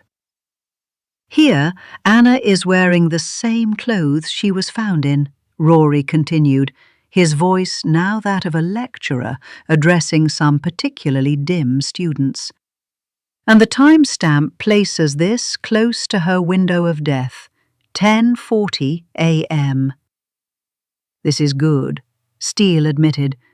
But what does it have to do with Roshni? Remember, according to the post-mortem, Anna died of heart failure, not drowning. He could always claim they had a fight and he left her. Then she had a heart attack. I knew you'd ask, Rory said, stepping forward to reclaim the phone. This photo on Roshni's phone was taken. He clicked on the 3 dots above the image and pulled out the details. On the 3rd of April, 2025. The day before Roshni disappeared. He paused for effect, much to Steele's irritation, then continued. What if Roshni somehow found this photo on Steve's device and took a picture? She knew Anna was pregnant when she died, just like she was. That's why she brought in Varun in the first place, to find the connection. And when he discovered the money disappearing, boom. He mimed an explosion with his hands. She confronted Steve, and Steve, realizing everything was about to come out, got rid of her. We have a motive. Next to me, Tasmin let out a sharp gasp and collapsed back onto the couch. I rushed to Tasmin's side as she crumpled into the cushions, her breath shallow and uneven. Placing a hand on her back, I felt the tremor beneath my fingertips. It's okay, I murmured, though I wasn't sure if it ever would be.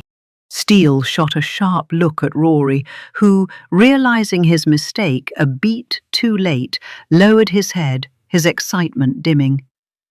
Let's step outside, Steele said. No, please, Tasmin cut in. She straightened slightly, gripping the edge of the couch. I want to hear everything. Please, just discuss it here. Are you sure? Steele asked. Tasmin rubbed her eyes, then with a final sniffle and a wipe of her sleeve across her cheeks, said, I'm sure. Her voice steadier now.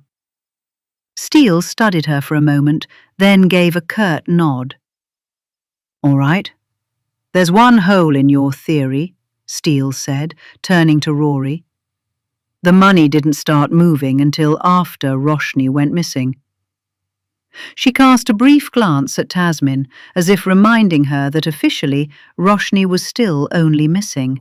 Then she flicked her attention back to Rory, daring him to refute it. When he stayed quiet, she continued. But according to his statement, when Anna died, he was in his office. He even produced a witness to back up his alibi. She paused, considering. Still, this could be useful to break the alibi. Heart failure or not, Steve was there when she died. Or at least just before. Look at the way it was hushed up quickly. There's definitely something there. She patted Rory's shoulder. He brightened instantly. And the second one? Detective Steele asked. Sorry? Rory looked confused, as though he'd spoken out of turn. I thought you said there were 2 developments. Oh, right, yes, he said, flicking through the notepad. Something told me he knew exactly what was in it, word for word. He pulled out a piece of paper that looked like a printed article. Even from 2 feet away, I could make out what it was. A picture of Steve's boat with the headline, Death Star, splashed across the center. The Daily Mail screamed, Wife goes missing and husband's boat is the crime scene. The detective took a quick look, flipped the paper over, and found the back empty. Nothing new here. A leak from the investigation. Big deal. There's always one, Rory, she said, handing the article to me. As I took it, Rory chimed in. "No, ma'am, it's not the article. The tip line has gone crazy ever since." He paused, waiting for the suspense to build. "And?" "Right," he muttered, wetting his finger and flipping through the papers. "Most of them are time-wasters, but there was one that stood out. This man, he claims he was on a cruise and saw the Death Star." "On Friday?" Steele asked. "No, Saturday, after the press meet. Let's say close to midnight, so it could have been Sunday, at least part of it," he rambled. "Rory," Steele interjected, holding her hand up to stop him. "What did this man of yours actually see?" "I was getting there. It took me hours to sift through all the fluff and find this. And now you can't give me 10 minutes, he muttered, more to himself, which brought a reluctant smile to the detective's face. "Okay, tell me," she said. "This man, with his wife and a bunch of friends, went on a cruise to coastal France on, let me see." He made an exaggerated show of flicking through his notes. Here we go. They left Rosyth on the 26th of March, a 10-day round trip. They returned on the 5th of April, but the ship was delayed. By the time it neared Edinburgh, it was close to midnight. That's when he saw it. He paused dramatically, eyes scanning our faces as though waiting for one of us to gasp or urge him on. When we didn't, he continued, slightly deflated. Right. At first, he didn't think anything of it. Not even after he got home and saw Roshni's case all over the news. Who can blame him?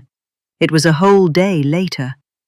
But then he happened to read this article, and it triggered his memory. The man was in bits. A right mess, let me tell you. Took me ages to calm him down. "Oh, hurry up already," I wanted to scream, but I bit my tongue. He only remembered because he and his wife had a chat about the name of the boat. Death Star. Who names a boat that? Okay. So, it stuck in his mind, and seeing the article brought it all back. Brought what back? Right. He and his wife saw someone on the Death Star tipping heavy suitcases into the ocean. He doesn't know the exact spot, but he reckons the cruise sailed a good 30 minutes after that back to Edinburgh. Only then did he let out a breath. Before we could ask anything or even process what he'd just said, Rory added, "Oh, and he took a picture, just because of the unusual name of the boat. But look." He pulled out a grainy printout and placed it in Steele's hands. The image was murky, the kind taken in haste, but clear enough to be unsettling. The fluorescent light cast a sickly glow over the scene, turning the boat's name, Death Star, in a bold, blood-red scrawl, into something that looked almost wet, like fresh paint, or something worse.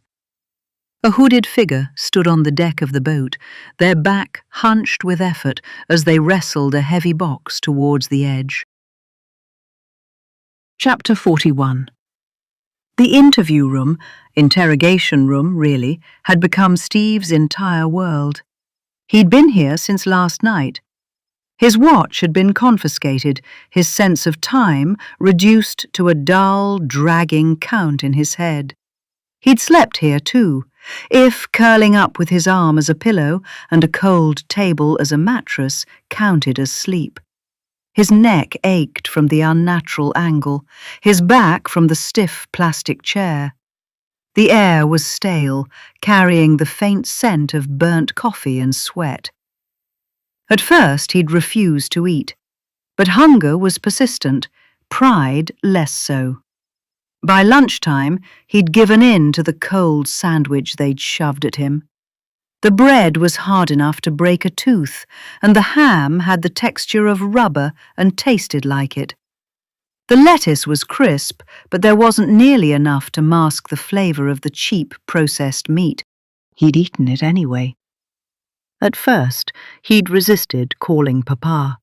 He knew exactly what that man would say and how he'd say it. But as the hours bled into each other, panic turned into desperation, and he took the call that was on offer. In less than 15 minutes, a lawyer arrived. Top-notch, obviously. The kind who billed by the minute and made you feel every second of it. Steve briefed him, and in return was told not to comment on anything remotely controversial. In effect, not to comment on anything at all. Steve disliked Bill on sight, intensely, even before the handshake.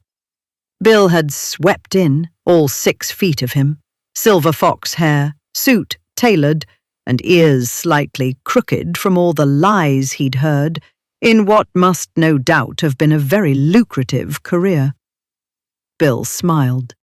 I have a feeling you and I are going to be seeing a lot of each other. We're going to be best friends.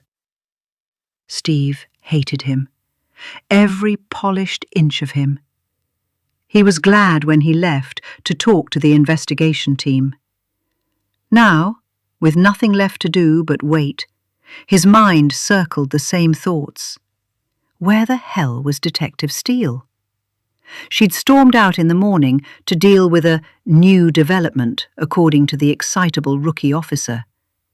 That had to be at least 4 hours ago, maybe more.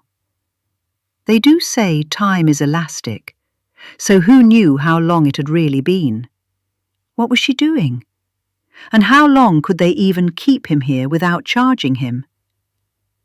Finally, the doors swung open, and Detective Steele strode in, this time with a black leather folder tucked under her arm. There was something different about her now, a quiet, simmering smugness, as if she knew something he didn't. Or maybe, just maybe, she had found Roshni. Then he saw Bill follow her in, looking displeased. Steve sat up straighter, his pulse kicking up a notch. Did you find Roshni? Where is she? She barely reacted, just pulled out the chair opposite him, sat down and slammed the folder on the table. That was my question for you, Steve. Where is she indeed? What do you mean? He frowned. This was wrong. She couldn't possibly think he had anything to do with it.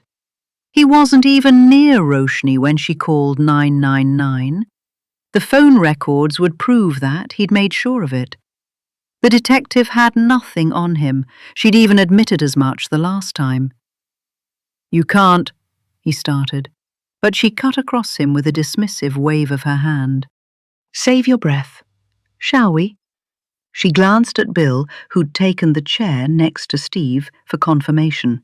He nodded. She switched on the recording before reading him his rights. Should we go back to where we left off? She flipped through her notes. Steve knew where they'd left off, and if he was right, the detective did too. She was doing this to make him nervous, but that wasn't going to work. He was already maxed out. Right. You were going to tell us about the non-affair with Karen. Explain why that is, in your words, so absurd. She air-quoted the last word. Bill shook his head. No comment, Steve said, though everything in him strained against it. This could be his get-out-of-jail-free card. If they knew who Karen was, really knew the truth, all of this could go away. Maybe not all of it, but a lot of it. Without that, they wouldn't have a motive, a reason for him to get rid of Roshni. But Bill had been firm. Papa's orders, no doubt. Don't drag Karen into this. It's for your own good, Bill had insisted. Steve didn't believe that for a second. So, we're going to play this game, are we? The detective said, leaning back. My client is more than willing to cooperate, Bill said. We simply don't believe this line of questioning is relevant. Oh, please, you can leave the relevance to us. We'd like to move on. Bill said. She held his stare for a beat, then exhaled sharply through her nose and reached for her folder. She pulled out 2 sheets of paper, raising and lowering them in thought, muttering something under her breath. Something that sounded suspiciously like eeny, meeny, miny, mo. Steve stared, bewildered, as she finally settled on one and slid it across the table towards him. His own face stared back at him, furrowed brows, clenched jaw, mid-argument with Anna. The photos. The River Esk stretched behind them, the basketball court looming in the background. Before he could react, Steele placed a second one over it. The image made his stomach lurch. Him, Anna, the argument, and then his hand on her shoulder pushing. Her foot breached the riverbank, toes hovering over nothing, her body crouched low, arms flailing as she tried to balance. Steele's voice was calm but firm. We already know this was taken on the day of her death, around the same time, which means you were lying about your alibi. What were you arguing about? She paused, then, sharper. Why did you push Anna, Steve? The first wave was panic. They knew it, everything he'd done. But chasing close behind was relief. No more blackmailers holding it over his head. No more dancing around it with Papa. Just relief. He avoided glancing at Bill. Steve could see his head shaking through the corner of his eye, but there was no use hiding it any more. He slumped back into his chair. A petty fight. I don't even remember, he muttered. Not true. But she was fine. I didn't do anything. The post-mortem. I know what the report says, Steele interrupted. He exhaled, ready to cling to that. So, you know she died of heart failure. Steele tilted her head, watching him. Then she added, and also that she was pregnant. The words sucked the breath from his lungs. His chest caved in as if she'd struck him physically. He covered his face and sobbed into his hands. He didn't remember the last time he cried, but this was cruel. A baby, a tiny wee thing. One moment he was happy, imagining himself as a dad. Not a papa, like his own father insisted on being called, but a proper dad. Someone who'd kick a ball, paddle in the water, roughhouse in the living room. The cool dad his child's friends would love. The fun one, the goofy one, the one who joined in with the water gun fights and rolled up his sleeves when they got into a street fight. She didn't want the baby, he said finally, wiping his damp face with the heel of his hand. Steve, Bill said, I would really urge. Steve glared at him. Enough. They need to know. But it's done, Bill. There's no use. It's true. Anna didn't want a baby. Detective Steele slid a box of tissues across the table, the cardboard scraping softly against the wood. Steve pulled one out.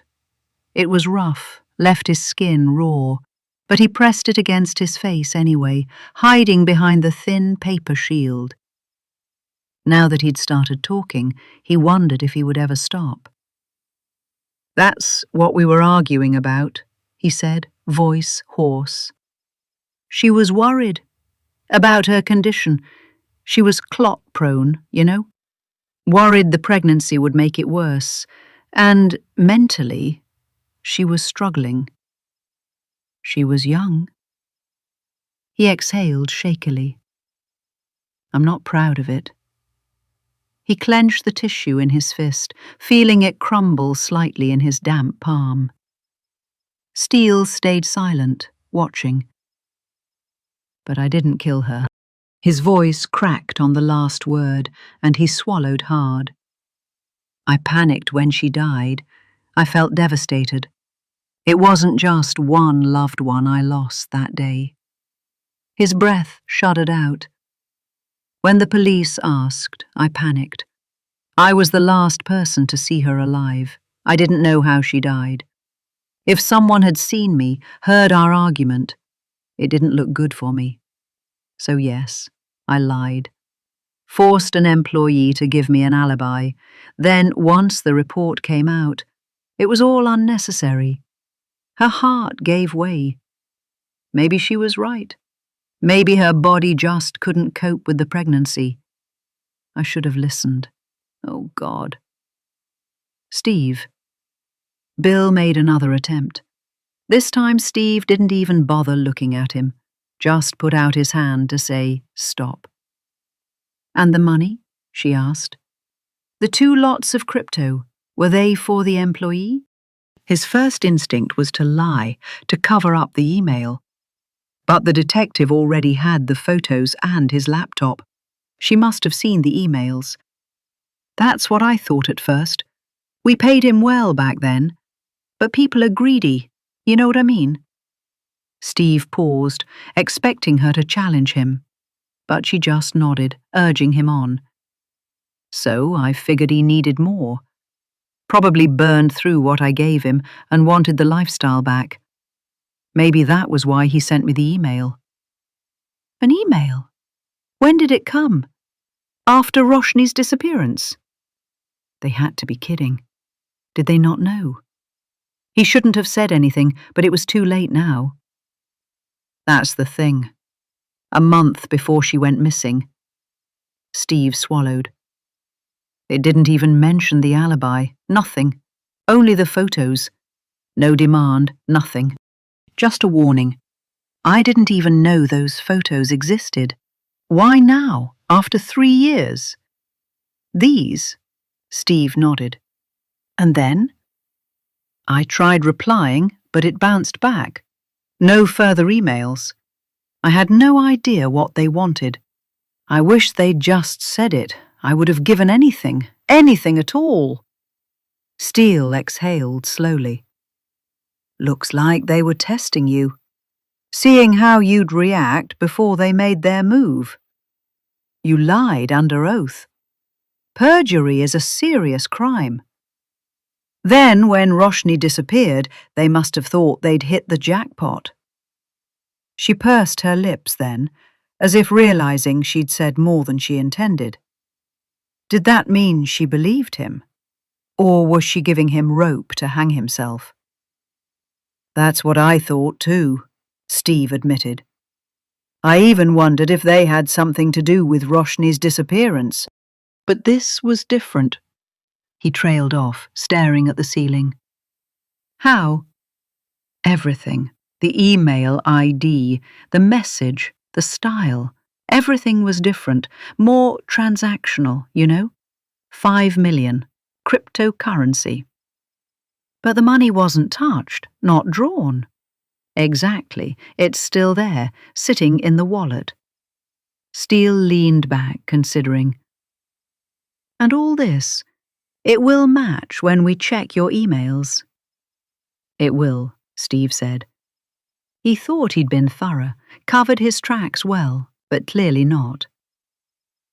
You have to believe me, Steve panicked. I had nothing to do with Anna's death or Roshni's disappearance.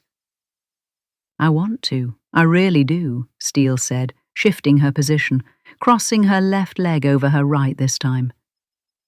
You know why? Steve shook his head, properly confused. Because even though you don't know it, you have an alibi, she said, pausing just long enough for it to sink in. I do? Steve's voice was hoarse with disbelief. Yes. When Roshni went missing, a private detective she'd hired was watching you. You never left the beach, didn't call anyone, didn't make grand plans to kill anyone, let alone act on it.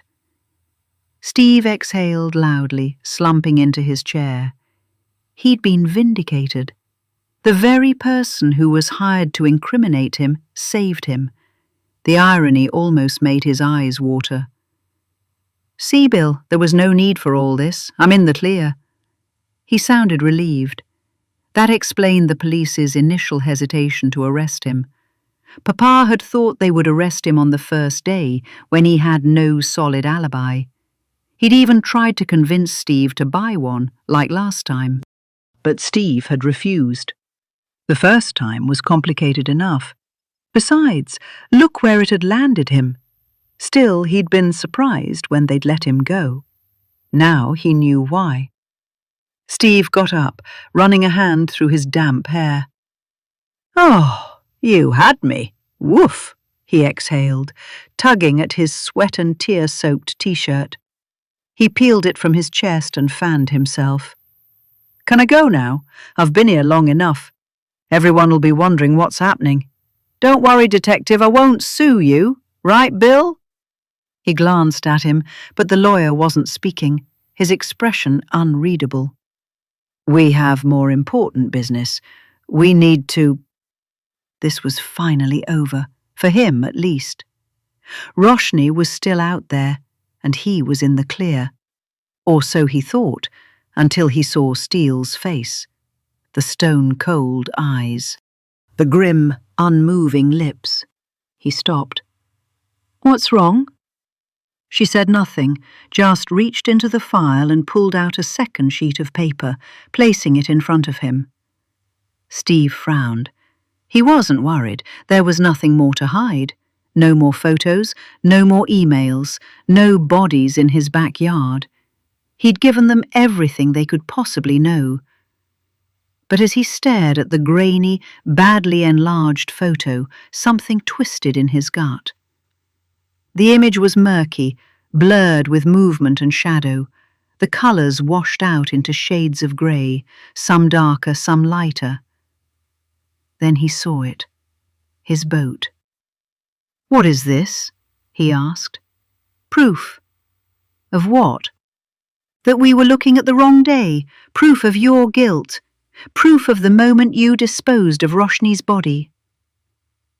The world tilted. The room shrank around him. Steve staggered towards the table, slamming his palm. This couldn't be happening. "Are you saying—" The words caught in his throat. He swallowed, tried again. "Are you saying Roshni's dead?" "Not just that." Steele's voice was razor-sharp. "I always knew you killed her. Now we know how you got rid of her." Steve laughed, a hollow, breathless sound. The whole thing was bizarre, absurd. It had to be a setup, right? One of those prank shows. If he wasn't at a real police station, in front of a real detective, he would have scanned around for a camera crew. His gaze flicked back to the photo. The grainy image showed a vague outline of a person. A person who wasn't him, that much he was sure of. But wearing his hoodie all the same. It was difficult to see who it was, whether it was a man or a woman. They were lifting a box, hauling it over the deck. Steve forced himself to stay still, to breathe, to listen. He wasn't going to rush, not this time. There had to be an explanation for whatever this was. So he let her speak. And she obliged. "I think you hired someone, a team, maybe, to kidnap Roshni," Steele said, watching him closely. He wanted to stop her right there, call her out on the absurdity of it. But he gritted his teeth and forced himself to hear her out. "They took her to the boat, maybe somewhere else first. She'd found these photos on your laptop." She tapped the pictures of him and Anna. "Did she figure out your lie? About Anna?" Steve clenched his fists under the table. He thought back to that morning, the day Roshni was kidnapped. She'd confronted him with the photos. Of course he'd denied it, tried to flip it back on her. She'd threatened to take it to the police. "You lied, Steve. You were with her when she died. You physically assaulted her." "Oh my God. You killed her." "I loved her, Roshni," he'd pleaded with her. "Why would I kill my own child?" She'd been hysterical. Nothing he'd said had calmed her down. "Oh my God, I was so stupid. I thought you were grieving, and I consoled you. How could I?" she'd wailed. That was why he'd gone to the harbour that night, rather than going back home to her. He'd needed time to think, time to come up with a plan to deal with this, with Roshni. He'd deleted the email and the photos, but it was too late by then. The detective snapped her fingers, bringing him back to the present. "You were angry with her," Steele continued, "and when talking didn't work, you killed her. Then, after the press conference on Saturday, you took the boat and dumped Roshni." She tapped the photo. "Into the sea." That was it. That was her theory. This was Saturday, after the press conference. His words came out rushed, his voice uneven. "Close to midnight," Steele confirmed. Steve shook his head. "But it wasn't me. I can prove that." For the first time in 3 days, he genuinely believed it. Chapter 42.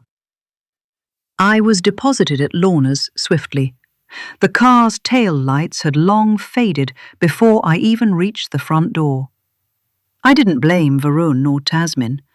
After all, most people didn't know what to do with aged grief. Fresh grief was simple enough. Turn up with food, talk about the good times, shed a few tears. That would do. But aged grief was different, deeper. You'd had longer to miss them, to try and fail to fill the vacuum, to pass a Christmas or two, cry through birthdays and Mother's Day. Words wouldn't work then. Tears were dry. The light was on in the hallway. Lorna opened the door and for a moment stood transfixed. I wasn't sure if she'd let me in. Then she moved, throwing her arms around me. She smelled of lime and peppermint tea. "Oh, I've been so worried," she said. Of course, the news. When she finally let me go, she asked, "What happened?" "Long story," I said, not really feeling the need to talk about it. It was still raw, still painful. "Can I come in?" Lorna let out a small gasp and she slapped her forehead. "Oh, Clara, I'm so sorry," she murmured, shaking her head as if scolding herself. "Come in, love, come in." She reached for my arm and held onto it as we moved inside. I felt the Buddha's eyes following me from the far wall. Lorna always said they were there for peace, for wisdom. But tonight, under their steady gaze, I felt exposed. Like they could see through the layers, deep inside me, right to the raw wound shaped like Lily and Nora. "Sit," she urged, already drifting towards the kitchen. I sank into the chair, running my fingers along the smooth wood of the table as I listened to the familiar sounds. Water pouring, a spoon tapping against ceramic. A moment later she was back, setting a cup in front of me. "Chamomile," she said softly. "It'll help." Lorna knew her tea, and she had one for each occasion, every emotion. For bloating, licorice. For nerves, chamomile. Once when Tom had issues down there, she'd suggested ginseng. Unfortunately, it hadn't helped. Lorna sat down opposite me, her hands wrapped around her own mug, assessing me the way only she could, seeing past what I wanted to show. "When did you last eat?" she asked gently. I genuinely didn't know. Before I could stop them, tears spilled over, tracking silently down my cheeks. I pressed the heel of my hand against my eyes, shaking my head. "Right, that settles it." Lorna pushed her chair back and stood, already moving towards the kitchen. 10 minutes, that's all I need." I heard the clatter of a pan, the sound of water filling a pot, the steady click of the stove lighting. Pasta hit the boiling water with a soft splash. A block of cheese scraped against the grater, the scent of melting butter and flour filling the air. Lily's favourite. Nora preferred tomato pasta. "Have they found Roshni yet?" Lorna asked, over the gentle stir of a wooden spoon. "No." My voice was hoarse. "Do they know what happened?" I hesitated, unsure how much to say. Lorna turned, fixing me with a look that was both patient and expectant. "It's not clear yet," I said finally. "The police have a theory." I prayed they were right, that they'd break through before it could be hushed up this time. She scoffed, shaking her head as she turned back to the pot. "And yet they've no problem plastering your face all over the news." When she returned to grating the cheese, it was more firmly than before, almost violent. "As if you haven't been through enough." It brought fresh tears to my eyes.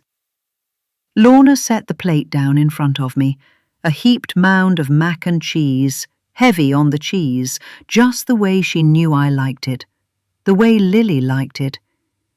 Steam curled from the golden, bubbling surface. She didn't sit down. Instead, she stood next to me and placed a warm hand on my shoulders. I leaned into her, my forehead resting lightly against her belly. She said nothing, just rubbed slow circles against my back. "Eat up," she said. "Go on, while it's hot. Don't let my efforts be wasted." Lorna patted my shoulder once and turned back towards the kitchen.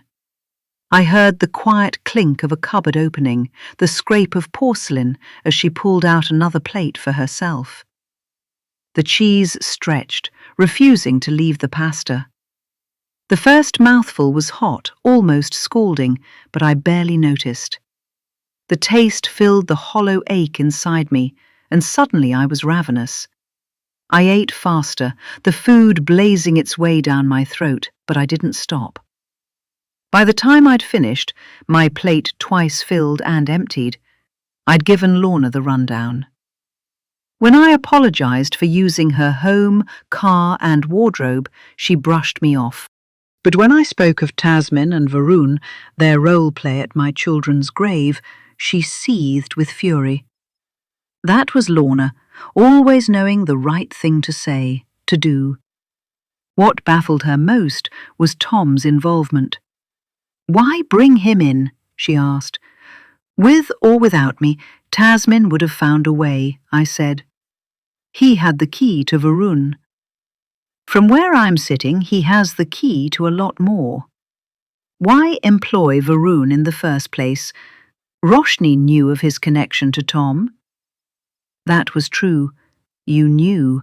You wrote about it in your letter. Or did you find that out later?" "But that couldn't be true. You asked me about Varun, asked if he was any good." "What if we're looking at this all wrong?" she asked.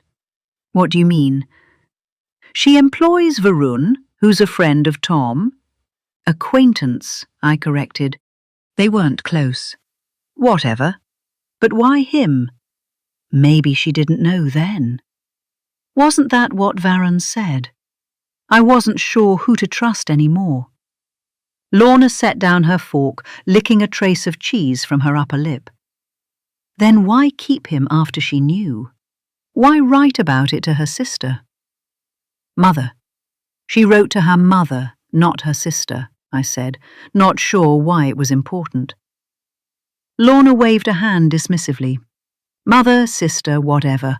Point is, she knew. And she still kept him. Why? I had no answer. My stomach, full moments ago, felt hollow again. Maybe she didn't think it mattered, I said. But even as the words left my mouth, they felt wrong. Lorna scoffed. A woman like Roshni? Nothing about this sounds like an accident. She didn't leave anything to chance. She was deliberate, Clara. She picked Varun for a reason. I swallowed, my throat suddenly dry. Then the question is, Why? I racked my brain, but it was filled with Nora and Lily, too full to process anything else. Lorna wasn't listening. Her face had a strange glow, teetering on triumph, as if she was at the cusp of something big. Lorna worked it out aloud. On the day Roshni disappeared, she found out about Lily and Nora, talked to you. She paused, fingers moving as if counting, piecing it together, making sense of it all. A part of me wanted to butt in, to correct her. You hadn't just talked to me, you'd confronted me. But Lorna knew that. An hour later, she was gone. She made a poof gesture with her hands. What? I started, but she hushed me. What if we've got it all wrong? What if she found something on Tom, she said, practically bouncing in her seat. Like what? I asked. She deflated. I don't know. Something. Could he be behind her disappearance? She muttered. I laughed. For a moment I thought she was on to something. Naive, free-spirited Lorna, playing the amateur sleuth, on the verge of a breakthrough. But she was in way over her head. I pushed back my chair, gathered up the plates, and took them to the sink. Pulling on a pair of rubber gloves, I scrubbed hard, the faint scent of lemon detergent rising as I worked up a thick lather. The water ran hot, and I let it wash over the crockery, over my hands. Roshni was looking for dirt, I said, focusing my frustration on a stubborn patch of cheese cemented in place. But that was so she could get the girls back for me, I added, the words carving open a wound that would never fully heal. Even in what might have been your last day alive, you'd worried about me. You'd wanted to fill that void, to mend it with the scent of the girls, their laughter, their presence. But it was too late. 3 years too late. You must have realized you could never truly do that, not in the way you wanted. Did that hurt you? At that moment, I realized I wasn't the only one broken that day. But that day, I hadn't thought of your pain, only mine, my loss, my broken heart. A fresh wave of shame surged through me. My grip faltered, and the plate slipped from my hands, clattering against the sink.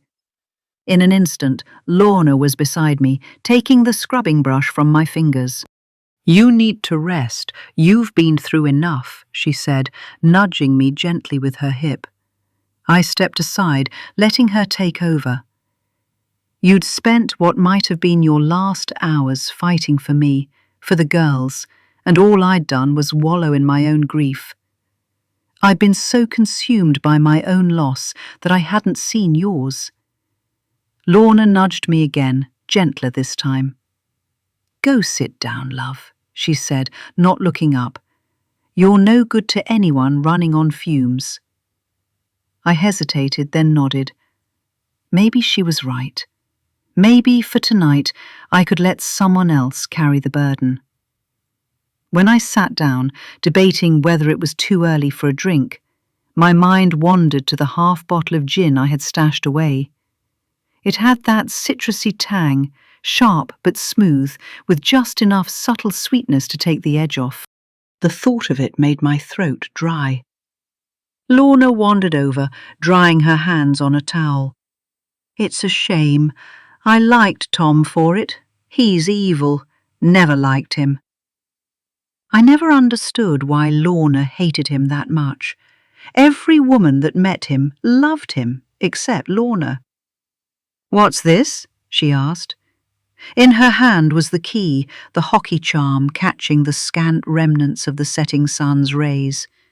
She held it close to her eyes, flipping it over, as though expecting it to reveal some hidden code or the owner's name. It must have slipped from my pocket when I'd taken off the hoodie. It's a key to a gym, she declared before I could answer. Have you joined a gym? There was a glimmer of hope in her voice. I hated to disappoint her. It's not mine. I need to return it, I said, reaching for the key. I think it's a locker key, not the gym. She pulled it back, examining it again. Ah, but it is, love. It's from that 24-hour gym.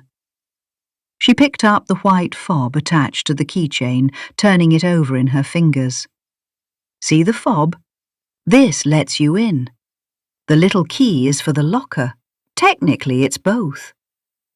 She glanced at me before flicking her eyes back to the key. You know, the one beside the Musselburgh Sports Centre, she added. Then she gave a small, self-deprecating laugh. Sad, eh? That I can tell just by looking at a key. Years of cleaning does that to you. Finally, she held it out to me, the small metal charm glinting between her fingers.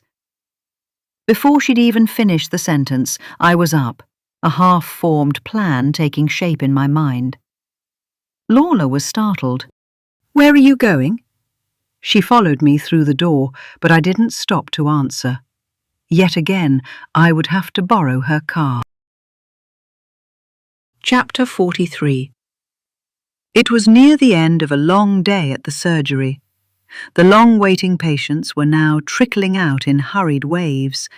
Their appointments rushed through as practitioners tried to make up for delays and wrap up for the evening. The automatic door, which must have once worked, didn't even attempt to open as I approached. Every inch of glass above waist height was plastered with posters. Reminders about vaccines, social distancing, repeat prescriptions.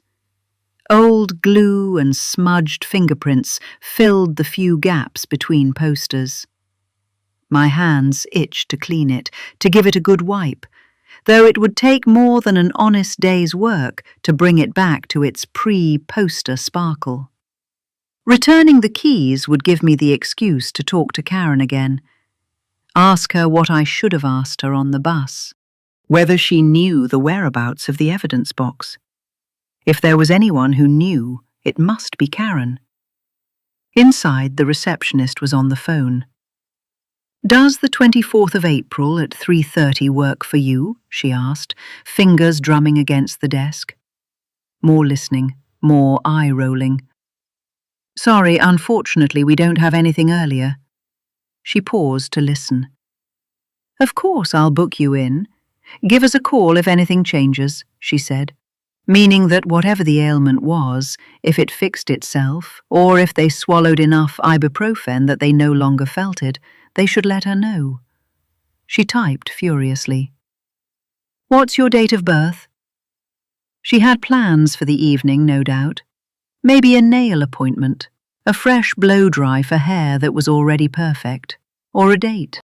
That's your appointment confirmed for 3:30 on the 24th of April with Dr. Samuels.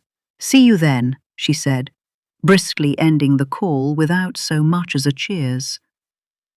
As soon as her eyes landed on me, walking in 5 minutes before closing, she sighed, hardly making any attempt to conceal it. Before she could plaster on a fake smile and chirp, "How can I help you?" while mentally cycling through nail colours, hair dye, or perhaps the perfect dress for a date, I cut in. Never mind me, I'm just here for Karen. Dr. Bolt. I'll wait for her to finish, I said, slipping into my best I'm a friend tone. She didn't hide her relief. Oh, thank God. It's been a long day, she said, then leaned in conspiratorially. Dr. Bolt is with the police. Police? What for? Suddenly, the exhaustion vanished from her features. Her appointment was forgotten. Something far more important had taken its place. Her need for gossip. Oh, that sorry business about Mrs. Summers, she said, with all the sympathy of someone discussing a mildly unfortunate weather forecast, not a missing woman. Very sad, she added, though she didn't sound remotely like she meant it. She was a patient, and a friend of the doctor, she went on, but her eyes narrowed slightly, a flicker of doubt crossing her face. Hadn't I just said I was a friend? Shouldn't I already know this? I didn't give her time to dwell. Oh, yes. The police spoke to me, too. We both knew Roshni, I said smoothly, making sure to say Roshni. I wasn't about to let some naive, nameless receptionist reduce you to Mrs. Summers, as if you belonged to someone else. As if you were not your own person, a better person, and no one was going to whitewash you into something you were not. Her face relaxed, just as her mobile rang. She glanced at the screen, then cupped the speaker with her palm before turning to me. "You'll be all right on your own?" she asked, as if I might somehow get lost in a surgery waiting room. I nodded. More than all right. She offered a tight smile before excusing herself into the small side room attached to the reception. The moment the door clicked shut, I heard her mutter something, your name, a curse, and then, police. Her voice hushed but urgent. She'd moved on. Same gossip, but to another pair of ears. I waited a beat, just long enough for her to be fully absorbed in her conversation, before slipping past reception and turning swiftly into the corridor lined with rooms for the practitioners and nurses. I let my eyes skim over the nameplates fixed beside each door. Dr. Khan, Dr. O'Malley, Nurse Patel, searching for Dr. Bolt. But I needn't have bothered. Even before I reached the right room, a familiar voice greeted me, escaping through a half-closed door. Detective Steele. "You do realize how this looks, don't you, Doctor?" "What do you mean?" "Steve's first wife was pregnant, and then she dies under what can only be described as mysterious circumstances. Now Roshni's missing, and we found blood, lots of it, on the boat. He claims he was never on board. Says that apart from Roshni, you were the only one who knew the lock combination." That wasn't true. I knew it, and now Tasmin did, and probably Varun too. But Karen didn't know that, and the detective was milking it. "That's absurd. I didn't," Karen stammered. I can't believe Steve said that." Steele smiled thinly, stepping closer until the low hum of the overhead light was the only thing filling the silence between them. "You two were close, weren't you?" "It wasn't like that."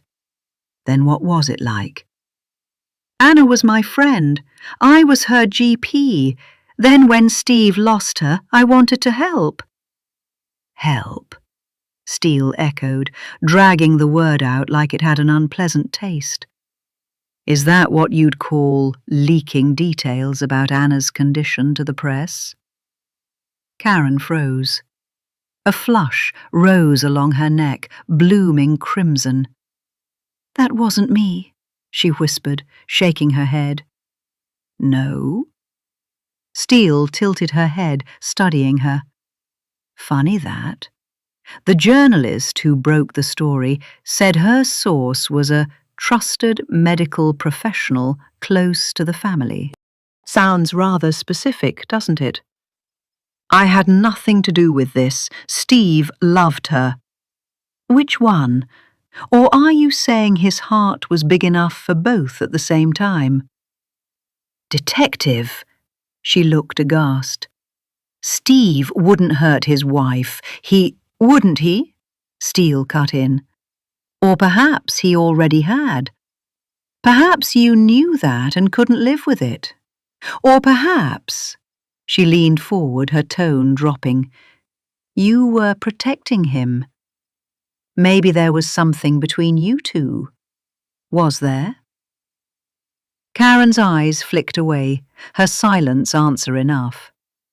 Her fingers trembled as she tucked a stray hair behind her ear. "No," she said at last, but the word came out too late, too weak. "During the search party, when Roshni's phone was found, why did you bring up Anna?" "We'd asked the press to keep it quiet, and they'd done that. Until you brought it up during a live broadcast, you didn't have to. Karen's lips parted, the words trembling on their way out. I had to, she said finally. Steele blinked once, slow and deliberate. Had to? Yes, I couldn't. She stopped, pressing her palms flat on the edge of the desk, as though to steady herself. I couldn't let it be hushed up again, like the last time. Like Anna. Her voice cracked over the name.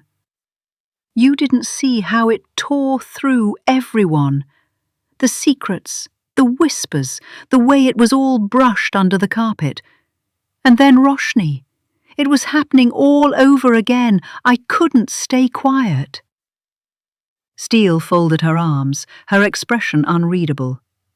So, you decided to speak for her? Karen swallowed. Someone had to. No one listened before. And what exactly are you trying to say, Doctor? Steele's tone sharpened, the title suddenly feeling more like a taunt. I don't know, Karen said too quickly. I just thought if people looked closer, maybe they'd find something. Maybe this time it wouldn't get swept away. Something like what? Steele pressed. Karen shook her head, her eyes bright with unshed tears. I don't know. I only felt that there was more to it. Roshni was frightened, you know that. She told me she was being watched. Watched by whom? I don't know. Karen's voice rose, brittle and desperate. She never said. I don't think she found out herself, just that it was getting worse, that she was running out of time. Steele let the silence stretch until Karen's breathing steadied into shallow, uneven gasps. Then softly, almost kindly. Clara mentioned earlier that Roshni kept something. Clara? Roshni's window cleaner. Oh, her. There was something in her voice then, a catch, a tiny knot of something close to jealousy. Didn't she tell you what it was? A box. Evidence, wasn't it? Karen's head snapped up, eyes wide. What box? Come on, Doctor, don't tell me you didn't know. You were her best friend. Karen looked down, tracing the edge of her sleeve, her silence doing all the talking. Did she ever tell you where she kept it? No. Any idea where she might have? How would I know? Why don't you ask her? Clara. She seems to know a lot.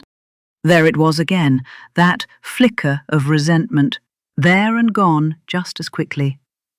Before Steele could reply, Karen added, Even if I did know, I couldn't tell you. The Summers family, they're... Are you scared, Dr. Bolt? The Summers are powerful people. That's not what I meant. Then what do you mean? Karen stayed quiet, eyes fixed on her lap. You're having an affair, Steele said suddenly. Her voice was low, deliberate. Is that what this is about? You and Steve? God, no! Was this before or after Steve married Roshni? Karen let out a sharp, incredulous laugh. You have no idea. Were you guilty that you were the reason Steve did this? Is that why you leaked it to the press? You were worried your affair would be exposed? Stop! But Detective Steele started, but Karen cut her off sharply. There are no buts, Detective, Karen said, as she pushed her chair back and stood up. The movement was decisive, like she was dismissing an errant child. You should leave. There's nothing more for you to ask, for me to say. Go and find Roshni. You're wasting time with me. I didn't need another moment to decide. Before I could be caught, I quickly turned, slipping silently out of the corridor, making my way back towards the reception area. I didn't dare look back, but I could hear the shuffle of Karen's heels behind me, the rustle of Detective Steele's breath. I reached the front door just as the receptionist spotted me. "Excuse me, miss," she called, her voice tinged with surprise, though it quickly turned to something stronger. She was trying to stop me, probably wondering why I wasn't waiting in the assigned area, angry that I was loitering in the corridor, that I'd done it on her watch. I raised a hand, a wave over my shoulder. "I'm fine," I muttered, my voice tight, barely louder than a whisper. "I've got to go." The receptionist blinked, opening her mouth to say something else, but I didn't wait to hear it. I stepped out into the cold, the sharp air filling my lungs, and without a second glance, I left the surgery behind, the gym locker key still clutched in my hand. Chapter 44. I walked like a thief, fresh out of a heist. Head down, ears peeled, hands stiff at my sides, ready to bolt at the slightest hint of trouble. My desperate attempt to appear casual didn't stop me from flinching every time someone brushed past or called out in the street. "Hey, wait!" or "You there!" Each one sent a jolt through me, my breath catching, until I realized they weren't talking to me. Still, I moved fast, my feet striking the pavement with purpose, my pulse a hammer in my throat. The crisp evening air did little to cool the heat creeping up my neck. I needed to get to the car, needed to get away before my luck, if I could call it that, ran out. I had never been so relieved to see Lorna's battered old Passat. Even the scratches blowed like tinsel under the streetlights. I don't know when I decided to leave, when I decided not to give Karen the key, but to flee before either of them saw me. Maybe it was when she said she wouldn't say anything against the Summers family. Or maybe when the detective hinted at the affair. Or maybe it was the things left unsaid. But now, outside, I wasn't sure what to do. All I knew was that I had to leave. I ran the last few steps, car key at the ready, but my hands were shaking too much to fit it into the lock. I cursed under my breath, damning Lorna and her ancient, fobless heap. "Clara?" A voice behind me. My name, unmistakable. It came again, louder this time, but the voice in my head was screaming over it. "Run!" So loud, so urgent that for a second I couldn't even place who had called out to me. My fears weren't rational. They never had been. It wasn't as if I was fleeing a murder scene. All I had done was overhear a conversation in a public place. But still, my heart was hammering, each frantic beat sending the same urgent message to my brain. Run! Don't look back! It took everything I had, and 2 more calls of my name, to quiet the voice in my head, to force my feet to still, to turn around and face whoever was behind me. Tasmin. And of course her trusted sidekick, Varun. Tasmin waved from across the road. I studied her face, her posture, the way she carried herself. It was as if she'd aged in the last 4 days, a far cry from the young woman who'd opened her door to me. I wondered if she would choose differently now, knowing what it meant, the path it had taken her down. The steady stream of cars slowed, then stopped. The ticking sound of the green Walkman followed as Tasmin rushed across towards me. "What brings you here?" she asked. No judgment, yet I was offended.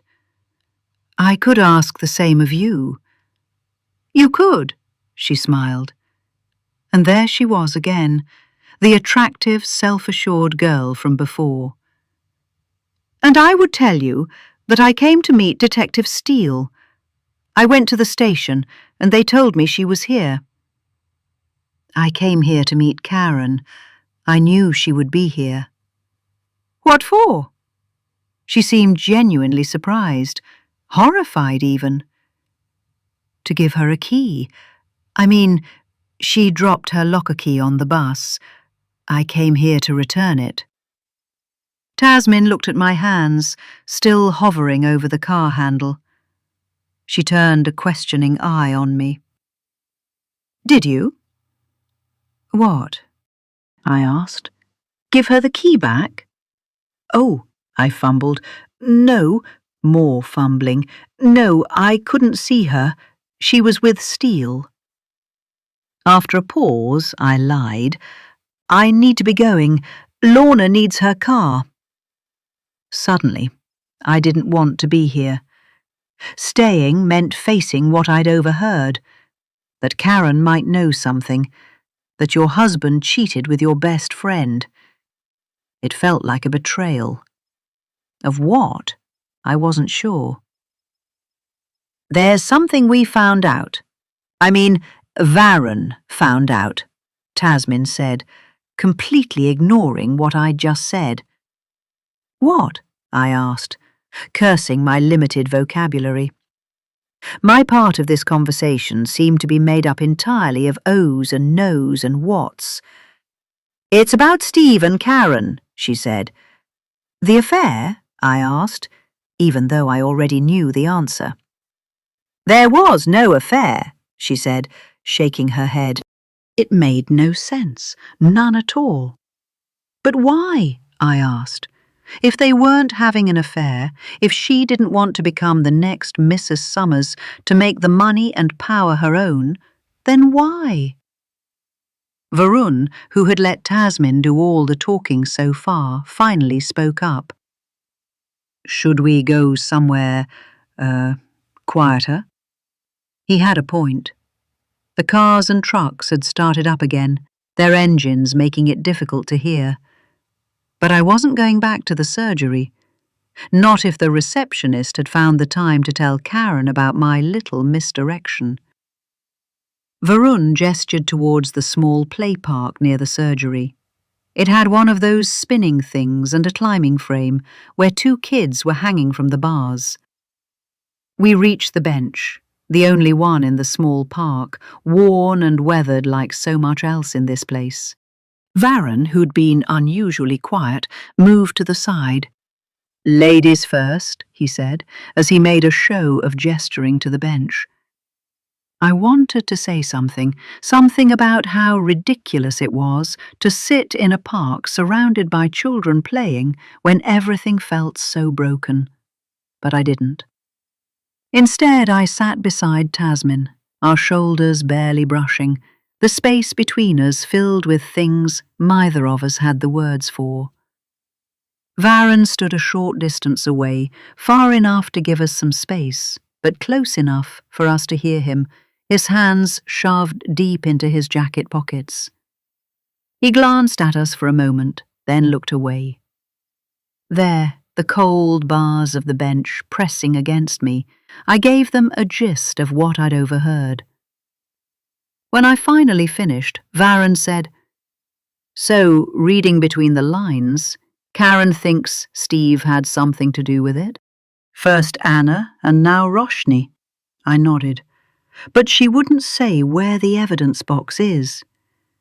Do you think she knows? I think she does, don't you?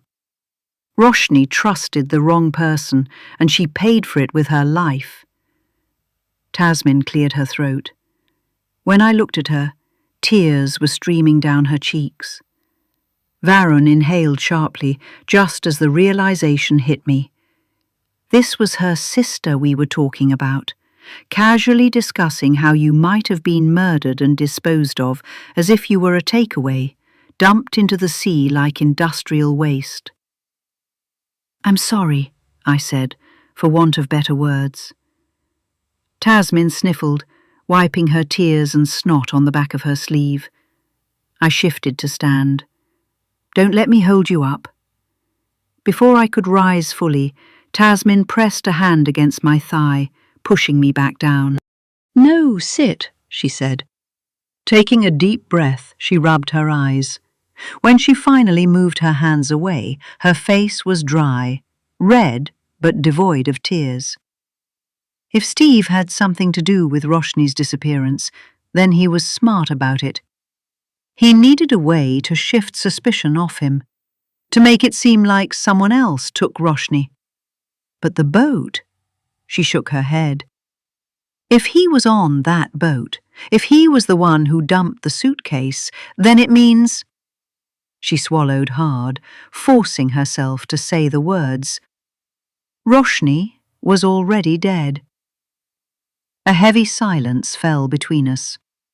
I wanted to argue, to pick holes in the theory, but my mind kept circling back to Karen's words in the surgery. Someone had to do something about it. We still don't have proof, I said quietly.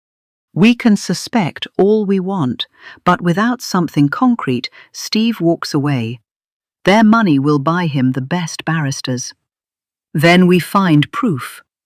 Varun sat down on the grass in front of us, elbows on his knees, staring at the ground as though the answers were buried somewhere in the dirt. How? He asked. How do we prove any of this? I didn't have an answer, but I knew one thing for sure. We couldn't let Steve get off this time. Once was bad enough, but twice. If he got away with it, he'd do it again, no doubt. Then something else occurred to me. Why would she do it? Why would Karen not say anything against Steve? You said they didn't have an affair. What could the motive be? At this, Varun looked at Tasmin, who gave a small nod. He reached into his bag and pulled out a few sheets of paper. A birth certificate, Karen's, without a father's name. A photo from a ski holiday. A woman who looked remarkably like Karen, only with brown hair and a slightly wonky nose. Her arm was draped over a young girl who could only be Karen. She herself was in the arms of a man who could only be... Karen's graduation photo with the same couple, a few more images. Wait, does this mean? I asked. Was this it? The moment I realized I had gone completely off the rails, fully lost the plot. Varun nodded. It was Tasmin who filled in the blanks. She met my eyes. Karen wasn't having an affair with Steve. She's Steve's half-sister. Chapter 45. I was staring out of Lorna's French doors into the dark garden at the fiery eyes of the black cat who was staring right back. It was almost as if we were playing a who blinks first game, and so far the cat was winning. I'd made myself a tea that had gone cold. Couldn't sleep. Lorna's voice broke the quiet, making me jump. God! I held my chest. For someone who doesn't believe in God, you do call out to him a lot. She laughed. I turned to her. Her red hair was bunched on top of her head. She was wearing a long, flowing white robe of a nightdress, and her eyes were lined with kohl. It struck me that I'd never seen Lorna without kohl. Her eyes would melt into her face without it. You couldn't sleep either. It wasn't a question. Can I ask you something? I turned back to the garden. The black cat had vanished. I didn't know what time it was, only that it was very late. Anything? She came to stand beside me, resting her back against the wall so she could face me. Do you want a fresh cup? She nodded at my mug. I nodded, watching Lorna move back into the kitchen. She was always like this, always had to be doing something. When she worked for me, she'd do a two-man job single-handedly. I told her off at times. You're costing me money, you know. We should be charging the customer at least twice that. You know, I've been thinking. I heard her shut the lid and switch the kettle on. Okay? Lorna popped her head round the corner. Maybe we're going about this the wrong way. Not again. I knew she hated Tom, but this had nothing to do with him. How do you mean? What if this isn't about Roshni? What? How could it not be about Roshni? The kettle began to steam, filling the kitchen with a low white cloud. In the halo of vapour, Lorna looked like a mystic, a medium, a mind reader. Hear me out, okay? She stepped out of the steam and crossed her arms. Now she looked like an angry ghost. We've been thinking it's all about Roshni, right? Right, because it is, I shrugged. I had no idea where she was going with this. But what if it's not? The kettle clicked off and Lorna disappeared back into the fog of steam. Hey! I moved closer. You can't just throw that out and disappear. We've been searching for reasons for Roshni's disappearance. An affair, honour-killing, revenge, all that. But what if it's not about Roshni at all? You're not making much sense. She was pouring scalding water into 2 mugs, her unicorn and rainbow one, like she was 5 years old, and mine, thank the Lord, a plain green one. What if it was about Anna? Anna? Yes. The similarities are striking. The wedding, the pregnancy, the feeling of being watched. It's too much to ignore. Do you really think Roshni wouldn't have noticed? She did. That's why she hired Varun in the first place. I reached for my tea, but Lorna didn't move. And what if she got close, really close to finding out who killed Anna? I whistled. Dangerously close. Close enough that Steve had to get rid of her. It's obvious. Too obvious. What do you mean? Instead of answering, Lorna lifted the mugs and gave the already clean counter another wipe. Lorna? Let's just say if it was Steve, why would he do it again? What would it achieve except putting a spotlight on him? It's made you dig. It's made the police dig. True. He might have thought his papa would get him off again, like last time. Lorna shook her head but didn't comment. She finally handed me my tea. You were going to ask me something? I'd almost forgotten. About Tom. I was going to... I faltered. Why do you hate Tom so much? I mean, what did he do? It was all me. I drank too much, lost the business, the money, the girls. Hot tears slid down my cheeks. One dropped straight into the cup with a little plonk. Stop. Lorna stepped close and rested a hand on my shoulder. It isn't you. It was never you. What do you mean? I never liked Tom because he was evil, controlling, a narcissist. That's not true. It so is. Do you remember the first time you met him? At a bar. I didn't remember the name. The Cauldron. Lorna did, though. What did that say of me? Do you remember how he forced you to drink? I stared at her. The words didn't make sense at first, not in the order she'd spoken them. Through the steam curling from the cup, her eyes looked like globes of fire. That's not true, I whispered again, weaker this time. It sounded like I was pleading. It is.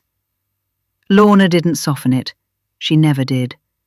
I warned you that night he was no good. No. I couldn't go there. Think of that evening, Clara. Remember. Not just what you want to remember. The whole night. It was 9 years ago, yet it felt as if it was yesterday. Tom and I were a cliché. We met at a bar. I wasn't looking for a relationship, not after recently clawing my way out of one. There's a very handsome man staring at you, Lorna whispered.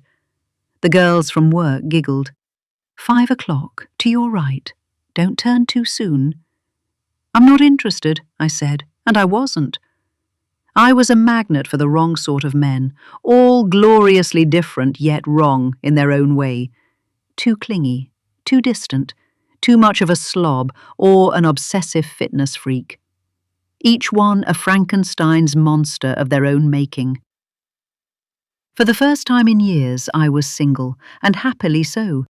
He's got up, one of the girls said. He's walking towards you. Then came the tap on my shoulder, the tall, handsome man holding a glass of dark red wine.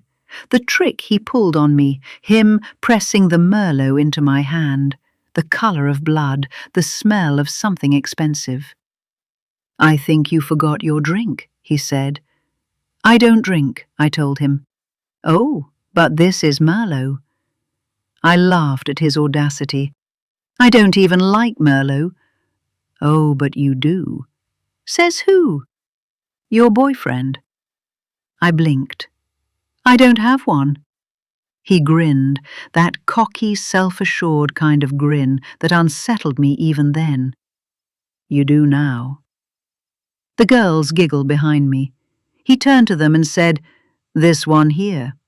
He pointed over my head. She's my girl. Don't mess with her, or you'll have me to answer for. Oh, you're a cheeky git, I said, and he pressed the glass into my hand. I could feel everyone's eyes on me.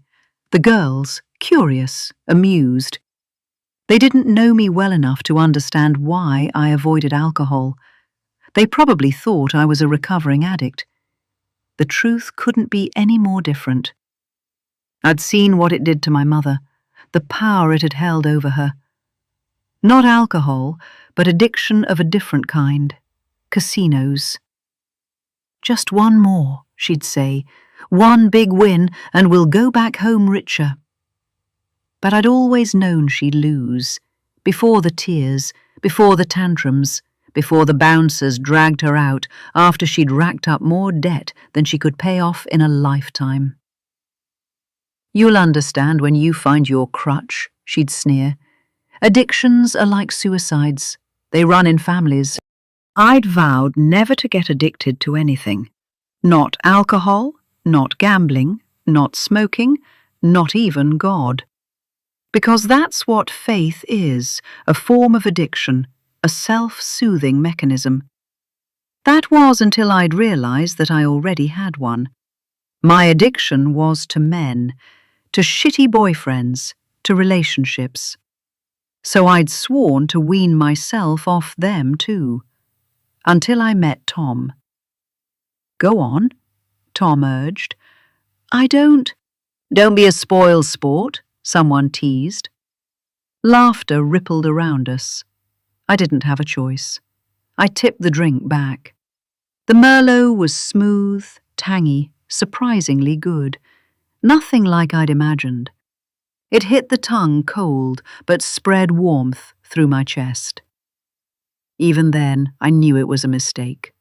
The first of many. He kept refilling my glass, and I kept drinking. Later, Lorna pulled me aside. I don't like him, she said. I laughed it off. It's just a few drinks, harmless. I'll probably never see him again. I hope so, she said. The next day, she was disappointed to see Tom in my flat, and he never really left after that. I had to stop. I couldn't go on. By now I was crying.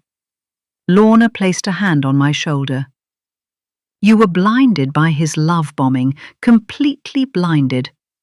The man isolated you, controlled every minute of your day, made you feel like he was doing you a favor by just existing. My throat tightened. No, that's not. He loved you to pieces, Clara. Literally. That's what they do. They smash you down into so many tiny bits that you can't tell what's you and what's them anymore. That's not true. Remember the notes? Unfortunately, I do. Now, I did too. It had started small, a note on the mirror, a bunch of flowers, a home-cooked meal. He'd text me throughout the day, call just to check in. He'd lay out my clothes in the morning and always have a glass of Merlot waiting when I came home. He'd made me feel seen, worthy, if a little guilty somehow for all his thoughtfulness. He filled my life, made it so rich until there was no time left for others. But the scavenger hunt was beautiful, so thoughtful. Lorna shook her head. He made sure you couldn't say no. It took my breath away, filled my lungs with acid instead. 9 years ago, for Valentine's Day, he designed a scavenger hunt. He left little red envelopes scattered across the flat, each marked with a number and sealed with a kiss. The first one was tucked under my coffee mug. For the love of caffeine, it read. Inside was a riddle that led me to the sofa, where a small velvet box sat, tied with a ribbon. When I opened it, I laughed out loud. A ring. Silver. Simple. Too simple to be serious, I thought. "What's this, a friendship ring?" I asked when he appeared behind me, arms folded, smiling like a cat that had already caught the mouse. "We've only just met." "It's been a month," he said, "a full 30 days. "Exactly," I replied. "That's not very long, is it?" "Long enough," he said softly. "I knew the first day, the first moment, that you were the one." I felt a fluttering in my stomach then, a mix of flattery and something else, unease maybe. I laughed it off, because that's what you do when someone loves too hard, too soon. I felt guilty for not loving him back the same, for not knowing. "You're mad," I told him. "Maybe," he said, pressing another envelope into my hand. "Go on, you've only just begun." The next clue took me to the window ledge, where I kept a few plants, and there, hidden among the dried petals of a peace lily, was another ring. This one had a small red stone, heart-shaped, tacky almost, the kind you'd find in a Christmas cracker. "2 rings in one day," I said, trying to keep it light. He grinned. "You didn't like the first one." "I didn't say that. Didn't have to." I felt a pang of guilt. Maybe I was being cruel, playing too hard to get. "Oh well," he said, "maybe next time." I was already dreading the next time. He kissed my temple, his lips cool. "Go on, love. Keep going." The third clue was on my bedside table. The handwriting was beautifully cursive. "For the one who makes my mornings and evenings." The next read, "For the one who fills my days with laughter." By the 5th clue, my hands were shaking. Another ring, gold this time, heavy.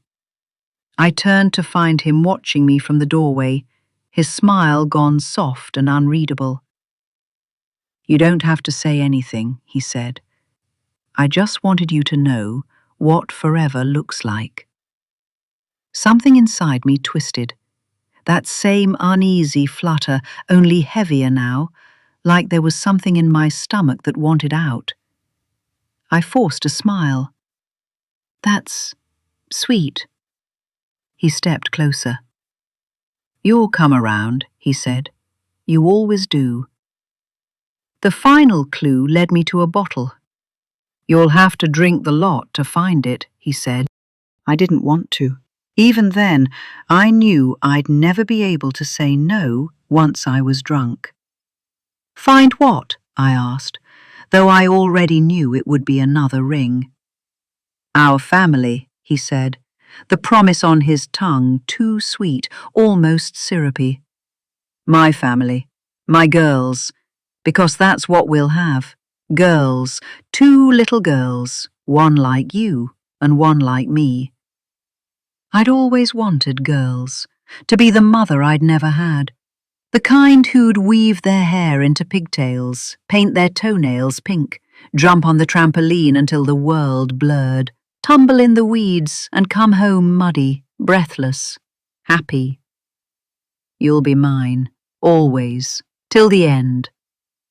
How could I resist? So I drank and drank, until the last drop, until one more sip and I'd burst. At the bottom, something glittered, a diamond ring. This time, I said yes. Lorna spoke now. And he wouldn't even let us attend your wedding. I couldn't argue with that. At the time, I'd thought it was romantic. 2 months after our engagement, we were married. He'd picked the dress, the venue, everything. Just the two of us, he'd said, and flown me to Puerto Rico. We'd exchanged rings atop El Morro, watching the sun sink into the sea, the light bleeding across the sky, turning our white clothes a bloody crimson. Till death do us part, he'd told me over and over. It doesn't make sense, I told Lorna. I was drunk for half of my marriage. The other half I was thinking about the next drink. Yet you'd never drunk before you met him. It felt like a slap. Because it was true. I'd been terrified of addiction, having seen what it did to my mum. It was my fault. My voice sounded small, like if I repeated it enough, it might become the truth. My truth. No. Her voice sliced through the fog. He chipped away until you had nothing left to stand on. And when you fell, you thought it was your fault. That's how people like him survive, by convincing you that you're the problem. Lily was an accident. He didn't want me on the pill. Your body is sacred. Don't pump it full of hormones, he warned. And at the time, I was touched. I'll use condoms instead, he said. And he did, until one broke. Or maybe it wasn't an accident, maybe it was snipped. Lily came in under a year, then Nora, almost her twin. Almost. That's when the drinking began to slip. The glasses grew larger, the pores deeper. The bottles multiplied. One on the counter, one beside the bed, one tucked behind the sink. I tried to protest. Tom, I don't need it. Oh, but you do, he said, his voice soft, coaxing. How else will you survive? You're an addict, Clara, just like your mum. You need it. And I believed him. How could I have been so stupid? My breath came in gasps. Was it all Tom's doing? Soon I was missing school pickups, bake sales, birthdays. The girls stopped smiling when they saw me. One by one, the cleaners left. They haven't been paid in months. It'll be a miracle if they don't sue you, he said, when Lorna quit. I didn't understand. But we were so busy. We made good money. He just shook his head. There's nothing left, Clara. Then one sober morning, clarity came. A terrible, fleeting gift. I checked the accounts and saw the truth. Money siphoned off, bit by bit, into an account I didn't recognize. When I confronted him, his expression didn't change. Not at first. Then his hand was at my throat, tight, tighter. You don't speak to me like that, he hissed. The room spun. My nails clawed at his wrist, useless. Daddy, no hurt Mummy, Lily screamed. Nora was sobbing. Their small hands tugged at his arm. I tried to smile for them, tried to make my voice all playful and fun. It's just a game, baby, it's all right. But my eyes were bulging, my voice croaked, and they cried harder. The next time it happened, I was drunk. You'll never leave me, he hissed, his hands closing around my throat, my back pressed hard against the wall. None of you will leave me. Ever. Not alive. Till death do us part, remember? That was it. He could threaten me all he wanted, but my girls? No, I couldn't take it any more. I pushed him with all my might, burst through the door, and ran barefoot outside. The sunlight glared in my eyes. It was noon, a Friday, school pickup time, and once again I'd missed it. I was too busy trying to stay alive, trying to fight off the father of my children before he killed me. I burst outside, naked, screaming, raving that the monster was trying to kill me. And much to my horror, the girls saw. They stood frozen, their small faces pale with terror, their hands clasped on their aunts, and in their eyes I saw it. They knew. But by the next morning I forgot it all, or rather, I was convinced to forget. It was a bad dream, Tom said, his voice low, patient, as though soothing a child. A nightmare, Clara. You've been drinking again. He tilted my chin up, made me look at my reflection. See? No marks. And he was right, careful as ever. He never left a trace. And on skin as dark as mine, bruises were too easy to hide. Remember our vows? Till death do us part. Death, Clara. It felt like I was choking all over again. The girls. Surely that was my cross to bear. He wasn't even there. Wasn't he? Lorna's eyes tightened.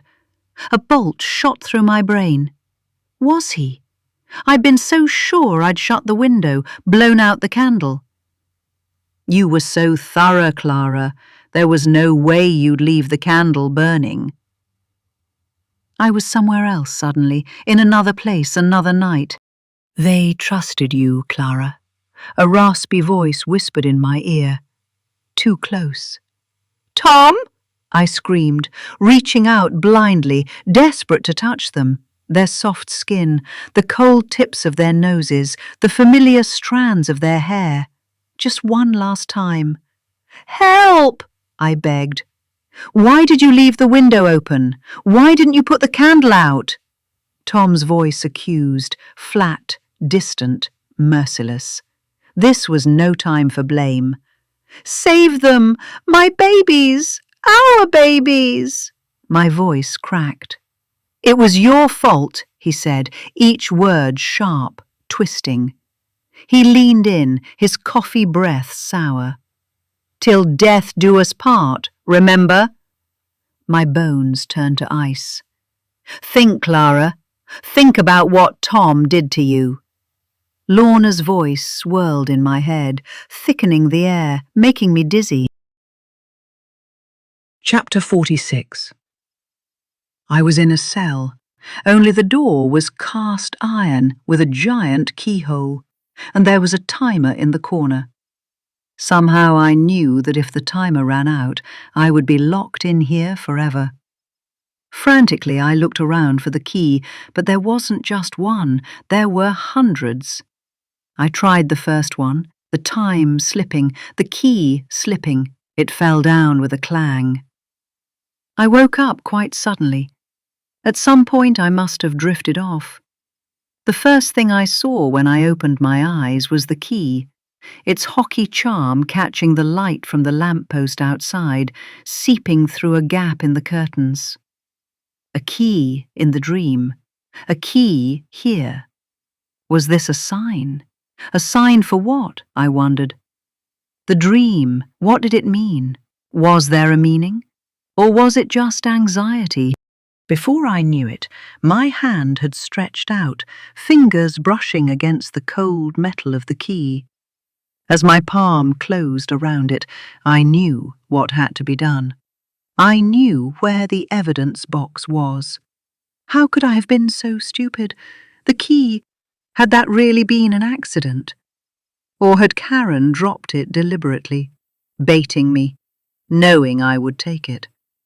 Given that Steve was her half-brother, she couldn't hand over the evidence box herself.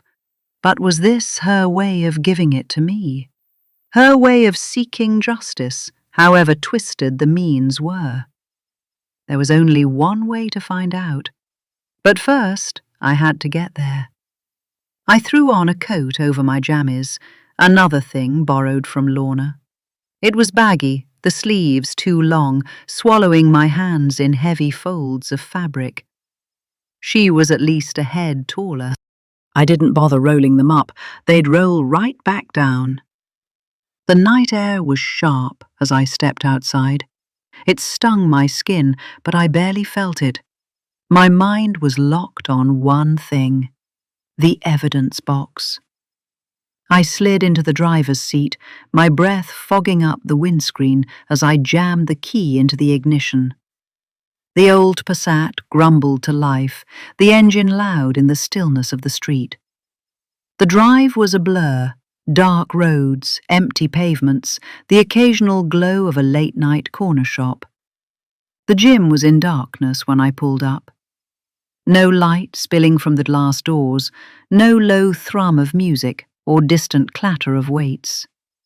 Silence. Of course, no one would be here. It was past midnight. But that was exactly what I needed. My own shadow creeped me out, jumping, shifting ahead at every turn, as if this was a race it could win. I gritted my teeth, pushing forward. The gym was a maze. Corridors that looped back on themselves, doors that all looked the same. I hoped I'd remember the way back. It would be just my luck to get lost in the pursuit of the evidence box, trapped in the dark, clutching the key to secrets I wasn't meant to know. Then I heard distant footsteps. I must be going insane. It must be the echo of my own steps chasing me. That had to be it. How else could I explain the way it moved when I did, stopped when I did? It was just my own echo, no doubt. But it was creeping me out. Just as I was about to give up, to turn back the way I came and try again in the morning, when the place would be full, when there'd be no lurking shadows waiting to pounce, I heard it again. Closer this time. Whipping around, I pressed myself against the vending machine, holding my breath to keep my stomach from pushing forward. A few moments passed. Nothing. No shuffling, no thuds, not even the sound of breathing. It was all in my head. When I moved again, I stayed close to the wall, shuffling sideways. Then, suddenly, the solid surface was gone. My hand skimmed over a doorframe and met the cool metal of a door. At the slightest nudge, it swung open, nearly sending me stumbling inside. I turned to look. A blue door. Above it a sign read, "Changing Room," marked with the image of a skirt-wearing figure. No sporran, I checked. Couldn't be a kilt. At last. Sweat slicked my back, nerves and nausea twisting inside me. But I was here, and somewhere in this room was what I had come for. I shrugged off my coat, letting it crumple to the ground, and scanned the space. Rows of silver lockers stretched before me, their numbers printed in black. Thin corridors divided them, mirrors on either side reflecting distorted glimpses of myself. Wild-haired, wide-eyed. In one corner, a sink and a row of mounted hairdryers. At the far end, curtained changing stalls and tiled shower cubicles, their shadows deep and still. Clutching the key tighter, I stepped into the first corridor. The lockers began at 101 and climbed in odd numbers. The other side must be the evens. I checked the key in my hand. It was etched with 212. I was in the wrong corridor. 2 more turns, and I found it. Locker 212. It looked no different from the rest. Silver, framed in black. Nothing that said, "This is it." My hands trembled as I fumbled with the key, metal scraping against metal, each miss sending a shiver through my teeth. I placed a steadying palm against the next locker, leaned in, and tried again. This time the key slid in. It turned without resistance. I drew in a sharp breath and pulled the door open. Inside sat a pair of trainers, filthy, stained, and reeking of sweat. Not something I'd have ever imagined belonging to Karen, or even coming within an inch of her skin. Lodged further inside was a zippered organizer, compact and rectangular. I reached for it, but something grazed the back of my arm. For a second it burned. Ignoring it, I lunged forward, my fingers curling around the fabric. This was it, the evidence box. I should have felt relief, triumph, maybe even euphoria, but all I felt was dread. Something didn't feel right. After all the trouble, the fear, the shadows, my racing heart, it shouldn't be this easy. My fingers tightened around the organizer. Wasn't there supposed to be a lock? Somewhere for the key Roshni had given to me to go? Had I walked into a trap? I must have said it out loud. Indeed. Well done, a voice murmured in my ear. Karen. I whipped around, stumbling back until my spine pressed against the cold lockers. She stood there, watching me with something like amusement. I thought you'd never work it out, she said, blowing on her nails as if this was all some casual game. She looked different, her hair pulled into pigtails, her face scrubbed clean of makeup, revealing a dusting of faded pimple scars and uneven skin. Her usually bright green eyes were dark pools. "What are you doing here?" I asked. She chuckled. "It's my locker, remember? You're the one breaking in." My stomach twisted. She was right. I was trespassing. My fingers tightened around the box, its weight pressing into my ribs. Slowly I lifted it, holding it to my chest. It felt heavier than before. Karen smiled again. "Do you want to open it? See what's inside?" she asked, jutting her chin towards the box. I did. I wanted nothing more than to rip it open, rifle through its contents and find the evidence. But why was she egging me on? Smiling, like I was the one in trouble. After all, she'd led me here, hadn't she? My grip tightened. I hugged the box closer, locking my fingers over it. "You think I'll snatch it from you?" She laughed as if reading my mind. "It was in my locker all along, remember?" She had a point. My fingers felt like lead as I gripped the zip, the sound slicing through the silence. I peeled it open, my breath shallow, my heart hammering against my ribs. Inside, neatly folded, was a spare t-shirt.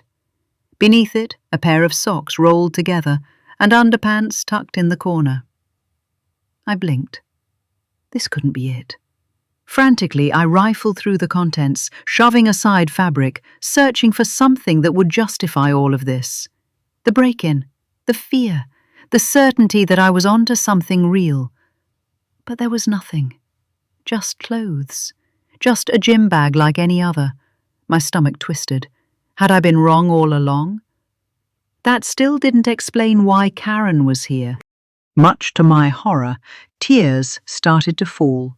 Slowly at first, then as though they could flood the entire room. The back of my arm throbbed, and the itch I'd been ignoring had become impossible to brush off. It burned. When Karen spoke, her voice seemed far away, like a faint echo from some dark place I couldn't quite reach. "I feel sorry for you," she said, the smirk audible in her tone. "What do you want to know? Ask me anything." Yeah, right. As if she'd ever tell me anything close to the truth. As if she'd hand her brother to me on a plate. I stayed quiet, willing the tears to stop, my gaze fixed on the empty box in my hands. Then her words hit me like a punch. I killed Anna. My head jerked up so violently that the box slipped from my fingers and clattered to the ground. I must have heard it wrong. What? I asked, my pulse thrumming in my ears. She laughed. You didn't expect that, did you? You thought it was Steve, that I was protecting him. I killed Anna, she repeated slowly, not poor Steve. Do you want to know how? I could only manage to nod, my mind spinning, trying to make sense of it. This had to be a dream. I was still asleep, still trapped in the nightmare. That was the only explanation. Warfarin and ibuprofen, two fairly innocuous drugs, with every reason to be in Anna's bloodstream, but not together, she said, tossing her head back in a laugh that chilled me to the bone. Together, in the right doses, they cause internal bleeding, heart failure. She was stupid. Didn't even question what was in the injection I gave her. Something to calm you down was all I had to tell her, and she was sold. She laughed again, and the sound clawed at my insides. I wanted to do something, take a swing, punch her, but my hands were frozen, as though paralyzed by the weight of her words. Was it you? I asked. Did you scare her about the pregnancy? Karen nodded, looking almost pleased with herself. A little at a time. She was initially against it. She wouldn't harm the baby, even if she died trying. Brave. Fool, she spat, her voice filled with venom. The itch had spread up my arms and into my shoulders, but I couldn't tear my focus away from her. My skin burned, but I barely felt it. But then I told her it didn't have to be that way. What if she died? A motherless child, a father who could only love himself. Slowly, she came around. She paused, eyes scanning my face, arms and chest, as though she was seeing right through me. Are you okay? She asked, her tone sweetly concerned. I wasn't okay, not by a long shot, but I wasn't going to admit that to her. I wasn't going to let her see that all this talk of babies and killing was getting to me. Why kill her then? I asked, my voice barely a whisper, though it felt like the only question that mattered. The bitch backed out at the last minute, Karen sneered. She couldn't go through with it, she said. Pity. If only she'd followed through, she could have lived. She ground her teeth so loudly I could feel it in my own jaw, and I cringed at the sound. But why? I pressed, trying to keep my voice steady despite the dread creeping in. Was it because you were never acknowledged? Never allowed to call your dad, Dad? You're younger than Steve, born out of an affair that Mr. Summers would never admit. Her lips parted in surprise, but she quickly pressed it down, her expression hardening. So, you know. She shrugged, as if it was unimportant, even though her eyes said otherwise, her voice losing its edge. Big deal. No proof, remember? If you are Steve's half-sister, it doesn't make sense. What doesn't?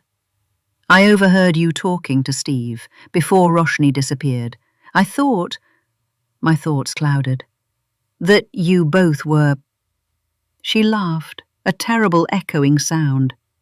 That we were having an affair, me with Steve. She laughed again but stopped abruptly, staring at me. Come on, give me some credit. I could do so much better. But you were talking about betraying Roshni. Oh, that. She flapped a dismissive hand. That was all just an act. I told him about Roshni's first pregnancy. I saw her take the test, and I was livid. I told Steve about it out of spite. I wanted to see how he reacted. The fool went and asked her. At least he didn't rat me out. He said he guessed it. Can you believe it? she smirked. Steve wouldn't be able to guess his dinner if his life depended on it. It freaked Roshni out. That's when she suspected that she was being watched, stripped the whole office out. He said he had some proof of your involvement. That was stupid of me. She shook her head. I told him over text. He kept them and threatened to tell Roshni that it was me. I had to keep him quiet. So, she spun her hand in circles. I came up with this brilliant idea, to threaten him with Anna's photos. I wanted so desperately to reach for my coat, for my phone, record this confession, the truth spilling from her lips. That would be all the proof we needed. But crossing her to get it seemed like a dangerous move, and something told me she wouldn't let me get that far. I focused, willing myself to commit every word to memory, to burn it into my mind. There had to be a way. But even as I tried to steady myself, I realized with growing panic that the words were slipping away, fading from my mind like smoke. I shook myself, trying to focus, and it made my head spin. My hand flailed, desperate for something to hold on to. It hit the locker handle, and my fingers closed around it, but I couldn't feel anything. My vision was hazy. Karen's eyes narrowed, her gaze sharp and piercing. "Are you sure you're okay?" she asked, her voice almost too sweet. She held up a hand, but it seemed blurred, like a dark silhouette. "How many fingers?" she asked, her words echoing strangely in my ears. The digits swam, merging into each other like a big fat lump. "3?" I tried to answer. She didn't respond. "You didn't tell me why," I mumbled, my words slurred. My tongue felt thick, rubbery, and swollen in my mouth. I gagged, as if it was suffocating me. "Do you know, I was Dad's favourite?" she asked, her tone almost nostalgic, though her eyes gleamed with something darker. How was this relevant? I shook my head, the room tilting around me. "I was," she continued, the faintest hint of pride in her voice. "He often said, if not for Steve, I'd be his heir. Without a biological son, he said his Ice Queen wife would have bought it.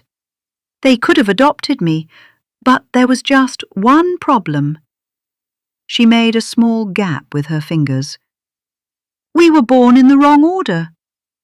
You see, Clara, I was a love child, one that Olivia chose to ignore. She barely tolerated me. There was no way she'd acknowledge my existence, not as her husband's daughter." I couldn't respond. My body felt too heavy, my thoughts slipping through my fingers. The rush of blood in my ears was deafening. Once she'd started, Karen wouldn't shut up. "I thought that ship had sailed. I'd have to make do with crumbs. But then Dad admitted something after a few drinks one night." He sang like a canary about the special clause Olivia had written into the will. She'd been so frustrated with Steve at that point, of his failures, the disappointments, the way he threw her hard-earned money around. Steve's own mother had had enough, and they signed a will that would skip a generation. All the money would go to a grandchild. My legs fumbled, slipping under me. She stared straight ahead. I was willing to play the long game, wait until it was my time. Who'd want the fool, Steve, to be their boyfriend, let alone husband, father of their child?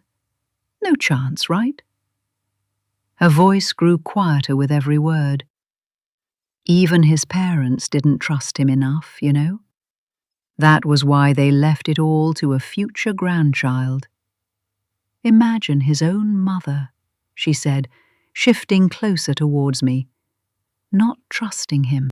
She's smart, knows her son's worth, And if he didn't have a child, if they knew he couldn't even do that, I had a chance.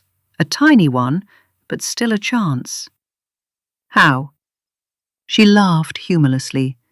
Olivia's no fool, but Dad was clever about it, and he didn't want all the wealth to be squandered. So rather than saying Olivia's and his grandchild, he had it typed as Olivia's or his first grandchild, which means all I had to do was have a child first and prove they were Dad's grandchild, as long as Steve didn't go ahead and have a child first. Only he did.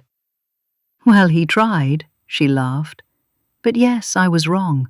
First Anna, then Roshni. Can you believe it? She whispered, her voice fading, growing fainter, almost swallowed by the darkness. 2 women found him interesting enough to make babies with. 2 silly, foolish women. What did you do to Roshni? I tried to ask, my voice nothing more than a garbled mess.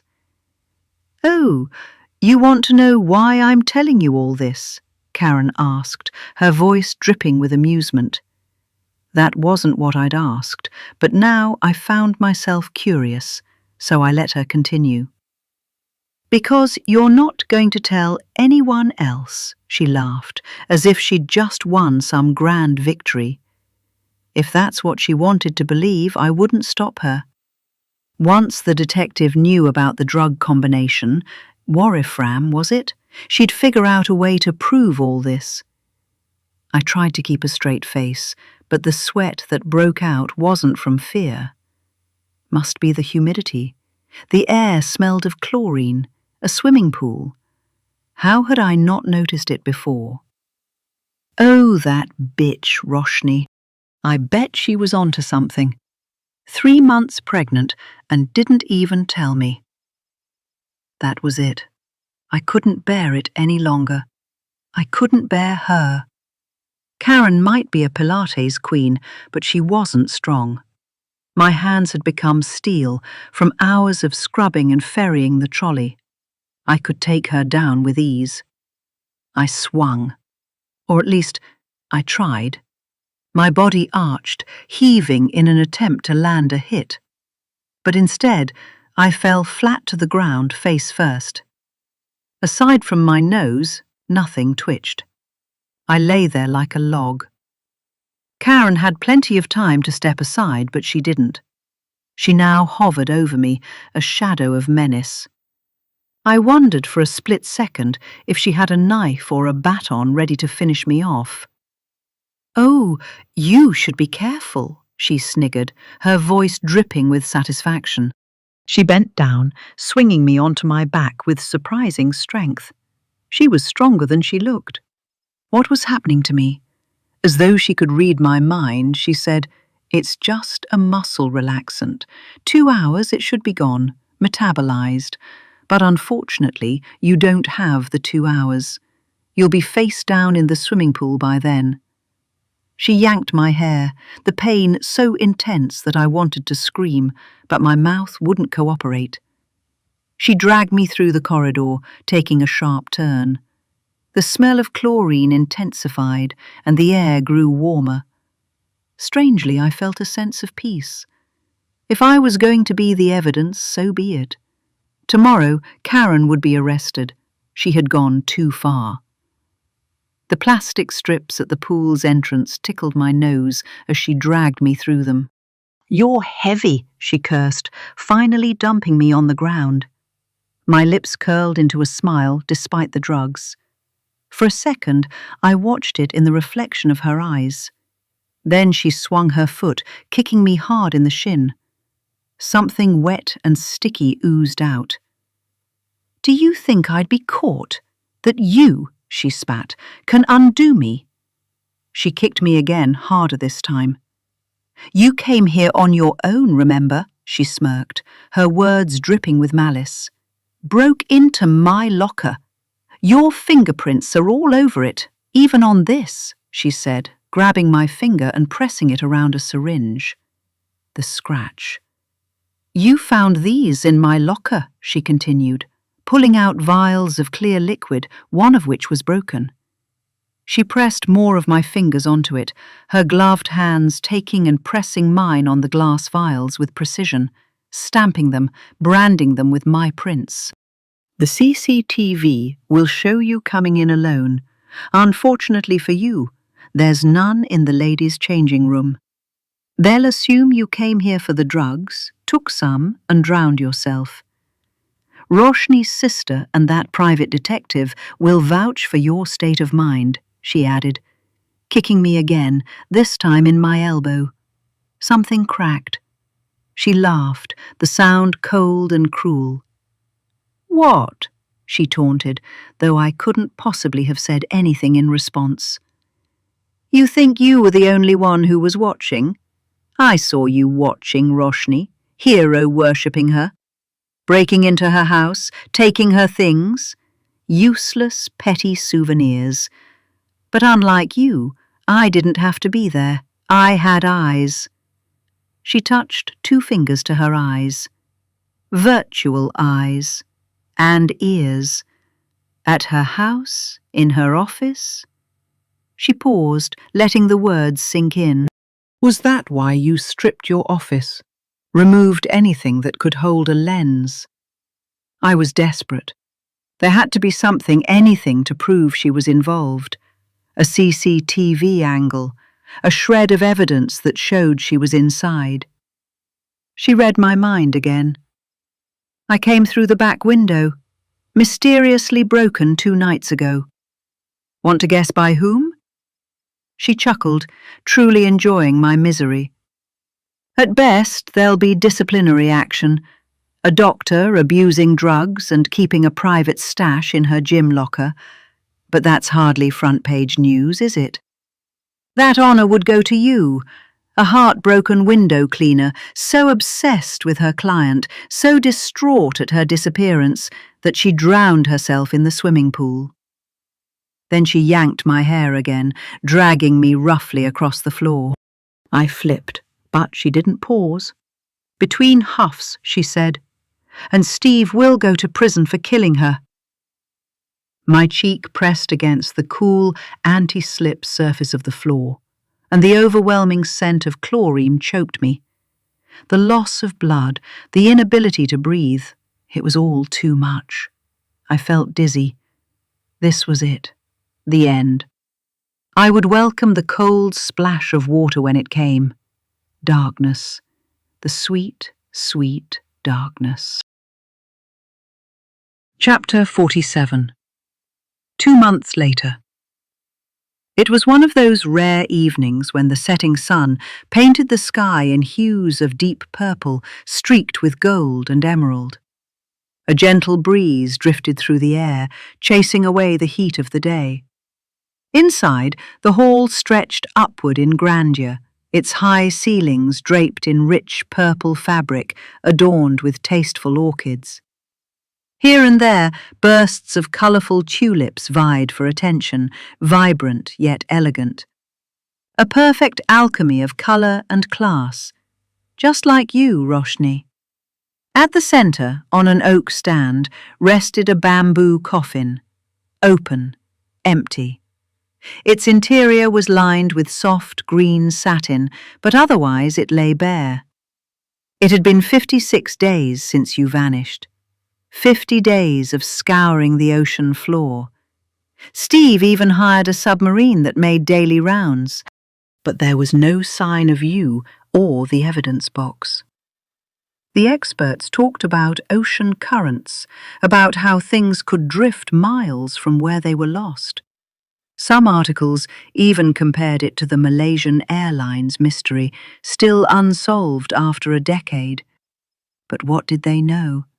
They didn't understand the impact of not having closure, of not being able to say a final goodbye, of the torturous hope that reared its head at the most unexpected moments. A supposed sighting in London, a whispered rumour from somewhere in Europe. And now, here we were, gathered to say goodbye to someone who might never truly be gone. I scanned the room for familiar faces. At the front, Detective Steele sat with the Summers family, their expressions somber. Just behind them were the Kaurs, your parents, your brother, Sandeep, Tasmin, and a few others I didn't recognize. Someone called my name. Running my eyes across the room, I spotted a waving hand. It was Varun, the man who couldn't save you, but had saved me instead. "Over here," Varun said, gesturing to the seat beside him. Navigating my way through the crowded rows, I dodged feet and murmured condolences. A few hushed whispers carried my name. I was used to them by now, and most, thankfully, were kind. "I was hoping you'd come," Varun said as I settled into the seat.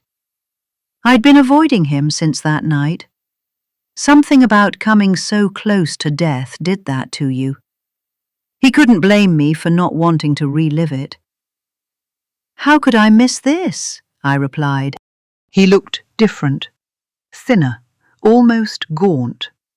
It suited him, making him look more like a detective than a long-haul truck driver. I caught him studying me too, a quiet smile suggesting he liked what he saw. I had changed as well. I was leaner and maybe, in some ways, more alive now that I had faced death and chosen to live. I still visited the girls, but not as often. "I thought you were angry," he said. I crossed my legs before answering, a sign of self-preservation, my therapist would have said. Another thing that had changed about me, I now had a therapist. "You were late. I could have died," I said, though at that moment I might have welcomed it. We needed the recording. That was what sealed Karen's fate, made sure she'll never see another sunrise as a free woman, Varun said. He sounded like he'd been watching too many soap operas. "Did you have to wait until she threw me into the pool?" "An attempted murder charge to add to the 2 murders. It was a slam dunk," he said, as if that somehow justified it. "You should have waited another 5 minutes. Then you'd have got 3 murder charges," I said dryly. He finally realized he'd gone too far and dropped his head. I was being unnecessarily harsh. After all, he was the one who'd decided to tail Karen, though I suspect that was the secret task entrusted to him by Detective Steele. He saw her slip into the gym through the broken window and followed her in. Without his video recording, the case would have been far trickier, and I'd be dead. "Did she confess?" I asked after a moment. "To Anna, yes. And to you. She couldn't really argue with that, could she?" He hesitated. "But not to Roshni?" Varun shook his head. "She says she doesn't know what happened to her. She claims she was never on the boat, didn't throw any suitcases overboard.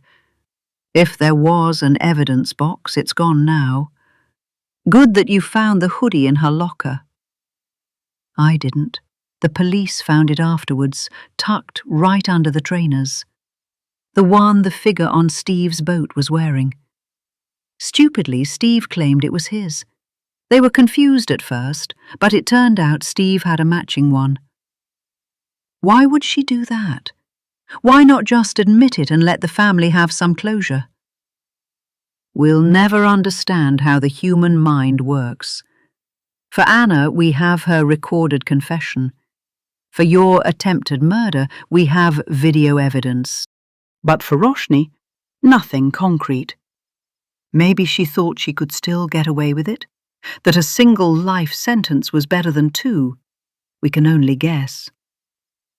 Then he stopped and looked away, his gaze fixed on the coffin. He sighed, a deep, weary sound. He was still in the if-only stage. Nobody talks about it. They say grief starts with denial, but I know it begins with guilt. The relentless cycle of if only and I wish. Then maybe, eventually, it moves to denial. For me, it had oscillated between guilt and rage for a long time. Varun's eyes shifted to Tasmin, and he sighed again, deeper and drier. If he'd ever thought they had a future, he'd been delusional. Things like this left scars, sharp and deep and best left alone. Tasmin wouldn't survive seeing him all day, every day. "How is she?" I asked, nodding towards her. He didn't even have to look at me to know who I meant. Better, I guess, all things considered. Her dad is broken. He lost years with her, and then this. He trailed off, unable to continue. I wanted to ask, whose fault is that? Honor before love? Why would he make his own daughter a pariah? But what did I know? And her mum? I asked, dreading the answer. She'd been stoic, composed in the eye of the storm, but that was when she believed her daughter was alive. Varun shrugged. She still thinks this is all insane, that Roshni is alive. Denial. Maybe for some, it really was the first stage. This is nice, I said, gesturing towards the decorations, the coffin. A service. The idea of an open coffin, asking guests to bring mementos. Who'd have imagined Steve could be so thoughtful? Varun chuckled. Then the service began.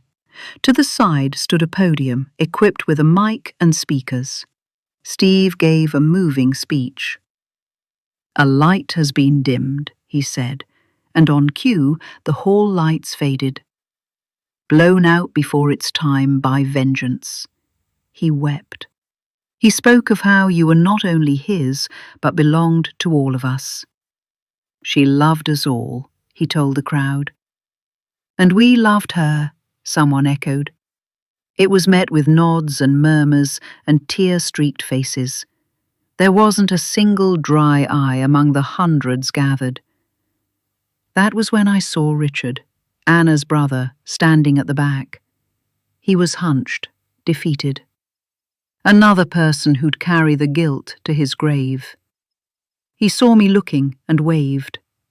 I waved back. When Steve was done, he stepped down from the podium and walked to the coffin. From inside his jacket, he pulled out your embroidered floral jacket, the one you always wore on chilly evenings, the one that made you frantic when it lost a button. Now it was whole once again, the button sewn back in its place. But you were gone. Carefully, Steve lowered it inside, smoothing the fabric with his palm. Then he took your red striped scarf and placed it beside the jacket, folding it neatly. A hush fell over the hall. His fingers lingered on the fabric for a moment before he stepped back, his chest rising and falling with a deep, unsteady breath. Then, without another word, he returned to his seat. Then the coffin was opened for all. One by one, everyone stepped in, your parents, siblings, each carrying a piece of your memory. A photograph, a birthday card, dried flowers, colourful beads, small tokens of love in all shapes and sizes. Then it was my turn, time to lay my burden down. I had bundled together my little shrine to you, the photo, the notes, the half-empty perfume bottles, all wrapped in your tiger-striped scarf. As I placed it gently inside, a strange lightness filled me, as if something deep within had finally been released. Without turning back, I walked away. Epilogue, 6 months later. The post arrived. Going by the number of stamps and the need for a signature, it had travelled a long way. I wondered who would have sent me a parcel, let alone from overseas. It was a large wooden box with golden wings at the top. Angels' wings. Or maybe the devil's. Wasn't Lucifer a fallen angel? The box was locked. Instinctively, I took the key from my purse and opened it, throwing the lid back. Inside there was a smaller box, this one with a symbol of handcuffs, and above it was a brown envelope and a phone, the pay-as-you-go kind. I switched it on, and much to my surprise, it powered up. Almost immediately, it vibrated. "Hiya, love." A slow drawl greeted me, pulling me in every direction at once. "Hi, Roshni," I said. Then, as if snapping out of a trance, I yelled, "What the hell, Roshni?" "Everyone—" She shushed me. I pictured her in my head. Roshni, with her new red bob and clothes far more subdued than her usual flair. I wanted to ask her a million questions, to tell her a million things. In my head, I chopped and changed them, shuffled the order, tested the tone, and finally crossed out, "What the hell?" from all of them. "Do you know where I am?" "No." I wasn't sure if I wanted to know. What would I do with that information? "At a park, on a remembrance bench," she said. "It reads, 'In remembrance of Joe Douglas.' They don't make them like him anymore." "Do you think Steve will sponsor a bench like this for me?" she asked. My throat made odd gurgling noises. "I'd like that," she said, and I heard her fingernails scratching what must be the bench. A bench for the grannies and grandpas to rest their old feet while their grandbabies run amok. That'd be nice. They'll actually read the name, you know. Her hand scraped over something, instead of staring at a phone screen. "I'll tell him that," I managed, though my voice sounded choked, fragile, threatening to crack at any moment. "You will?" she asked. I pictured her flashing that familiar bright smile. For a moment it was as if everything was normal, as though this mess we were tangled in was fixable. I clung to the fleeting fantasy of somehow convincing her to come back to Edinburgh, to our old lives. I could smooth out a few wrinkles, tidy the edges, and poof, it would all be fine. Go back to how it was. It wasn't perfect, but it would do. "Or," I croaked, the word barely audible, "you could come back." She gave me a sad laugh that quickly popped my fragile bubble of normalcy. "It's all too much," she said softly. "I've gone too far." "Why did you?" My voice was high, blaming. "Your anger is fair." "Is that right?" I shot back, finally getting my tone right.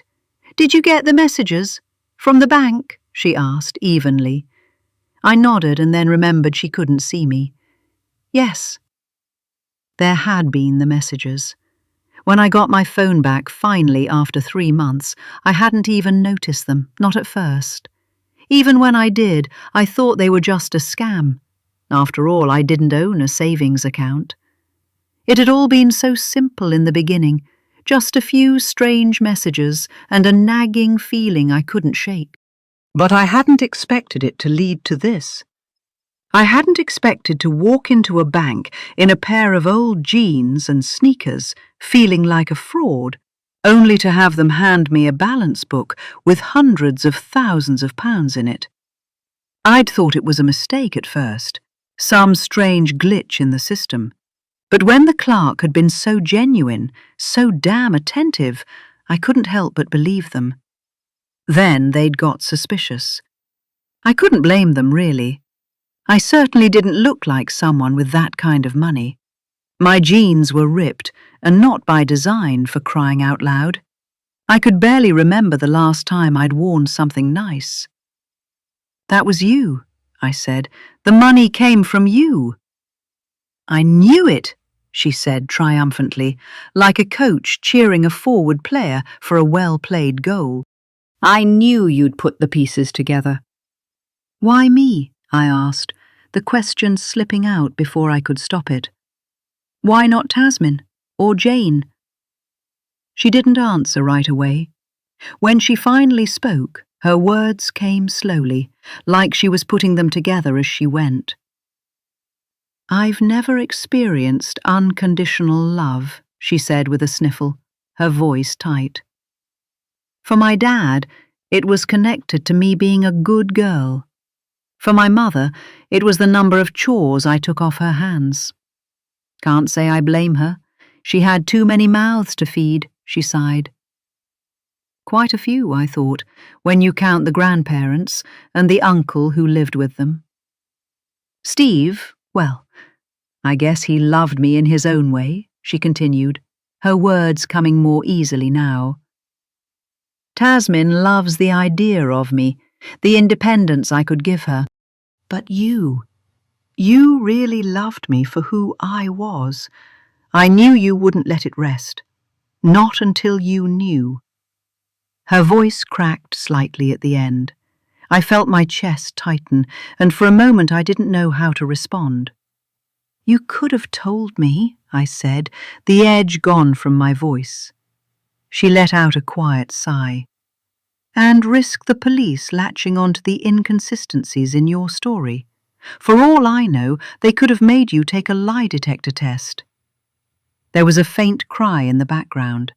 An infant. She hushed and sang a lullaby in a language I didn't need to understand.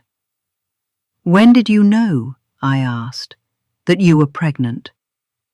"The day you saw me in the bin alley," she said, her voice trailing off as if the words were harder to speak than she'd anticipated. I gasped. "The white box. That was the test. You were discarding it before anyone saw." Roshni must have nodded. She didn't speak. She didn't have to. It wasn't a question. "Yet, you stayed for months." "I didn't know. Not for sure. Yes, Richard warned me, but he was Anna's brother. He was angry, grieving. Besides, there was nothing in the post-mortem report to suggest suspicion." "Yet you employed Varun." She sighed. "I wanted to know, for sure." I understood that. What changed? Why leave almost 4 months later? The day before I left, I saw the photos. Steve and Anna, the day she died. I knew exactly which photos she was referring to, the grainy ones, the blurry images that had been found on her phone. Steve shoving Anna by the River Esk. The moment they had been uncovered, they had sent out shockwaves. The photos led to Steve and then Karen, and ultimately set everything else in motion, tumbling down like a row of dominoes. When Varun didn't find anything, I almost gave up. Then I met someone who was a tech whiz, a victim who had her emails tracked. That gave me the idea to hack Steve's email, Roshni said, her voice steady. I didn't know what I was expecting. An affair, maybe. But then the photos popped up. They were sent a month earlier. No note, just the photos. I felt this sudden wave of nausea, and I panicked. I knew that I had to leave, that I didn't have long. I thought it was Steve. Oh, God. Something about her words set me on edge. How did it start? Steve had been distant for a while, withdrawn, like he'd checked out of our marriage. Then, Anna's brother. Did you meet him? Yes. So you thought they might be having an affair, Steve and Karen. An affair? With Karen? Her laugh was sharp, brittle, lacking the easy warmth it used to carry. I knew they were half-siblings. I was married to him, remember? That was only news to the rest of you. She paused, as if daring me to challenge her. This wasn't about you. This whole thing wasn't about your disappearance at all. Her voice faltered, and she drew a shaky breath. No. I pictured her shaking her head. It was always about Anna. I think a part of me always knew there was more to her death. Then the photos popped up. My hand shook so badly that I had to take the pictures multiple times. I couldn't even get it right at first. Then I threw up, right there. She shuddered, as if the memory had physically unsettled her. Do you know who sent them? Karen sent them, I said, my voice barely above a whisper. She wanted to break up your marriage, shake Steve up a bit. She was worried you were getting too comfortable. She'd admitted as much during the police interrogation, though she denied having sent the ransom note. Why would I? She'd asked. It was all going to be mine anyway. I figured. And the other email, asking for money? That was me, Roshni admitted. For the baby. But you never took the crypto. I didn't have to. When Steve got his tokens, the value of mine appreciated. I just had to sell mine to make millions. That way the police would never be able to track me. Roshni was always a step ahead. She had to be to outsmart the abusive spouses in her charity work. Where were you when everyone was looking for you? I was on the boat. For 2 nights and a day, I was on the Death Star. I waited. And when the time was right, I left. So it was her on Death Star, the one who dumped the cases into the ocean. What was in the suitcase? There's a pause. When I decided to leave, I knew I couldn't leave straight away. The police would be checking all the trains and the flights. I decided to stay for a bit in the boat, watch how it all goes. I waited outside until Steve left the harbour and then hid in the boat. Days before, I'd stashed this suitcase with food, clothes, enough to last me for weeks if needed. All new except the hoodie, all paid with cash. Then I waited for the right window to leave. But before I left, I scrubbed the boat off my presence, and I dumped the food and clothes. How did you leave? Used Tasmin's passport. We don't look that different. It was clever of you to use Steve's hoodie, I said. That wasn't meant to set up Steve. No one was supposed to see. The suitcase needed to be taken care of, and it was midnight. I thought it was safe. Clearly not. Thankfully, I always wore Steve's hoodie whenever I went out on the deck. When the police found a hoodie in Karen's locker, it was perfect. I knew they had a matching pair. Karen was always so desperate to be where Steve was, to have what he had. To think I felt sorry for her. Roshni shuddered. What about the blood? That was from before, 7 or 8 months before I disappeared. I had a miscarriage. On the boat. I heard a sharp intake of breath. This was painful for her, but I needed to know. Yes, you remember when I stripped down the charity office? I did. Roshni wrecked the whole place. Curtains, blinds, pictures, nothing was spared. You were searching for something? I was looking for wires, a camera or a mic. I knew someone was watching.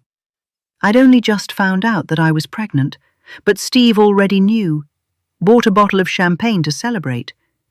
When I asked him how he knew, he was vague, told me he had a feeling. She sniggered. Steve couldn't read a sign if it was staring him in the face. Karen told him. I hated her even more.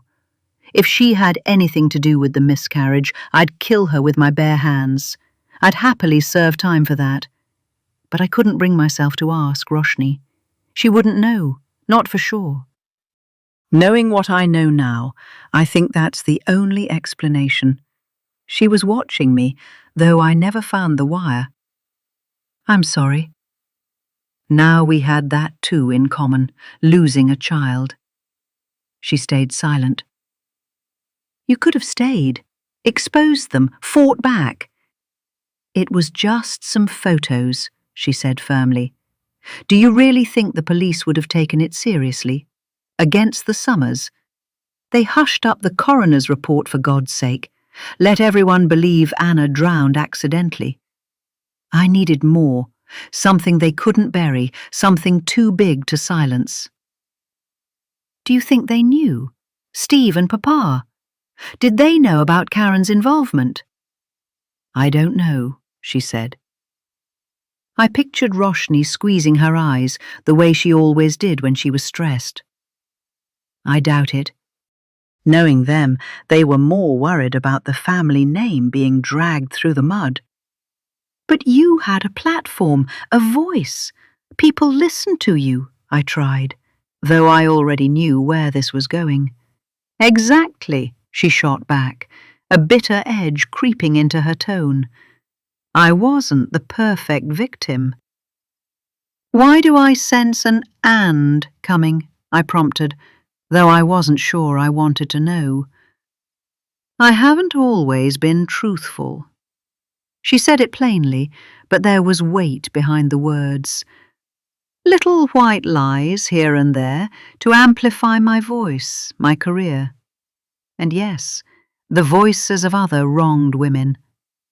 I've been selfish, I admit, haven't we all? But that wouldn't matter. They'd dig up the dirt, twist it, use it against me, anything to discredit me. I opened my mouth to argue, but nothing came. She wasn't wrong. Her words hit too close to home, and I squirmed, my seat suddenly unbearably hot. She noticed, of course. She noticed everything, even through the phone. You doubted me, she said, her voice carrying a faint twinge of hurt, tinged with just enough surprise to sting. It wasn't a question, and she didn't expect an answer, but I couldn't stop the rush of shame that flooded my chest.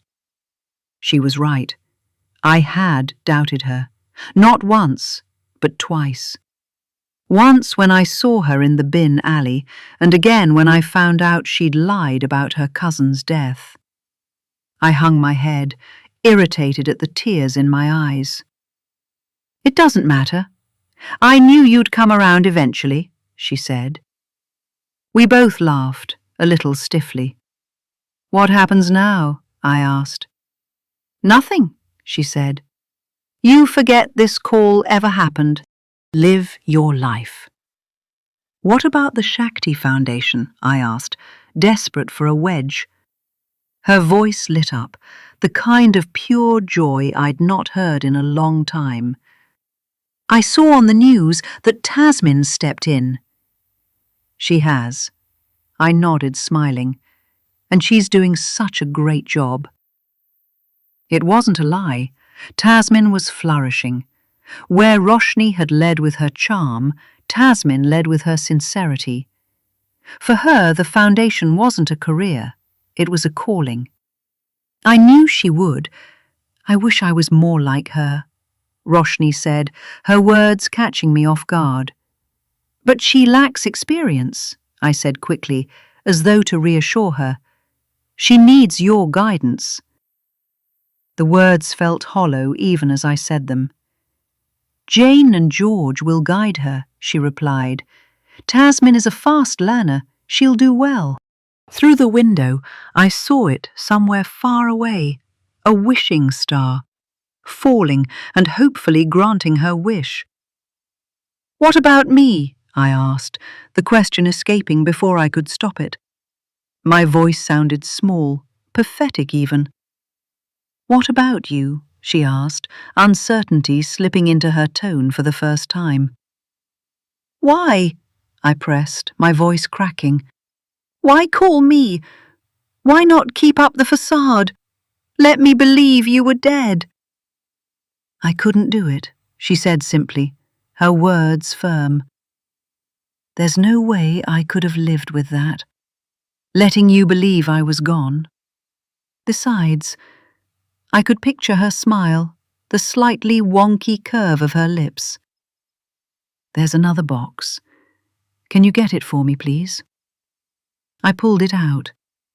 This one was a chocolate-coloured jewellery box, its surface carved with intricate patterns. 2 keys, and now I had 2 boxes. How could I have ever thought Roshni would leave anything up to chance? This was all planned. As I placed it on the table, she said, "I have a gift for you." My hand trembled as I reached for it, hesitant to touch the smooth, carved surface of the box. It felt heavier than it should have, as though the weight of whatever lay inside wasn't physical, but something else, something far worse. My chest tightened, and a quiet voice in my head begged me to stop, to pull back, to let it stay hidden. Like Pandora's box, I thought. A thing so small, so unassuming, yet capable of unleashing ruin. Once it was opened, nothing could put the horrors back inside. Did Pandora hesitate? I wondered. Did her curiosity outweigh her fear, or was it hope that made her lift the lid? "What's in it?" I asked, my voice barely above a whisper. "The truth," she said, "or at least enough of it." The truth. What a dangerous thing to hand someone. It could set you free or shackle you forever. The carvings on the box seemed to suggest the latter. It was warm to touch and writhed under my fingertips, and for a moment I wanted nothing more than to throw it far, far away. To bury it in the sand, to drown it in a river, to cast it away somewhere no one, not even me, could ever find it. Like the other box, this one had a tiny lock on it, the keyhole concealing all the darkness within. I already knew where the key to this was, safely tucked away with Tasmin, inside that last envelope Roshni had sent her. Enough. Enough for what? I whispered, though I didn't need her to answer. "Enough to put Tom away," she said softly, "for a very, very long time. Enough to exonerate you in the eyes of law, to give you back your life and the money you rightfully deserve." "I can't take it." My voice trembled as I pushed the box away, my hands suddenly on fire, lit by guilt. "Yes, you can," she insisted. "I don't even know what to do with this." She stayed quiet for a while. "My brother," she said. "He'll know what to do, how to build it into a case. He's a solicitor. Look him up online. His name is Sandeep Kaur." I didn't tell her I didn't have to, that I had his card. "What about Tasmin, your mother?" I asked, desperately searching for reasons to refuse. "They'll be fine. They're used to not having me around, but at least now they'll miss me," she said, her tone resolute but tinged with something softer. "What about you? What will you do?" "Open the envelope." Inside the envelope was a photo of an infant, one with grey eyes like her dad and brunette wisps like her mum. She was gorgeous. "I have her," she said simply. "And the ransom Steve willingly paid me. For her, not for me. For his daughter," she added. I turned it around and forgot to breathe for a second. "Little Clara?" "Yes. I hope you don't mind." Mind? Was she kidding? I touched my cheek and it was wet. "Now be gone. Get back what's rightfully yours. Give that bastard what's coming to him, will you?" Tears burned hot as they spilled from my eyes, blurring my vision until all I could see was the shape of the baby's smile, the glint of her steady gaze. Little Clara. I knew with painful certainty that this was the last time I'd speak to Roshni, the last time I'd hear her laugh or see her fiery spirit burn so brightly it lit up everyone around her. I looked at the photo and felt as if I already knew my namesake, what a fine woman she would make. A part of Roshni would always remain, carried forward by the little girl she'd already begun shaping with her love and resilience. The end.